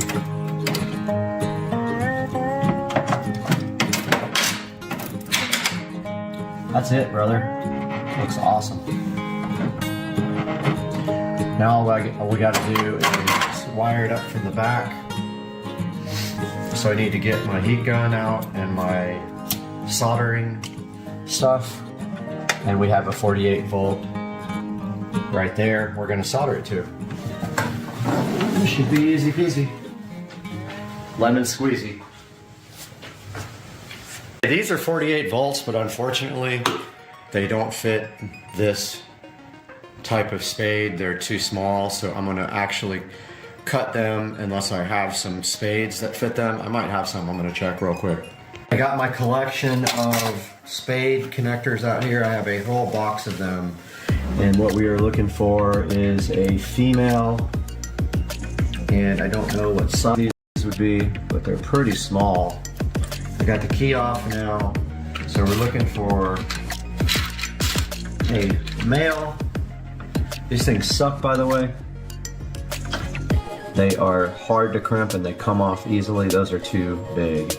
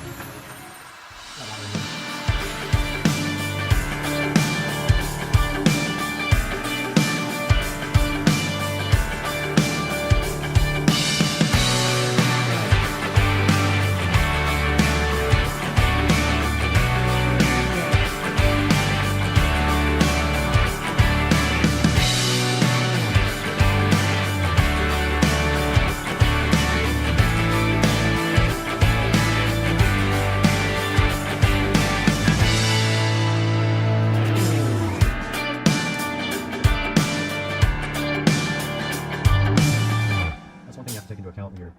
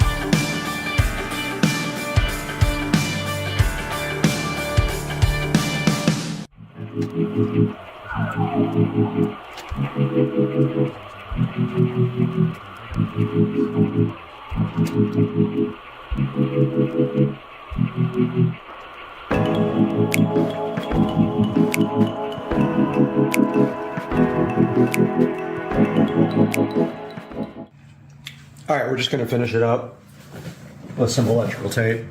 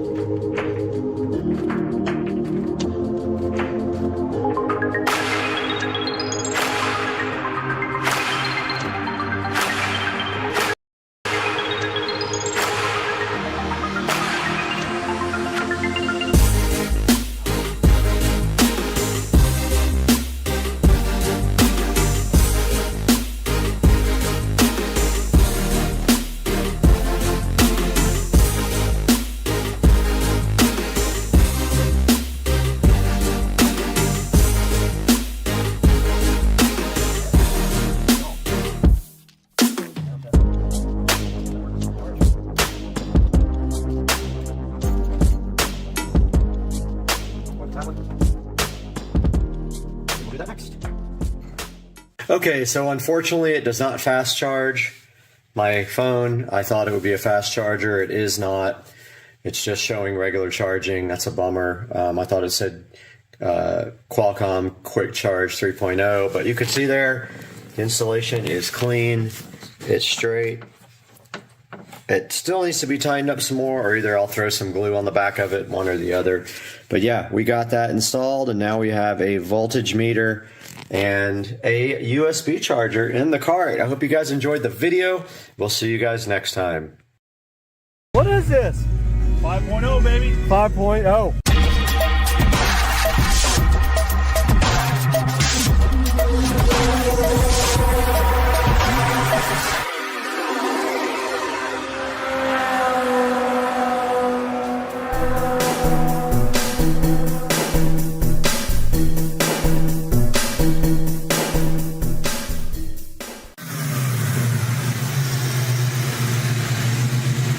What is this? 5.0, baby. 5.0.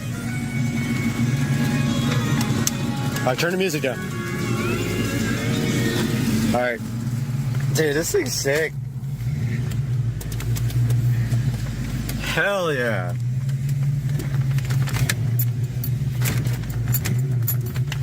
This thing got no horsepower, but all the torque. Tons of torque. Turn the lights on. I gotta remember, they're on the left. Dude, it's so good though. It's a great car. It's peppy. Yeah, it is peppy. And you can do some pretty cheap stuff to it to get it going, you know? Supercharger? Whose car is this? Ryan Wallace. Oh, Ryan's. Yep, Ryan's car, yep.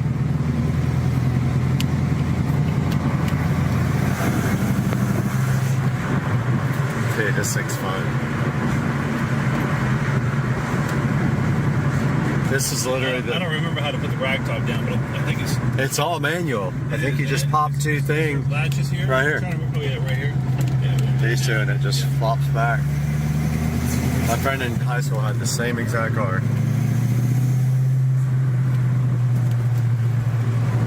It's stock, right? Completely stock? Yep, completely stock.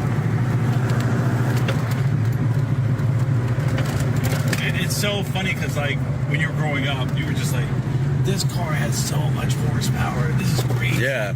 And then when you get older, it's in the 200s. Yeah, when you learn that it's only like 270 something, you're like, what? Oh, look at these two.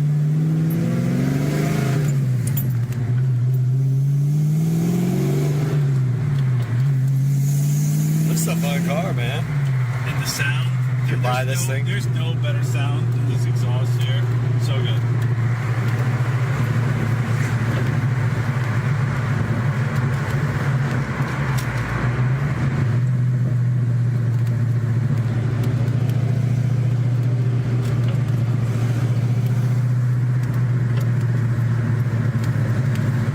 Got a boost gauge, but no boost. Yeah,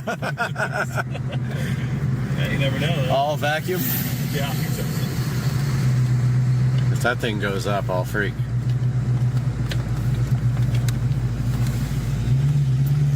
No, no boost.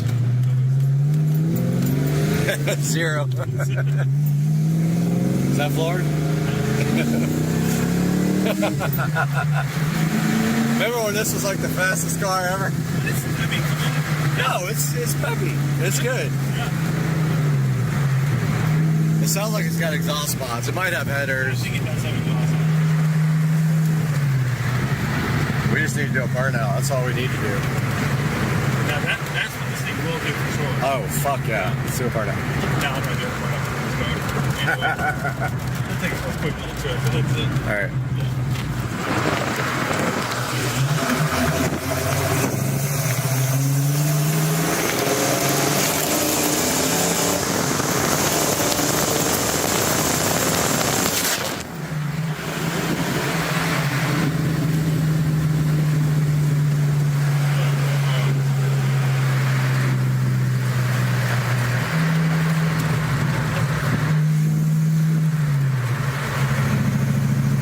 Sure it's 100% soft? We never got the hood popped. Yeah, I'm almost positive.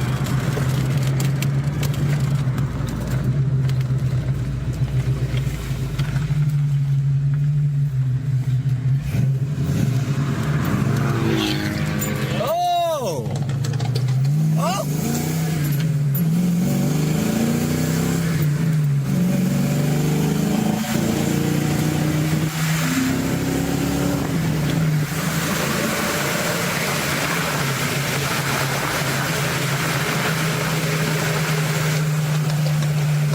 Oh, that thing is like, got the burble tune.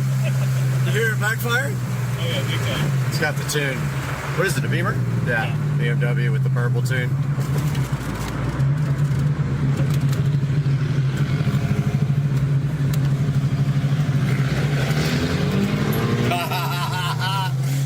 Oh, perfect.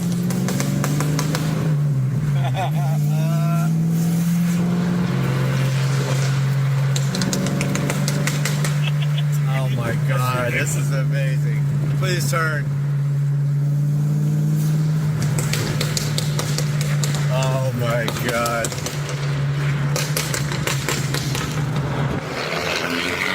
Yeah, it's like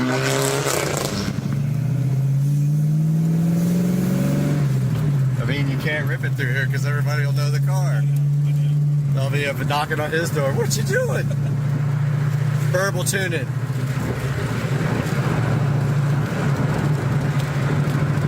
This thing's sick.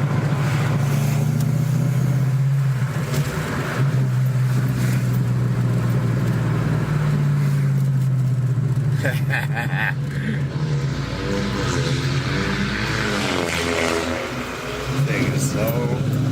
That thing sounds like utter crap. It does. Seriously, sounds bad. No boost. All the gauges, none of the boost. Dude, I can't wait to put this on the channel.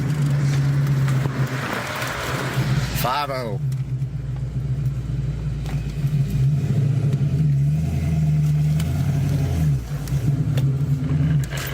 Oh! It's tight. Yeah, I shifted it into first when I was in it. It's super tight. Feels like it's got like maybe like some kind of shift kit. Like what do you call it? Short shifter. Yeah.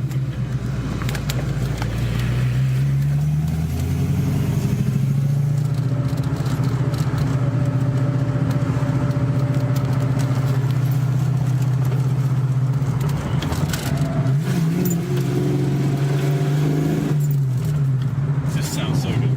Boost. It's ready in case there's ever any supercharger. This thing with a little bit of boost would be fun as hell. Just like 6 or 7 PSI, like blower on it. Oh my God. Go on, tear this place apart.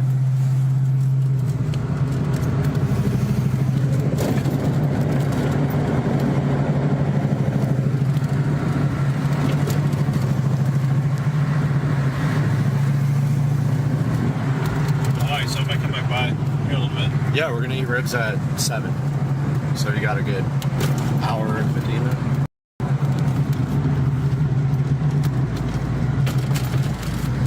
Over here at these places. These two.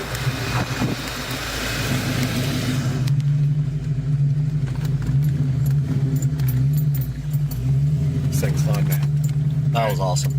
Alright, brother. Alright. See you, man. Say goodbye, channel. Later, man.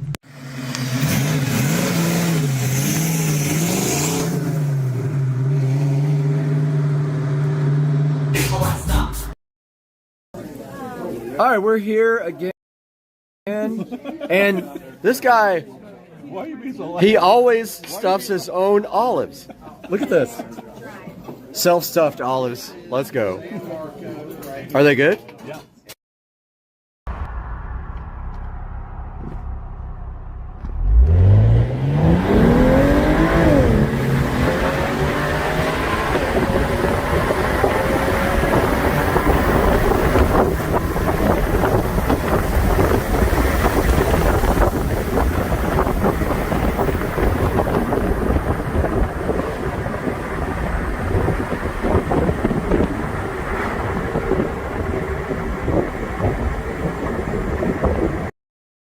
selects all of them to update. So 63, let's do it. And you can see a readout up here of the speed that it is downloading updates. Let's let that update in the background.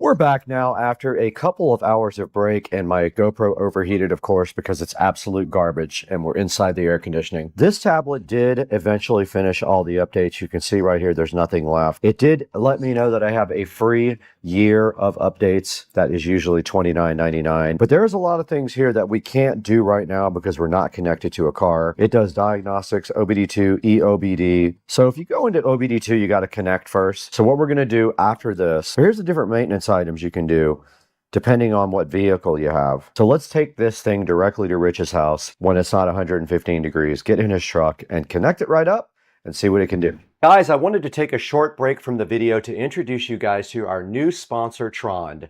They sent us this very cool desk lamp right here, which is sitting so fly and bolted directly to Studio B desk. Now this lamp is awesome because it does tilt and articulate in a bunch of different ways. You can rotate it and do all kinds of stuff with it. And it is also kind of perfect for this area right here where we do the shooting. It does have controls on the very top, as you can see right here. All the controls that are on the top are also located on this remote control. The remote control does have a timer on it. It has brightness on it. It has color temperature. So as you can see right here, I'm rotating through the color temperature on the light from cool to really cool to warm white. And on the remote control right here, you can do the exact same things, if you guys can see that right here. The lamp just bolts right to the desk here. It bolts right from the underneath, and then all of the different areas of the lamp are articulable. So you can move everything, especially these two little wands right here are very cool. I love that. You can almost see it in the webcam picture right there. We got this toothpaste and we got this tape peel. We have the toothpaste and the tape peel. Satisfaction. Oh my goodness, look how clean it peels. This tape peel in my hand. To gauge. Yeah, that's Brad's fault. All right, we're doing the taco challenge with Tutricia. Am I recording? I am. Ready? You got 5 seconds. Go right, 2, 3, go.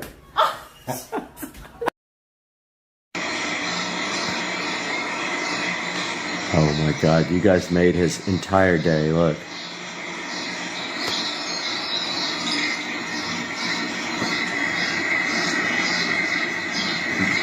He is locked on target. Yeah, he's gonna start barking in a second. Just got an alert over here on the show that I think something is in my garage. Let's see. It's always a mystery where things are going to be. Aha! Check it out. We got a new package here on Sunday night. Oh yeah, I am so hyped for this. What we're looking at today on the channel.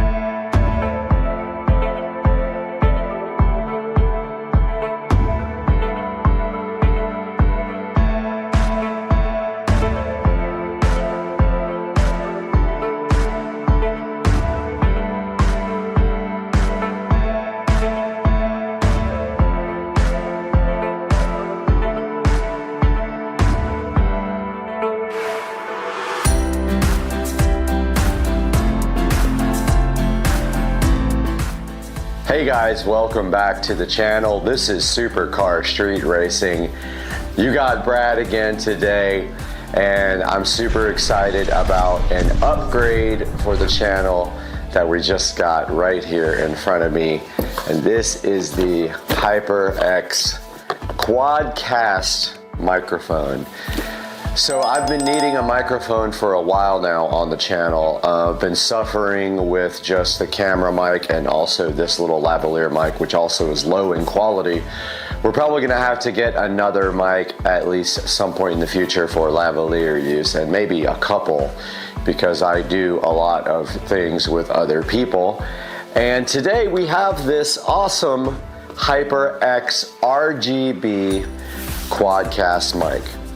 It just arrived fresh from Amazon in my garage, and today we're gonna open it up and take a look at what's inside the box. We're gonna open this up, test it, and see what the audio quality is like, and doing some actual voiceovers.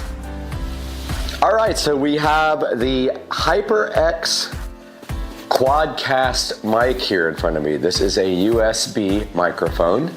It comes in two colors. It comes in black and white, and today we have the lovely white microphone here. I chose the white color. It was actually cheaper. I want to say I paid about $130 for this microphone, and I think the black was $150. And if you don't want the RGB, which of course I did, you can get away with actually a cheaper price on these for just a single color. But I like the RGB. I think it'll look cool in the new studio once we get that built. And I'm super hyped to open this up, so let's get started here. Guys, we are back at Supercar Street Racing with the HyperX Quadcast microphone, and it is time to actually open up this guy and see what's inside. So let's get our Smith & Wesson going here. So this is a $150-something mic. There will be a link in the description for it, and we hope that you can click through our links. Even if you're not buying this mic, please click through that link or any of our links when you buy Amazon products. It really helps me out. I don't make any money off of the channel, but it does help me greatly when you buy your things through the Supercar Street Racing affiliate links. So here's the HyperX Quadcast microphone ready to be unsheathed from the cardboard condom. Let's give it an open. Love the packaging already. Very cool packaging. Doesn't look cheap at all. Microphone has really good reviews, especially the lower priced ones. This one is the higher priced one because it's a Quadcast.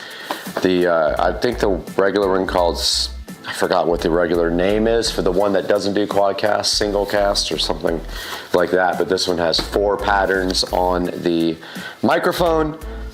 4 polar patterns, which is why it's called the Quadcast, obviously. And inside the box, the first thing we have is a HyperX little information sheet that says that they have you covered. It says if you have issues with your products, then you can contact their team for technical support, so which is awesome. So that's what we're hoping for here. Next thing we have is a little HyperX welcome. Congratulations on joining the HyperX family. It has some of their RGB products on the front and a little welcome from HyperX on the back. Now we have I think it is a product information sheet, customer information sheet right here. And of course, now we have the quick start guide here for the HyperX Quadcast microphone, which is very small writing and I can't see at all. So this will be hard to read for me. But anyway, it should be plug and play. There is software for the microphone, and I don't know if it goes the RGB level to tweak the mic, but there is software. HyperX Ingenuity software is what you have to download from hypergaming.com/ingenuity, and that is inside of this lovely quick start guide for the HyperX Quadcast microphone. Now we have inside of the box here. So it is encased in plastic. I do see kind of a large cord in there. It's encased in a plastic like pancake of goodness here. And there is a warranty actually on the inside of the box, which is pretty interesting. There's a bunch of writing on the inside of the box. It's not something you see every day. You can't actually read the inside of the box. And now we have this beautiful pancake of plasticness to open. And it does say pull, and it snaps right apart here. And inside here is the beautiful Quadcast microphone for your enjoyment. It is very awesome looking. And something fell out of the box, and it looks like, yep, it is looks like a connector for a mic stand, but I'm not 100% sure. I do have a mic stand. I have all the audio equipment to do live music, so I might still have my mic stand, I think. I'll have to go look. But so far, so good. We've got the mic unboxed here. So I dug through the closet, and I haven't used my mic stand in a bit. It's just off to the side here. It is a Proline mic stand, so we will be able to use this adapter here, it looks like, to put the mic on an actual stand, and that is awesome. So let's get this out, and first thing we have is our USB cable. Opening our USB cable here, it looks pretty high quality. It is braided, and it has USB type B on one side and a USB type C on the other side, and of course the USB type B goes to the computer, and the USB type C will go to the back of the microphone here, where there is a USB-C connector, and there is also a mini headphone jack. So if you want to connect your headphones here, you can also do that. That is the extent of what is inside of the box with the microphone. And now for the next part of this, we're going to move over to the computer and actually install this. All right, we are back here underneath the Supercar Street Racing editing rig, and I see the back here. I'm trying to find a USB type B, and I see one at the very top there. I'm going to connect right there to that USB type B port. We are back over here at the Supercar Street Racing editing PC. We have our HyperX Quadcast mic set up here, plugged into a available USB type B port. Let's go ahead and power on this awesome editing rig here. See what happens. There we have it. So let's go ahead and log in here, and we have our last project up here that we were working on, the Florida Keys trip. Go ahead and close that out, and we have our USB Type-C connection here. Let's go ahead and plug in the mic, and I'm assuming you put it right through that little slot right there. And instantly we have awesome colors popping up on the HyperX Quadcast. I absolutely think that is the coolest thing ever. Check out the colors are rotating through different types of RGB awesomeness, and let's go to HyperX Ingenuity software download. Ingenuity. Okay, accept. And let's see. Download for Windows.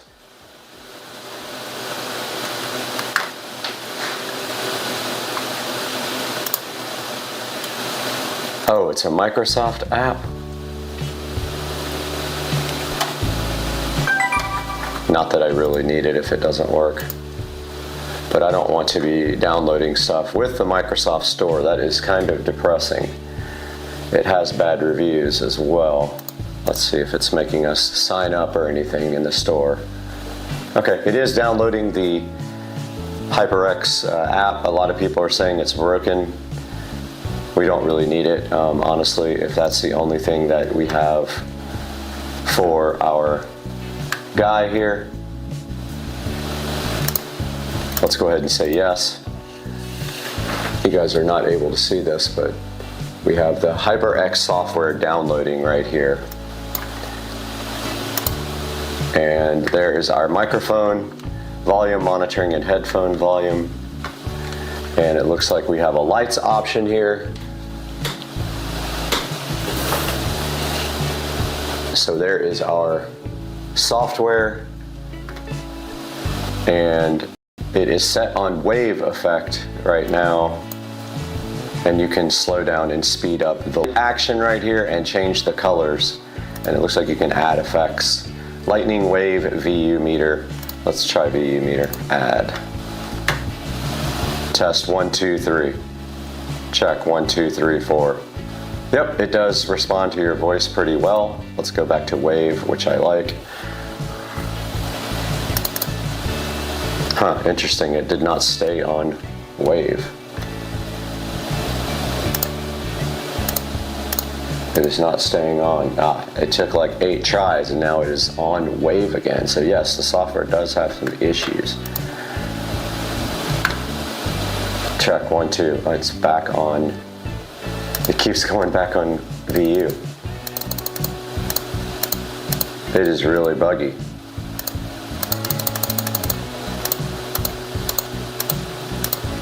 It won't go back on. There it is. Oh, no. It's stuck on VU now. I'm so mad. Light sync.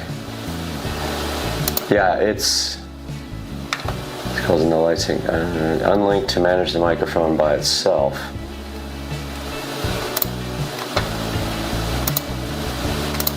It doesn't work.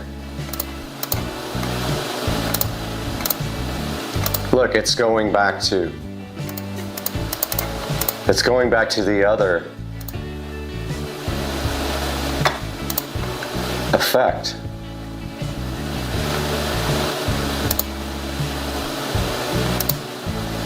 Yeah, it's really buggy, I can tell you right now. I'm not really bummed about it. The light is sort of a secondary thing for me. It doesn't look like wave is even working. Light sync is cooler when you have more than one compatible device. So there's a light sync option here, and there is a microphone option. And let's just put all the effects in and see what they are. Lightning is on. It's supposed to be on, but it's not working. Okay, I'm gonna leave it on wave.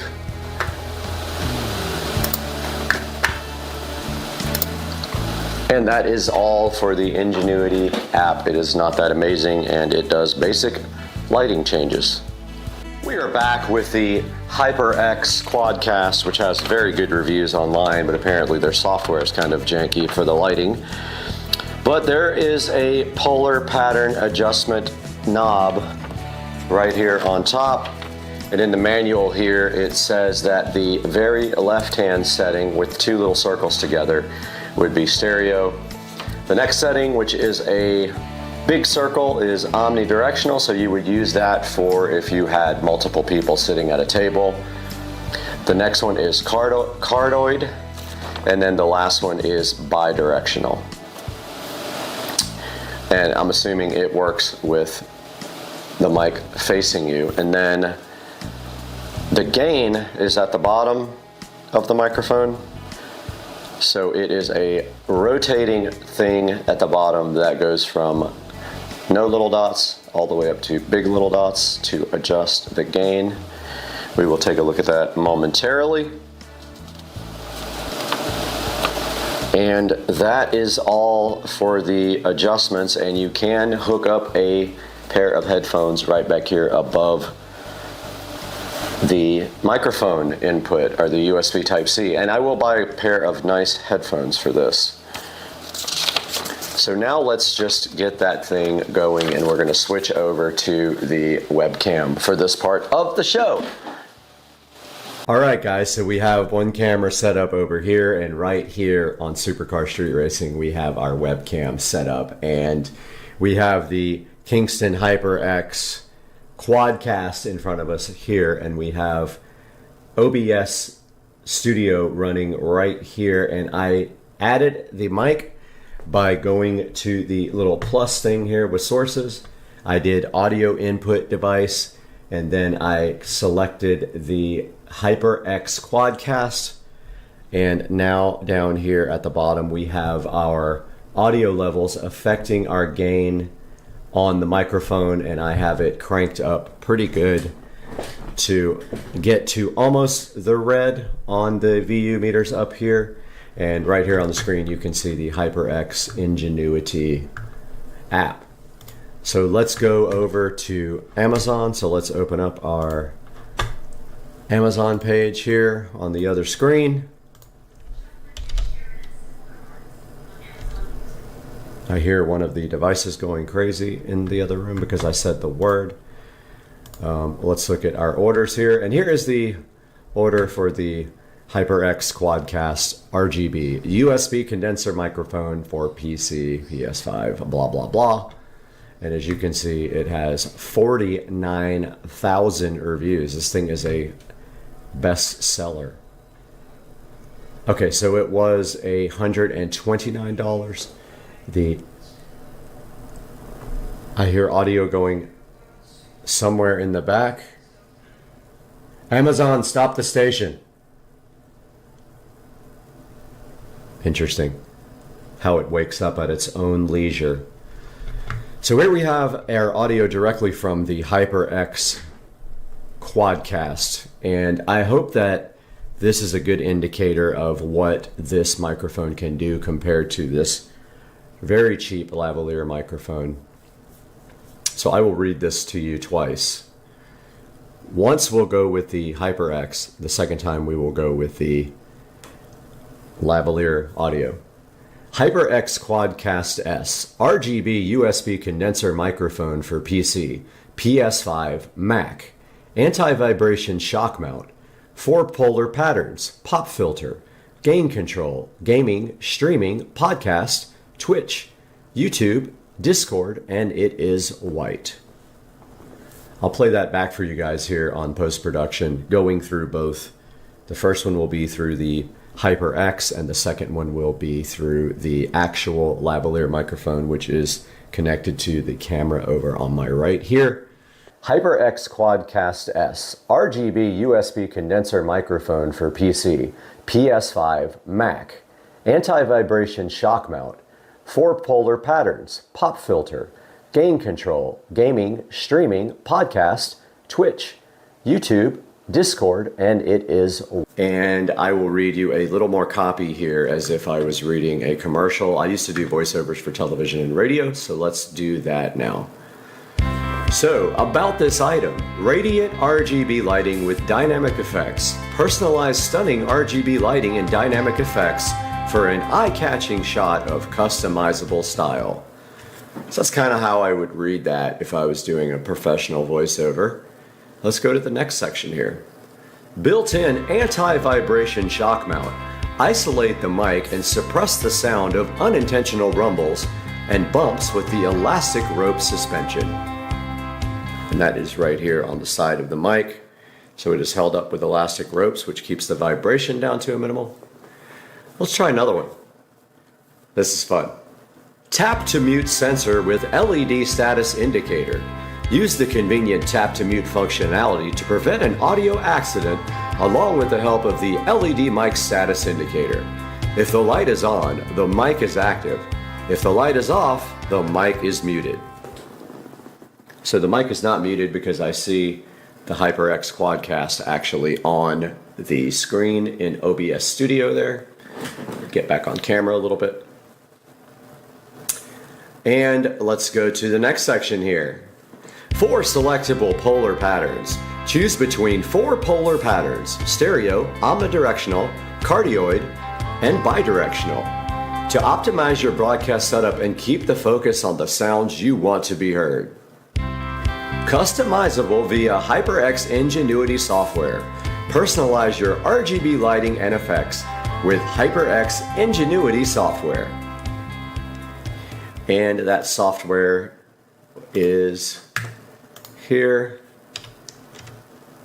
HyperX Ingenuity app, which unfortunately you have to download through the Microsoft Store, but here is the microphone there, and then if you go to the lights part, here is where you set the type of effects, but honestly it doesn't want to stay on the effect that I put, so I think you have to hit save to microphone. Let's see, maybe that was it, maybe I was just doing it wrong. So this is wave, and you can add other effects to this. They have cycle, lightning, wave, VU meter, solid, and maybe there's more, I don't know. That's all they show right here on the actual app.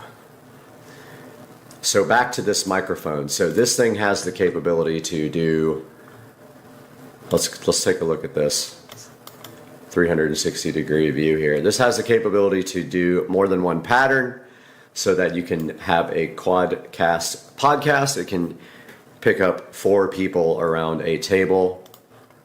It's probably going to be a little echoey in here, hopefully not. I haven't really used a great microphone in here, but we're going to see how this microphone sounds. But the gain is up pretty high there, and I think also on the level meters, the actual level controls. So not sure how that's going to sound, but I'm pretty pumped to check it out.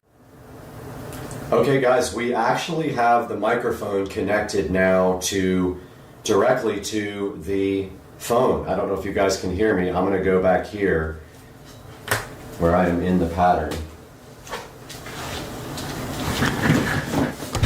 All right, so we are connected directly to the phone, and we are recording directly through the phone with our Kingston HyperX, and this is not going through the PC. So let's read another little bit of copy here going directly to the phone and see if there is a noticeable difference in the audio quality, because I did have the gain turned wide open before. So, radiant RGB lighting with dynamic effects. Personalize stunning RGB lighting and dynamic effects for an eye-catching shot of customizable style. So we're going to listen to that and see what this sounds like recording directly through. This is a USB-C to USB-C cable recording directly from the Kingston HyperX to the phone. This is the microphone stand that is destined for use with the Kingston mic right here, and if you notice here, you get this connector for the mount, and what you do is run this old mount off. This is for a regular standard microphone, so you just like back this ring off here, and then you can unscrew this, and this part screws directly onto your microphone stand, which will go in the studio eventually. Here is this connector and how it works with the mic. You just undo the mic from this standard mount here, this table mount. You screw this through the mount, and then this microphone will mount directly to the stand. Guys, I hope you enjoyed the video. Sorry for the mess. It is messy when I shoot. I have a lot of stuff out. And I hope you will like and subscribe to the channel, and I hope you enjoyed this video. We'll see you guys next time on Supercar Street Racing. Welcome back to Supercar Street Racing. I'm Brad, and this is my 2023 Tesla Model S Plaid, and we're going to take a look at that today on the channel. Stay with us.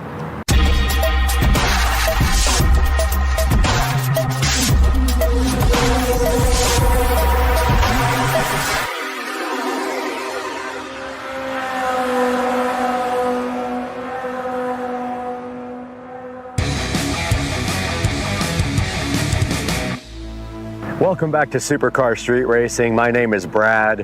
Hopefully you are tuned into the channel for more than the first time, but if not, welcome.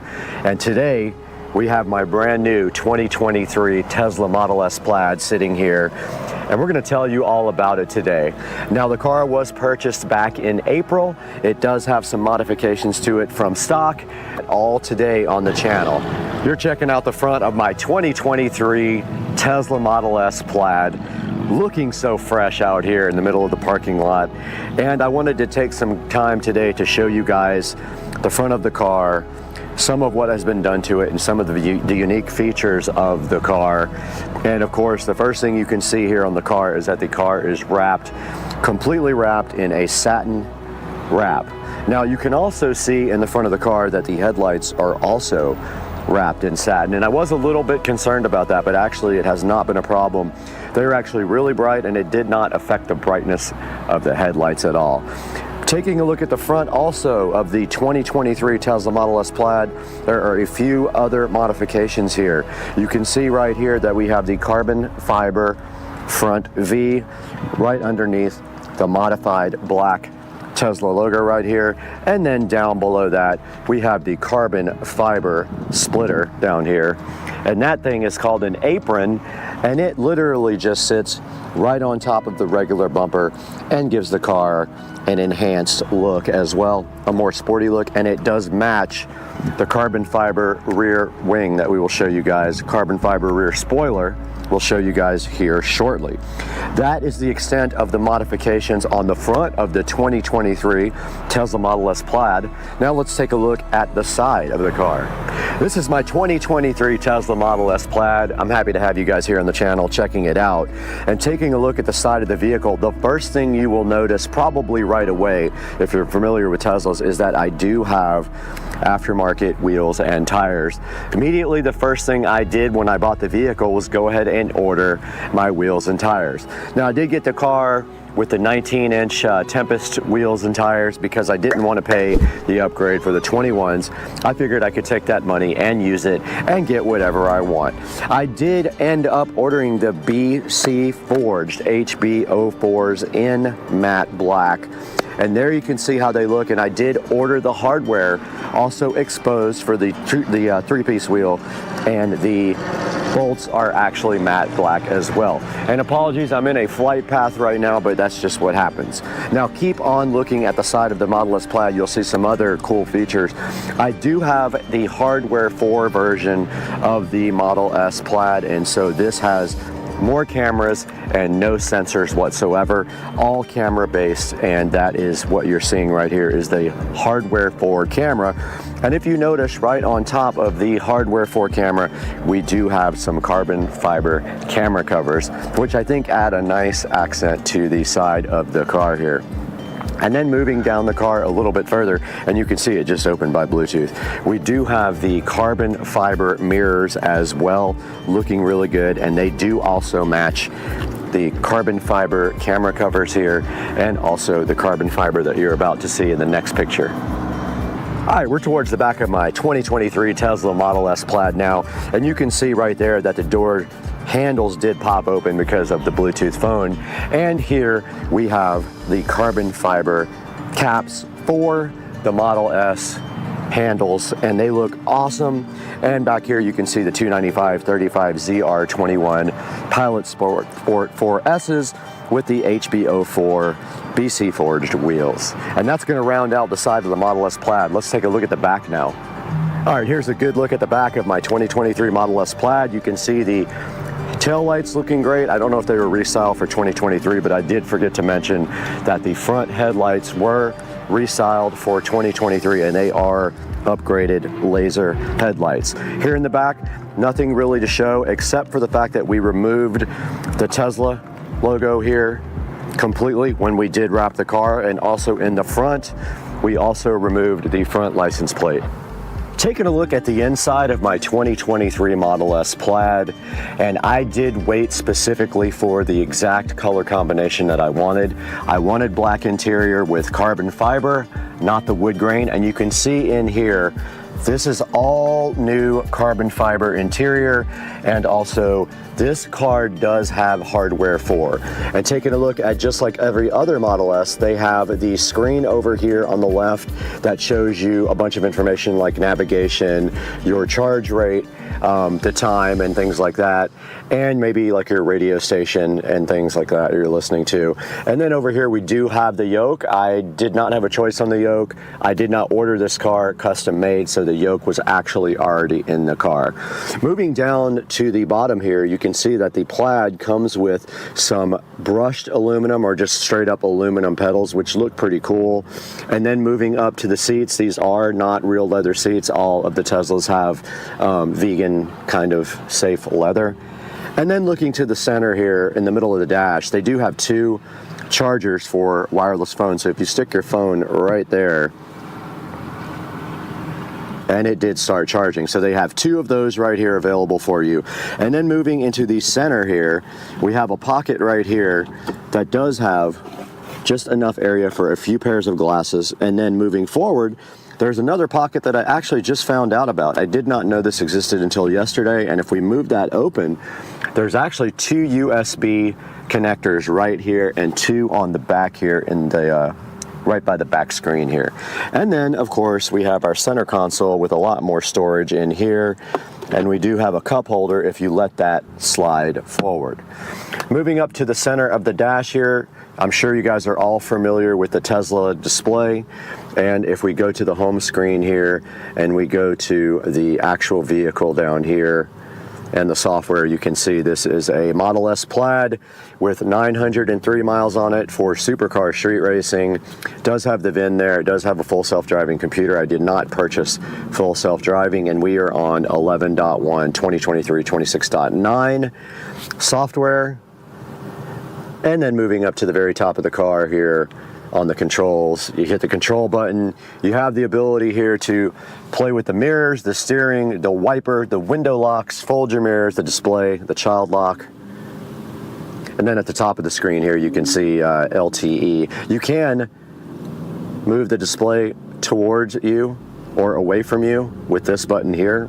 And then of course there is your brightness control, and this button here pops open the glove box over here. Moving down to pedals and steering, you can see this is where you choose your acceleration, and that basically is how the pedal reacts to your foot. And you can see here we have Chill Sport or Plaid, and then of course if you want to do drag strip mode, you can check that out in my other video when I did that for the first time. That is your drag strip mode, which puts the car in cheetah stance and then allows you to launch with the most possible power. And then also your steering mode can be set to comfort, standard, or sport. And then track mode is right there, and that really allows you to fine-tune the car for more of a track type aggressive day. And there's settings in there for the front and rear traction, and things like traction control and regen are available in your track mode. And then of course it says apply your brakes when regenerative braking is limited. So that basically is telling you if you're not able to regen, it will help you by putting the brakes on. This auto shift out of park is basically, it's a beta thing where the car knows if you want to go forward or backwards automatically. I do not have it on. And then the slip start basically is when you get stuck, you use that.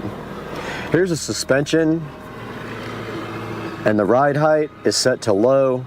It's on sport. You can go advanced on the suspension, and you can set your comfort and your handling. I just keep mine on sport. I really like the way that feels.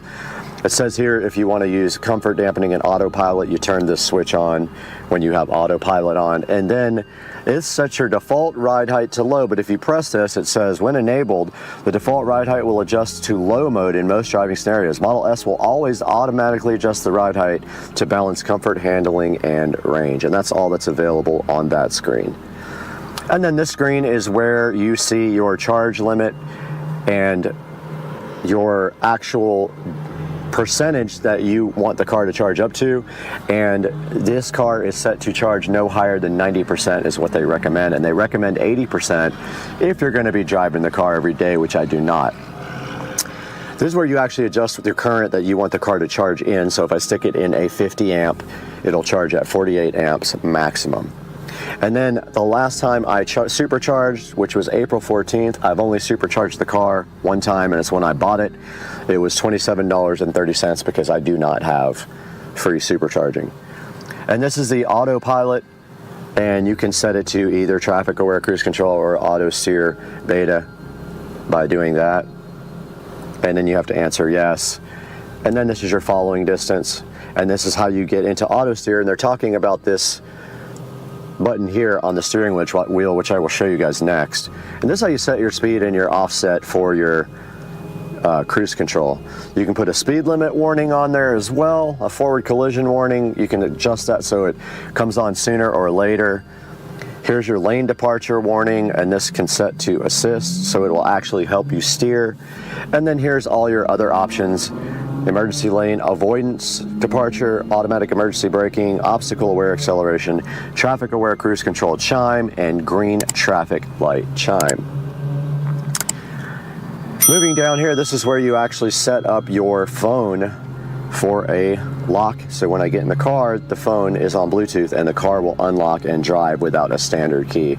You can walk away and the door will lock, which I love that, and you can tell it not to do that at your house.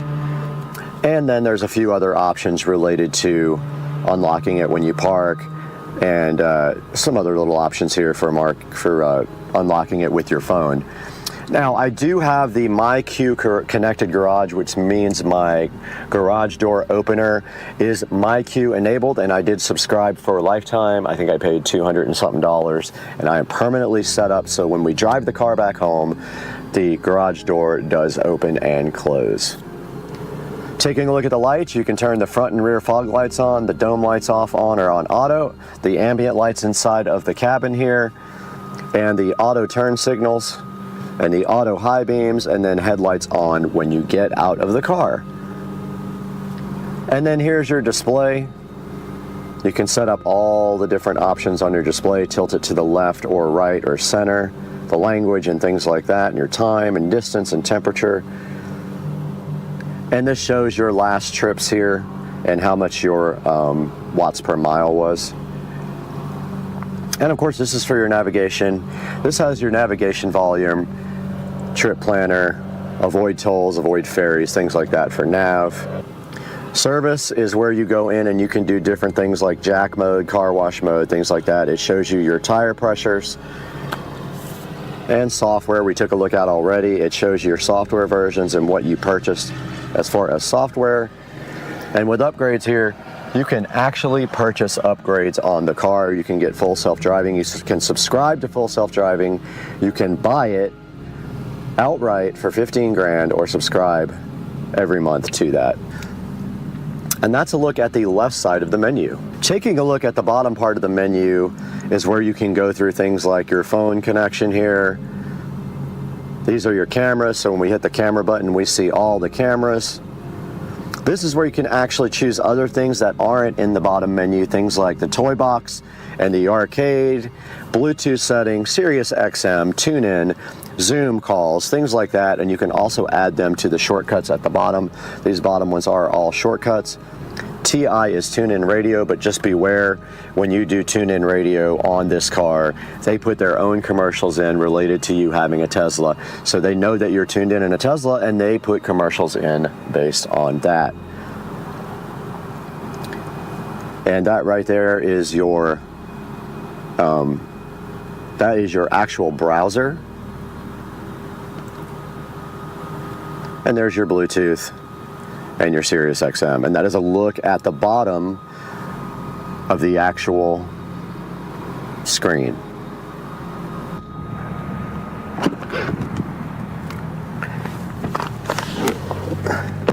We are now in the back of my 2023 Model S Plaid, and I'm telling you, the back seat of this car is absolutely awesome. They redesigned the back now with a screen for the rear passengers, and the rear passengers now have control over their own climate control, and they are able to actually watch videos back here. Now you can see right now I just powered on this, and I will show you some video of this that I'll cut over. But you can hear that the AC is now on, and also I will run you guys through the whole entire thing of this screen here momentarily. Also, let me turn this off.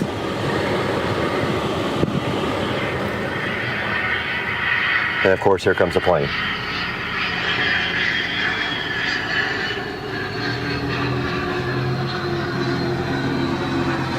I'm literally in the flight path.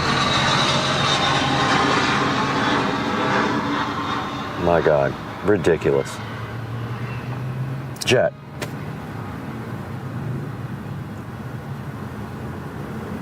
So also in the back of my 2023 Model S Plaid, there are 2 USB-C ports here, and I did confirm that would charge my laptop just with a USB cable. It's perfect for bringing your laptop along and charging. And I did locate the other 2 USB ports in the front of the car the other day when I was looking around in there, and I happened to find this hidden compartment. Now the seats in the Model S Plaid are very comfortable. I'm in the back and I'm not very tall, and I have the front seat all the way forward, but I can still sit comfortably back here, and I think they're some of the most comfortable seats I've sat in a car. We are back in the back of the 2023 Model S Plaid to give you a closer look at the climate control and the controls for the entertainment system in the back. And you can see right here, we have controls for our climate control right here where we can adjust the back seat temperature. And that is the little fan control here. We have controls here for the seats, the heated seats. And then we have the capability to look at our music, what's playing back here. And then the cool thing is if we go here, we can actually go to YouTube, as you can see. And we have right here and right now, if we press that, there is the Supercar Street Racing channel right here, looking so cool. So yeah, the backseat drivers, or backseat riders, passengers, can actually watch YouTube and some other things while they are in the back seat. The front seat cannot do that, but the back seat has a choice of Netflix, Disney Plus, Twitch, Hulu, YouTube, or you can look at the Tesla tutorials. And then if you go back here, we can power this off and on our fan in the back and adjust the temperature. We are here in the Tesla Model S Plaid, and you can see that I have hardware 4, so I do have the capability to launch Steam and play Steam games. And also, we can actually play games in the car with the car stationary, like Beach Buggy Racing here. And when you play Beach Buggy Racing, you use the actual controls for the car. So you use the steering wheel and the foot pedal, and it is loading right now.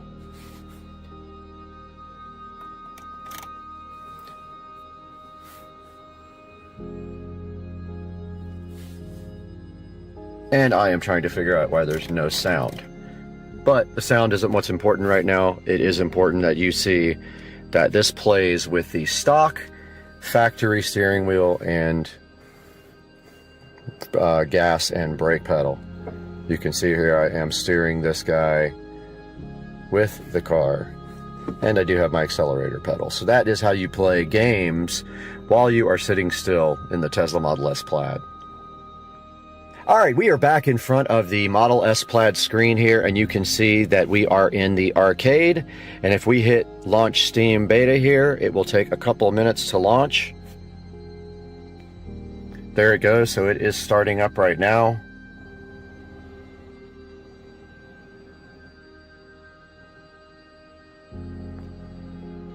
And this is actually real time of how long it takes to launch Steam. So it has been about 25 seconds since I did it. There is the Steam logo. And here we are in front of the screen, and you can see right here, we can actually install all the games that we have inside on the PC in the car and play them with Steam. So I just wanted you guys to check that out real quick, what that looks like. This is a look at the front in the Tesla Model S Plaid. Nothing much to see here. I've only been inside here one time. The only thing in here of note is a tow hook and the ability to change your washer fluid. Nothing else to see. Very clean. The probably first or second time I've ever opened it. Alright, we're around back at the trunk of the Model S Plaid, and I purposefully left everything in here so you guys could get a good idea of the space that this thing has. And you can see I have a large Walmart box in here I have to go return. I have my camera equipment here and some shopping, and my charger right here is right underneath these clothes. And I do have the Tesla wall connector there, the Tesla mobile connector, sorry, not the wall connector. And that is what I use if I have to charge, which I really never have because I don't really drive the car that much. But that's a look at the back of the car. You also have the switches for the back seats right over there on each side of the seats as well. All right, guys, I hope you enjoyed a look at my 2023 Tesla Model S Plaid. And we hope you guys will like and subscribe to the channel, and stay tuned for all the fun things that we're going to be doing with this car on Supercar Street Racing. We'll see you next time. Editing now. My $20 iMac from the thrift store. Video coming soon, edited on my $20 iMac from the thrift store.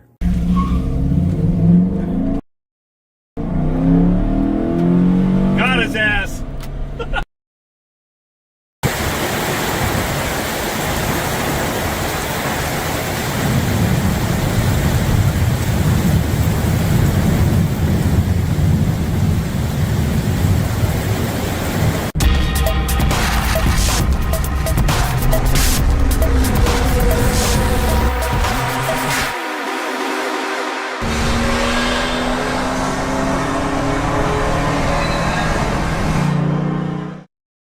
Hey guys, welcome back to the channel.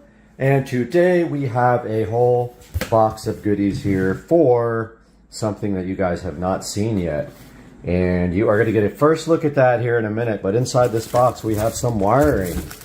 Romex wire, we have some connectors, quick connectors, workman's pliers, some receptacles, and 3 wise cams to add to the system today. And then in a few seconds, you guys will see what all this is for, because this has been a hush-hush project going on for about a week and a half. I was in California for a week, so you guys didn't see me post much, but I am starting to pick that up again. But here in about 10 seconds, you guys will be able to see what is going on in the yard. So stay tuned for that. All right, guys, you're about to see the reveal of the new shed.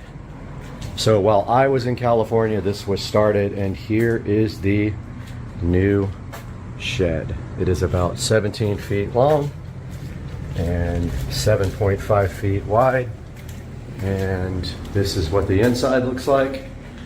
And I already started on the electrical. I already ran the first box to the wall here. Today we are going to be wiring up the electrical on this. We are going to be doing a few things. Our goal will be 2 outlets on this wall, probably 2 on this wall or 3 depending on the spacing, 2 ceiling lights up here, and a 2-gang switch box somewhere over here. So that's what we're going to start on now. And our first thing we have to do is take our electrical from the side of this box, get our PVC, run it over to this stud, which is where we will start our chain of electricity for this room. And that's coming up right now. All right, guys, we are back, and I pulled out the receptacle. The very last thing we do is connect the electricity to this receptacle, so that way we're not working with hot wiring. So we have kind of a complicated little task right now. We have to get, we need to get this connector screwed into the side of this. Oh, it's the wrong size. It's 3/4. Wow.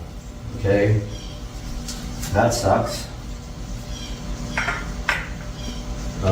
Actually gonna probably just glue that in there since it's the wrong size. Yeah, that's what I'll do. I'll just glue it, and then it will fit this pipe because I don't feel like going back to the store. But we do need to cut this pipe long enough to go into a hole over here. And our pipe is 1/2 inch. Let's see which bits we have.